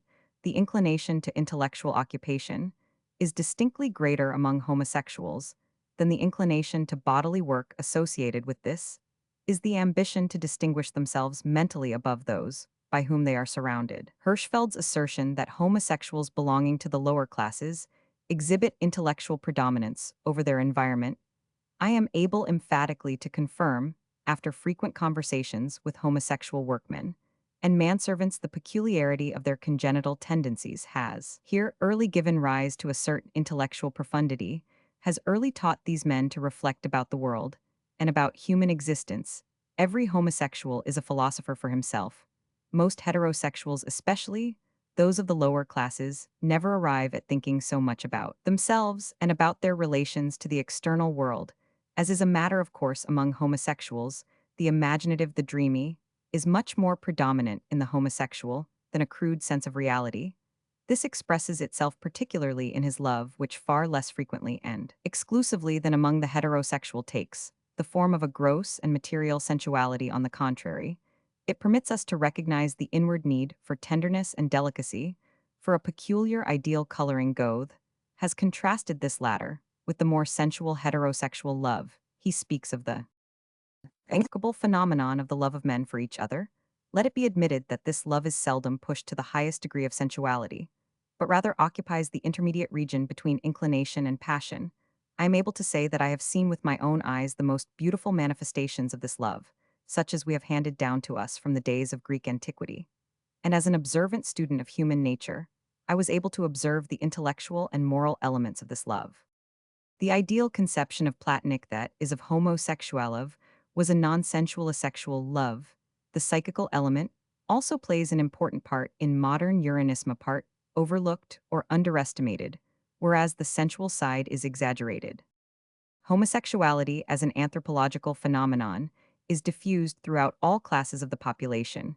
We find it among workmen, just as much as among aristocrats, princely personalities, and intellectual heroes, physicians, lawyers, theologians, philosophers, merchants, artists, etc., all contribute their contingents to Uranism. If the extraordinarily frequent occurrence of homosexuality in the highest classes of society, especially in the leaders of the aristocracy, may possibly be brought into relationship with the processes of degeneration, still on the other hand, numerous homosexuals are derived from healthy families such as have not transmitted hereditary taint through a long series of ancestors. Recently, G. Merzbach has studied the relationship between homosexuality and the choice of a profession, and has proved that this choice is usually a consequence of the natural tendency. Thus, we find an especially large number of homosexuals engaged in the production of ready-made clothing, and in other manufacturing trades. Others become musical comedians, playing women's parts. Actors, dancers, actors, and singers appearing on the stage as women are to a large extent original homosexuals. Among hairdressers and waiters, we find also a relatively large number of earnings. As regards the diffusion of homosexuality, the data obtainable up to the most recent times have been extremely contradictory. The first exact information is to be found in the work of a physician published under the name of Roman 1000 Kurtbenny on 143 of the Prussian Criminal Code of April 14, 1851, and its continuance as 152 in the Proposal for a Criminal Code for the North German Bund Leipzig 1869. The author enumerates in Berlin 10,000 homosexuals among 700,000 inhabitants, equal to 1425.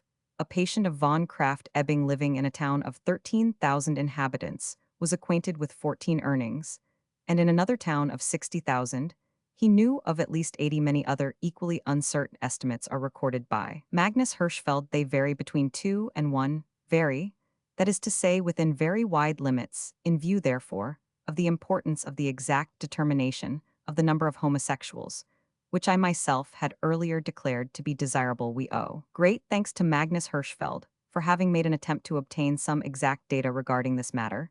He deduces from a compilation of 30 test investigations reports regarding homosexuals in various classes of the population, and by means of an inquiry made with sealed letters, that the proportion of male homosexuals to the population is about 15. That is a very much greater percentage than has hitherto been assumed to exist formerly. I doubted the accuracy of this figure, but since numerous respected, honorable, well-behaved persons, of whom I had not suspected it, have assured me that they have been homosexual since childhood, I have no longer any doubt regarding the approximate accuracy of Hirschfeld's statistics. The inquiry made by Dr. von Romer in Amsterdam gave similar results, for he found the proportion of homosexuals to be 19. A third inquiry, made by Hirschfeld among the metal workers of Berlin, gave a proportion of 11. Normal heterosexual love was reported in about 94 to 96 of the 3 inquiries. An imposing recognition of the love of man for woman, a powerful manifestation of the provision for the preservation of the species, and a contradiction to the fear that the Uranian element in the population could ever seriously impair the well-being of the great majority Hirschfeld. As bisexuality is as exhibiting tendencies towards both sexist average of the three inquiries, reported 39 of whom however 8 were mainly homosexual. The total number of the purely and mainly homosexual was thus 22 hence, according to the results of the last census of 1900. In the total population of the German Empire, numbering 56,367,178, there would be about 1,200,000 homosexuals, whilst of the population of Berlin, numbering 2,500,056,000, would be homosexual. In the interest of the scientific and social study of homosexuality, it is urgently necessary that these statistical investigations should be pursued for, if it should appear that the above estimates really apply to the whole empire, which I do not feel justified in assuming without further evidence, since it is naturally possible that Berlin might contain a relatively greater number of homosexualism, would in fact have a greater social importance than it has hitherto been assumed to possess in any case. The number of earnings is large enough to make them appear a remarkable anthropological variety of our race.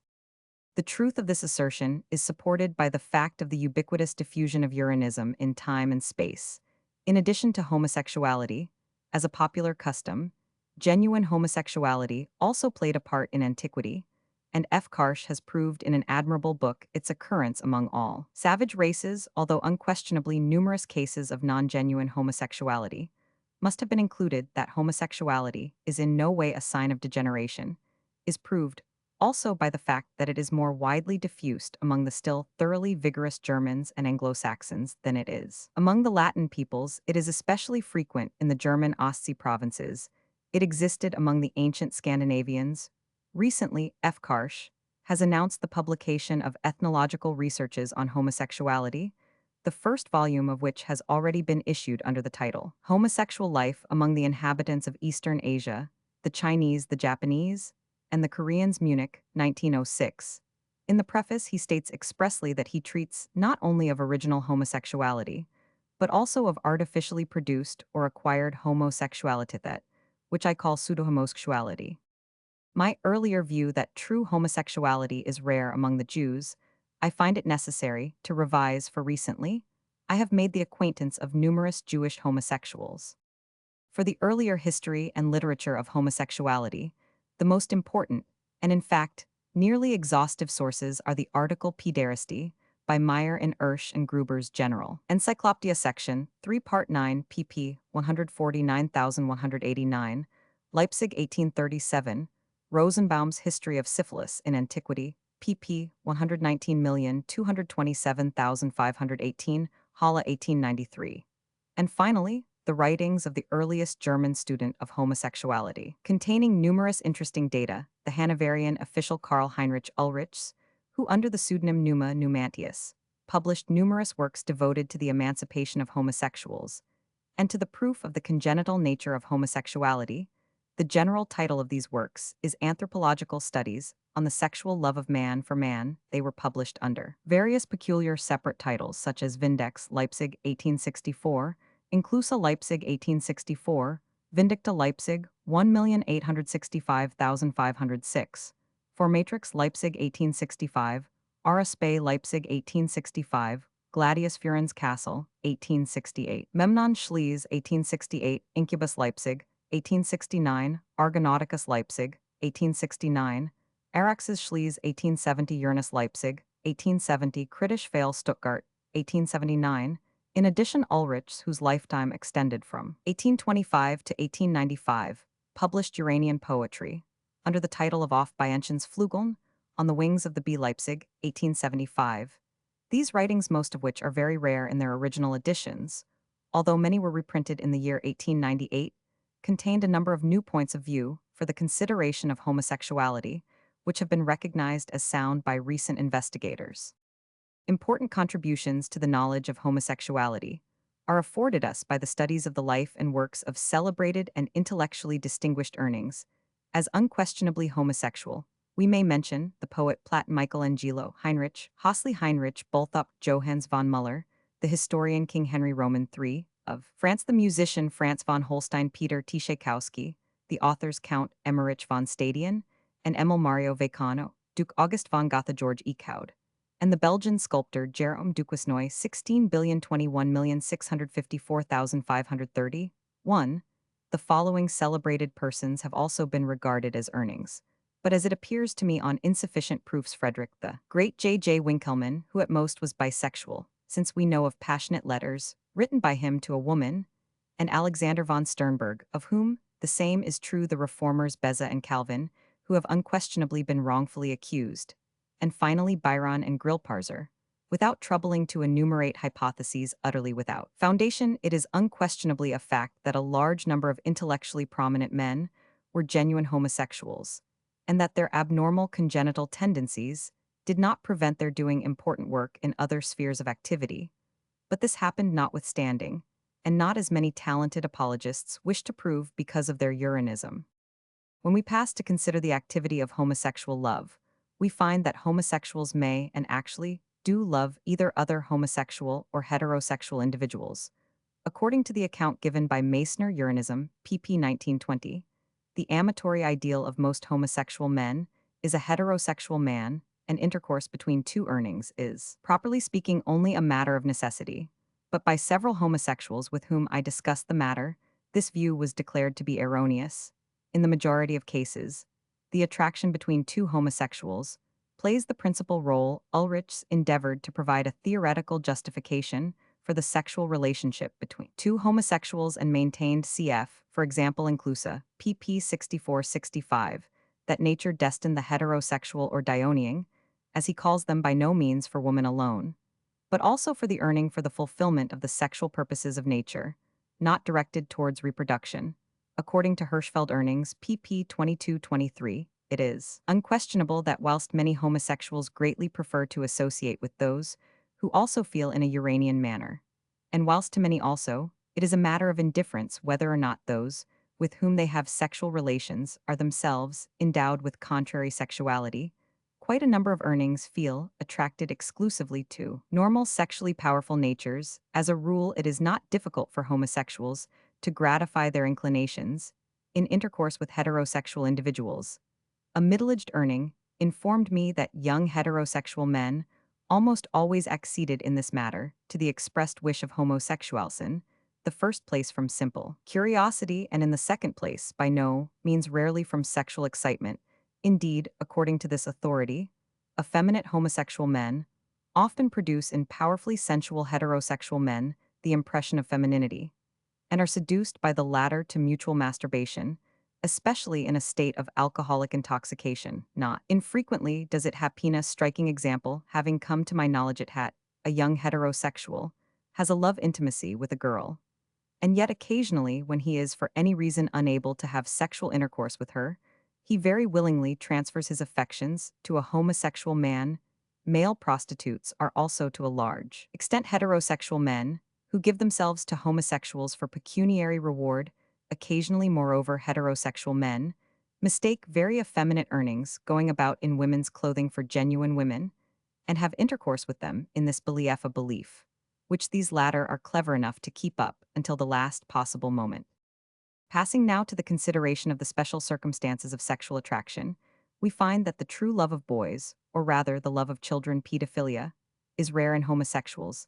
The age chiefly preferred is that between 17 and 25 years alike by mature homosexual men, and by old men on the other hand it is by no means an exceptional phenomenon for youths or even mature men to feel attracted exclusively by elderly men, the so-called gerontophilia. There exists also heterosexual gerontophilia, that is to say, abnormal love exhibited by young men for old women, or by young women for old men.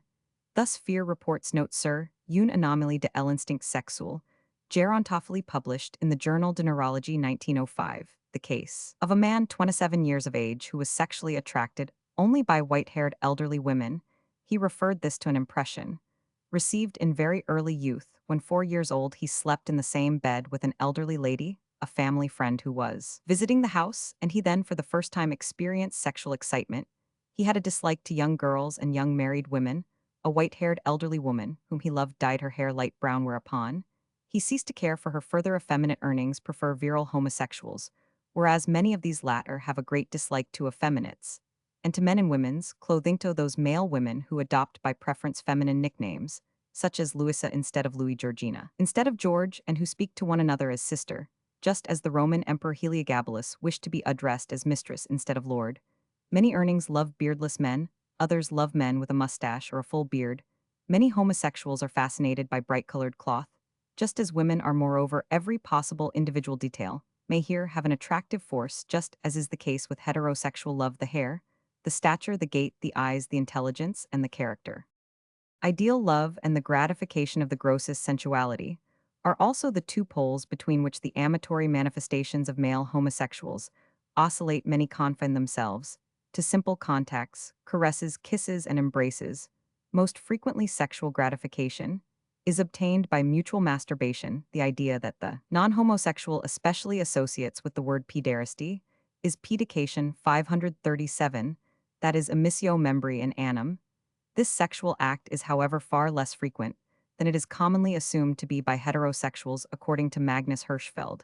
It occurs only in 8, according to G. Merzbach, only in 6 of all cases of intercourse between male homosexuals. In an essay on pedication, which I possess written by a homosexual, it is represented as much commoner, and as the most natural and least harmful means of gratification, according to a verbal communication made to me. The author of this essay knew of 100 cases of pedication in which no harm had resulted. Frequently, coitus inter femora takes the place of pedication, still more frequently fellation or coitus in os, and the widely diffused tongue kiss. Other perverse manifestations of the homosexual impulse also occur, such as analingus fetishism, masochism, sadism, exhibitionism, etc., just as they occur in heterosexual individuals. With regard to the relations of true homosexuals to women, generally speaking, they loathe sexual intercourse with women, but they do not dislike woman herself. Women, on the contrary, are greatly liked by most homosexuals. Effeminate earnings, more especially, gladly seek their society in order to gossip with them about all kinds of feminine belongings. Marriages are often contracted by homosexuals who are really ignorant as to their own condition, or who hope to conceal it from the world, or simply for pecuniary considerations. They result most unhappily if the wife has need of love and understands the real nature of the case, or again, if she becomes jealous of her husband's male lovers. But when the wife is frigid, they may turn out quite happily. They are, however, always very unnatural. Hirschfeld has thoroughly discussed the question of the marriage of homosexuals, and has also alluded to the occasional marriages between homosexual men and homosexual women. The fact proved by him that among homosexuals, the impulse towards the preservation of the species is almost entirely wanting. Not more than 3 have the wish to possess children, shows how little fitted they are for the purposes of marriage. The above described sexual relationships may be illustrated by a few original reports taken from the autobiographies of homosexuals. For example, a homosexual man, 27 years of age, writes, "When I was young, from 4 to 6 years of age, I loved to look at the male generative organs without knowing why they attracted me. I liked to look at sculpture and pictures representing male nudity. I detest women's work and the fashions of the day. A simple costume suffices for me. I learned the great secret of the world when I was 12 years old, but woman had no interest for me, and I was always asking little boys of from 10 to 14 years of age to show me their private parts. I commenced to have carnal intercourse with boys aged 18 to 24. When I was myself 24, only coitus inter femora, face to face, never from behind. I always assume the active role. A young man from 18 to 24 years of age is to me like a woman. A woman is to me a thing, not so a man. Perhaps it is original, odd for our time. But what is to be done? Woman is a machine for producing children, and nothing more. I am not married, and never shall marry." Another homosexual writes, "I was about 5 years old when, walking with a nursemaid in the pleasure gardens, I saw a man masturbating. Although I did not know what he was doing, the picture busied my imagination for many years in my dreams, up to the age of 14 years. The thought of living together with a companion of the same age as myself played the principal part. At the age of 13, I fell in love with a schoolfellow, who was, however, but little inclined towards me. What perhaps especially interested me in him was that he brought sexual enlightenment to our class. Through moving to another town, I lost sight of him. Although at that time I knew nothing of the real sexual life, still I sought for objects which excited my sensuality.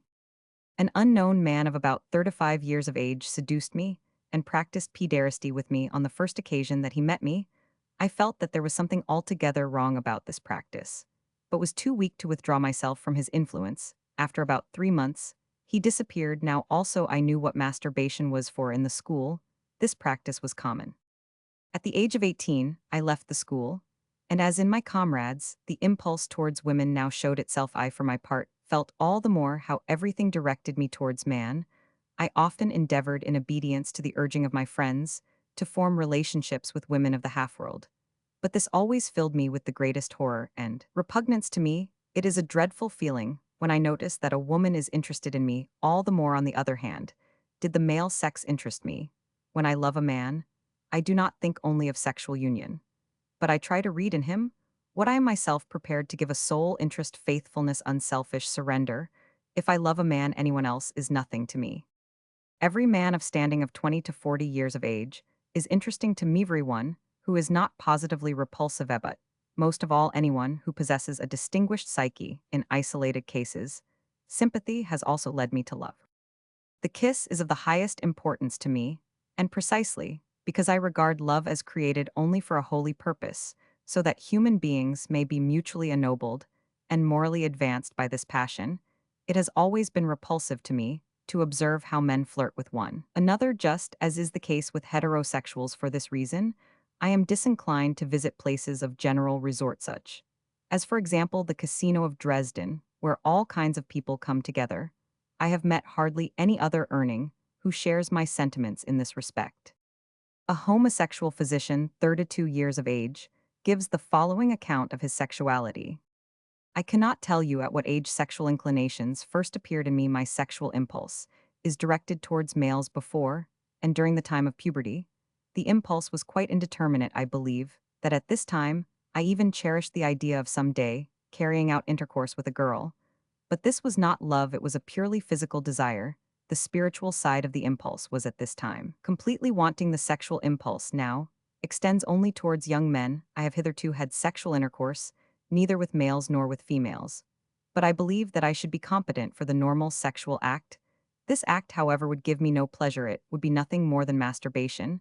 I feel complete indifference towards the female sex, but I do not feel hatred or disgust. Sexual dreams relate always to persons of the same sex on the stage in the circus.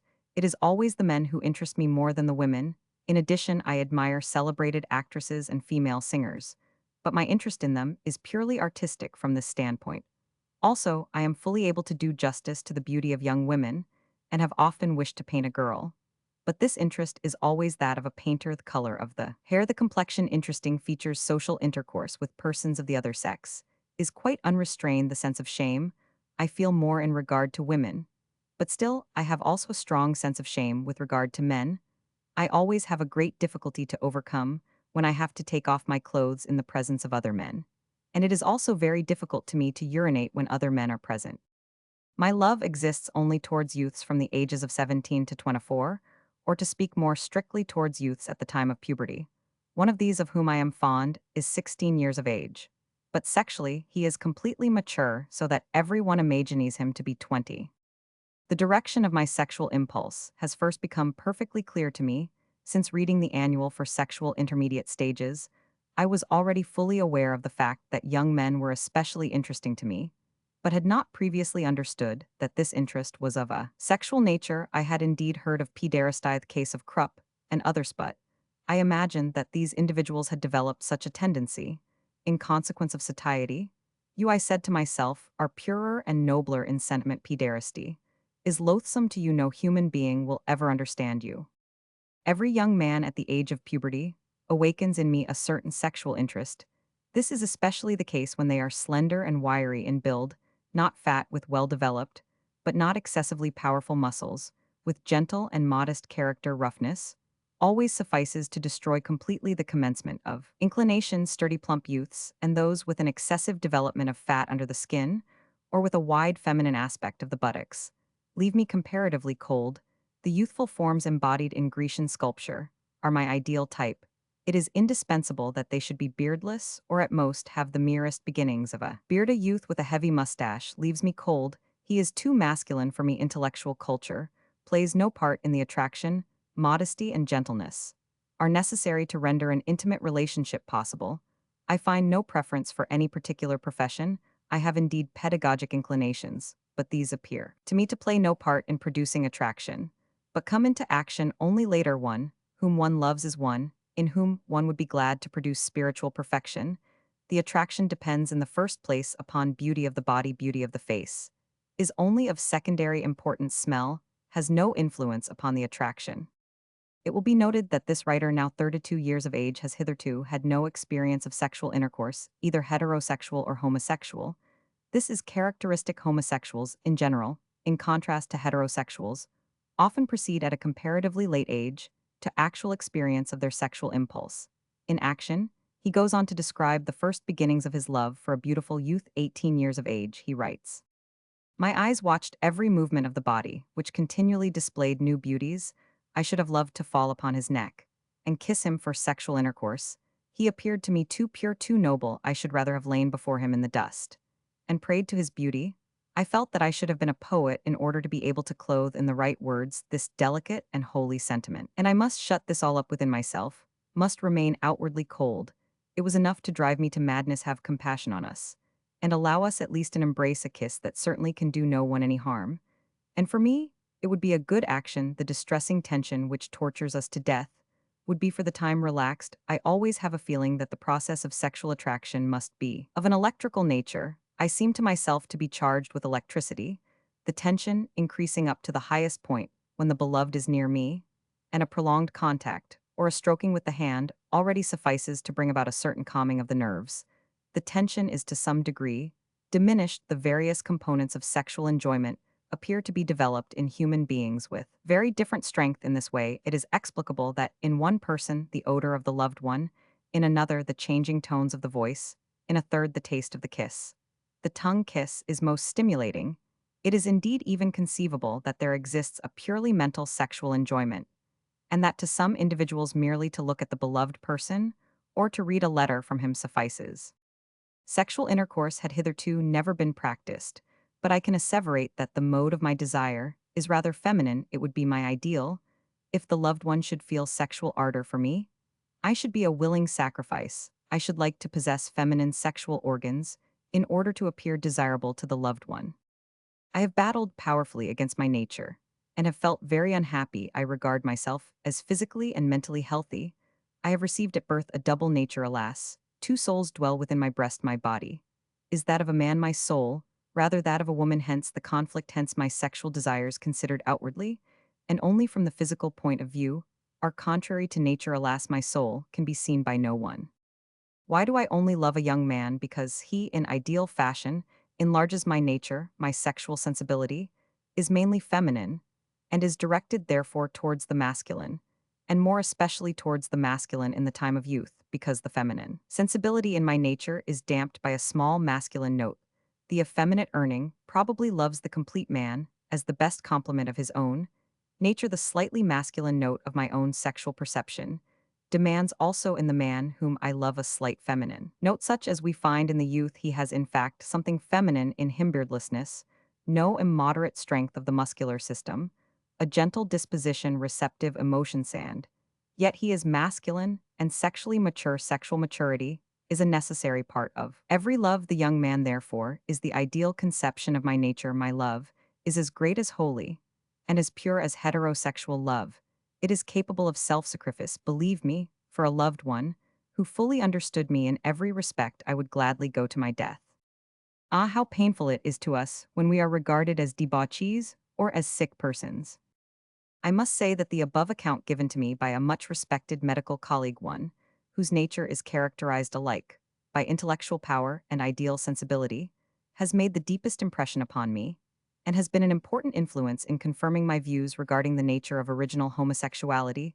Similar oral communications have been received by me from other physicians who have been homosexual from childhood onwards, one neurologist and the other an alienist, and I attribute the greatest importance to the account given by this colleague of mine, who has a twofold understanding of the matter in question as physician and as homosexual. It is also important to note that Uranian physicians declare the majority of homosexuals to be physically and mentally healthy, a fact which I myself had not previously doubted. and that they contest the general validity of the degeneration theory. Whilst in the smaller provincial towns, and in the country homosexuals, are for the most part thrust back into themselves, compelled to conceal their nature, or at most able to communicate only with isolated individuals of like nature with themselves in the larger towns from early days, the homosexuals have been able to get into touch with one another certain places of rendezvous. For earnings only have been formed in certain streets and squares. There have been formed earning clubs, boarding houses, and restaurants, and even earning balls, while certain health resorts are to a degree monopolized by them. Moreover, the individual social groups of the homosexuals form unions. Thus, for example, Hirschfeld reports the existence of an evening association, consisting exclusively of homosexual princes, counts, and barons.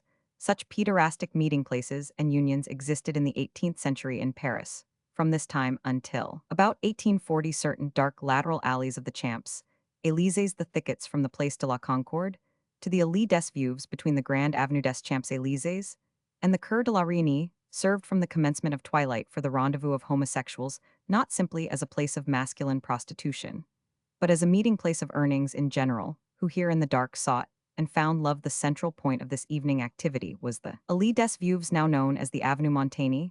The widow's alley. Widow was at that time the term used to denote the passive pederast. This region of the Champs-Élysées was to a certain extent monopolized by the homosexuals. They would not tolerate here the presence of any heterosexuals. They closed the entrances with cords and placed guards at the openings of the alleys, who demanded a password from every comer. Even the police did not venture into this dark region. Victor Hugo, who in the year 1831 lived in the Rue Jean Goujon in this neighborhood, often accompanied his friends, who had been visiting him part of the way home at a late hour of the night. They walked in groups talking of literature and art as far as the Place de la Concorde. There, the celebrated poet parted from his guests and returned alone homewards, composing new verses. By the way, he often noticed individuals who, as he passed the entrance to the Rue des Veuves, watched him from afar off without speaking to him. He could not believe that these people were thieves, and asked himself what could be the cause of their always waiting in this lonely place. But notwithstanding the frequent occurrence of these scenes, he made no further inquiry into the matter. But once in the midst of his poetical reverie, he was disturbed by a man who stepped forward from the darkness of a thicket, and with a polite greeting said to him, "Sir, we beg you not to wait any longer in this place. We know who you are, and we should not wish that any one of us who does not know you should cause you any uneasiness. What are you doing there?" Then answered Victor Hugo, "Every evening I see people walking about here and disappearing among the trees. Don't concern yourself about it, sir," was the brisk answer. "We disturb no one and do no one any harm, but we shall not permit anyone to disturb us or to do us any harm. We are here in our own grounds." Victor Hugo understood, bowed, and pursued his way. As on another evening, walking with his friends, he wished to pass through another alley running parallel to the Allée des Veuves. He found that this was closed by a number of chairs which were fastened together with cords. "There is no thoroughfare," called out a threatening voice. But another, speaking more quietly, added, "We beg Monsieur Victor Hugo on this occasion to pass along the other side of the Avenue des Champs-Élysées." During the Second Empire, the Allée des Veuves maintained its former position as a place of rendezvous for homosexuals and earnings club, the members of which belonged to the highest classes of society, being persons of the imperial court, senators, great financiers, etc., had their meeting place in a beautifully furnished hotel in the Allée des Veuves, in which soldiers of the Empress bodyguard dragons de l'Impératrice and of the 100 Guard of the Emperor served in return for valuable presents. As the beloved of the various distinguished earnings, for which function the term fair l'Impératrice came into use in the hotel, there also lived from time to time transient unknown persons who were only admitted after showing a kind of medal bearing a secret inscription. When the police made an examination of the hotel, they found a number of women's dresses and similar articles, such as those which the Empress Eugenie was accustomed to wear on festival occasions. Numerous letters were also discovered which had been exchanged by the members of the club and their favorites of the 100 Guard, or of the Empress Guard. A report was made to the emperor of the results of the examination of this house. When he saw that persons of the highest position and bearing most celebrated names were involved in the affair, he at once ordered that the matter should be dismissed, and said to the Procureur General, "We must spare our people and our country from such a scandal, which would do no one any good and would do a great deal of harm." In fact, almost no details of this affair became public. Tardieu gave an account of another earnings club of the Second Empire, where there were concealed closets on the walls of which erotic pictures were displayed. The manner in which the earnings made acquaintance with homosexuals is shown in a police report of July 16, 1864. in which the conduct of a literary homosexual un via Monsieur Fort bien et puissamment rich is described in the following terms. He enters the Café Truffaut, sees a young soldier who pleases him by the intermediation of the waiter.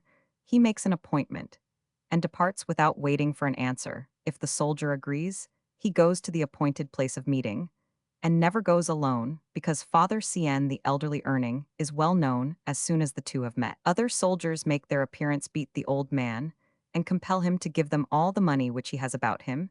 He does this willingly, and without ceasing praise for pardon when he has not a single sou left. And when he has also given up his watch, he goes away weeping and continually repeating the words, "What a miserable man I am."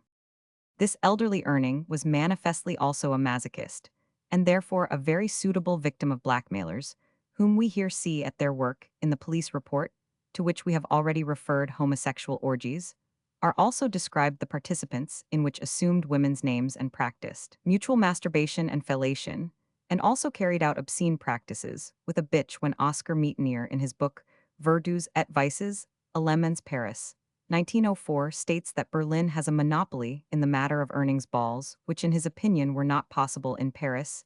He is unquestionably wrong as regards the time of the Second Empire in this police report. Two typical earnings balls are mentioned. One of these took place in a house in the Place de la Madeleine, belonging to E. Roman 500, a man of business, who gave the ball on January 2, 1864. The second earnings ball was given by the Vicomte de Roman, 1000 in the Pavilion, Rohan Rue de Rivoli, on January 16, 1864, at which at least 150 men, many of them in woman's clothing, took part. In many cases, the appearance was so deceptive that even those who had invited the guests were not always able to determine the sex with certainty.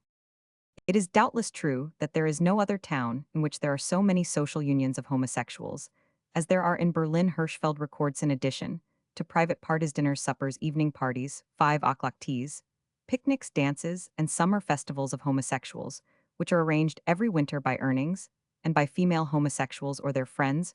Moreover, the male and female homosexuals meet in certain restaurants, cafes, eating houses, and public houses frequented only by themselves.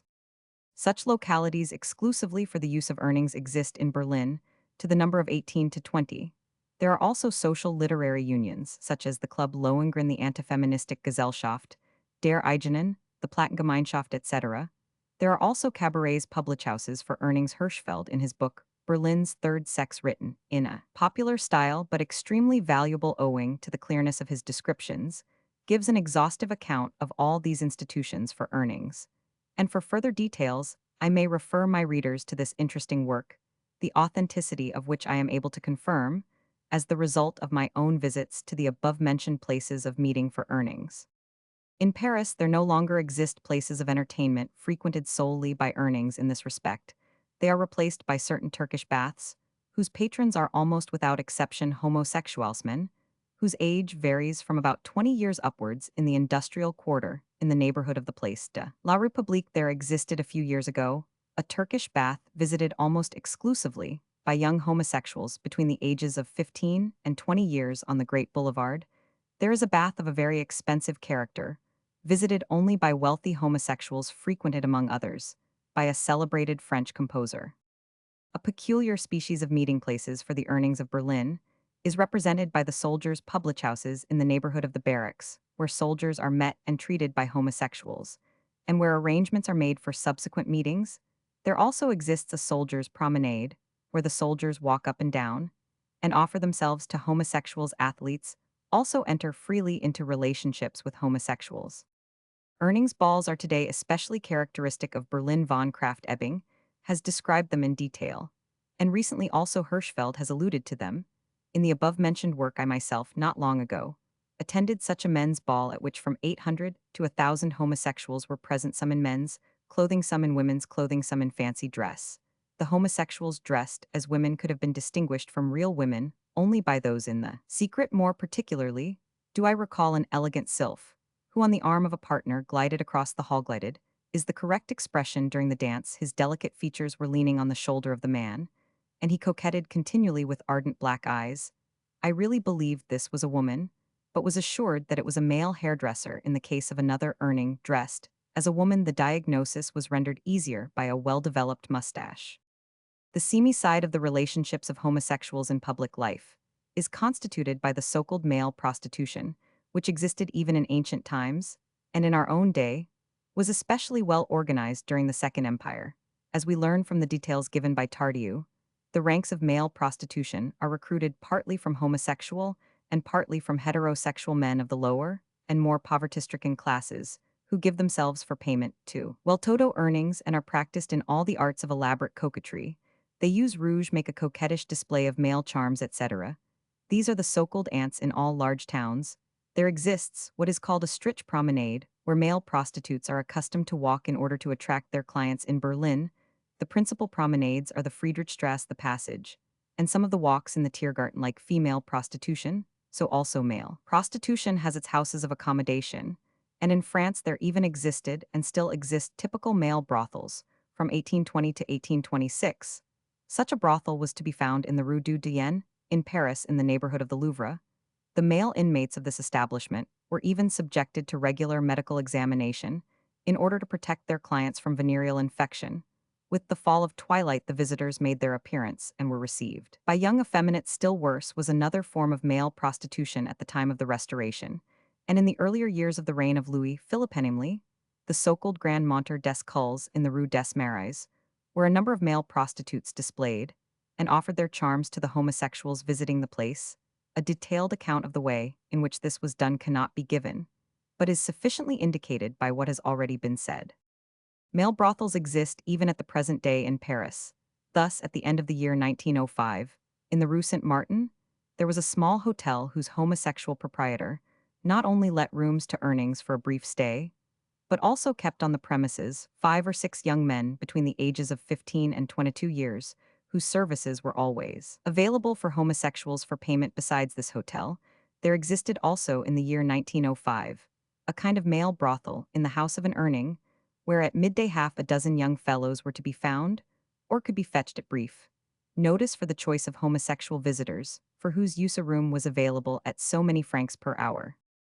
A phenomenon intimately related with male prostitution is blackmail or chantage. Tardieu opposite pp. 128,130 describes these relationships in vivid colors and lays stress on the close relationship between male prostitution and criminality. Blackmail has become today a kind of special profession, which is not directed solely against homosexuals, but also against heterosexuals, and the punishment of which cannot be too severe. Frequently, these individuals, whose activity is a danger to the community at large, persecute their victims for many years in succession. Tardieu reports the case of a celebrated literary man, whose purse the blackmailers regarded as their own for more than 20 years in succession. He was plucked by successive generations of blackmailers, who considered him an assured source of income. He was passed on from one to another. As a rule, blackmailers wait for their victims in public lavatories. They suddenly assert that they have been indecently assaulted and demand hush money, which is commonly given to them, even by heterosexuals. A case of the last mentioned kind recently occurred in Berlin, when a quite innocent young merchant was being plundered in this way, and his wife, by a courageous denunciation of the shameless blackmailer, freed him from this tyranny. It is, however, unquestionable that blackmail often ensues upon real advances on the part of homosexuals, and after the performance of sexual acts, and there is no doubt that in Germany, the existence of 175 of the Criminal Code has been most advantageous to professional blackmailers, has led to numerous scandals, alike disagreeable and dangerous to the community, and has given rise to numerous suicides. This celebrated 175 runs as follows. Unnatural vice between two persons of the male sex, or between a man and an animal, is punishable with imprisonment. It can also be punished with loss of civil rights.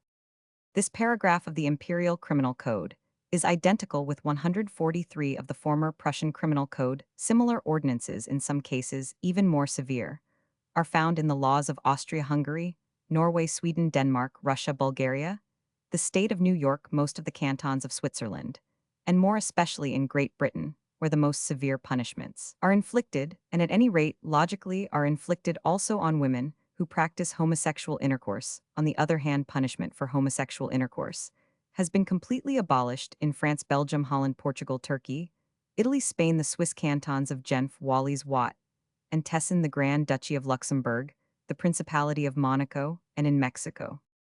143 of the Prussian Criminal Code was adopted as the basis of 175 of the German Criminal Code, in view of the consciousness of right of the people who condemn such practices not only as vicious, but also as criminal.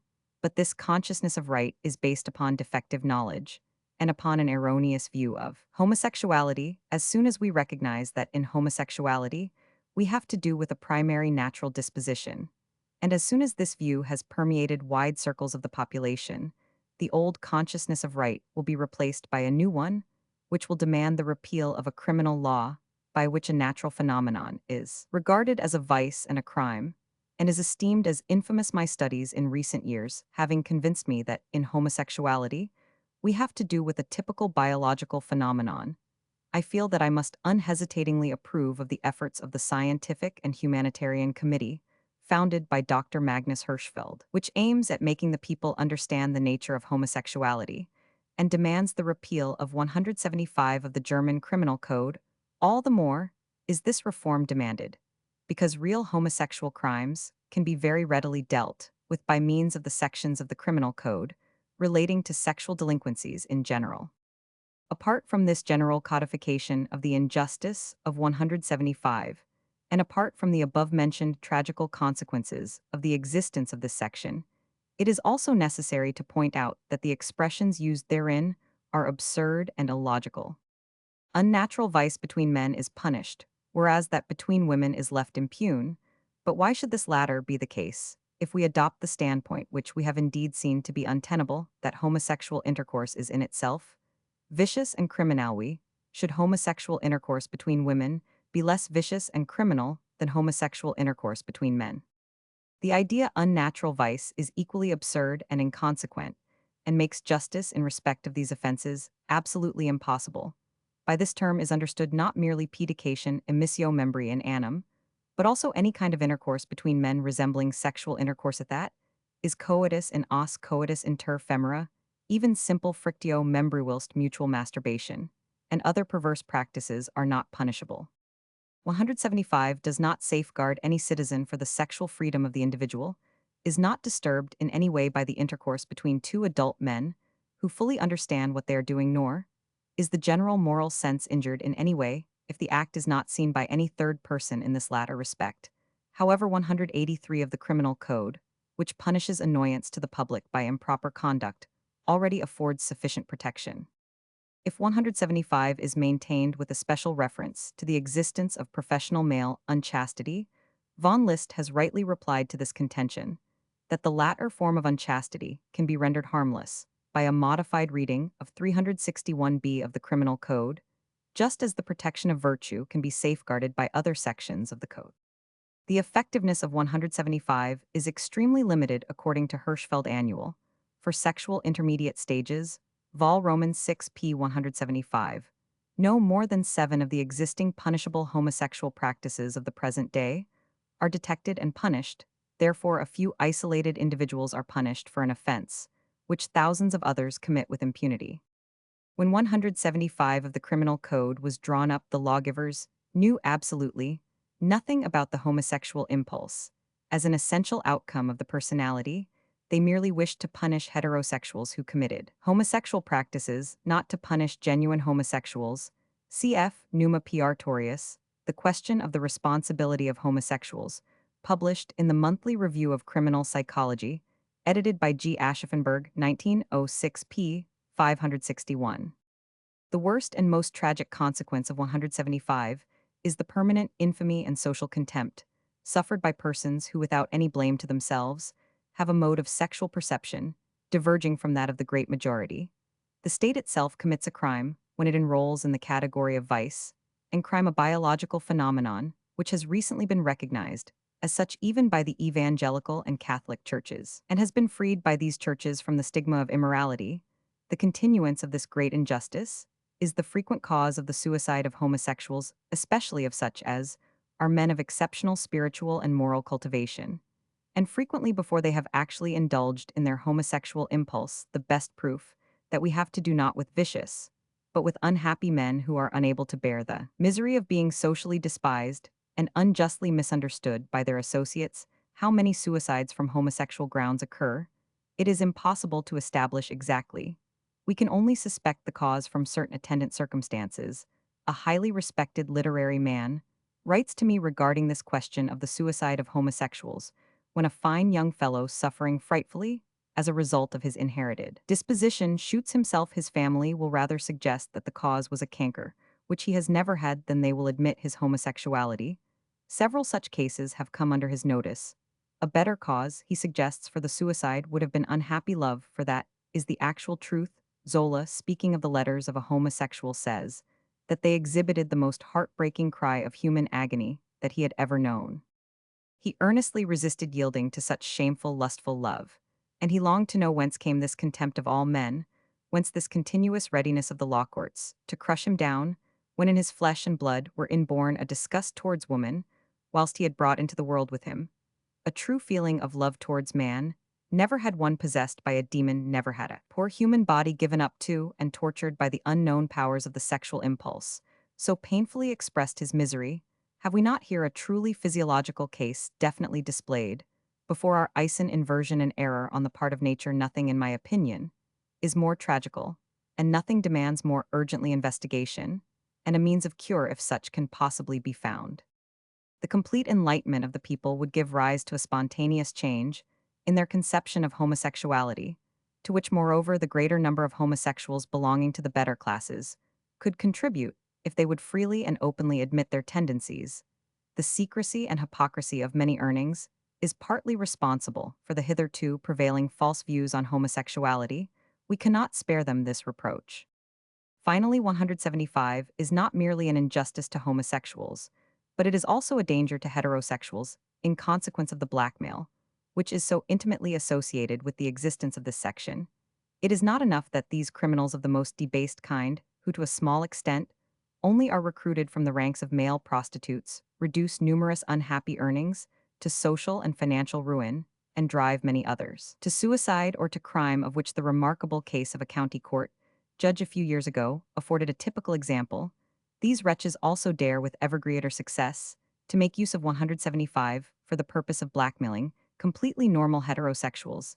In fact, they often succeed better with these latter than they do with homosexuals, because to the normal man, the idea of being regarded as homosexual is so repulsive.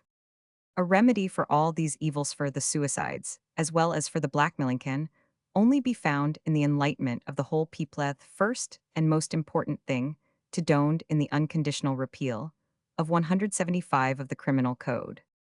It has been a most useful service on the part of the Scientific and Humanitarian Committee, a service, the value of which has not yet been sufficiently recognized, that it has endeavored above all to bring about the enlightenment of the people by means of popular writings, and of the learned by means of scientific publications, such as the most successful annual for sexual intermediate stages, 8 volumes, 18,991,906, and by means of lectures, by the convocation of public meetings, by petitions, etc. The petition of the Committee to the legislative bodies of the German Empire, asking for the repeal of 175 of the Criminal Code, was signed by 5,000 persons, belonging to the circles of men of science, judges, physicians, priests, schoolmasters, authors, and artists, among whom were some of the most celebrated names of cultured Germany. I cite here a few only: Ferdinand Avenarius, Hans von Bastow, Woldemar von Biedermann, H. Bulthup, Professor, Creed, Albert Eulenberg, Theodor Giedertz, Rudolf von Gottschall, Franz Gores, O. E. Hartleben, Gerhard Hauptmann, S. Jadassohn, Hermann Kaulbach, R. von Kraft, Ebbing, Joseph Kirschner, H. Curella, Walter Lestichow, Lepman, Max Liebermann, G. von Liebig, Detlev von Lilieneren, Franz von Liszt, Berthold Litzmann, P. H. Lottmer, John Henry Mackay, Mendel, Friedrich Moritz, P. Nacky-Paul Nadarp, Albert Nieser, Max Nordau, Ivan Ochelhauser, Ivan Oppenheim, J. Pagel, Pellman, R. Penzig, Plaxek, Felix, Poppenberg, Rainer, Maria Rilke, O. Rosenbach, Wilhelm, Rue, Max, Rubner, Benno, Ruttenauer, Johans, Schlaff, Arthur Schnitzler, Yvonne Schrenk, Notzing, Alwyn, Schulz, Moritz, Schwalb, Georg Schweinfurth, Adolf von Sonnenthal, K. von Tepper, Lasky, H. Unverricht, Max, Verworn, Avirkant, Richard Voss, Hans Waschenhusen, Felix, Weingartner, Adolf Wilbrandt, Ernst von Wildenbruch, F. von Winkel, E. von Walsigen, Ernst Ziegler, Theobald Ziegler, Theophil Zolling. In addition, we might mention that, in the year 1904, not less than 2,800 German physicians, as well as 750 head masters and masters of higher schools, signed the petition to the Reichstag for the repeal of 175 owing to certain scandals, by which the highest circles were sympathetically affected. I need recall only the cases of Hohenau-Krupp, Israel von Schenk, the conviction has been forced upon members of the most influential political circles that the repeal of the paragraphs of the criminal code relating to earnings is an unconditional necessity. We may therefore expect that the repeal will be effected within the next few years. Compared with true original homosexuality, in men, the same condition in women is of considerably less importance, because in women homosexuality is undoubtedly much less common than it is in men in comparison with the number of earnings, the number of female homosexuals of earnings, lesbian lovers, or tribates, relatively small, whereas in many women, even at a comparatively advanced age, the so-called pseudo-homosexuality. See, the next chapter is much more frequently met with than it is in men in the case of heterosexual men. It is usually impossible to induce a homosexual mode of perception, or to give rise to any kind of taste for homosexual activity, whereas in heterosexual women, the corresponding change certainly occurs much more easily. Tendernesses and caresses play indeed among normal heterosexual women a role which makes it easier for us to understand how readily in women pseudo-homosexual tendencies may arise. Still, it is impossible to doubt the existence also of original homosexuality in women.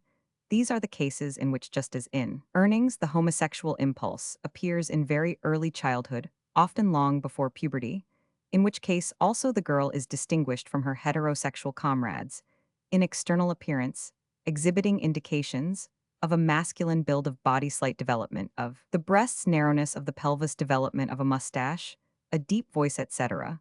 But such indications may be entirely absent, and the girl may not be distinguished from others in any respect beyond the perverse direction of the sexual impulse. These true tribids are much rarer than the false tribids. The pseudo-lesbian lovers, for example, when visiting an earnings ball, we may be quite sure that 99 of the male homosexuals assembled there are true homosexuals. But at a tribid's ball, such also are given in Berlin. Certainly, much smaller percentage are genuine. The bulk of the women present are pseudo-homosexuals. I here append the interesting reminiscences of a genuine Ernand, by which this relationship between original homosexuality and pseudo-homosexuality in women is very clearly shown. Thoughts of a lonely woman. Born in the country, the daughter of a merchant, I grew up as a very dreamy being with an unceasing yearning after something unknown, beautiful, great, with a longing to become a singer or an artist. At the age of 12, I was already completely woman, very luxuriantly developed, although still half a child, filled always with an uncontrollable longing for a beloved feminine being who should kiss me and caress me, whom I was to regard with love and with a sentiment of self-sacrifice. At the age of 13, I came to live with relatives in a provincial town, where for a year I attended a young ladies' school of my dreams. No single one could be fulfilled. My mother, who was widowed when I was only 3 years old, had a severe economical struggle. Being encumbered with 6 small children, after my elder brothers and sisters were married, I myself, being then 24 years of age, had to go out into the world to seek my own living, ignorant of the world and its dangers, delivered up to commonness and intrigue. I got a position in the house of a widow, filling the post of companion. My principal, a woman 60 years of age, was at first unsympathetic to me, but she treated me in a loving and motherly manner, which pleased me, for I was of a pliant and receptive disposition. Gradually, I became her confidant. Every evening I had to get into bed with her. I slept close by. I must touch her with my hands. I did not then really understand why I had to stroke her legs, but one evening this sexagenarian guided my hand into a forbidden place. Now it became clear to me that this woman still had erotic perceptions. I felt how she quivered under my touch, pressed me firmly to herself, etc. But I for my part felt nothing. It might have been different had she been a friend of my own age. I had not at that time any idea that psychically I was different from other girls.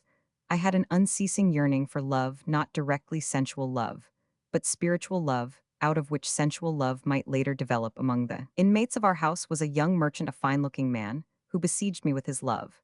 And after long hesitation, I at length one day consented to give him the best that woman has to give. He took possession of my body with brutal voluptuousness.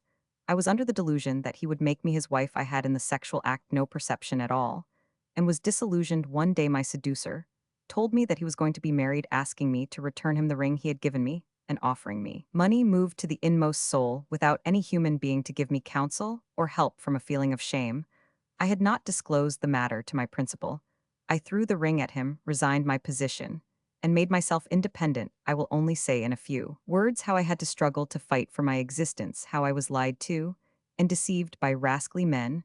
When I came to Berlin, I heard and read of homosexual love, but could not find what I dreamed of, namely spiritual love, out of which sensual love might spring. I learned to know homosexual women, but they exhibited to me such elemental passion, brutality, sensuality, that notwithstanding all my yearning for homosexual love, I remained unresponsive only in kissing the lips of a woman sympathetic to me. I have experienced an agreeable sensation, but that sweet state which I was able to induce in others by contact with them was in me not forthcoming. I began to wonder whether nature had denied me this sensation, though I was myself also a normally developed woman. For years, I lived ascetically, since I regarded myself as a psychological problem. I avoided every kind of intercourse. I only had a desire for tenderness and caresses. I often loved handsome women, feeling the wish to kiss them and to touch them, and I had learned to know women of the kind who prostitute themselves to other women for money. These were hateful to me, and never could I form a friendship with such, because they knew only common brutal sensuality towards which I was not responsive. Some years ago, I suffered from a severe abdominal and nervous disorder. I have already passed my 40th year. After an illness lasting 2 years, I still feel the desire for homosexual love. Hitherto, I have lived unhappily, continually asking myself why nature has treated me so cruelly. Is it not possible once at least to enjoy this perception? A few weeks ago, I made the acquaintance of a married woman whose husband has been impotent for years, whilst she, on the other hand, is a very passionate character.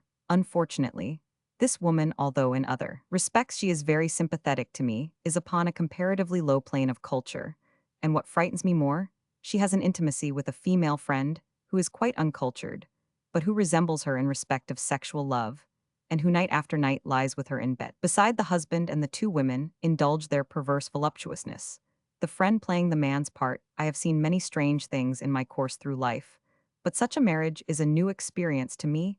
The man terms himself an artist, a painter, and allows his wife free play in bisexual love. I believe that this man himself experiences a titillation of the senses when he sees the two women together, and also that he makes drawings of acts out of which he makes a profit. In this house, I have seen into a deep abyss, yet other bisexual women visit it, although I have found my peace disturbed by these women.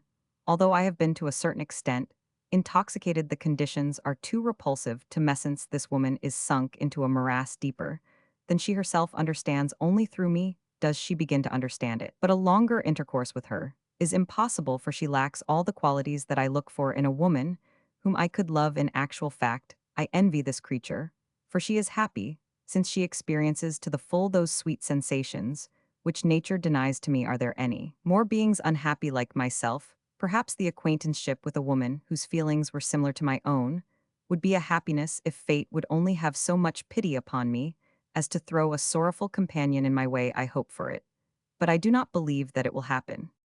To what sex do I really belong? In the love history of this genuine, earned, the ideal element is especially manifest. Likewise, the instinctive disinclination to man, which, remarkably enough, is often more powerfully developed in strongly feminine characters than in the more masculine tribids. As the prototype of which latter, we may mention the painter Rosa Bonheur. During childhood, Rosa Bonheur felt herself to be a boy and preferred the society of boys to that of girls. Throughout her life, notwithstanding her homosexual love, she felt strong sympathy with men. Such a double relationship occurs also among Urnans of the first kind. Even the true Urnand, I may say, is not so extremely homosexual as is the true Urning. Take, for example, the following account of an original homosexual, and you will see the difference. I have not lost any of the valuable things of life. Far otherwise, manishadowed intellectual sympathy leads any man of lofty mind into harmony with me. There emanates unconsciously from my soul a profound tender charm. My friends find me necessary to them. I share their interests in our relationship. There pass between us the most wonderful shades of sympathetic feeling, what the French so expressively speak of as l'amitié amoureuse. Thus my mode of being becomes absorbed into that of my friend, a peculiar melody passes to and fro between us, and a peculiar melody sounds in the stillness of my own soul. All the fine and delicate sensations, which I have received from my friends, become in me transformed into poetic forseth ecstasies of my spirit assume form and substance from the spiritualization of the impulse. There springs a stream clear as crystal, there arise passion. An ardor my exceptional soul lifts me upwards above all sorrows and vexations in this way, is a talent conceived, and amid ecstasy it is born. The need for a spiritual contact with men is among homosexual women much stronger than the corresponding inclination, on the part of earnings, for spiritual contact with woman natures. For this reason, there is no doubt that the woman's movement that is in the movement directed towards the acquirement by women of all the attainments of masculine culture homosexual women have played a notable part. Indeed, according to one author, the woman's question is mainly the question regarding the destiny of virile homosexual women. I find it necessary to doubt whether, as Hammer maintains, the raging hatred of men's converse quality to the anti-feminism of the male, earnings really proceeds from the Uranian group of the woman's movement, for there exist no literary documents of importance to prove the suggested connection. Homosexual women of intellectual weight have also assured me that, among them, there does at times exist an enmity to men on principle, just as mutatis mutandis misogyny has been developed as a system, both from the heterosexual and from the homosexual side, for the diffusion of pseudo-homosexuality. The woman's movement is of great importance, as we shall see later. The individual and social relationships of feminine uranism are nearly the same as those of male uranism. In both cases, there exists an entire scale running from pure Platonism to ardent sensuality. One kind of Platonic tribids are those described by Cadel Mendes in his sketch Protectresses. These are ladies of position who allow themselves the luxury of a protégé generally. A girl employed at the theater with whom during the performances they exchange glances, whose expenses they pay, with whom they go out driving, without the matter proceeding to actual sexual relations in other cases, however sensual gratification, is the desired goal, which is attained by kisses, embraces, friction of the genital organs, or cunnilingus, the so-called saphism in this intercourse. One part either father plays the active part, the other mother the passive part. There exist passionate and intimate relationships of long duration true marriage among tribids. Thus D. Estock reports Paraceros p. 58 relationships of this kind, which have lasted 30 years still. As a general rule, feminine homosexuals change their relationships more frequently than men. Homosexuals, an elderly tribid whose correspondence lies before me, had within 4 years 3 love relationships. In these relationships, jealousy plays an even greater part than in heterosexual liaisons. 2 sympathetic Urnans who lived together described to me very vividly the joys and sorrows of the amor lesbicus. The cause of the troubles is always a tertia, never a tertius gaudens. Like the Urnings, the tribids also have their meeting places, jours fixes, one such meeting, at which 4 genuine female homosexuals and 1 male homosexual assembled. I had the opportunity of attending. They have their parties, and even their balls, at which the virile tribids appear in men's clothing. And as also when at home use male nicknames, there also exist female prostitutes who devote their services entirely to Urnans. This tribadistic prostitution is especially widespread in Paris. Such prostitutes are called gouins or gaugnats, or chevaliers du clair de lune. Theatrical agents are said to be especially occupied with tribadistic procurement. There also exist tribadistic brothels in Paris. Appendix: Theory of homosexuality. Original congenital enduring homosexuality would appear to be an exclusively human peculiarity. It is very doubtful whether a similar condition exists among animals. We recognize among the lower animals homosexual acts, but no homosexuality. Thus, we have no phylogenetic starting point for the explanation of homosexuality. Moreover, homosexuality is fundamentally different from the other sexual perversions, sadism and masochism. These represent quite extreme forms of biological phenomena, an abnormal increase of physiological impulsive manifestations that occur in the normal heterosexual life as part of sexuality in general. But homosexuality is an alteration in the direction of the very impulse itself, a change in the very nature of sexuality. To put the matter shortly, it is the appearance of a sexuality heterogeneous to, and not corresponding with the bodily structure. To define homosexuality as the appearance of a feminine sexual psyche in a masculine body or of a masculine sexual psyche in a feminine body, does not apply to all case. For example, it does not apply to virile earnings, or to tribids who remain womanly. The definition of homosexuality, as a sexuality which does not correspond to the bodily structure, embraces both these possibilities. Whenever homosexuality in men is associated with a marked development of feminine secondary sexual characters, or in women with a marked development of masculine secondary sexual characters, the homosexual sensibility may be said to have to some extent a physical basis, but not completely so, for the intermediate stage theory proposed by Hirschfeld. Intermixture of feminine and masculine characters may apply satisfactorily to bisexuality to indeterminate sexual sensibility, but it does not apply to the thoroughly one-sided monistic sexual sensibility, directed only towards members of the same sex, and often appearing very early before the days of puberty. Moreover, in heterosexual male individuals, the external appearance may at times suggest that there is a strong intermixture of feminine characters. These men, though heterosexual, have a womanly appearance. The intermediate stage theory of Hirschfeld, which von Krafft-Ebing also appears to have recognized in his last work, New Studies in the Subject of Homosexuality, a theory which explains homosexual phenomena as dependent upon the existence of transitional stages between the sexes. Sexual links of Hirschfeld, and which moreover erroneously includes the typical hermaphrodite states. This interesting theory explains a portion only of original homosexuality. It fails in cases in which homosexuality occurs in the absence of any divergence from type. For example, in those cases in which male individuals with thoroughly normal masculine bodies exhibit marked homosexual sensibility in early childhood long before puberty. But these are the cases which offer the greatest possible difficulties to a scientific explanation. Hic Rhodus hic salta. Ulrich's feminine soul in a masculine body applies to effeminate earnings such as he was himself, but is the mode of sensibility of virile homosexuals effeminate? Why do we speak of a third sex? Here lie difficulties, which we cannot overcome without further assistance. How does it come to pass that the central organs in homosexuals do not correspond to the peripheral sexual organs, although the latter are formed embryologically long before the former, so that the central organs should properly be guided in their development by the peripheral organs, but they are not so guided? That is only explicable in this way that the association between the central organs and the peripheral organs is interrupted by a third influence, and that this last influence has a peculiar effect upon the central organs altogether independent of the nature of the reproductive glands. I will formulate this new theory of homosexuality in the following terms.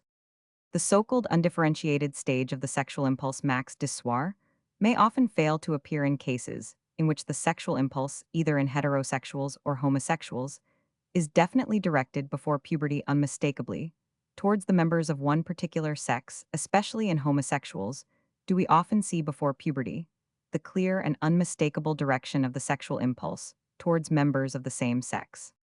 A critical theory of homosexuality must also explain the extreme cases. Above all, it must also explain male homosexuality associated with complete virility. The sexual organs and the reproductive glands cannot be the determining cause, because homosexuality makes its appearance in association with thoroughly typical male reproductive organs, nor can the brain be the determining cause in cases of true homosexuality, for notwithstanding the intentional and unintentional operation of heterosexual influences on thought and imagination, homosexuality cannot be eradicated and continues to develop. Since this homosexuality often makes its appearance as an inclination, not as the sexual impulse long before puberty, and before the proper activity of the reproductive glands is developed, it appears a reasonable suggestion that in homosexuality, some physiological manifestation associated with sexuality, but not directly associated with the reproductive glands, undergoes a change which results in an alteration of the direction of the sexual impulse. The most obvious influences to think of in this connection are chemical influences, changes in the chemistry of sexual tension, which latter is certainly, to a large extent, independent of the reproductive glands, since it may persist in eunuchs, but the nature of this sexual chemistry is still entirely obscure. Such a way of conceiving the process is thoroughly reasonable and tenable on scientific grounds, as was shown by E. H. Starling and Roman 50 Crail in their communication to the Scientific Congress at Stuttgart in the year 1905, regarding disturbances of chemical correlation in the organism, especially disturbances of the chemical influences proceeding from the reproductive organs, all minuter details regarding these sexual hormone to use. Starling's own phrase are still unknown, but the experiments to which we alluded in an earlier chapter have proved their existence. In my view, the anatomical contradiction, the natural monstrosity of a femininer, at any rate an unmanly psyche in a typical masculine body, or that of a feminine or unmanly sexual psyche, associated with normally developed and normally functioning male genital organs, can only be explained in this manner by taking into account this intercurrent third factor. This can be deduced very readily from some early embryonic disturbances of sexual chemistry.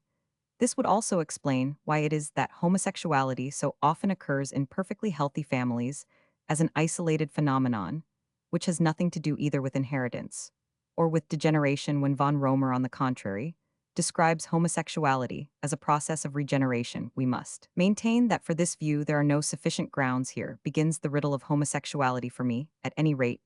It is one my own theory, only attempts to explain the proper physiological connections of homosexuality better, and above all more scientifically, than earlier theories with regard to the ultimate cause of the relatively frequent occurrence of homosexuality as an original phenomenon. This theory has, however, nothing to say. I do not suggest that I am able for a moment to find the ultimate reason of the being and nature of homosexuality. There remains here a riddle to be solved. But from the standpoint of civilization and reproduction, homosexuality is a senseless and aimless dysteleological phenomenon, like many another natural product is, for example, the human cecum. In an earlier chapter, one drew attention to the fact that civilization has entailed an increasingly sharp sexual differentiation that is the antithesis between man and woman, has become continually clearer. The distinction between the sexes is a product rather of civilization than of primitive nature. All sexual indifference, all sexual links are primitive characters. Eduard von Meyer rightly believes that in the earliest days of the human race homosexuality was much more widely diffused than it is at present, that, in fact, it came into being side by side with heterosexual love. Civilization, by means of inheritance, adaptation, and differentiation, has continually more and more limited the extent of the homosexual impulse. Unquestionably, the homosexual human being as human being has the same right to exist as the heterosexual. To doubt it would be preposterous. Also, as a sexual being, insofar as only the individual aspect of love comes under consideration, the homosexual has an equal right. But for the species and also for the advancement of civilization, homosexuality has no importance, or very little. It is obvious that as a kind of enduring monosexuality, it contradicts the purposes of the species. Equally obvious is it that the whole of civilization is the product of the physical and mental differentiation of the sexes. That civilization has, in fact, to a certain extent, a heterosexual character. The greatest spiritual values we owe to heterosexuals, not to homosexuals. Moreover, reproduction first renders possible the preservation and permanence of new spiritual values. In the last resort, the latter are not possible without the former. However obvious it may appear, we must still repeat that spiritual values exist only in respect of the future, that they only attain their true significance in the connection and the succession of the generations, and that they are therefore eternally dependent upon heterosexual love as the intermediary by which this continuity is produced. The monosexual and homosexual instincts, permanently limited to their own ego or their own sex, are therefore in their innermost nature dysteleological and anti-evolutionistic in speaking. Thus we leave entirely out of consideration the possibility that temporarily, and for the purposes of individual development, they may possess a relative justification. Moreover, the majority of homosexuals have a deeply rooted sentiment of the lack of purpose and the aimlessness of their mode of sexual perception, and this often gives them a very tragical and pitiable expression, especially in the case of noble, spiritually important homosexuals, true carriers of civilization. Is this sense of the incongruity between homosexuality and life most plainly felt? Even the talented Numa Piartorius Annual for Sexual Intermediate Stages, Vol. Romans 6 p. 543, recognizes that the love of the majority of men towards the other sex based upon heterosexual impulse has undergone a development and refinement, and has obtained a significance which makes homosexual love, in comparison with it, play quite a subordinate part. Chapter 20. pseudohomosexuality, Greek and Oriental pederasty, hermaphroditism, bisexual varieties. Nous sommes les enfants des anciens Sodoms. Puisque l'on nous voit beau l'essence nous aimer. Notre sort est le plus désirable charmer. Nous sommes adores des femmes et des hommes. Racolde. We are children of the ancient Sodom. Since people regard us as beautiful, let us continue to love one another. Our lot is the most desirable to charm. We are adored both by women and by men. Contents of Chapter 20.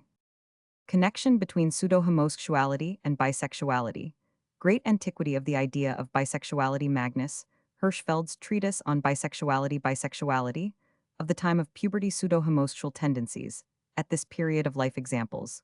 Gutzkow Grillparzer on the large-scale analogy to the pseudo-heterosexuality of youthful homosexuals, persistence of bisexuality, the Junor's delusion of sexual metamorphosis, cultivation of pederasts, women-men, and men-women, Broadle's type of effeminate Parisian street Arab homosexuality, in the state of trance pseudo-homosexuality, owing to the lack of heterosexual intercourse, anal masturbators, pseudo-homosexuality of prostitutes, temporary pseudo-tributism, in Paris pseudo-urinanism, as a popular custom explanation of the Greek love of boys, its fundamental difference from modern true homosexuality value of the noble asexual friendship of men for men. A letter of Gutzkow's The Platonic Eros and Grco Oriental Pederasty, Bisexuality, in German Romanticism, explanation of this hermaphroditism, previous underestimation of the importance of hermaphroditism, recent researches true hermaphroditism, pseudo-hermaphroditism, male and female apparent hermaphrodites.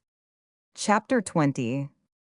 The dispute whether homosexuality is a congenital or an acquired phenomenon was one hitherto impossible to settle because the whole province of those homosexual manifestations, for which I suggest the name of pseudo-homosexuality, had not been separated with sufficient clearness from true homosexuality for the essential difference between the two classes to receive accurate expression. True homosexuality is congenital. It is an original, permanent, essential outflow of the personality. Pseudo-homosexuality, on the contrary, is either a homosexual sensibility, suggested from without, transient, and not associated with the essence of the personality, or else it is merely apparent homosexuality, the illusion being dependent upon hermaphroditism or upon some other physical or mental abnormality.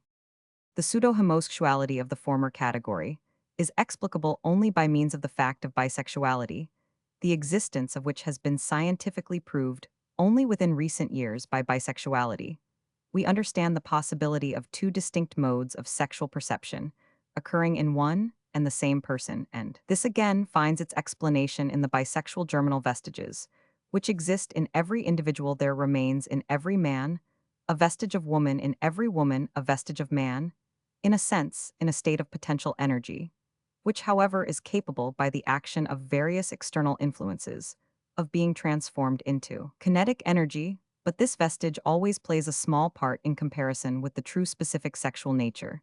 This bisexuality was discussed in an earlier chapter of this book, pp. 3940 and 7071, and was there characterized as a phenomenon secondary, in every respect to which no great importance could be attached. The idea of bisexuality is not new. Neither Fliess nor Weininger was its discoverer. It was already known to the ancients. Heinz in Ardinghello gives expression to the idea in almost the same words as Weininger. CP 40. Recently, Magnus Hirschfeld has collected the historical and literary details of the subject of bisexuality. Bisexuality manifests itself more especially at the period of puberty, during the time of obscure yearnings and impulse, the so-called indifferent period, which precedes the awakening of the sexual impulse. Physical bisexuality, therefore, often enough corresponds to psychical bisexuality in the boy. There is a trace of girlishness in the girl, a trace of boyishness. We have the two types of the dreamy youth, and of the tomboy. Then there readily arise delicate inclinations between individuals of like sexes, especially as the result of continuous companionship, so that an obscure impulse of transient homosexual perception manifests itself between two boys or between two girls of the same age, or again, this transient homosexuality may take the form of a worshipful admiration of an older person of the same sex. Gutzkow distinguished these two forms of pseudo-homosexuality, of which he had had experience in his own person, in his secular pictures Vol. Roman 1 pp 5051, Frankfurt 1856, he remarks. The feeling of love originates in most feminine natures, not from the quiet consideration of the secrets of love, but from a magnetic attraction towards other individuals whom they regard as being better and more beautiful than themselves. Commonly, the love for a man is preceded by an often illimitable love for a woman. Young girls fall in love with older girls, a phenomenon, which often occurs also in boys, as I myself experienced when a boy feeling the most ardent passion for one of my comrades, who now is extremely disagreeable to me. A similar explanation suffices for the transient tender love exhibited by Grillparzer towards Altmuller, cf. Grillparzer's diary edition of Glossy and Sour, pp. 24-26, Stuttgart. In boarding schools, barracks, and training schools, we often find these pseudo-homosexual liaisons. The prison is said by Parent Duchatelet to be a high school of tribadism. He and other French authors report the epidemic diffusion of homosexual practices in prisons for women whenever homosexuality appears suddenly in an epidemic manner, affecting large numbers of individuals. We have to do not with genuine original urinism, but with pseudo-homosexuality, as regards boarding schools which exhibit a lascivious environment, extremely open to manifestations of this kind. Hans von Kallenberg, in his Nichtchen p. 41 Vienna 1904, has vividly described the matter. Youthful bisexuality is to be found in slighter forms in almost every human being, but it is a typical phenomenon of puberty and disappears with the passing of this epoch. To make room for the completely developed heterosexuality of the adult, there occurs also in homosexuals, in whom homosexual sensibility first makes itself definitely manifest after puberty, a quite analogous inclination to the other sex before and during puberty. Thus a typical homosexual, 23 years of age, who now exhibits horror femin related to me, that at the age of 16 or 17 years, he was very fond of girls and pursued them a great deal, but without definite sexual desire. This transient obscure attraction of homosexuals towards the other sex is a kind of pseudo-heterosexuality. Sometimes bisexuality will continue after the period of puberty, and in exceptional cases, will persist throughout life according to Hirschfeld. This occurs especially in men of genius, and in those inclined to become priests or schoolmasters, but in most cases even then one or other impulsive tendency heterosexual, or the homosexualities predominant. These individuals have been called psychical hermaphrodites, von Kraft, Ebbing. These bisexual varieties may manifest themselves in very various ways. In most cases, gynandry, or androgyny, is purely spiritual, and finds expression only in association with particular tendencies, especially fetichistic tendencies. The two following very remarkable cases throw a clear light on this peculiar form of bisexuality. We may as well accept for the more or less specific form of bisexuality described in these cases the suggested name of Junors. The case of a psychical hermaphrodite. N.N., an American journalist, 33 years of age, writes, from earliest youth, I had an impulse to appear dressed in women's clothing, and whenever I had an opportunity, I had elegant body linen made for me, silken chemises, and whatever was the fashion, even as a boy, I used to borrow my sister's clothing, and wear it secretly. Only later, after my mother's death, was I able to give free rein to my wishes, and I came into the possession of a wardrobe resembling that of the most elegant lady of fashion. Although compelled in the daytime to appear as a man, still, I wear under these clothes a complete outfit of women's underclothing, stays, openwork stockings, and everything proper to a woman. Bracelet also, and patent leather women's boots with elegant high heels. When the evening comes, I breathe more freely. Then I can throw off the burdensome mask and feel wholly woman, wrapped in a tea gown of an elegant cut, and wearing the finest underclothing. I am able to occupy myself in my favorite employments, among which may be mentioned the study of the primitive history of mankind, or I give myself up to some routine duties. A feeling of repose takes possession of me such as is impossible during the day when I have to wear men's clothing. Although fully woman, I do not feel any need to give myself to a man. I feel flattered, certainly, if when appearing in women's dress I please others, but I have no definite sexual desire towards my own sex. It may be that I have not yet discovered my alter ego. Notwithstanding all my well-developed feminine customs, I married, and am the father of a powerful, beautiful girl, who exhibits no tendencies whatever resembling mine. My wife, an energetic, cultured lady, was fully aware of my passion, but hoped in the course of time to wean me from it. In this, however, she was not successful. I performed my marital duties, but I gave myself up all the more to my customs. My wife obtained a separation, and at the time at which I now write, she is intimate with another man, and is pregnant. My physique is thoroughly masculine, with the exception of the pelvis and of the calves of the legs, which are feminine in form, summary outward appearance masculine. When wearing women's dress, I have completely the corresponding figure waist 20 inches chest measurement, 34 inches height 176 centimeters, 5 feet 9 inches, weight 125 pounds, hands long and narrow, sensibility feminine. When wearing men's clothing, I feel a certain uneasiness when I see an elegant lady or actress. I think how well I should appear in her dress. I have an abundance of earrings, pearls, lace scarves, and similar articles of adornment. And at a dance, I give myself up to the idea of how delightful it would be to appear in women's dress. If it were possible, I should completely abandon men's clothing.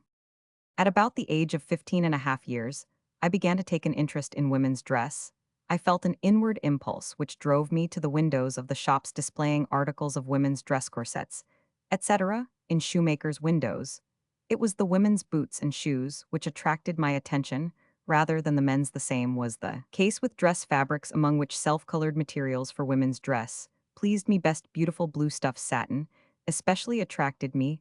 Also, I had an ardent love for blue velvet. As time passed, I felt a desire to possess such things and to wear them, but since at home, I had no means to spend in this way, whilst the desire sometimes was so violent as to give me no rest, I endeavored to resist it with all the religious and rational grounds I could call to mind.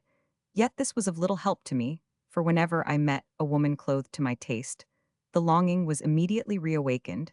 If I met a woman whose appearance aroused this desire, which henceforth I will call my costumestimulus, I looked round in order to overcome this costumestimulus, to try to find a woman who displeased me within me. There raged a conflict which at that time was obscure even to myself between the masculine nature and the feminine. One day the feminine in me gained the victory, as it impelled me when my parents were absent from the house to try on some of my sister's clothes. But as soon as I had put on the corset, I had an erection, immediately followed by an ejaculation of semen. This gave me no gratification, on the contrary. I was very angry that putting on the corset should have given rise to an ejaculation of semen. At varying intervals, I repeated this attempt to dress myself as a woman, and in doing so always endeavored to avoid anything that could give rise to an erection. Gradually, I succeeded in this matter of dressing. But I was now consumed also with the desire for caressing a feminine being, and therefore the dressing alone failed to satisfy me. Moreover, this dressing up also failed to give me real pleasure, because I did not possess any costume which really suited me, but still apart from sexual excitement, it produced a feeling of well-being. After I had dressed up as a woman, my imagination always busied itself with the idea of how beautiful it would be if I had a beloved, before whom I might display myself unrestrainedly.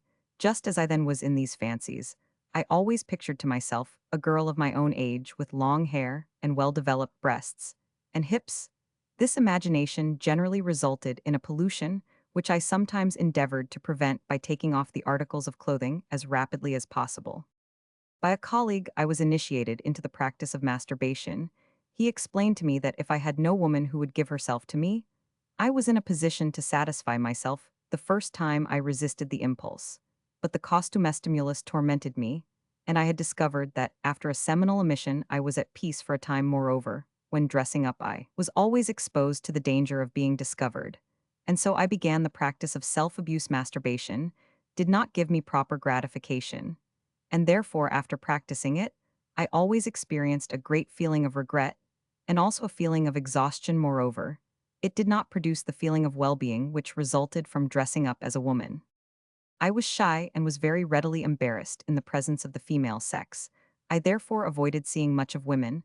I avoided it also on account of my costumestimulus. It would have been preferable to me if physically nature had made me a woman, so that I could have gone about freely among girls of my own age. For the reasons already given, I did not learn to dance. Moreover, the turning round made me very giddy, and from the age of 17.5 to 19 years, I suffered from attacks of syncope. At about the age of 22 years, I fell in love with my present wife, who attracted me on account of her grace, her figure, and her character. My wife was even more bashful than myself. My inclination drew me towards her, but on account of my costumestimulus, I avoided being alone with her. From now onwards, I began to consider what I could possibly do in order to explain to my betrothed my true nature, but all the attempts which I made were failures. After 6 months' engagement, I left the place where my betrothed was living, The engagement lasted 7 years before we were married. The principal reason for the delay was that we were both impecunious when I was alone with my betrothed. I was always thinking of my costume shortly. Before we were married, I told my betrothed in a letter of my peculiar tendency, for I felt it was my duty to do so. She could not understand how I could find pleasure in dressing myself up as a woman. At first, she was indifferent regarding my costume. Later, she thought it was morbid, an impulse bordering on the insane.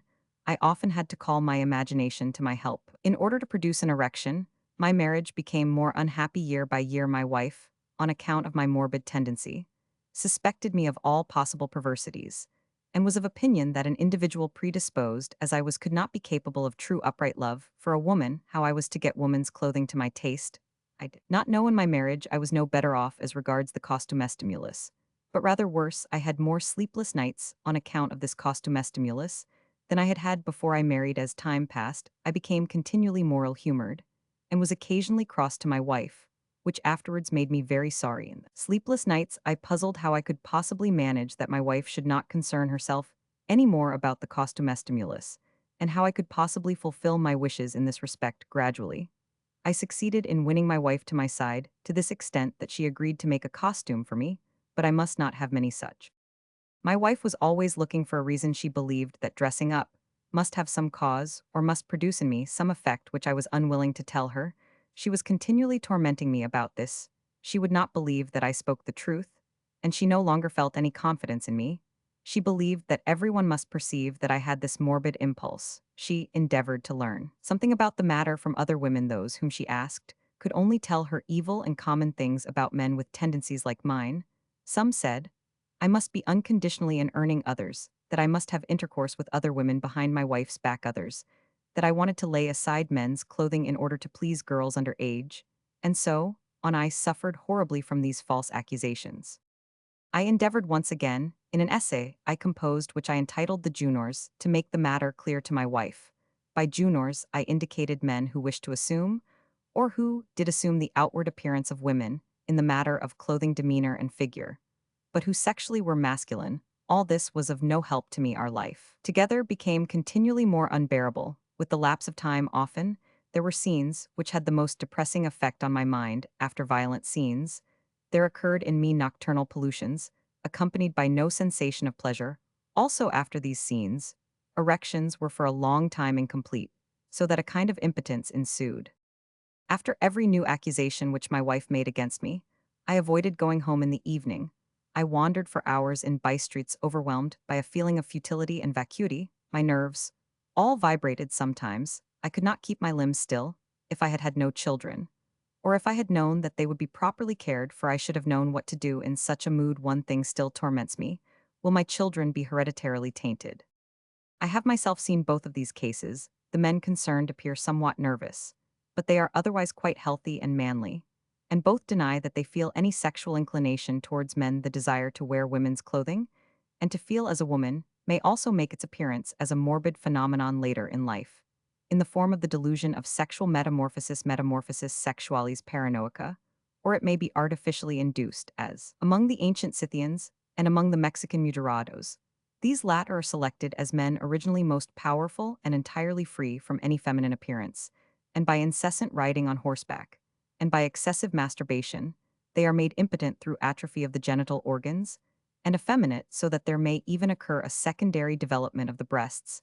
Hammond, all this belongs to the category of pseudo-homosexuality. With regard to numerous historical women men and men women, such as for example the celebrated Chevalier and Mademoiselle de Maupin, immortalized by Gaudier in the romance of this name, and many other women going about in men's clothing or men going about in women's clothing, it is as a rule no longer possible to determine whether they were genuinely homosexual, pseudo-homosexual, or bisexual. I regard, however, the interesting type of effeminate Parisian street Arab, described by Brouardel at the Second Congress of Criminal Anthropologists at Berlin in the year 1889, as characteristically and originally homosexual. At the age from 12 to 16 years, the lad is still small, grasps ideas very slowly, and has little willpower. At the time of puberty, he has experienced an inhibition of development, and his bodily growth has remained stationary. The penis is thin, and flaccid the testicles are small the pubic hair is scanty. The skin is smooth, and the beard is very thin the skeleton does not develop fully like that of the normal male, the pelvis becomes wide, and the general outlines of the body become rounded potelees, because there is an undoubted deposit of fat in the subcutaneous tissues, so that the breasts also become enlarged. This state persists. Broadel found it still present in individuals of 25 to 30 years of age. These children of great towns are characterized by intellectual sterility and by incapacity for procreation. This type is found also among the well-to-do middle classes. And from such, according to Broadel, the decadents are recruited, while the effeminate gamins either become professional pederasts or undertake the preparation of articles de Paris. It is not difficult in this description to recognize true homosexuality.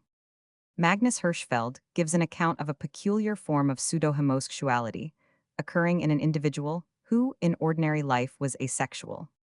The person concerned was an extremely effeminate and neurasthenic member of a spiritualistic club who, in his normal condition, felt sensual attraction neither to woman nor to man, but who in the trance state felt himself to be an Indian woman, and then became inspired with an ardent passion for one of his fellow members. Also in chronic intoxications, especially in alcoholism, pseudo-homosexuality may make its appearance in some cases as an enduring, and in others as a transient condition. An important category of pseudo-homosexuality is constituted by persons in whom it arises owing to insufficient opportunity for sexual intercourse with members of the opposite sexes. For example, in the absence of women on board ship in monasteries, in prisons for men in the French Foreign Legion, and as regards lack of men in nunneries, and in the case of unmarried or unhappily married women who supply a large contingent to pseudo-tribadism. An account of pederasty in prisons is given by Charles Perrier La Pederastie, and Prison Lyon 1900. In this category, we must also mention the debauchee pederasts, for which truly existent kind of pseudo-homosexuals, I propose the name of anal masturbators. These are heterosexual individuals in whom either primarily the anus plays the part of an erogenic zone or in whom this region becomes erogenic in consequence of the exhaustion of all other varieties of sexual stimulus. Hammond, von Schrenk, Notzing, and Taxil have proved the existence of these anal masturbators and the frequent occurrence in them of pseudo-homosexual tendencies. An interesting phenomenon is the pseudo-homosexuality of female prostitutes. We certainly encounter among prostitutes a number of genuine tribids who owe their adoption of professional prostitution to the existence of this original tendency to homosexual love, because in their relations with men the heart plays, and can play no part. See above. P. 434. Prostitutes who are heterosexual by nature may become homosexual for two reasons: first, by intercourse with, and owing to the influence of truly lesbian associates, in whom the inward sense of solidarity possessed by all prostitutes is especially strong; in the second place, in consequence of the antipathy to intercourse with men created by their experience of life, and striking always deeper roots, for they learn to know man only in his brutal sexual coarseness. The continuous compulsion to which they are subjected to satisfy the animal sensuality of worn-out rouse by the most disgusting procedures ultimately produces in them the most unconquerable antipathy to the male sex, so that all the delicate sensibility of which they are capable is directed towards their own sex. The homosexual union appears to them, as Eulenberg rightly points out, sexual neuropathy, pp.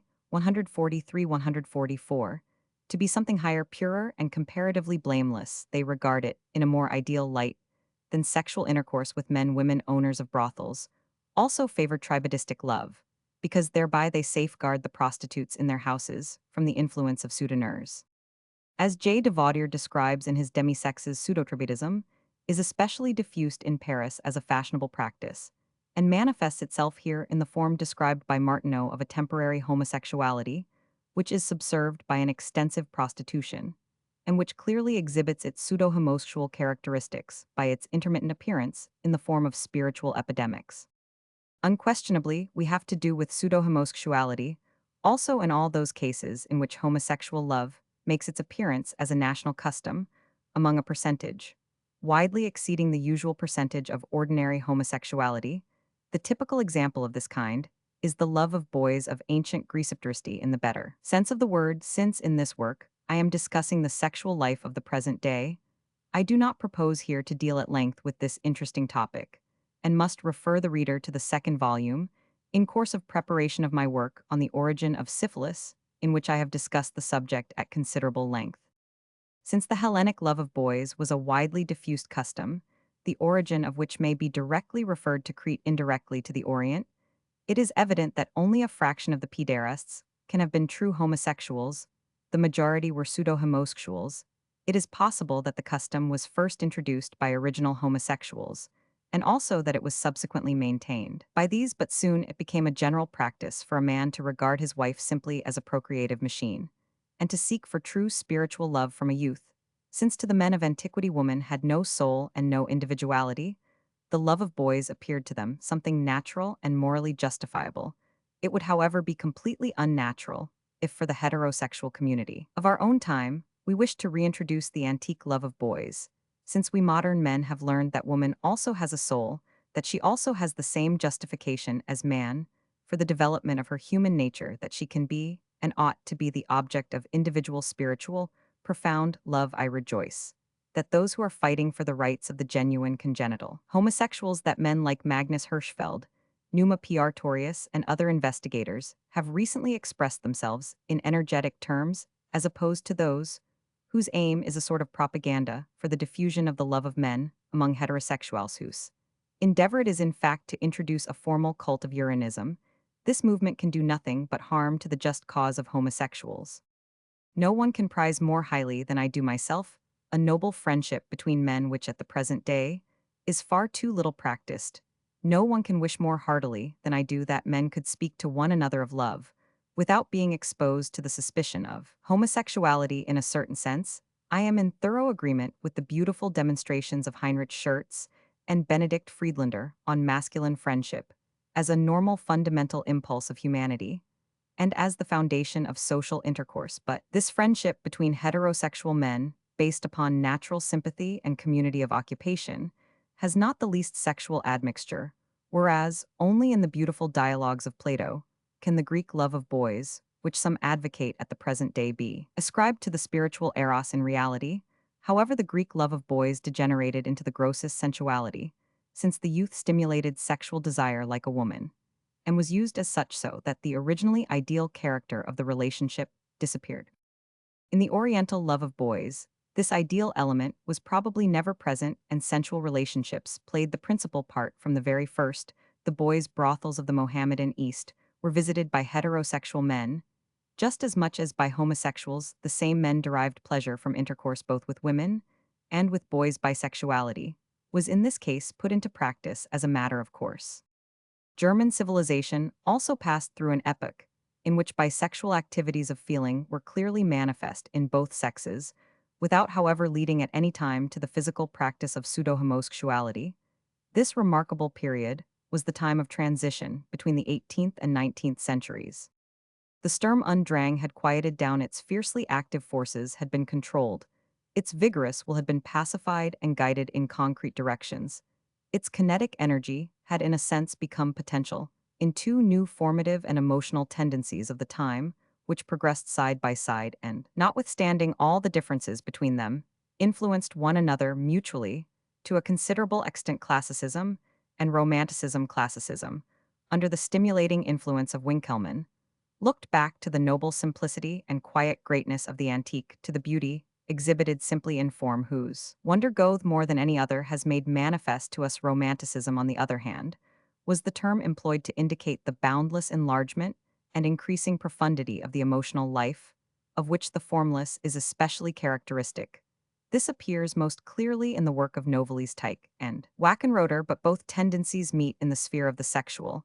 I need only mention the name of Winckelmann to indicate how markedly the purely aesthetic contemplation and the purely aesthetic enjoyment of the beautiful human form must have favored the development of homosexual modes of perception. We may, in this connection, speak of the Greek Renaissance. On the other hand, the romantic mood, the deepening of the individual life of feeling, the eternal searching for new peculiar sensations, was very apt to awaken those activities of feeling slumbering so deeply beneath the threshold of consciousness, which we today denote by the term bisexuality. In Friedrich Schlegel's Lucinde, for example, we find frequent allusions to this bisexual mode of perception, as in the place in which he speaks of a confusion of the masculine and feminine roles in the love contest, when in so much of the published correspondence of this period kisses, embraces, caresses, and tendernesses between two men or two women appear to fly to and fro. It may be that this is neither to be regarded as purely homosexual perception, nor as a simply conventional contemporary custom, but rather as the very characteristic expression of a tendency to bisexual imaginations and dreams induced by the hypertension overdriving and artificial increase of the emotional life. Thus only, for example, can we explain the passionate profusion of tenderness, which appears in many of the letters of Jean Paul, written by him to men, for Jean Paul was unquestionably heterosexual. The same is true of the women of this time. According to Welker, the friendships of the women of the Romantic period exhibited this character of a platonic love, since the dominion of Romanticism influenced emotional young men in very various ways. In more than one morally strict circle, two women friends were so inseparable and so indispensable to one another that those round them used sometimes to laugh at this amativeness, of which, however, a serious suspicion was impossible. An interesting proof of the existence of pseudo-homosexuality among the women of that time is afforded by a passage from a romance by Ernst Wagner, 17,601,812. One of the scholars of Jean Paul. The book is entitled Isidora, and in it, the lesbian love scene between the Princess Isidora and her friend Olympia is very plainly described, although both of them at the same time are passionately in love with men. The last and not unimportant phenomenal form of pseudo-homosexuality is hermaphroditism. It is a remarkable fact that only in recent years has science attempted a serious study of hermaphroditic states, which previously, as Blumreich points out, were to a large extent ignored both as regards their social importance and their frequency. It was the great service of Neugebauer and Magnus Hirschfeld that they drew general attention to these remarkable sexual intermediate stages and proved their eminent practical importance, which had previously been suspected by no one. How completely the matter had been ignored is proved by the remarkable fact that the new civil code for the German Empire completely ignores the juridical determinations of the former Prussian civil code regarding hermaphrodites, alleging that there existed no persons whose sex was indeterminate or indeterminable. The so-called true hermaphroditism, the condition in which male and female reproductive glands, testicles, and ovaries are met with in a single individualis, one of the greatest rarities, by the investigations of Salin 1899, Gar Simon 1903, and Ludwig Pick 1905, the existence of such individuals with mixed reproductive glands. Ovotestes has been proved as an actual fact. Walter Simon, in the 107th volume of Virchow's Archives, has described the rare case of true hermaphroditism, observed by Gar in a person 21 years of age brought up as a man, and having thoroughly masculine feelings. There suddenly occurred, associated with swelling of the breasts, gynecomasty, monthly recurring hemorrhages proceeding from the supposed intertesticular fissure, also from time to time, associated with voluptuous erection of the penis. There was discharged whitish mucus, and the libidinous ideas connected with this discharge referred always to women. The physical structure and facial expression of this individual were feminine. The build of the thorax, the shoulders, and the shape of the arms exhibited male characteristics. In a right-sided swelling, resembling an inguinal hernia, were found a testicular jur, Hodnerstock, an epididymis, a parivarium, a spermatic cord, and a fallopian tube. More frequent than these cases, in which naturally the determination of sex is practically impossible, are cases of pseudohermaphroditism, which also possess the greatest importance in connection with the problem of pseudohomosexuality. In these cases of pseudohermaphroditism, the reproductive glands are in fact distinctively male or female, but the characteristics of the excretory organs and of the external genital organs do not enable us to determine the sex, for they are in part male, in part female, and in part completely undifferentiated, which is to be explained as dependent upon an incomplete or entirely wanting differentiation of the primitively identical rudiment of the external genital organs of the two sexes' inhibition of the processes of growth at some stage of development. Thus there arises pseudohermaphroditismus masculinus in cases in which the genital fissure is not completely closed, so that the urethra possesses a fissure below hypospadias. Also the two halves of the scrotum may fail to join, so that a fissure is left between them, simulating a vaginal inlet. since in these cases the testicles are commonly retained within the abdominal cavity or else appear in the inguinal region, simulating an inguinal hernia.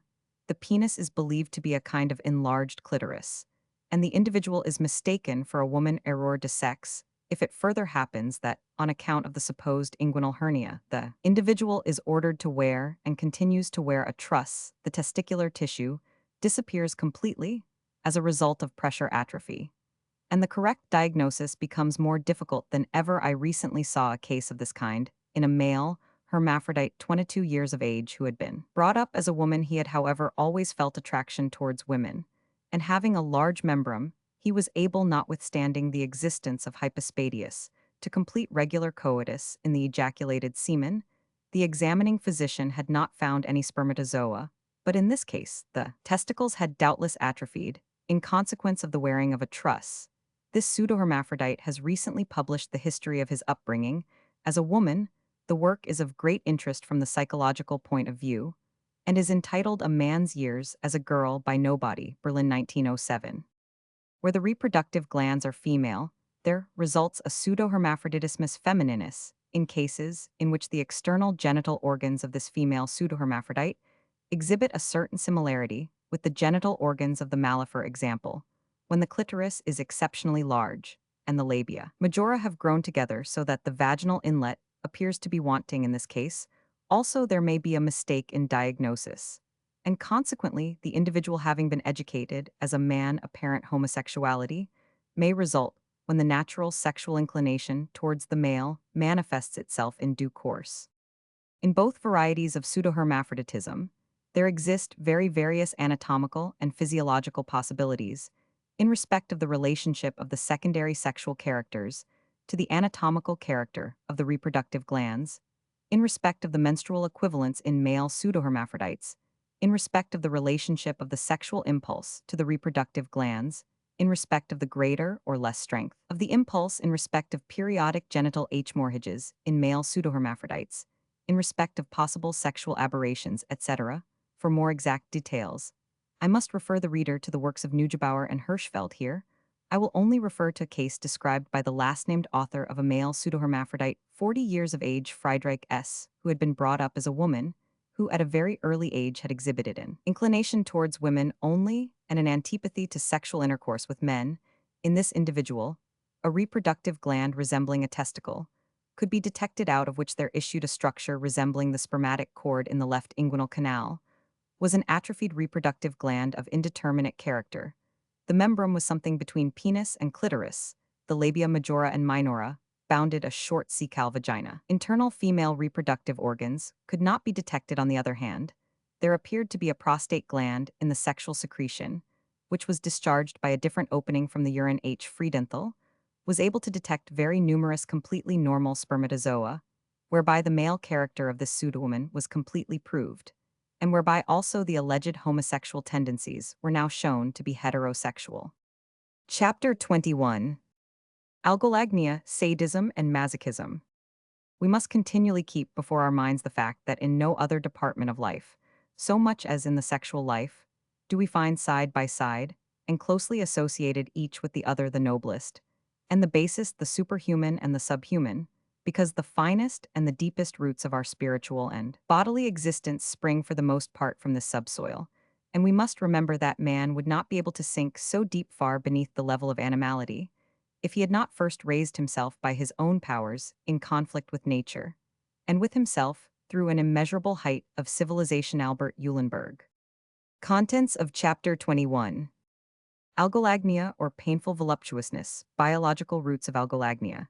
Its role in the civilized life of mankind. Connection between pain and voluptuousness. Pain in the vita sexualis, sadism and masochism, physiological algonagnistic phenomena, the sexual enjoyment of spiritual pain. Philosophical views on this subject. Weltschmerz and pessimism as sources of pleasure, the joy of grief. Cruelty as intermediator in the production of algolagnia. Theories of cruelty, the enjoyment of power. Nietzsche's justification of cruelty as a factor in civilization. Sadistic and masochistic phenomena of civilization, examples from the present-day increase of sexual desire by means of emotional concussion. Evolutionary theory of algolagnia. Cruelty of woman debauchees and prostitutes' tropical frenzy as an especial form of sadism.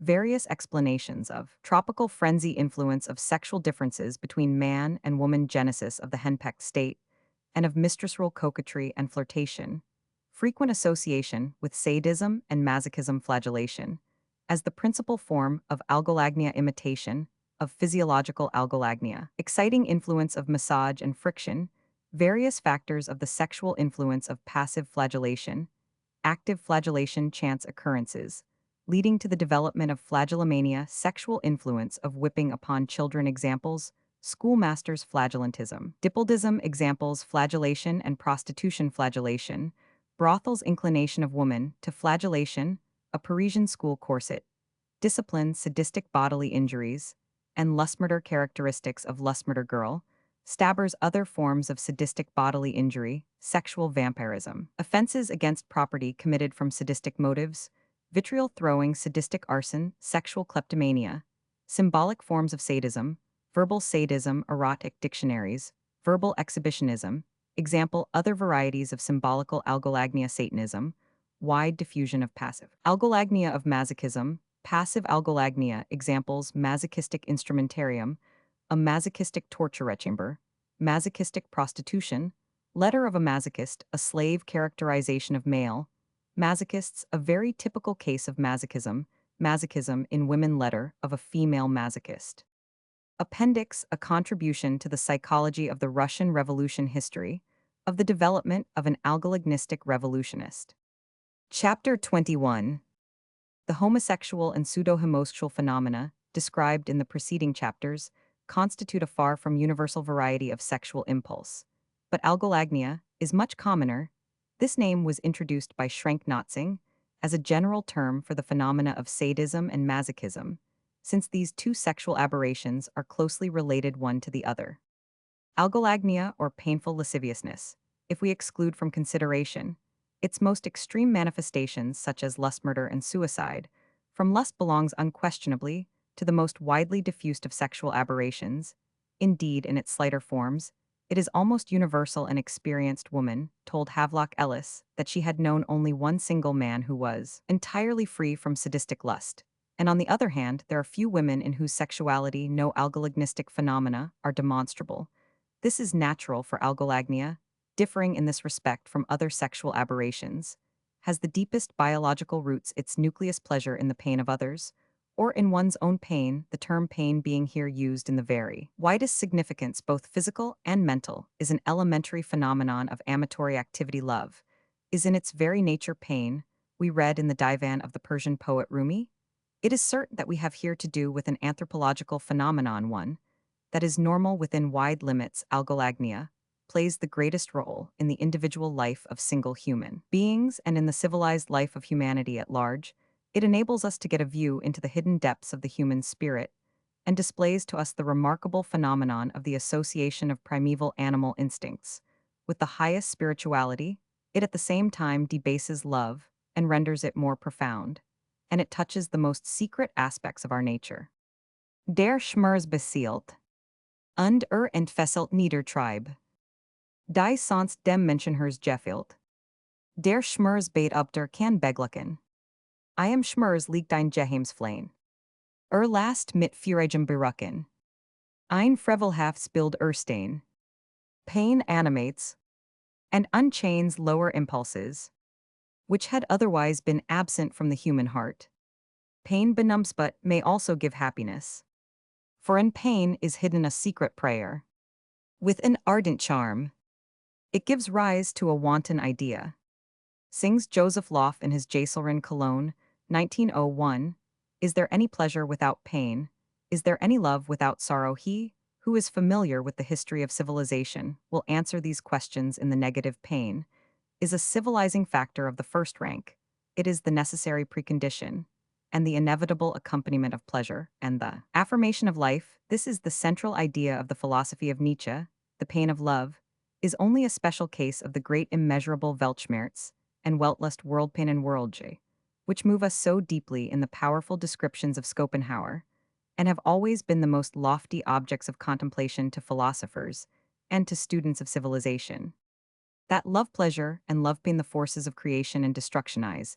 Indeed, that love and death which Leopardy in a wonderful poem, celebrated as twin brothers ere, separated only by a thin veil Havelock Ellis, was an idea first expressed in the celebrated work of the formidable Marquis de Sade, whose books taken as a whole are merely a paraphrase of the idea of the connection between pain and voluptuousness, and moreover de Sade does not recognize this connection only in active algolagniathet, is in the infliction of pain the voluptuousness of cruelty, the so-called sadism, but he recognizes it equally in passive algolagnia, in the suffering of pain, the voluptuousness of being tortured in the state, named after the author Sacher Masoch Masochism de Sade, who was the first consistent advocate of the anthropologico-ethnological theory of psychopathia. Sexualis himself collected almost all the facts regarding the biological roots of painful lasciviousness, and regarding algolagnistic phenomena in ethnology and in the history of civilization. The foundation for the understanding of active and passive algolagnia is constituted by the fact that we have here in the first place to do with a purely biological phenomenon, which makes its appearance in every normal love. The sexual act exhibits to us pain and pleasure in an indissoluble association. Love's embrace is a sweet pain, a painful pleasure. The nature of the sense of voluptuousness is still rather obscure, but it is certain that painful sensations make their appearance as its accompaniment probably, indeed, as an actual part of voluptuousness.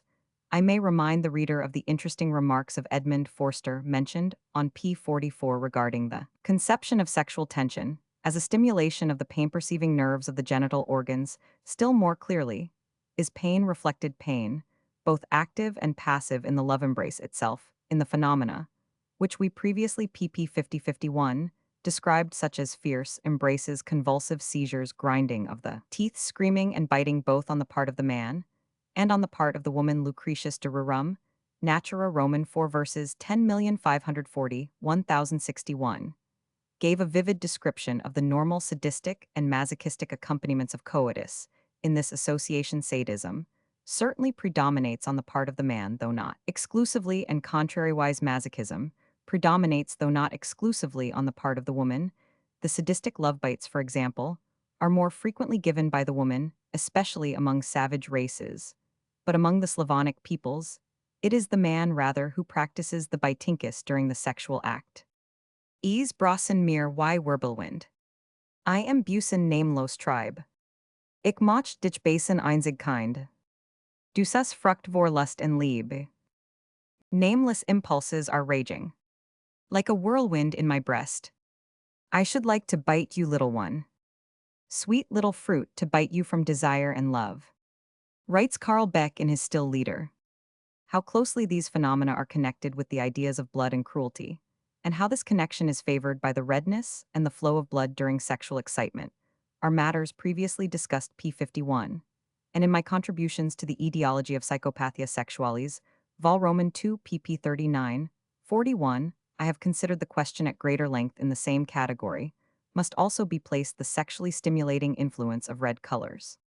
In association with these algolagnistic manifestations, so long as they remain within physiological bounds, we do not so much see actual physical pain, the actual infliction of suffering or cruelty, as the idea thereof as mental pain. Indeed, actual pain is often not lustful as such, but only an idea. Eulenberg especially has rightly drawn attention to this mental intensification of algolagnia, mental pain. And tears give a wonderful depth to love, increase passion, as Goethe describes in his Stella. Love needs pain in order to be perceived as love. Why? Because pain is something new, a contrast to pleasure, whose eternity would be unbearable. This is described very clearly in the letters of Ninon de l'Enclos, which, though apocryphal, are not less psychologically interesting. German edition, pp. 220-221, Berlin 1906. Change in the spiritual state is important to the happiness of both the lovers, and what could better provide this advantage than a separation? Have you never experienced the sweetness of a tender separation? The disquiet, the commiseration, the tears which accompany the departing lover, are they not something most valuable to a delicate, sensitive soul? Commonly lovers regard separation for a few days as an evil, but if they examined the nature of their reputed pain a little more closely, they would soon perceive that this pain does not make a purely disagreeable impression on the soul. On the contrary, an entrancing joy lies hidden therein. The pain enfolds a delightful charm, and we learn that the heart, however much it may be moved with sympathy, always finds itself in an agreeable mood, as soon as it is able to exercise its sensibility. Similarly, G. H. Schneider remarks op. cit. pp. 126-127 that in all love relationships, there arises a need for becoming aware of the contrast between the pain and the ecstasy of love, by misunderstandings, by transient mental torment, by momentary jealousy, on the part of the woman, or by sportive or earnest threats. And this need is gratified instinctively by man, because he feels instinctively that love without it disappears, or will disappear. He explains this necessity for pain and sorrow in love as dependent upon a degree of exhaustion, a fatigue of the nervous centers concerned, which demand a period of repose in the ancestors of the human race. And in the lower animals, this repose was obtained by the alternation of quite opposite feelings, such as love and hate, thus the occasional stimulation of those centers, also by which pain is perceived, is a physiological necessity for the nervous system. Nothing, in fact, is harder to bear than a succession of beautiful days. This is true even of love. Why is it that the very best unalterably tender wives or husbands are so frequently deceived? Certainly, it is because they often forget that, with the sweetness of love, it is necessary to intermingle a little bitterness, and so to allow their partner now and again to experience the joy of grief. Frau Venus mein Skone Frau. Von Sussem Wein und Kussen. Ist mein Ziel worden krank. Ich schmacht nach Bitternissen. Heinrich Heine. Madame Venus, beautiful lady. Of sweet wine and kisses. I am sick unto death. I yearn for a taste of bitterness. Mental pain, as a general sociological, literary, and philosophical phenomenon, manifests itself as Weltschmerz and pessimism, both modes of perception, conceal intense feelings of pleasure. Schopenhauer, who is well aware of this fact, remarks works ed Griesbach Roman 1 508, that the recognition of the sorrows of existence of the misery, which extends itself over the whole of life, is accompanied by a secret joy which by the most melancholy of all nations was termed the joy of grief. Admirably also has Kuno Fischer, in his account of Schopenhauer's philosophy, described the pleasure to be found in the pessimistic mode of perception, and O. Zimmermann has written an interesting psychological work upon the joy of grief, second edition, Leipzig 1885. The pleasure anyone experiences in his own pain, or in that of another, constitutes the nucleus of all algolognistic phenomena, and to cruelty as an intermediator in this painful lasciviousness, there belongs only a secondary role, the deeply rooted instinct of cruelty, which first manifests itself in early childhood, is biologically associated with the perception of pain. Various theories of cruelty have been propounded. Thus, according to Schopenhauer, cruelty gives rise to pain in another in order to diminish its own pain, and, according to this view, it is only a means of treatment for the relief of one's own pain. More illuminating is the explanation of the English psychologist Bain, who derives cruelty from the consciousness of power, and the enjoyment of power from the delight felt in dominating the tortured individual. Nietzsche is the most celebrated apostle of this diffusion of power, this enjoyment of power in the Superman, and by means of the masterful morality, he formally does homage to cruelty as a means of advancing towards higher civilization. Almost everything he says, which we call higher civilization, depends upon the spiritualization and deepening of cruelty. That which constitutes the painful pleasure of comedy is cruelty, that which is agreeable to our senses in the so-called tragic sympathy fundamentally. Indeed, whatever is pleasurable to us up to the most intense and delicate metaphysical horror obtains its sweetness only from the intermingled ingredient of cruelty, that which the Romans enjoyed in the arena, that which Christ enjoyed in the Passion of the Cross, the Spaniards regarding an auto da fe, or a bullfight the Japanese of today with his love for the tragic, the Parisian workman, who has a passion for sanguinary revolutions, the Wagnerian rejoicing in the spectacle of Tristan and Isolde, alike enjoy, all alike are suffused with secret ardor as they drain the Circe's cup of cruelty. We must therefore, he continues with justice, forever deny the absurd psychology, which attempted to teach regarding cruelty, that it arose only from the view of another's pain.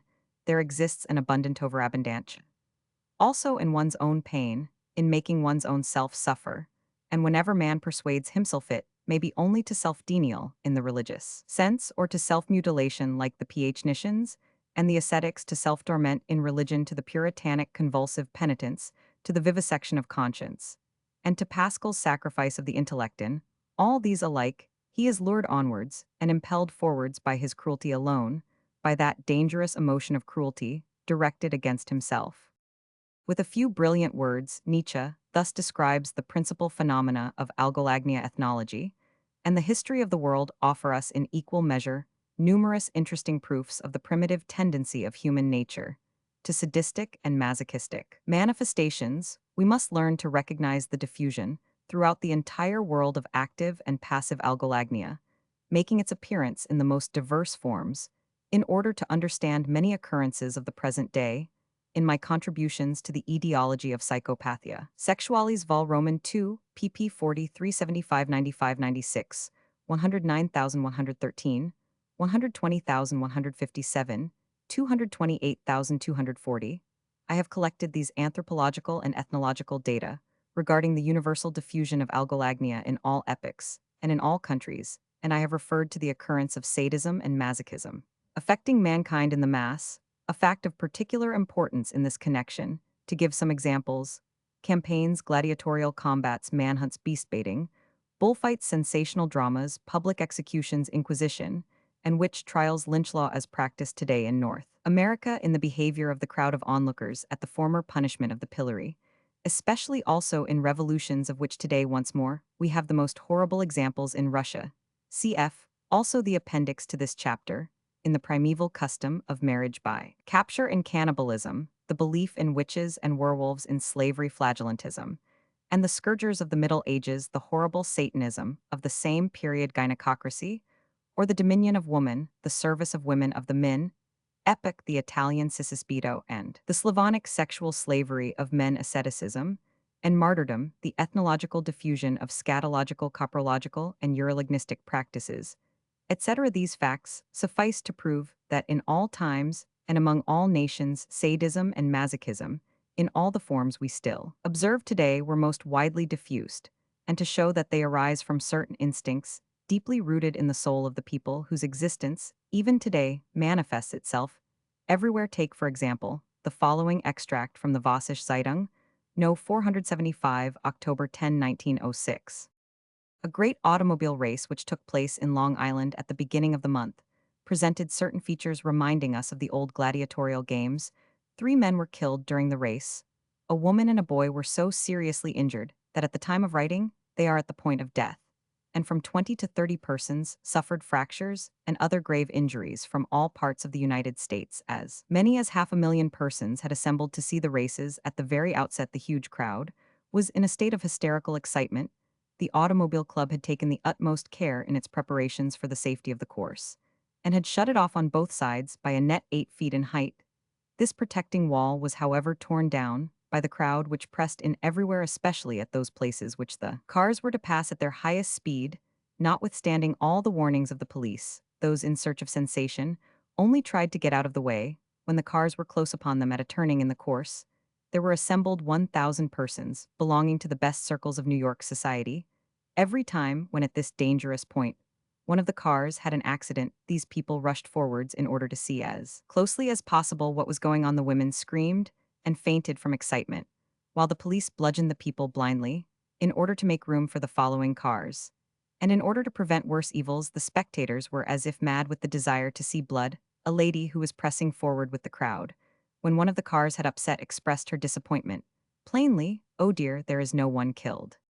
In an essay entitled Russia, as it now is, regarding the Russian punitive expeditions against the revolutionaries, the St. Petersburg correspondent of a German paper reports: "These expeditions have long forgotten the political purpose of their mission. They murder simply out of congenital lust, to murder from racial love of blood, from plainly perceptible morbid perversity.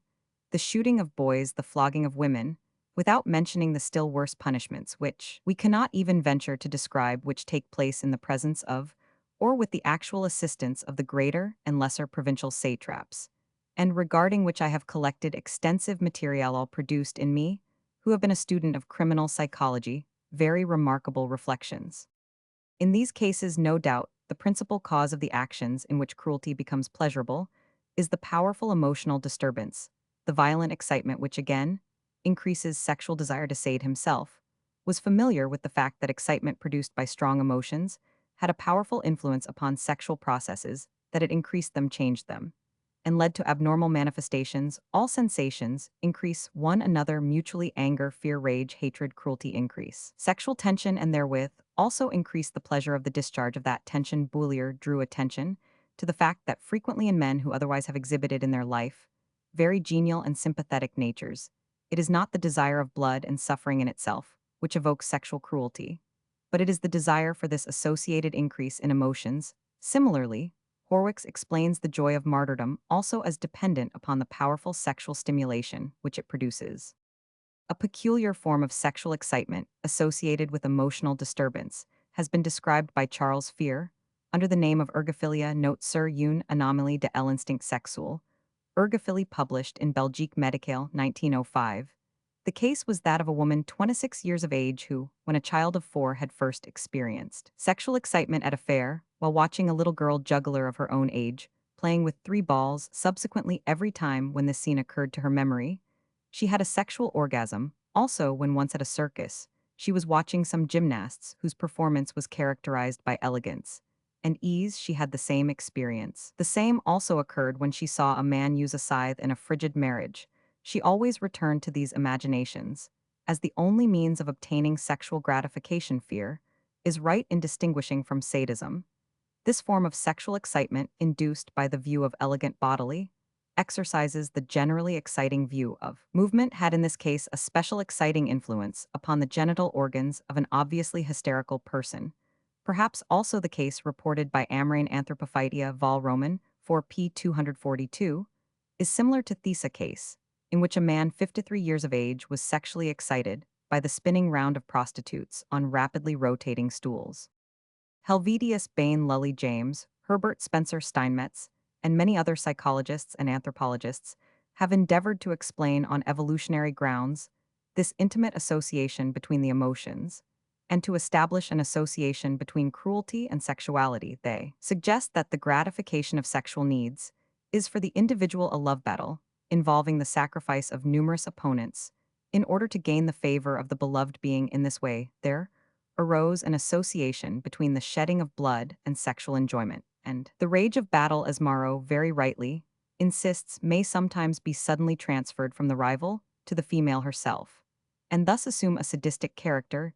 Definite traces of this connection may still be observed among the popular customs of many nations, as for example in New Caledonia, where the girls are pursued by their lovers into the bush, and after they have been overpowered, and after sexual intercourse has taken place, they are brought back bitten, bruised, scratched, covered with bites on the shoulders and the back of the neck. I regard the emotional theory of cruelty as the best because it provides the easiest explanation of all the facts and, above all, because it also explains the frequently observed cruelty of woman, who, as the more easily excited creature, displays a higher, more artificial kind of cruelty than man, whose balance is not so easily disturbed by his emotions. Montaigne makes the acute observation that cruelty is usually accompanied by a feminine softness. Havelock Ellis also remarks that the most extreme, most elaborate degree of sadism is commonly associated with a somewhat feminine organization. We might explain the cruelty of women and that of enervated effeminate voluptuaries from fear and cowardice, from the debasing consciousness of the weakness of their own personality, which by means of cruelty takes revenge on the strength of another, and transiently luxuriates in the associated intoxication of power, in the mere idea of superiority. It is certainly in this way that we must explain the horrible cruelty of worn-out debauchees, such as is described by de Sade in his romances. Such types also were Tiberius, Caligula, Nero, Domitian, Heliogabalus, and Caesar Borgia. Among women, Catherine de' Medici, and those delicate Creole women who, after enjoying voluptuous pleasure in intercourse with a Negro slave, proceed to enjoy the further pleasure of seeing the man unmercifully flogged. In addition, the blunting of the senses, which results from long-continued sexual excesses, demands the stronger stimulus of cruelty. Just as in the debauchee, so also in the prostitute, this blunting of the senses induces a predisposition to sadism. Many prostitutes and masseuses become sadists quite as much from inclination as from custom, the latter from intercourse with masochistic clients, and they find sexual pleasure in tormenting men regarding themselves as incorporate ideals of mistresses. Among Europeans, residence in hot climates gives rise to a peculiar form of tropical cruelty, the the so-called tropical frenzy. The psychology of this condition is complex. Various predisposing causes must concur in order to produce tropical frenzy. In the first place, it occurs almost exclusively in Europeans who fill official positions, giving them very extensive powers, such as they did not enjoy before leaving home. Those who become affected live usually in regions in which all the limitations of conventional morality and of social relationships with their fellow countrymen are laid aside, so that the civilized man is in a position which enables him to follow without restraint his own inward impulses. Also, he finds himself in contact with an inferior race, which he regards and treats as half or completely animal. The influence of climate is also of great importance, as Hans von Becker assumes, owing it may be to the intense heat. Disturbances of metabolism ensue, and by the formation of toxins, the central nervous system and the psyche are injured. And thus there is induced a tropical moral insanity, a morbid impulsiveness, associated with complete loss of understanding of ordinary ethical and moral principles. Or again, it is possible that as Plain believes the abnormally high temperature gives rise to acute outbreaks only in chronic alcoholists, taking the form of tropical frenzy. In any case, this disorder is with a special frequency, characterized by marked sadistic practices, as is proved by the colonial scandals of every country. In connection with this, we do not need any further demonstration of the manner in which the institutions of slavery and serfdom have always induced and furthered sadistic instincts. And speaking generally, the same is true of all relationships by which isolated individuals are given uncontrolled powers over the bodies and lives of their fellow men.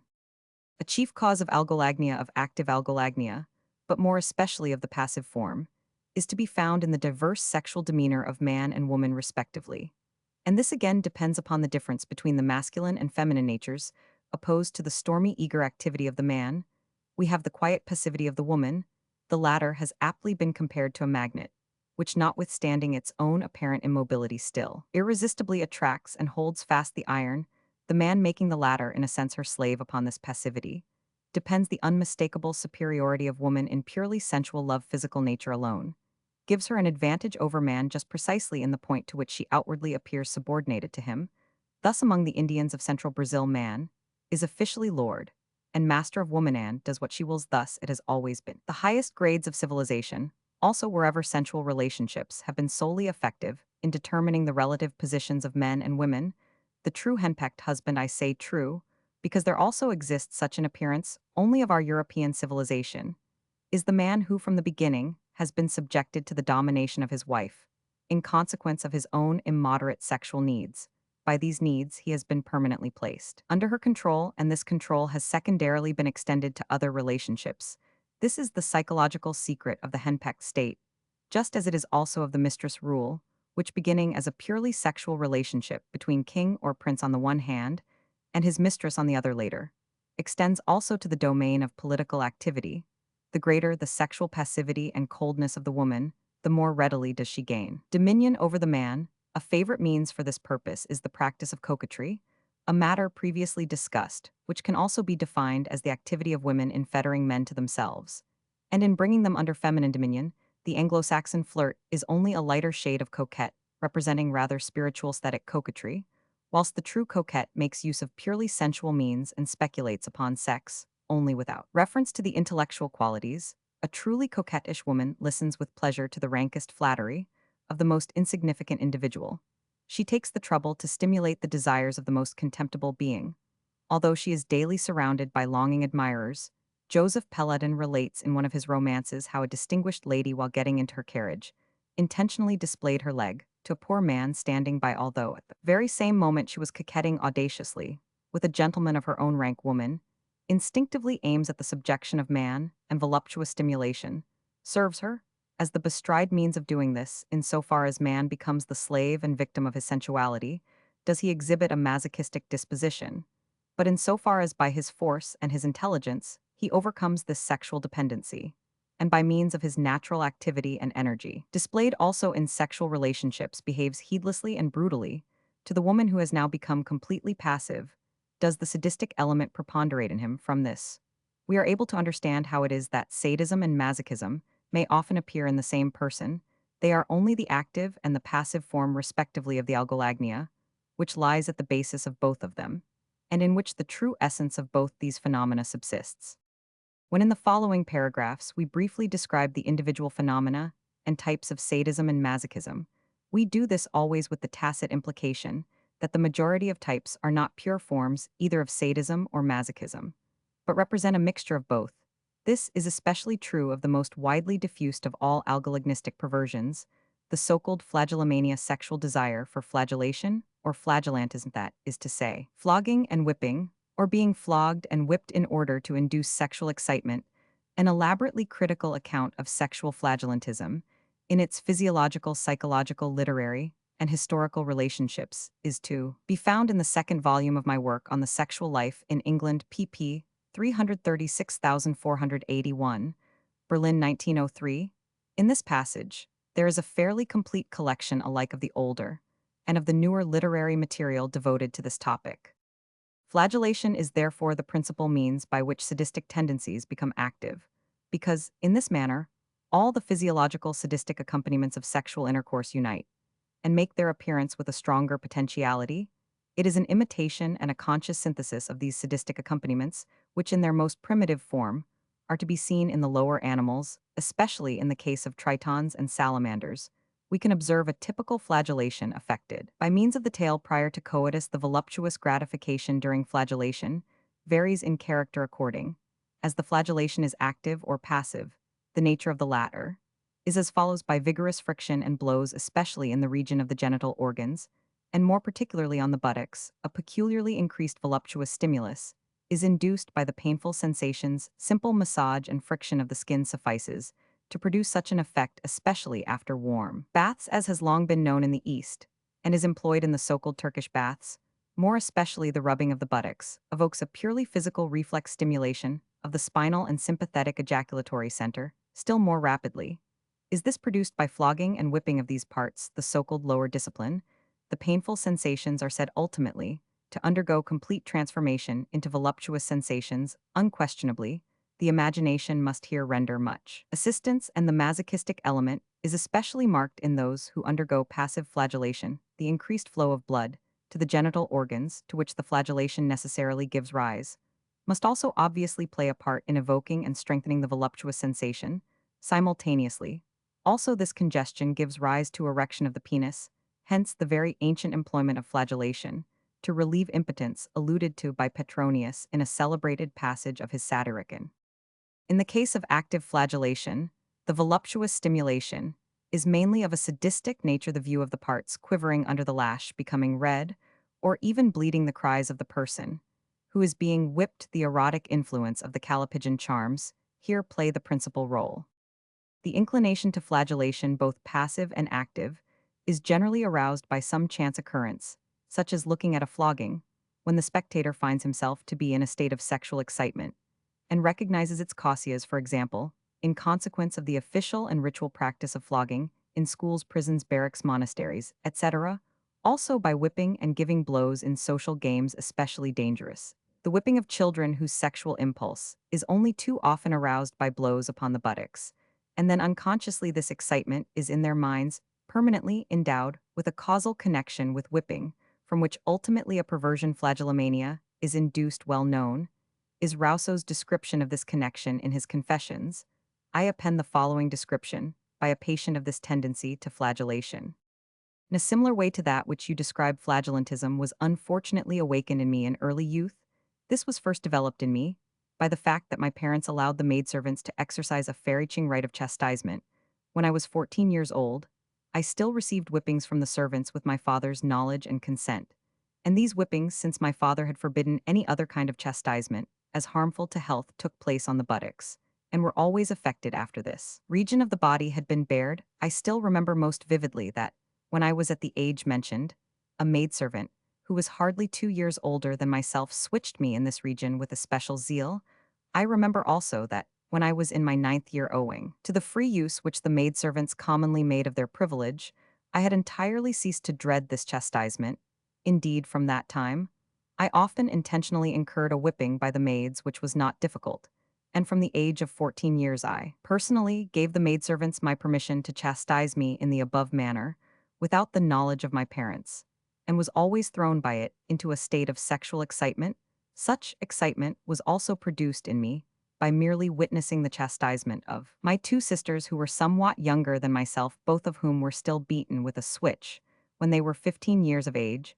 As regards my two sisters, this did not lead to desire on their part that this procedure, which was always disagreeable to them, be frequently repeated, but they were always glad to see me whipped. And as a matter of fact, my own sensation of pleasure was greatly increased by their being present, and moreover, especially in later years, I always enjoyed it more if the maidservant whipped me in the presence of her friends, or if one of them let me hold her hand during the process. I especially preferred being struck with the bare hands, although occasionally I endured severe whippings with the stick, or with the dog whip at my own special request. In a second case which came under my own observation, the person affected being a lawyer, then 28 years of age. The cause of the development of his flagellomania was different and more indirect. At the age of 11 or 12 years, he was lying on the top of a dog kennel and masturbating, and he had tied his feet to the top of the kennel lest, when in a state of sexual excitement, he might fall off. Since then, he had always felt an impulse to have himself tied, which he sought to satisfy in boyish games, robbers, police, etc.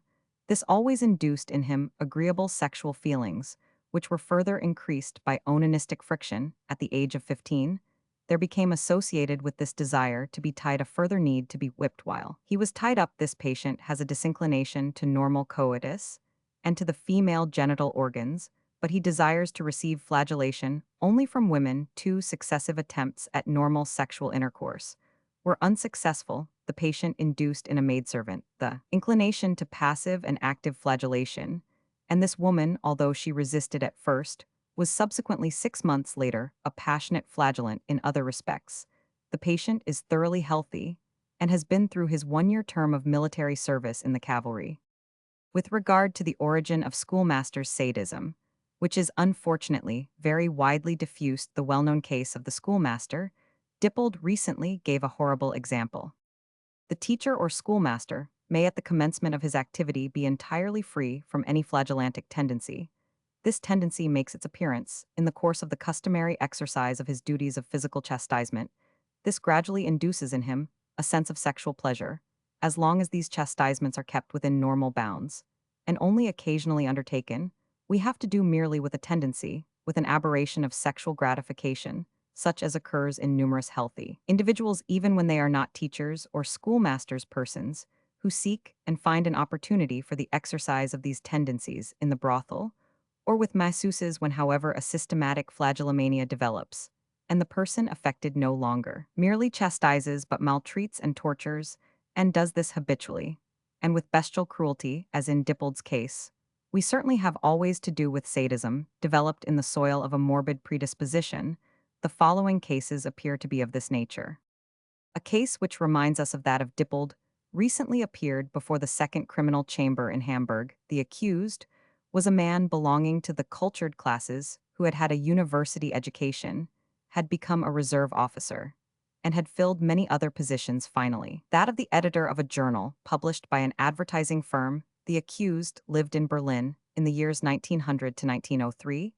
There he formed an intimacy with a woman whom he induced to entrust him with her son for the continuance of his education, going himself to live in Hamburg. In July 1903, the boy was sent to him in that town in January 1904, and was placed in a boarding school in order not to be disturbed in his teaching. The man also rented a room in the neighborhood of the school. When engaging this room, he asked the landlady if there were curtains to cover the windows. On the first day on which she visited the room, the landlady noticed that the accused flogged the boy, and as she did not wish to allow this in her dwelling, she reported the matter to the police. After some time, the woman learned by questioning the boy certain remarkable facts, especially with regard to the educational methods which the accused had carried out in Berlin, and in her report to the police she added certain details which led to the arrest of the accused. The accused admitted that he had caned the boy severely, and he declared that he had done this only for educational reasons, as the boy was of a bad character. In this respect, the statement of the accused was confuted by the evidence of the boy's teacher in Berlin, that of his teacher in Hamburg, and that of the inmates of the pension in which he lived. All of these gave him a very good character with respect to the mode of chastisement, the details of which were heard in camera. The court held that there was no doubt that the accused had chastised the boy, not for educational reasons, but on account of perverse tendencies of his own, and condemned him to imprisonment for 1 year and loss of civil rights for 2 years. It is a noteworthy fact that the accused, during the latter part of this period of association with the boy, had lived in a happy marriage with a young woman. A disciple of Dippold, the following remarkable case was published in the Berliner Tageblatt, No. 629 December 11, 1903. A furniture repousseur of this town accosted boys whom he met in the street, gave them some trifling commission, and so arranged matters with them that they must ultimately return to him at his room. Here he gave himself out to be a detective officer, showed the boy a token which he pretended was his official commission, and then gave the boy a severe lecture. He regretted, he said, in conclusion, that owing to the misconduct of the lad, it would be necessary to fine his parents, unless the offenses were condoned by the immediate chastisement of the boy. The detective easily persuaded his victims that it would be better to accept the immediate flogging. After he had stretched his victim across his knees and beaten him with a stick, he looked to see that the blows had not made too obvious marks, and sent the lad away with a further brief admonition. In most instances, the boys who had been whipped concealed what had happened from their parents, but still the matter came to light, and this new Dippold is to be tried for causing grievous bodily harm, and for the false pretense that he occupied an official position. The accused is a young man 25 years of age, and with his small and slender figure, and with a blonde mustache, he makes rather the impression of a young man of 18.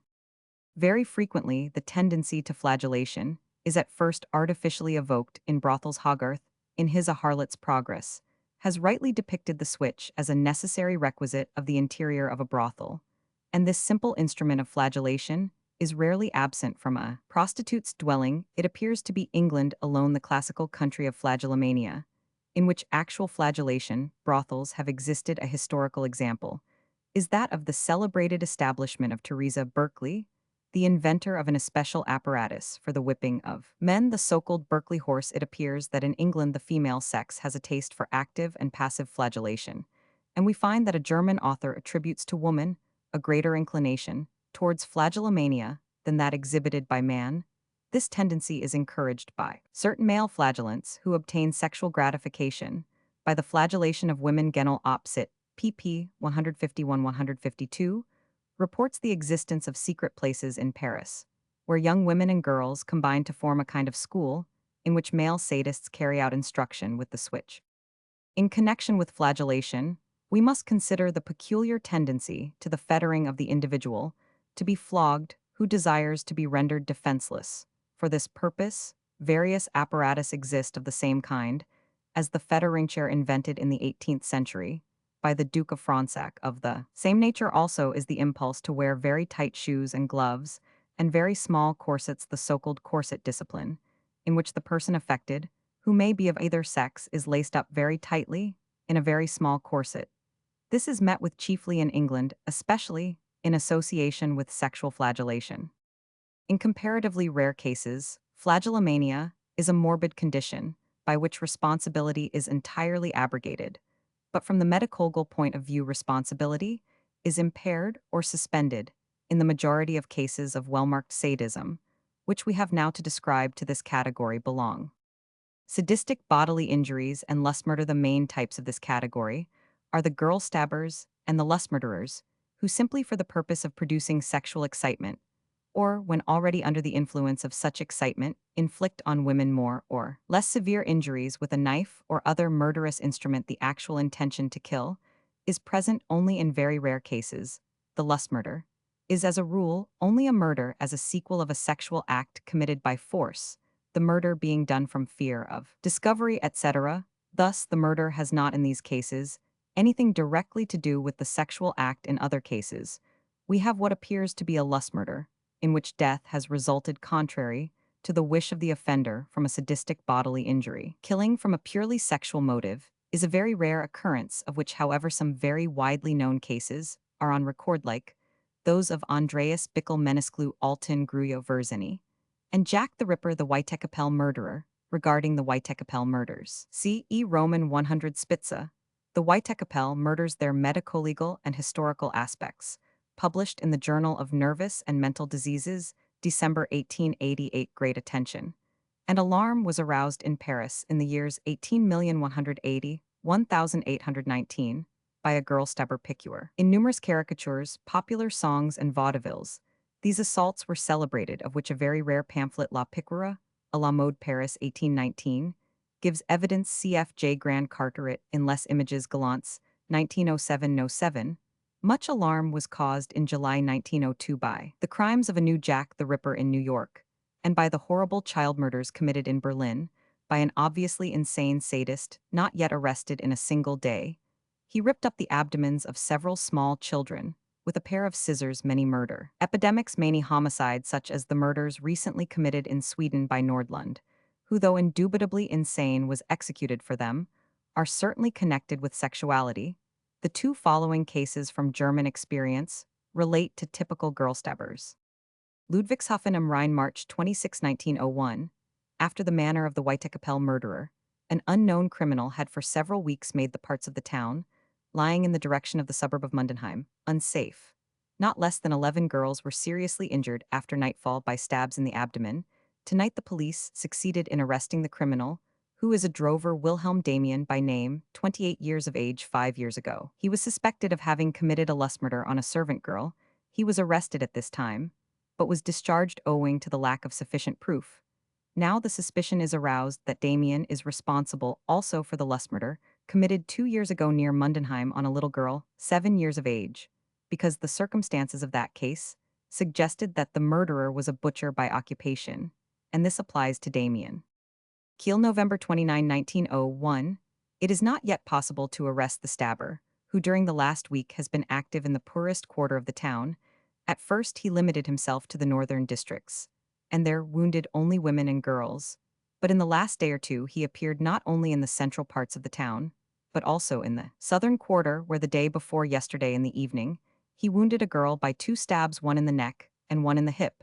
Since then, a man has been stabbed apparently by the same evildoer, but was not seriously hurt. This happened in one of the busiest streets of the town, so that the escape of the criminal is very remarkable.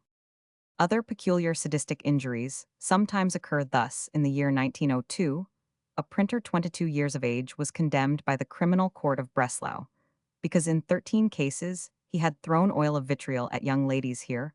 Also, we have probably to do with a sadistic tendency. In the end of October 1906, in Berlin, a case came under notice in which a young girl took another girl to the dentist, and after previous anesthetization had 2 teeth drawn unnecessarily. But whether this case was or was not of a sadistic nature remains undetermined, but we certainly have to do with sadism in those cases in which men or women inflict slight injuries on their love partner for the purpose of sucking blood, which gives them sexual gratification.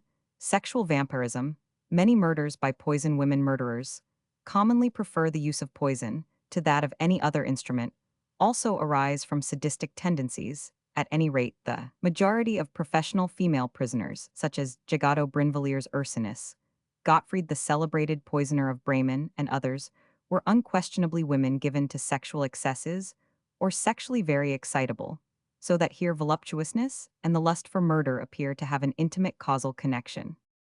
The following remarkable case of sadistic deprivation of freedom is reported by Kiernan, a remarkable case of fetishism, published in The Alienist and Neurologist, 1906 p. 462. 2 citizens of good position of Vladikaukas in Russia had repeatedly carried off girls of good family and had treated them in an extraordinary way on account of senile dementia. They were acquitted of criminality and were sent to an asylum.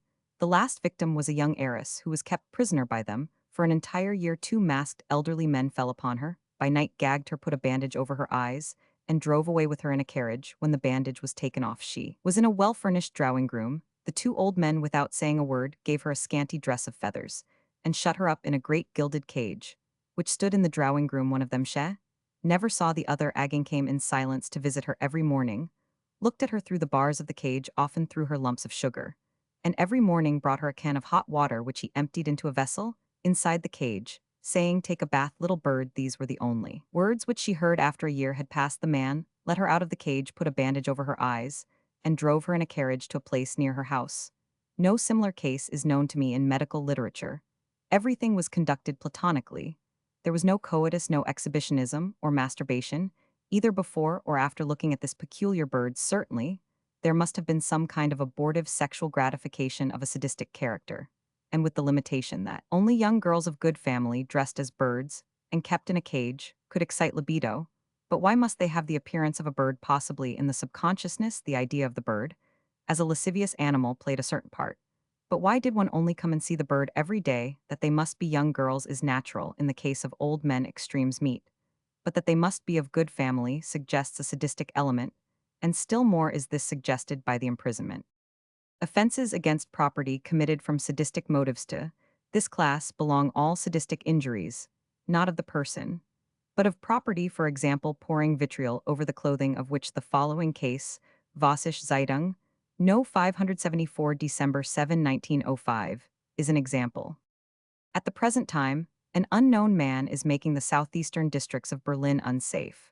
By the use of oil of vitriol, this dangerous criminal pours the liquid upon women's clothing, selecting by preference light-colored fabrics. Yesterday evening, he almost completely ruined the new light-colored dress of a young lady who was passing along the Hermannstrasse.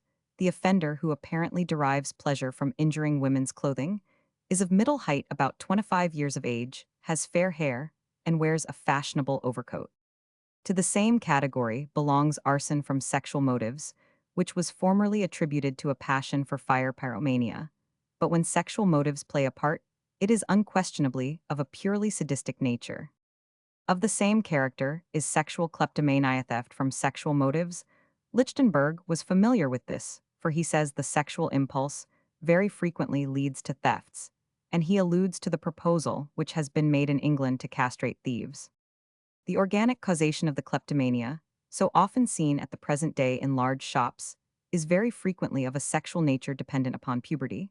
The climacteric menstrual anomalies, etc. cases of this character, have been reported by Werbgauner, Schmidtlein, Unzer, Hostler, Lombroso, and Ferrero. The suspicion of sexual sadistic grounds for kleptomania may always be justifiably entertained when rich ladies repeatedly steal articles of small value of which they have no need. A typical case of sexual kleptomania is reported by H. Zingerl, Contributions to the Psychological Genesis of Sexual Perversities, published in the Annual for Psychiatry and Neurology, 1900.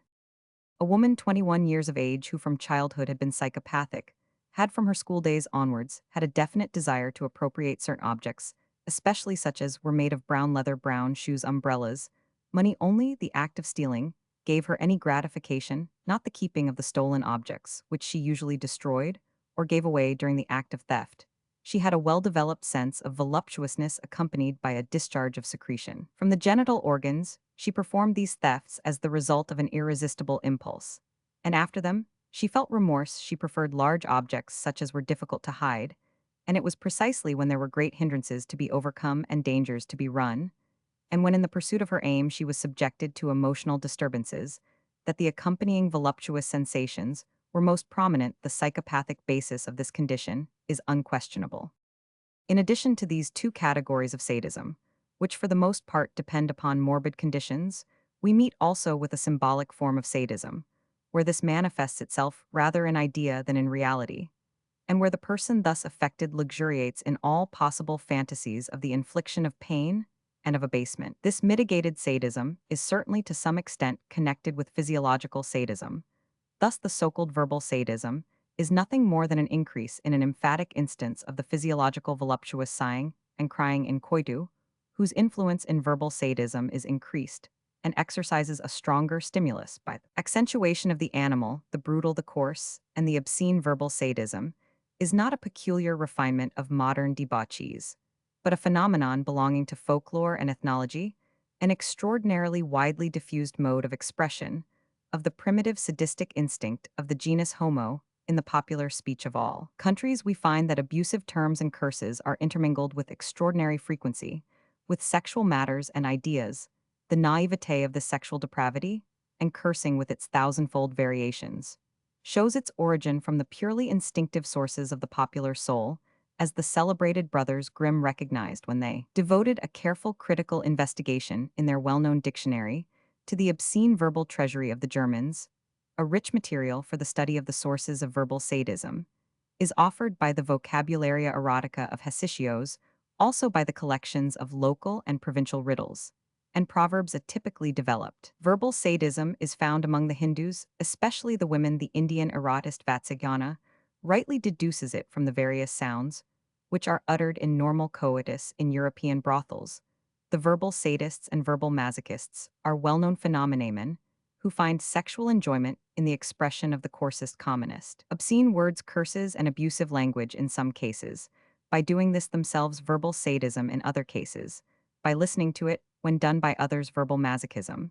Such verbal sadists also are the individuals described by a Eulenberg sexual neuropathy, p. 104, as verbal exhibitionists, people who gladly indulge in lascivious conversation in the presence of women, or who whisper obscene words in women's ears. Many men visit prostitutes, not for the purpose of having sexual intercourse with them, but merely for the opportunity of such lecherous conversation. The following case, complicated by bisexual or masochistic features, is characteristic of this.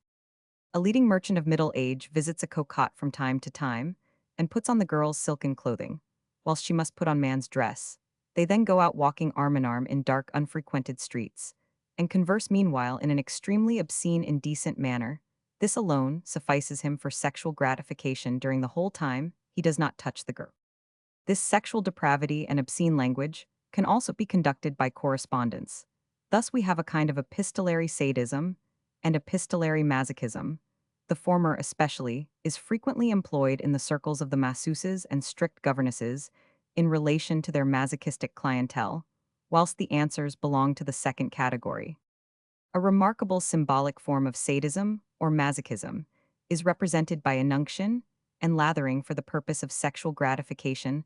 Lathering with soap, more especially, is a phenomenon with which those who have to do with brothels are especially familiar. Either the man finds sexual pleasure in lathering the prostitute, or he experiences gratification in the passive attitude.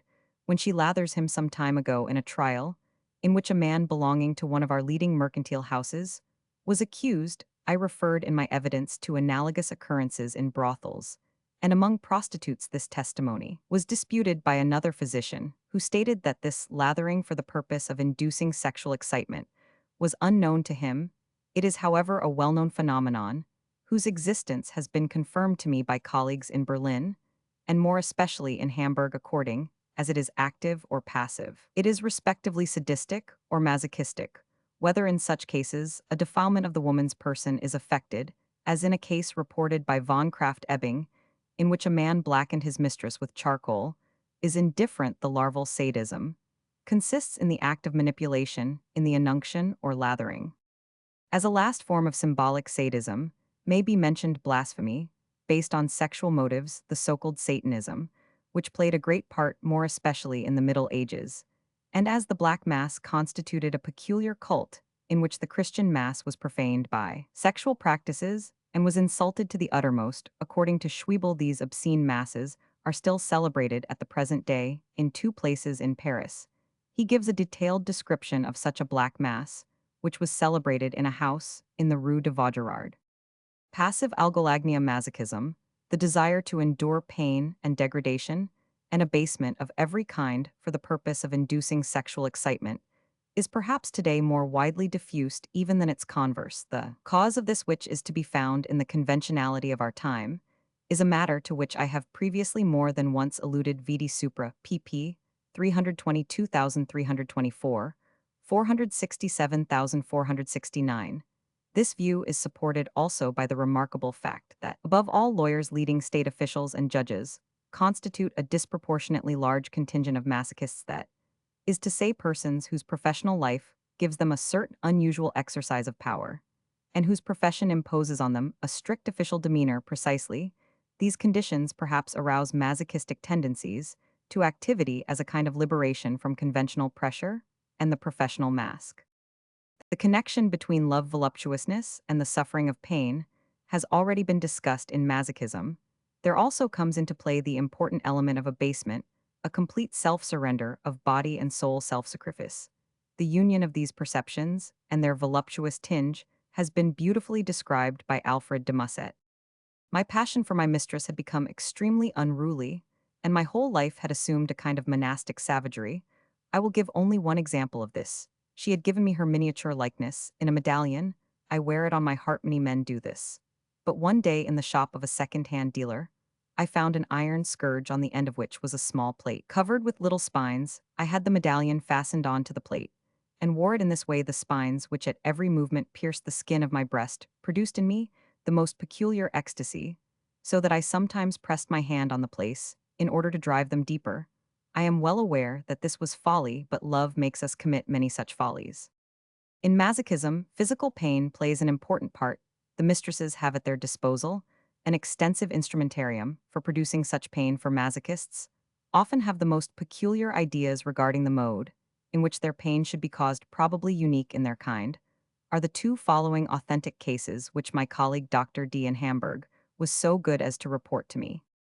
A rich Hamburg merchant known among the prostitutes, by the name of Nail, William had sexual intercourse only with certain prostitutes, who had to allow their nails to grow quite long, and pointed they had to scratch him on the scrotal raphe, and on the penis until the blood flowed in streams. One day, he consulted a physician on account of extensive edema of the scrotum and the penis. Another man had his scrotum sewn to the sofa cushion with thick sailmaker's needles. He sat for a while in this fettered condition, after which the strings were cut. All possible cutting and stabbing instruments and burning substances are used for the gratification of the masochist's lascivious love of pain. They have themselves scratched, bitten, pinched, burned, their hair torn out, they are trodden upon, whipped with switches or ox whips. They have themselves put to the question in every possible way in special torture chambers or punishment rooms. Such a genuine torture chamber in the house of a Hamburg prostitute was recently described by the public prosecutor Dr. Ertl in Hamburg. Of the dwelling of this prostitute, the following account is given in the testimony of the examining judge. To the side of the flat, towards the bathroom, is the door of entrance to the so-called black room. The walls of this room, lighted by one window, only were covered with a coal-black material of the nature of calico, and the plaster of the ceiling was similarly covered. To the middle of the ceiling, proceeding from the center of a black rosette, was attached a pulley consisting of the usual rollers and blocks made in this instance of metal, and furnished with a strong, twisted cord.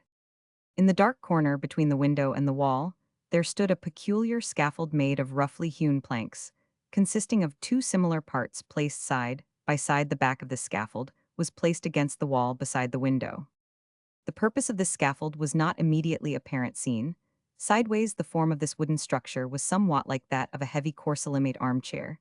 The upper parts of the arms were about the height of a man's shoulders. To the framework, along the upper edge, there were attached 5 fairly strong iron rings, which were screwed into the wood. The framework ran on rollers, so that it could be moved about. On the wall was hung on a nail a leather girdle with buckles. There was also a rope about the thickness of the finger ending in a loop. There were also 2 dog collars, part of a swordstick, leather reins and fetters for wrists and ankles, the former being heavy iron handcuffs. The window in the wall separating the black room from the bathroom, the glass of which was frosted, was covered with special hangings. The inner side of the door of the room was also hung with black. In respect to this black room, A testified. Z insisted that one room should be entirely draped with black. As the hall of judgment, he sent me pulleys from Cologne, by which he was to be drawn up, and hanged. This excited him. His face got quite blue, and it made him ready for intercourse. I was afraid that it might kill him, and I only allowed him to have it done once. To the wooden framework in the black room, Z was securely fastened, so that he had the illusion that he was on the scaffold. In all large towns, widely diffused masochistic prostitution subserves the desires of male masochists, and frequently also those of female masochists. These priestesses of Venus flagellatrix hide themselves commonly under the cloak of a masseuse, an educationalist, or governess, adding to this professional title. The expressive adjective severe or energetic Wanda is also a favorite pseudonym, which corresponds to the masochistic nickname of Severin, the principal character of Sacher Masoch's Venus Im Pels. These women, the mistresses, treat their masochistic clients as slaves or dogs, and maintain this fiction not only in personal association, but also in correspondence. Masochists are all passionate correspondence. The relationship, also of the lady to her page, is a favorite one. The so-called pagism, the nature of the relationship, is clearly shown in the following original letter of such a masochist. Berlin, June 7, 1902. Gracious lady, first of all, I must sincerely ask your pardon for daring, Most honored lady, to write to you I saw recently a lady with a glorious figure and magnificent hips enter your house. And I suspect that you are this lady if you gracious lady desire a servant and a slave who will blindly obey all your commands, and upon your order as a slave without any will but your own will perform the basest and dirtiest services. I should be happy if you would be so gracious as to make me that slave, if I might visit you from time to time, in order to serve you my strict mistress and commander. If at any time I should fail to obey you absolutely, you can treat me most cruelly and chastise me most severely. Will you gracious lady deign to answer me your basest servant, and to make use of the enclosed envelope to tell me, if you this evening will go for a walk and how, and where and what cafe you may chance to spend the evening, and if you will be my strict mistress, and if I may venture to be your slave perhaps most honored lady you could be at the Oranienburger Tor at 8 o'clock, precisely on Friday evening, with a rose in your hand, full of subjection and abasement, obedient to your strict commands, and slavishly kissing your feet and hands. I am your most abject servant and your basest slave. Such a slave luxuriates voluptuously in the lowest services, in the most loathsome abasements, such as are indicated sufficiently in the names Coprolagnia and Eurolagnia. I have in my possession a series of letters by masochists full of such things described with the utmost particularity, some even in a poetic form, which I cannot print on account of their loathsome contents. A sufficient idea of the slavery of the masochist is given in the above-mentioned report of the public prosecutor Dr. Ertl, in which a mistress states, "When I took my meals he lay either under the table, or in a corner of the room I threw him bones, and gave him the remains of my own food he often barked, and usually had a dog collar round his neck with a chain attached to it. He had given himself the name of Nero, so this is what I called him when anyone wished to come near me without permission. He bit him in the leg, this was the first step in a slave's duty. He swept out my room, boiled potatoes, roasted meat for me, and did other work of the house. He also wanted to be my horse, I had to ride on him, he carried me in this way. From one room to the other, when he disobeyed me in any way, I had to use the whip. He related to me that formerly he had corresponded with a music-hall comedian who played woman's parts, and subsequently had associated with him. But he got weary of this and disappeared for a long time to get free from the man. He told me also that he was accustomed to make appointments in the Scharhof, a street in Hamburg, in which the prostitutes visited by the lowest classes of the population live on Sunday evenings. These women have many visitors when the workmen have got their week's money. Often I had to shut him up in a wardrobe with a chain round his neck, fastened to the wall of the wardrobe, so short that he could hardly move. The door of the wardrobe was shut upon him. In my flat I had to give him a slave's dress to wear in order that he might feel himself to be fully a slave. I took away all his money, all the keys of his house, of his office, and of his safe, and returned them to him only after a night and 2 days. Z only does this occasionally. When he is utterly beside himself, often he is quite reasonable. He does not associate with any decent people. The society in which he feels happiest is that of whores and other obscure persons. He has himself said this to me. Even the people who make use of him avoid him in the street. He would also learn to dress hair, and how to paint the face. If I ordered him painted faces stimulate him. Once he said to me that I might have another slave. This, I Roman 999, first of all, I had to bind Z hand and foot, and to wrap up his head in cotton wool, in order to give the new slave the idea that he had been very badly treated and had been sent to the hospital. When later the new slave came, and I explained everything to him as Z had told me to, and led him in to see Z, the new man was very much surprised to see Z tied up in this way, became frightened, and soon went home. Another prostitute reports, I made the acquaintance of Z in No. 8 Schwiegerstrasse. He has 3 or 4 times had intercourse with me. He had himself whipped by me. Z once asked me to fetch a man, which I Rome in 999. This man got into bed with me, and satisfied himself manually, without having intercourse with me. Z, on this occasion, lay under the bed. He wished to do so. I believe he had arranged this in order to obtain sexual excitement in this way. Z and the other man did not see one another. When the other man had gone away, Z did the most disgusting things. When Z had himself whipped, he first had his hands fastened with iron handcuffs. It would be quite erroneous to assume that, in the case of these masochistic slaves, whose human worth has been lowered to the depths, who seem completely to discard their humanity, and to sink below the level of animals, that we always have to do with effeminate degenerated weaklings. No, much more frequently, They are healthy, powerful men of an imposing appearance and distinguished demeanor who find pleasure in playing such tragic roles, and who obviously obtain sexual gratification by this complete reversal of their nature. The slave just described was by nature tall and stately. His features were energetic and sympathetic, and he had a large beard. His eyes were clear and bright in actions and appearance. He was a thoroughly masculine being. In Berlin there exist masochists in high official positions in appearance and in profession. True manly nature supermen who only become slaves in relation to their mistresses, according to Sacher Masoch. Germans and Russians especially are inclined to masochism. But as a matter of fact, this tendency is also widely diffused in France and England. Zola describes such a type in Nana. The slave type is not always completely developed. More commonly, masochism manifests itself in a less marked degree. There are many and various shades sometimes. There is only a spiritual abasement exhibited in apparently trifling procedures and practices symbolic masochism. A few authentic cases will serve to illustrate this. These sound incredible, but are in fact true.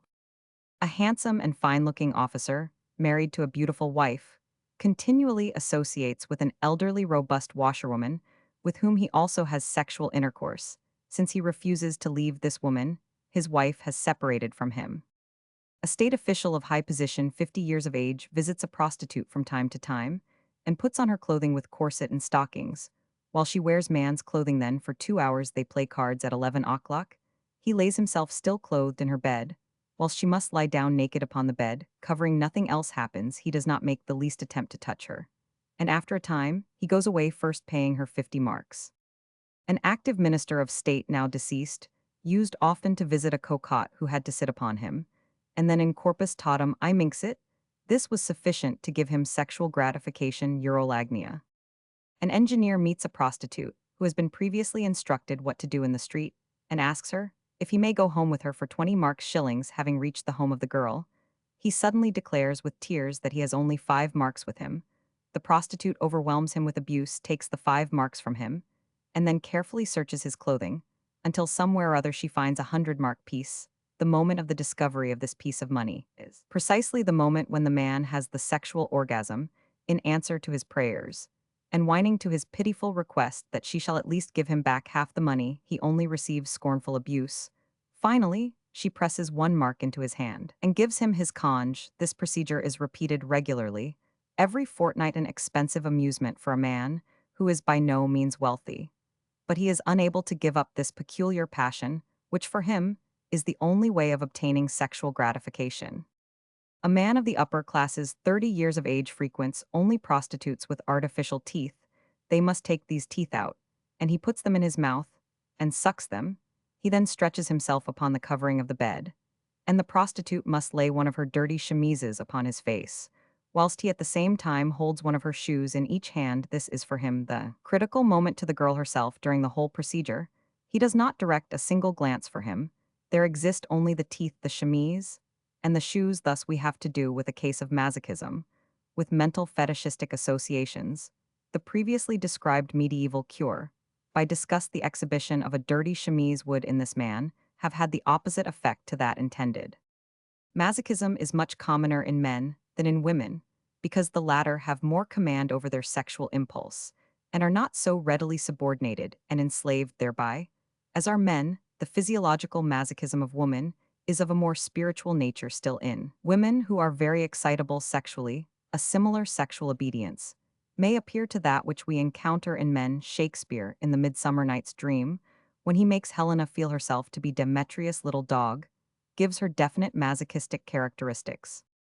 Masochistically inclined also are women of good position who play the part of prostitutes either in brothels or in the streets, such as have recently been described by D. Estoc in Paraceros. We may regard the celebrated Messalina as their prototype. Similarly disposed are women of good position who have enduring sexual relationships with men of the lower classes, such as workmen, coachmen, etc., and who even seek sexual enjoyment with any casual member of the rabble. They may meet in the streets, of practice of which Lombroso has collected examples. Passive algolagnia also occurs in women, as is proved by the following letter of a typical masochist. Berlin, November 9, 1902. Honored Lady, I allow myself to make the polite inquiry whether you will consent to visit me once a week in my dwelling in the Kurfürstendom, after your reception hour. I have a peculiar wish from time to time to be chastised in the most severe and energetic manner. Until the blood flows, I am 28 years of age and widowed, and have a very large and luxuriant figure. For the flagellation, I would pay 50 marks shillings. If you accede to my wish, I beg you to describe how you intend to carry out the chastisement. On what part of the body will you whip me? In what way should this be clothed? If clothed at all, what instrument will you use for the whipping? In what position should I receive the whipping? How many blows should I receive the first time? After the sixth blow, my voluptuous sensations increase to such a degree that my whole body trembles with sensuality. Are you yourself inclined to sensuality? And do you carry out this chastisement from purely voluptuous motives? We cannot determine whether, in this case, homosexuality plays any part in my contributions to the etiology of psychopathia sexualis. Vol. Roman 2, p. 183. I have printed a letter of another unquestionably heterosexual masochist woman to an energetic man. Appendix: a contribution to the psychology of the Russian Revolution history of the development of an algolognistic revolutionist. The author of the following sketch, the Russian anarchist N.K., was arrested in Warsaw in the early months of 1906, like all those who at this time were considered to be members of the Revolutionary Party. The intention of the authorities was to shoot him immediately without any elaborate inquiry after a drumhead court-martial. His demeanor during the shooting of his companions, who preceded him to death, and also during the court-martial, showed that his psychical individuality was so profoundly abnormal that the colonel in command of the fearing party suspected him to be a psychopath, and on his own authority postponed his execution pending further examination in the citadel. While imprisoned, K wrote his reminiscences, which are here given word for word and without comment. Roman 1. My parents were opposite elements, my father strong, coarse, brutal, egotistic material, to excess, my mother suffering, delicate, sensitive, ethereal. From such a cross, a masochistic character must necessarily be produced. My father brought me up with storms, chastisements, and fear. My mother counteracted all this with caresses, kisses, and tears. I trembled with secret anxiety, and exulted inwardly at the same moment when my father stretched me across his knees. As soon as the punishment was over, he immediately proceeded to box someone's earsiniones, a footman's, a maid's, anyone's. I ran with a smarting posterior to my mother. By her first my injuries were inspected, then I was cried over, embraced, kissed, and finally laughed at. And with this scene repeated itself at irregular intervals to these years, belong my first memory of the masochistic principle of life. This was based upon the following observations. All my companions, boys and girls, alike endeavored to play tricks on one another, to tell tales of one another to their parents, tales true and false, in every way to cause suffering in order. Then, by redoubled love to make all right again. On the other hand, I noticed that no child loved another, unless it was tormented by that other. Those who did not torment one another were mutually indifferent. This mutual tormenting and being tormented must therefore in the nature of things produce a certain charm, gives rise to a pleasure. This pleasure consisted in increasing, mentally realizing, sympathizing with the pain of another. This is not sadism. Generally speaking, sadism does not exist. It is only refined masochism, for we prepare pains in order to sympathize with them. That is in order that we may free ourselves. I especially enjoyed teasing girls, destroying their toys, tearing their dolls to pieces, dirtying their clothing, etc. When thereupon they wept bitterly, I fought against their tears, until finally they were consoled. Then I went close to them, embraced them, caressed them, kissed them, and cried with sympathy. What pain and what pleasure did I experience when they pushed me away, struck me, and spat in my face. I bought them once more finer toys, and was so happy when their tears gave place to laughter. How often I told false tales of other children to their parents, in order to be able to sympathize with the mental pain of an undeserved chastisement.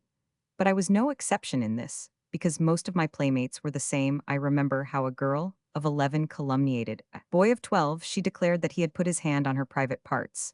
When she was out walking, the happy poor lad was frightfully beaten at school, and at home, all the children baited him, despised him, and avoided him like the plague. He became quite afraid of his fellows. What did I live through at that time? Moody and spiteful, he lay under a tree. The girl who had told this false tale about him softly drew near, stood by him, and with a pleading voice called his name furiously. He jumped to his feet and wished to run away, but she seized his hand, fell upon her knees, and begged for his forgiveness, it was useless for him to abuse her, to strike her, and to tread upon her toes. She threw her arms round him, cried as if her heart was broken, and spoke tenderly to him for so long a time, until at last he sat down beside her, and allowed himself to be caressed. Thus they sat together for a long time, and wept and laughed and wept. Suddenly, she seized his hand and pressed it violently between her thighs. This contact formed the last link of a long logical chain. These were the facts which first made me feel instinctively how, like every fundamental thing of everything, which is of a primeval character, primeval force, primeval matter, primeval impulse et call, represent the union of two extremes. The primeval impulse, love, can also be the coalescence of two opposites. These two opposites in this case are pleasure and pain. As in the case of electricity, we have the union of the two opposites, positive and negative electricity. In the case of magnetism, we have the union of positive and negative magnetism. In the case of the atom, the positive and negative ion. In the case of sex, man and woman, etc. Roman 2, my years of school and university life were spent at St. Petersburg tempestuously. I threw myself upon simple physical love, upon the orgies, upon all the varieties of physical love. Bodily masochism, with all its artificial sensual charms, was a cup which I drained to the dregs. But I was never able to explain to myself why humanity was satisfied with so crude a definition of the idea of masochism. Sexual masochism is indeed one of the most obvious facts of life, but the same is true also of sexual love, and yet we do not maintain that love is only sexual impulse. I passed beyond this physical masochism. It was for me a necessary phase of development. The spiritual element within me began to sway my existence. At this time, I learned to love a girl of a wonderful character. She loved me to a similar degree of insanity. Had I been a beggar or a tramp, she would have followed me through the streets. She would have accompanied me to forced labor in Kara, Kamchatka, or Saghalien. For me, she would also have mounted the scaffold to save me. She would even have become a prostitute. It was a blessedness to love her, and to be loved by her. How can we wonder that, in conformity with this interminable love accompanying sorrows, should also extend into infinity, and ultimately lead to a catastrophe? Every night we slept together, although for months at a time. We did not have sexual intercourse. We embraced one another so closely, and slept so gently. To separate from one another, only for a few hours, was a torment. If I went out alone, I must tell her the precise moment at which she might expect me to return. If I remained away a quarter of an hour longer, Masha at once pictured to herself that I had been run over by a tram, that I had fallen down in an epileptic fit, that I had suddenly become insane and jumped into the Neva, or that some other disaster had befallen to me. Thus, she stood continually at the window in order to see what was passing in the street. If anyone came up to our floor, she ran quickly to see who it was. If it was not I, then she felt horrible anxiety. When at length I came, she stood waiting for me in the doorway, laughing and crying at the same time. Then there followed embraces and kisses, as if I had returned from a journey to the North Pole, but also reproaches such as, "You do not love me at all. If you did, you would not torture me, so you know how anxious I always am about you when you are away." Gradually, I began to understand this condition as an inevitable consequence of the masochistic principle of love. This martyrdom of the soul which lovers prepare for themselves in the unceasing dread of losing one another, or of losing one another's love, is intimately connected with the very nature of love. Without anxiety of this kind, love would be unthinkable. He who loves must continually torment himself with this anxiety. And the stronger the love, the greater is this torment. When the torment is increased by the other's participation in it, the mutual love is also increased thereby. This necessity we also felt, and we resolved to procreate an illegitimate child. What this step meant to us members of leading family Essen readily be understood, but we proudly resolved to defy society at large in order to consecrate our love by the sorrows which this would entail. Roman 3. As soon as Masha became pregnant, I felt an irresistible impulse to increase our mutual torments, to increase them, for our love did not appear to me sufficiently great, nor yet sufficiently worthy, nor yet sufficiently holy for us to crystallize ourselves in a new living being.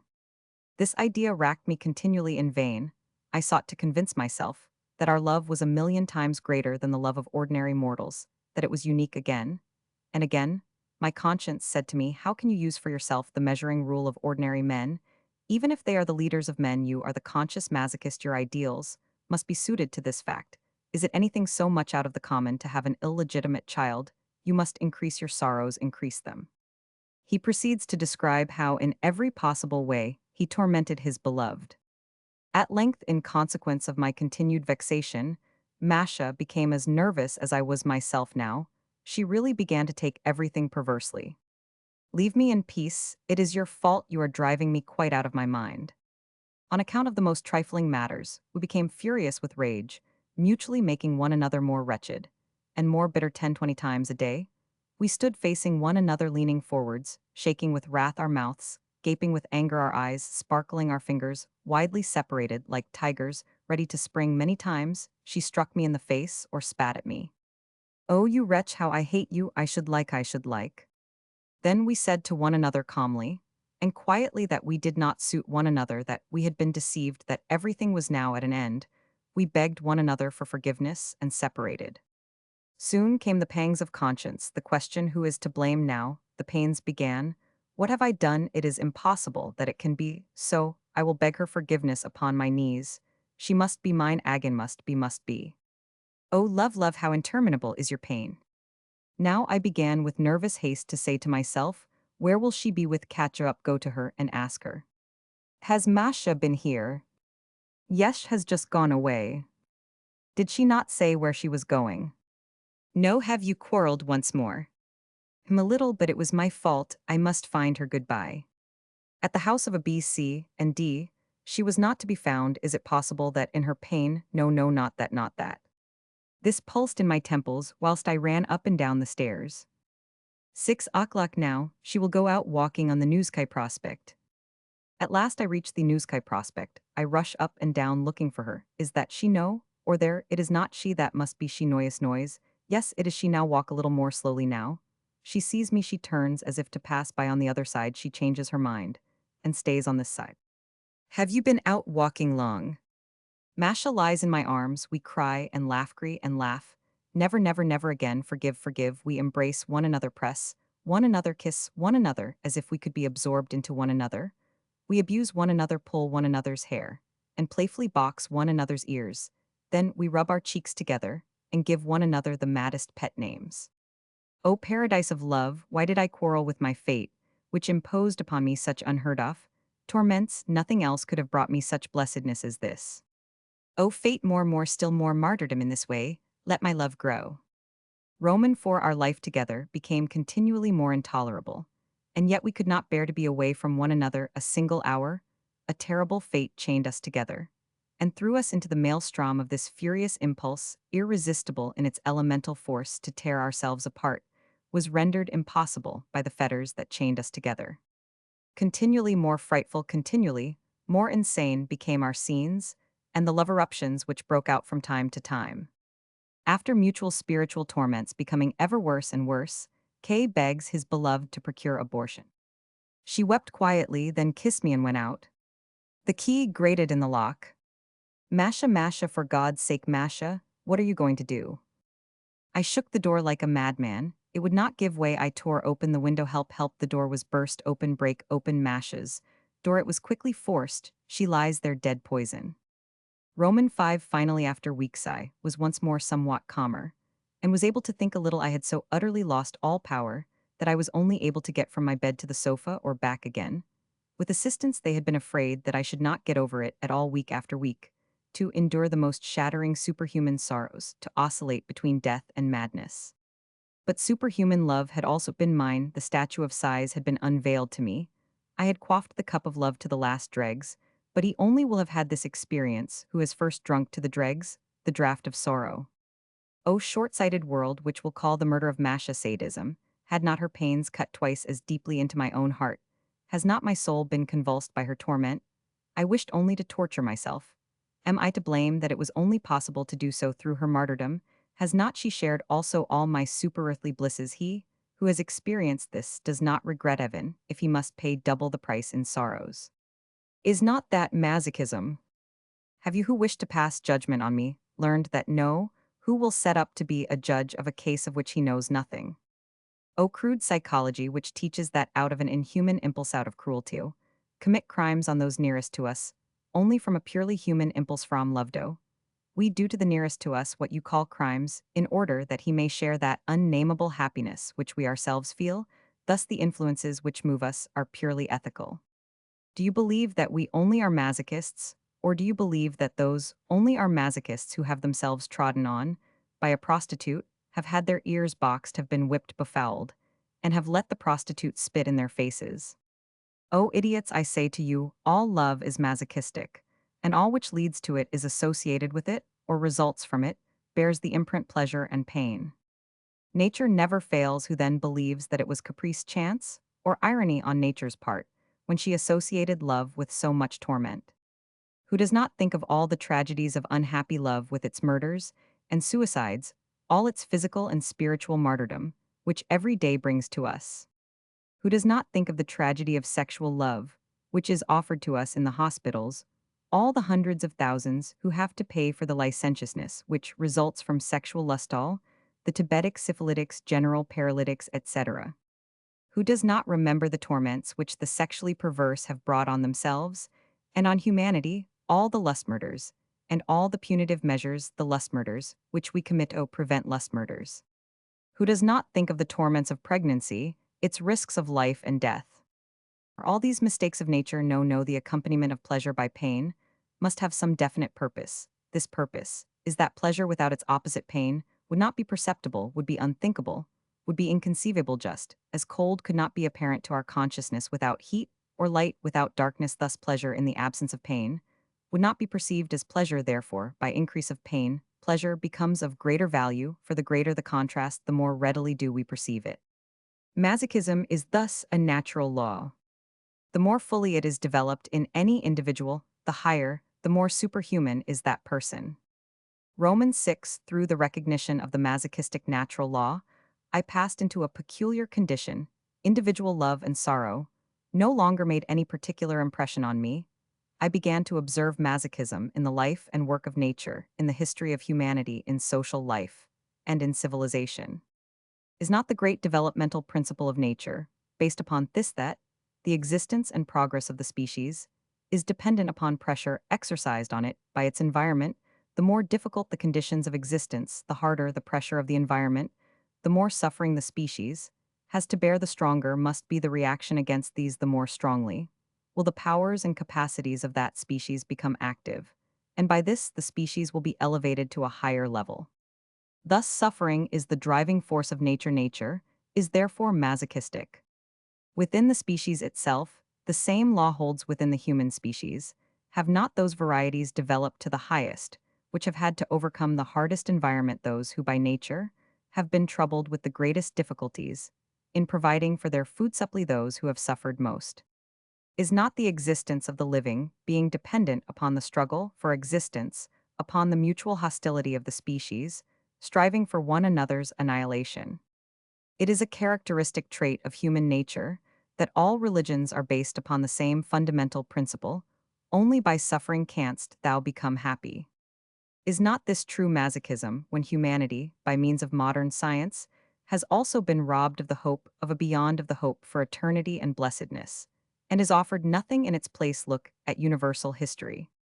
Was not the birth of that great idea associated with frightful sufferings, with the influence of fire and sword, blood and death? Has not humanity crucified its greatest benefactors? Has it not rewarded them with the gallows, the torture chamber, the wheel, the stake, the prison, and the asylum? And all out of love for humanity. All the persecutions of Christians and Jews, the inquisitions and burnings of heretics, witch trials, the religious sorrows of all time, Saul, were outflows of the love for humanity. Their aim was to safeguard mankind from the robbery of its happiness by heresy. The love of humanity begat our Neros, our Torquemadas, our Ivans the Terrible, and Stanos. Why did these men torture other men in order themselves to realize in imagination the others' torments, to sympathize with them, to feel with them, in order in their own spirit to endure these martyrdoms, that is to say, to torture themselves with the representation of the pain of another?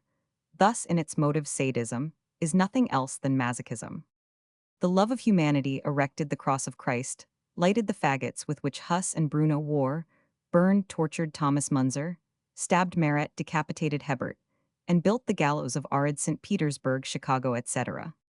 The love of humanity built the Bastille, the Tower of London, the Spielberg Blackwell's Island, and the Schlüsselburg built the torture chambers of the Inquisition, constructed the medieval penal system, and those of Montjuic, Alcala del Val, Borisoglebsk, and many others. Remarkable that precisely your love of humanity was the most cruel tormentor, the most inexorable executioner, the most bloodthirsty butcher of men, and the greatest of all criminals. Do you not see in all this the wise rule of the masochistic principle, that it was only persecution which diffused these ideas? All the progress which man makes in civilization must be paid for by means of enormous sacrifice. The superhuman sorrows of millions of slaves created the civilization of antiquated Ph. The Babylonian, the Persian, the Assyrian, the Greek, and the Roman with regard to this often disputed fact. See Mommsen. In comparison with the sufferings of the slaves of antiquity, all the sufferings of modern Negro slaves are simply a drop in the ocean. Indian civilization is the product of the most horrible suppression and plunder of the lower castes. By the higher, the soil of the southern states of America was cultivated through being manured with the sweat, blood, and bones of Negro slaves. The soil of Europe again was made fertile by the sufferings of slaves and serfs, and so on. Amid the most horrible birth pangs, amid the slave rebellions, peasant wars, and revolutions in the 18th, 19th, and 20th centuries, mankind was enabled to throw off the shell of the feudal system. Therewith capitalism was born, this newest form of civilization, once more is based upon horrible plundering oppression and misery of millions and millions of proletarians. What a devastation of humanity results from the acquirements of civilization in respect of engineering and the practical arts. Every invention and discovery demands its victims. How often have chemists been destroyed by an explosion in the creation of new compounds or killed by the development of poisonous vapors? Count the engineers who have been sacrificed to their profession or bacteriologists who have been killed through infection in the study of zymotic diseases. Count all the victims of professional diseases of tuberculosis, phosphorus necrosis, lead poisoning, mercurial poisoning, etc. Count all those who have fallen from scaffoldings, all the sailors who have been drowned, all the railway employees who have been run over, all the factory hands who have been torn to pieces by machinery, all those who have been destroyed in mines by explosions, etc. Think of the hunger and misery of the widows and children of these victims of industry and science, of the loss of work and other social injuries resulting from capitalism. The rebellion of the victims of the system again gives rise to the class war with new tortures, new sufferings, in order ultimately by the creation of a new social system in the future to free mankind from these sufferings. People believe it, but that is nonsense. The sufferings will only assume a new form and will increase. Do you then believe that all the miseries of mankind at the present time have been the result only of chance, not of foresight? Oh no, these sufferings were only the stimulus which drove mankind forward to new construction, to greater progress, in order to avoid suffering progress, brought new suffering, and so on. Thus, suffering is the civilizing factor of mankind. To free mankind from suffering would mean to rob mankind of civilization. Can we represent to ourselves a life of complete satisfaction? No, without suffering, the needs would be wanting, which alone provide the stimulus to progress. Without suffering, we should also be without enjoyment, for everything reaches our consciousness only by means of its opposite. To free us from torment means to rob us of pleasure, but then we should no longer have any interest in life. Civilization is a union, a hermaphrodite structure of pleasure and pain. That is masochism. The progress of mankind is only possible by means of the masochistic principle. O cruel sweet philosophy of Golgotha, eternally shalt thou remain the Moira and Kismet of humanity. Romans 7, always the more, always the better of your kind, shall perish, for it shall always be worse for you. So, on litos man grow upwards. Nietzsche, Zarathustra, Roman 2 p. 126. Magnificent Nietzsche. Now first do I grasp your Superman, now I share your hatred of the everyday and the average. Away with the Philistine cowardice, which says above all, do not go too far, do everything with moderation, and for a definite end, never go too far and never fall into extremes. No, go forward with courage into the extreme. Only slothfulness, comfortableness, and cowardice are afraid of a Turkish bath with the subsequent cold douche. but how the body softens under this laissez faire et laissez passer, how it loses its power of resistance, accumulates substances which are superfluous, and therefore harmful in the same way that part of humanity, which follows this device, will perish from the Philistine disease, named moderation. Let mankind get into its Turkish bath and then get under the cold douche. Thus it will be steeled, rejuvenated, and invigorated.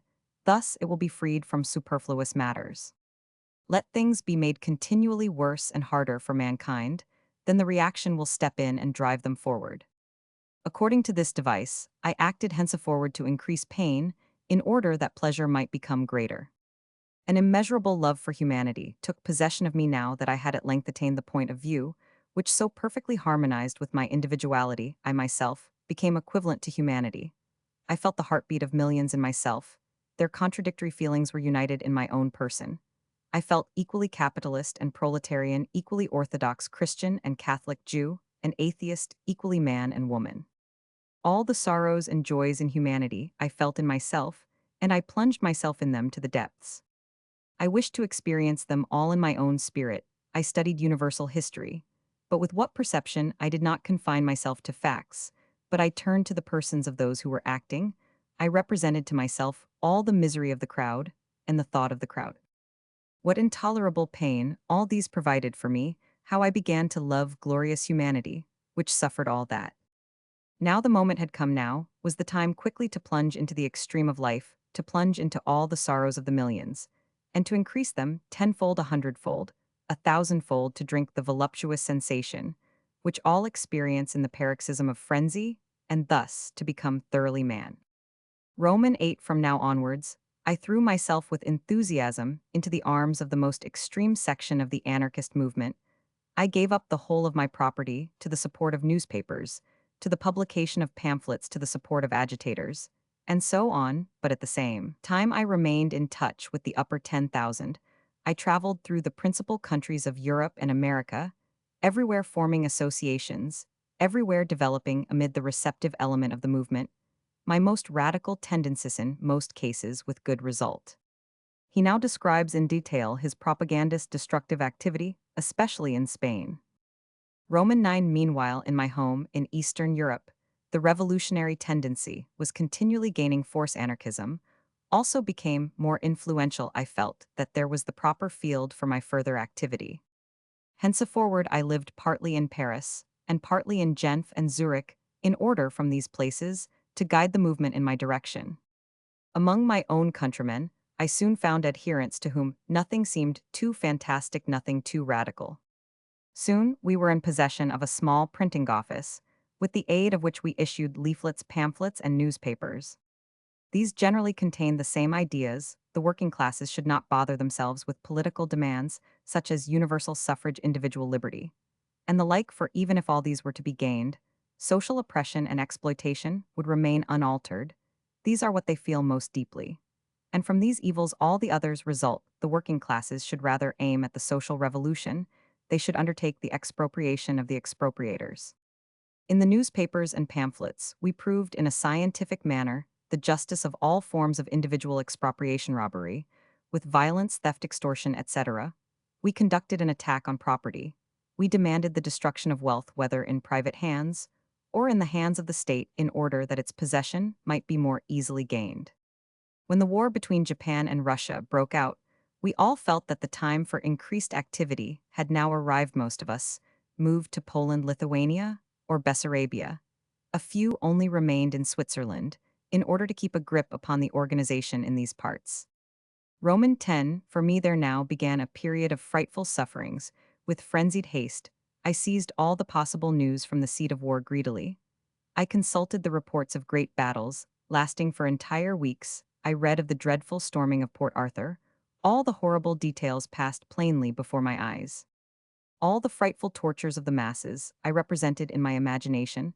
I saw how they stood in battle day after day, how they had lost consciousness in consequence of hunger and thirst and fatigue, and so went on fighting as mere automata. Ultimately, they even forgot to take nourishment, to drink, and to risk. They actually did not any longer understand that they could free themselves from their torture of hunger and thirst, could save their lives by eating and drinking. So they went on in a frenzy until they fell. I was no longer capable of doing anything else than with a swimming head with temples pulsating with fever studying war reports, day and night. These pictures were before me. Oh, if I could only stand with them in this hell. How I loved them, these people who were capable of such grand actions. I wished to call out to them, be embraced. Oh, millions receive the kiss of the whole world. Yes, these are the true civilized nations. To what progress must these horrible sufferings give rise? What a future for mankind, what joys to come. Roman 11. Meanwhile, the whole of my property had been used up in the revolutionary movement, the little money that was still available, that we were still able to scrape together here, and there was necessarily used for party purposes. I therefore suffered the most horrible povertino in Warsaw now, in Lodz Bialystok or Odessa. Most of our adherents were among the poor Jewish quarters of these towns. My earnings consisted of occasional work and occasional theft. When there was nothing doing in either of these ways, I moved on with a few of my own kind, from one of our supporters to another. These people divided with us the little they had. It was a voluptuous joy to me finally to plunge into the uttermost depths of misery, which it is possible to reach. It was an enormous victory to be able to live in such surroundings. What glorious torments I suffered, until I had overcome the disgust and loathing which the whole environment produced in me. Everywhere we were amidst horrible dirt. Notwithstanding all the dirt and misery in which I saw these people wallowing, precisely because of these things I began to love them as hitherto I had loved no others. When they told me of the frightful persecutions which their people had endured as no other had done, then I experienced an unnameable yearning to be one of them. Then I wondered at the enormous power with which, notwithstanding all persecutions, amidst the most frightful misery which I saw around me, yet they were able to be the most ardent revolutionists. Roman 12. Everywhere now the revolution was in flood. We developed a feverish activity in all our centers. At first, we had no very great influence, but our emissaries were actively at work everywhere in order to convert our movement from a political one to a social one, or at least to an economic one. For this purpose, we had provided a secret printing press in Warsaw, where we prepared the necessary leaflets. They were written by a student who was a genius in this speciality. No one understood as well as he how to appeal to the instincts of the crowd. The moving power of his style was incomparable. He put the facts side by side, illuminated them from the side that seemed to him most suitable, and then drew his conclusions, which in their simple, convincing logic seemed irresistible. Then he turned to inflamed fanaticism, reminded us how then and there, and there so many victims had been sacrificed to the same idea, how there and elsewhere on the barricades men had died for it, and had rather rotted in prison than abandon their just demands in this way. He always succeeded in moving the crowd. It was very efficacious also to remind the people of all the little tricks which had been played upon them by the manufacturers, and by the authorities. He drew their attention to the fact how they who had created everything were actually not recognized as human beings, far less as human beings with equal rights. These proofs most readily infuriated the proletarians to frenzy, and in some places, as in Lagansk, Tiflis, and Baku, we succeeded in turning the movement in the economic direction. It was a great advantage that we had associates everywhere, and we were quickly notified when the rain was likely to begin, so that we could speedily move to another place. In Tiflis, the affair did not go as I wished. Here, the people were only too practical. They began neither to strike nor to demolish, nor to attack the soldiers. No, they simply said, so much wages do we want then? We shall work only for such a time, and no commodity must rise in price. Everyone who will not take part with us, we shall shoot. All the inhabitants joined them. After a short time, all this came to nothing. Baku was more pleasing to me. Here the petrolumberers made their demands, and as these were not agreed to within 2 days, they set fire to 140 wells. Then, to my great regret, the proprietors agreed to everything which had been demanded. I had been so inhumanly glad to see my life idol fulfilled. It seemed as if the situation was going to be such as I had often imagined. A long time already had the religious and racial hatred between the Armenians and the Tartars been inflamed to the uttermost in the whole of the Caucasus. There was a bubbling, as if in a witch's cauldron. Naturally, I remained in Baku in order to be ready for what I hoped would happen there. The whole population was at the uttermost point of tension. Everything seemed painfully uncertain. Would the dance begin or not? I felt that it would only be necessary to throw a grain of sand into machine, and in an instant it would lead to an avalanche, I was possessed by a frightful excitement. This mental tension was intolerable. From minute to minute, the horrible anxiety of the undetermined increased in me, and the hellish desire still burned within me. I longed that it might start at this very minute, so that at last my nerve-destroying tension might be relieved. Then I became possessed with a demoniacal idea. One only needed to give the slightest little push at the right place, and the storm would break. Inwardly, I shuddered at the idea of the horrible consequences, and yet something within me drove me forward with an irresistible force finally to close the switch, and to allow the current to pass which must give rise to the explosion. It is only a kind of benevolent midwifery. Something seemed to whisper in my ear, it must happen in any case, the sooner the storm breaks the better.